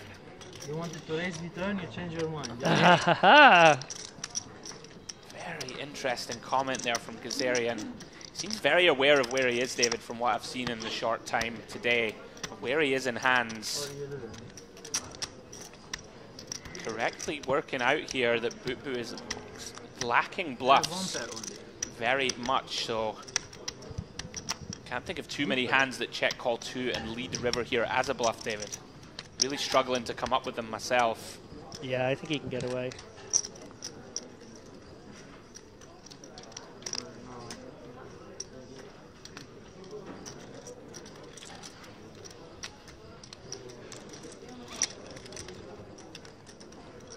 Can't know it, but if he gets out of this one very unscathed, relatively unscathed, should I say, 150k bet from Bubu.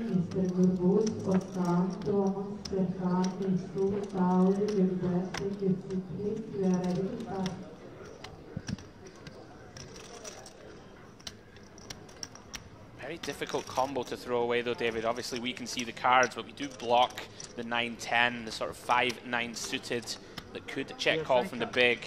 Also blocking 2 pair combos, holding a queen herself. But so underbluff from Bubu, right? Just such an underbluff line to take. Like you obviously have to have some kind of pair when you're bluffing here, so it's kind of like the 8-5 or the 7-5, 6-10 or something. It seems somewhat unlikely. Very difficult to have many bluff combos, as you just said.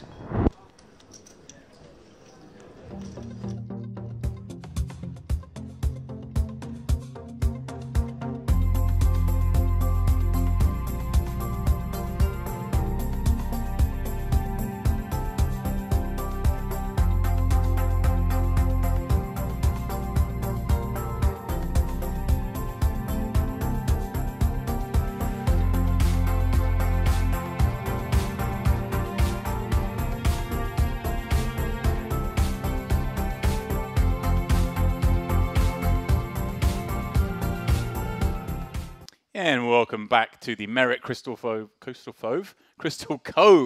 for continuing coverage of this, the 2023 Gangster Series. I got my words out. My mouth perhaps still full of food. David, we just had a good feed. Let me just press that button for you there. It's the one that says on air and it's big red light when you've pressed it. A good co-commentator would do that for you. Yes, I'm not going to lie. I was there an hour before you guys, so I'm well over full. Yeah. It has to be done here, though. It has to be done. It's such a great venue. How many people are left, James Dempsey? You were here. I was watching, so I know the answer to this question. But how many 27. We had our 3-table redraw. We didn't lose anyone, as far as we're aware, anyway, on the last hand. Maybe on the outer table it might have happened, which means we're on a tiny pay jump. Not too significant, but we are reaching the really fun part of this tournament now as we play down from 27 to hopefully the final 9 tonight. A lot of things can happen. A lot of dreams can be dashed. this is the crucial point in the tournament. 4 hours left now. We're going to go from 27 probably to very close to the final table, maybe 10, 11 people left. And wow, that's where all the pay jumps are. Like, that's going to be chunk, chunk, chunk, and put yourself into a situation where tomorrow could really be a life changer. Yeah, and it's massive money. I mean, up top, we're talking about this as obviously the warm-up event. We've still got the main and the high road to come, but 167,500 euros for the winner for this 2K bind. So there's a lot of work to be done, and it sets you up nicely for Christmas ahead. Totally. We talk about this on previous broadcasts as well, but the warm-up's not a warm-up. You like to call it the two main events. The other main event. Right, because they are pretty similar. 2K, 3K, similar field sizes, similar players. Identical structure. Yeah. Like, it's that generous that the warm-up is a 2K with the exact same structure as the 3K. So it's so good. It's such a great opportunity for these guys. 453 entrants. Well, that's a main event in a lot of places. Yeah, certainly is. Lovely little outside shot here at the Merit Crystal Cove where the sun has set, the lights are on, things are looking beautiful. But we're going to go inside, down into the basement where this is kicking off. Because we are back with our little feature table, and it's been a little bit of fun. Obviously, I know you were watching the hand whilst having dinner that Bakros Juma played. Kind of spicy one. Put Ponomorov in a pretty tough spot. Ponomorov ended up calling it off with bottom pair. You were sitting next to him at dinner going, why is Ponomorov in here not looking too happy? I was like, just watch the stream in about 30 seconds time and you'll see why. Yeah. And he's tucked up behind that hoodie, not happy. No, a very rough hand for him. He was in a very good spot before that hand. Obviously, it didn't work out.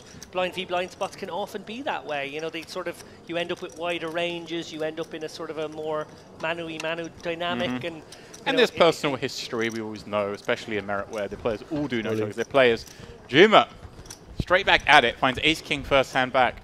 And Papa Petru, pardon me, finding the 2 8s for his sub-10 mid-blind stack. No surprise to see him moving in over the big stack. And, well, hasn't been met by a snap, I don't think. So he's going to feel pretty good. But there we go. Is going to get the call. And first hand back, we're off to a race to perhaps secure this mini pay jump. Even that incredible slow call with the ace-king there is slightly tilting to your opponent. Like, it's small, it's almost negligible, but it's there and it's designed, I think, very much to needle. And when he got called with the top boat, he didn't turn it over straight away. It was sort of like, oh, you've called, then he sort of, oh, okay, and just casually flip one card at a time rather than excitingly turning over the boat as Juma finds a king on this king-queen forward, reducing Papa Petru to just the 2 outs heading to the Turner River. It's not looking good for Papa Petru. Going to go out in 27th position unless there is a miracle 8 of hearts or 8 of clubs on this river. You set that up nicely. I almost thought it was going to happen. Not to be. Balance range in that spot. 51.70 the payout. Everyone now guaranteed $5,920. The chip leader leading by even more. Also, I noticed, I was mentioning before, made a little reference, I think, when you were in the booth earlier, perhaps, about dressing like the chips. He's got all the colours of the chips on his shirt. No surprise to see him with the chip leader, but it's something I'm going to keep an eye on for the rest of this week. I refuse to do but this. But if only heads up, not 3. I would put too much pressure on you. I'm going to leave you dangling every time you mention this. I'm dressing as the chips in tournament I'm playing them from now on. It's working. I can just hear the audience at home wondering, why are we back with the same group of people? Well, we have a very simple answer for that. 27 left, 24 will be a redraw. That's going to be in the next few minutes. And at 18 will be a redraw. Oh, it's an 18 redraw. Oh, we did it at 27, did we? 27 and 18, yeah, 9-handed tournament. But they only played for about 20 minutes after the redraw, so exactly reasonable to keep them on for, even if it goes for the full 2 hours. It's not that much of a disservice to them. Yeah, I got the spirit of the right answer. You did. The right answer there. I'll take a half point. But if you're not going to join in my dressing like the chips thing, then I'm going to pull you up on every little thing you get wrong. And I'm going to throw you under the bus. Come on, he's dressed the chips.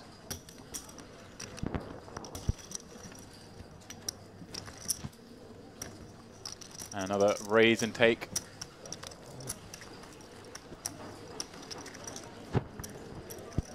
You know, every single time I'm forgetting how much I have. Wow.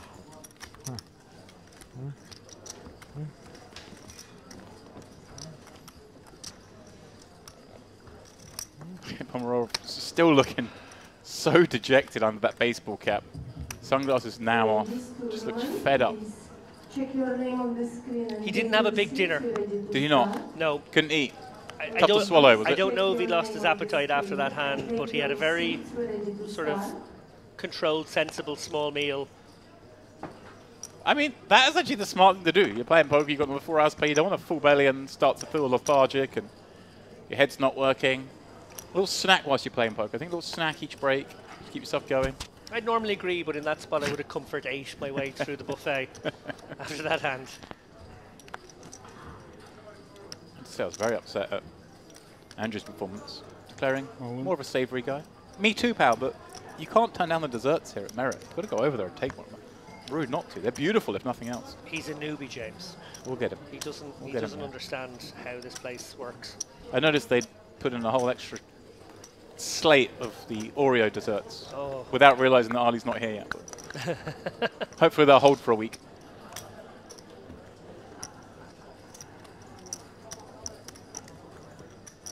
Welcome one and all.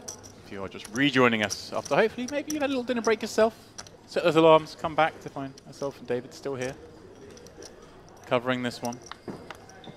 Down to 26 players. Big money up top in this warm-up event. High drama to be had yet.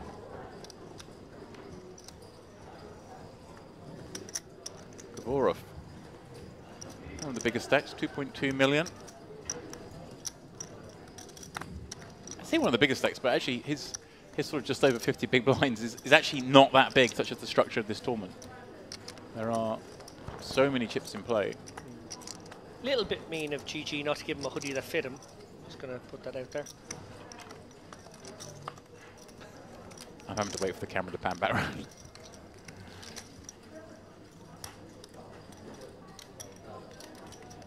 Juma flicking it in with 10-7. Manu hasn't lost the pot yet at this table.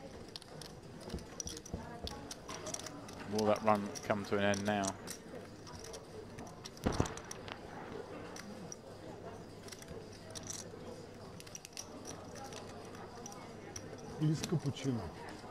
Gavorov coming out with the C-bet as Yuma has to fold, but we're just getting word, David. He may have folded this hand. We've seen him win some other hands, but he won a pot on the semi-bubble.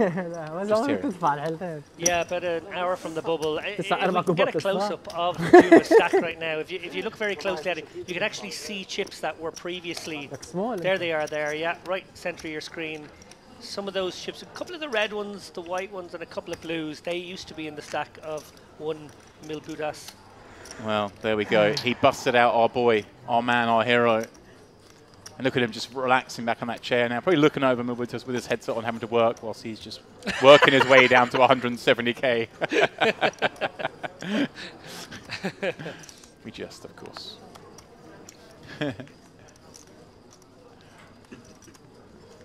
Brute ball.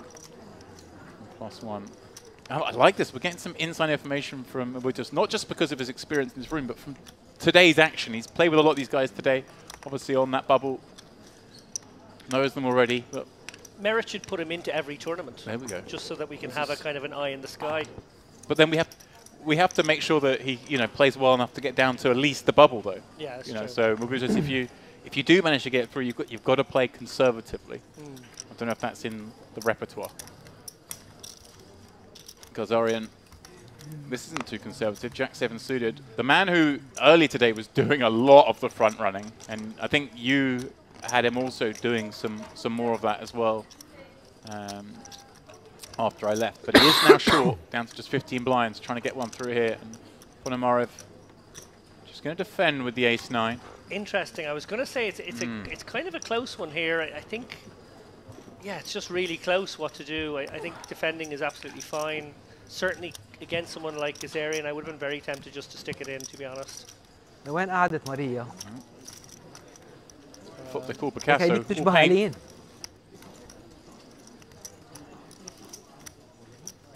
Actually, checks to Gazarian, who probably has a hand he'd like to check back, but range, when you open off that stacks as a guess, kind of just wants to bet flops.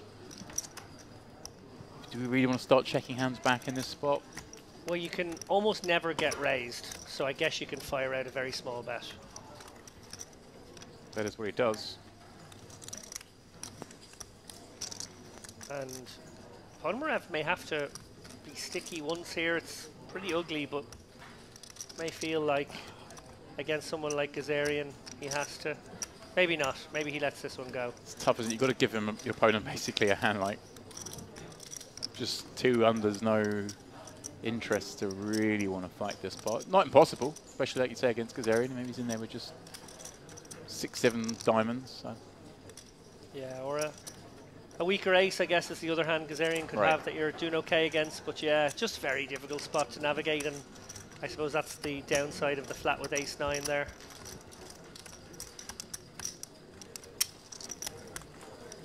Credit to Gazarian for still fighting away here off a shallow stack. Not interested in shove or fold poker. Still wants to get in the mix.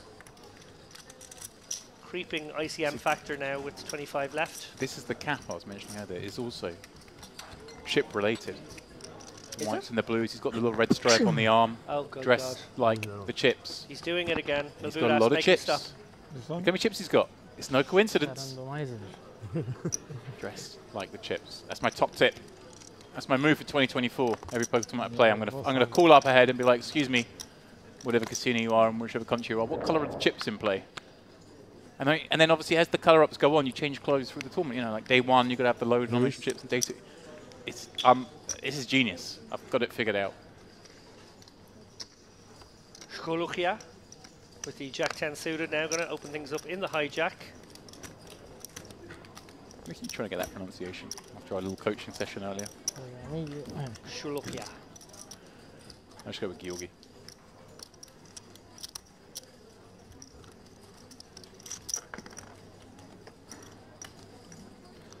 Govorov with the suited king, very defendable. These guys playing pretty deep. 60 bigs, roughly. Yeah, and Gear flipping second pair. I say Gear. That's what his friends call him. I feel like I'm a friend of his now. I've seen him so much of him in these tournaments. Gonna play today? He's going to bet 50k. What level are we gonna play today? Not final table or final table? I think so. You think so, yeah? I wish.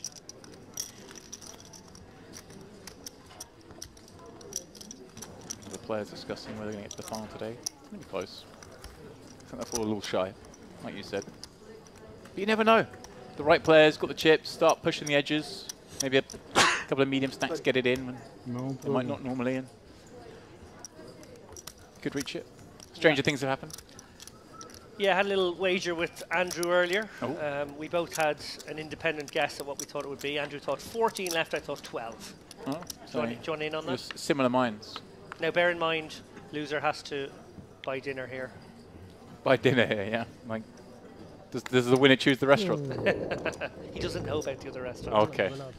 And he'll be told about it only in the situation where he loses.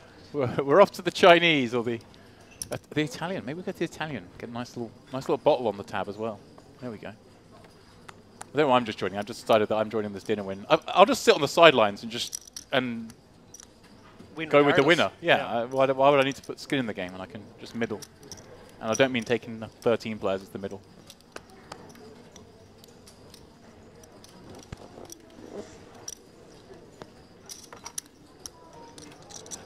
Spicy little flat here from Juma with the king 6 of spades.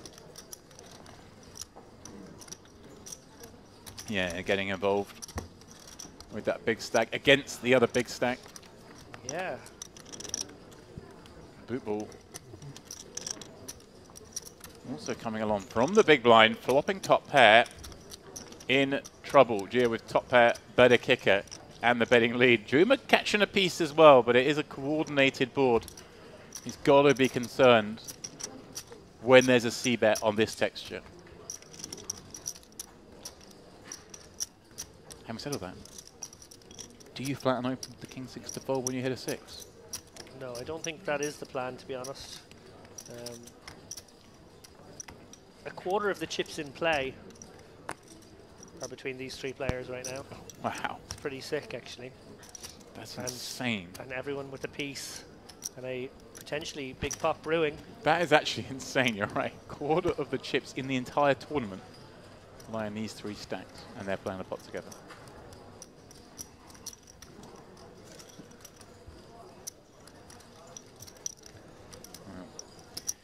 A draw completing 8, a draw producing heart. More reason to tread carefully.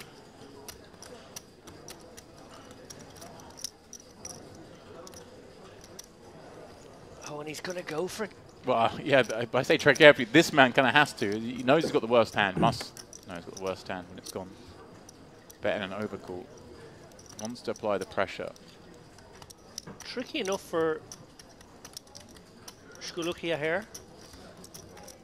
Obviously, probably just has just enough to call. Right, here. cool, but not liking it at all. Raised pre, called in 2 spots. C-bet the flop, got called in 2 spots. Now it checks that man Juma, who wants the bet despite being in this pot against 2 players that have shown interest. And he's only got top pair. Then the big blind calls. Not enjoyable, but we go 3-way with more action to the river. The rest look on him. No astonishment, this is a big pot for all of them. And the jack on the end. Boo Boo getting there. Is the heart. The hearts do complete. Definitely a concern. Juma now with the option to represent that 10 or that backdoor hearts. So hard. You're just up against Queen X of hearts, 9 X of hearts. All those straight draws. Yeah, he just gives it up. Boo Boo putting in a big pot. Chia. Outdrawn. Juma. Outstepped, 10. perhaps. 10 is good for me. And the bet. Big pot there for Bernard. Yeah, this is like what I mean. Like, we could get to the final table because these players are willing to play. River, I call anything. Even only. River. But too fair. Diamond, I'm afraid. Not less. الأحد. Makes sense. No. 20? Yeah, I'm not so sure about that. Facing all in there. Active player behind. Very tough to call. Kazarian now 18 bigs and ace 10 suited. Seems like a standard open for him, even under the gun.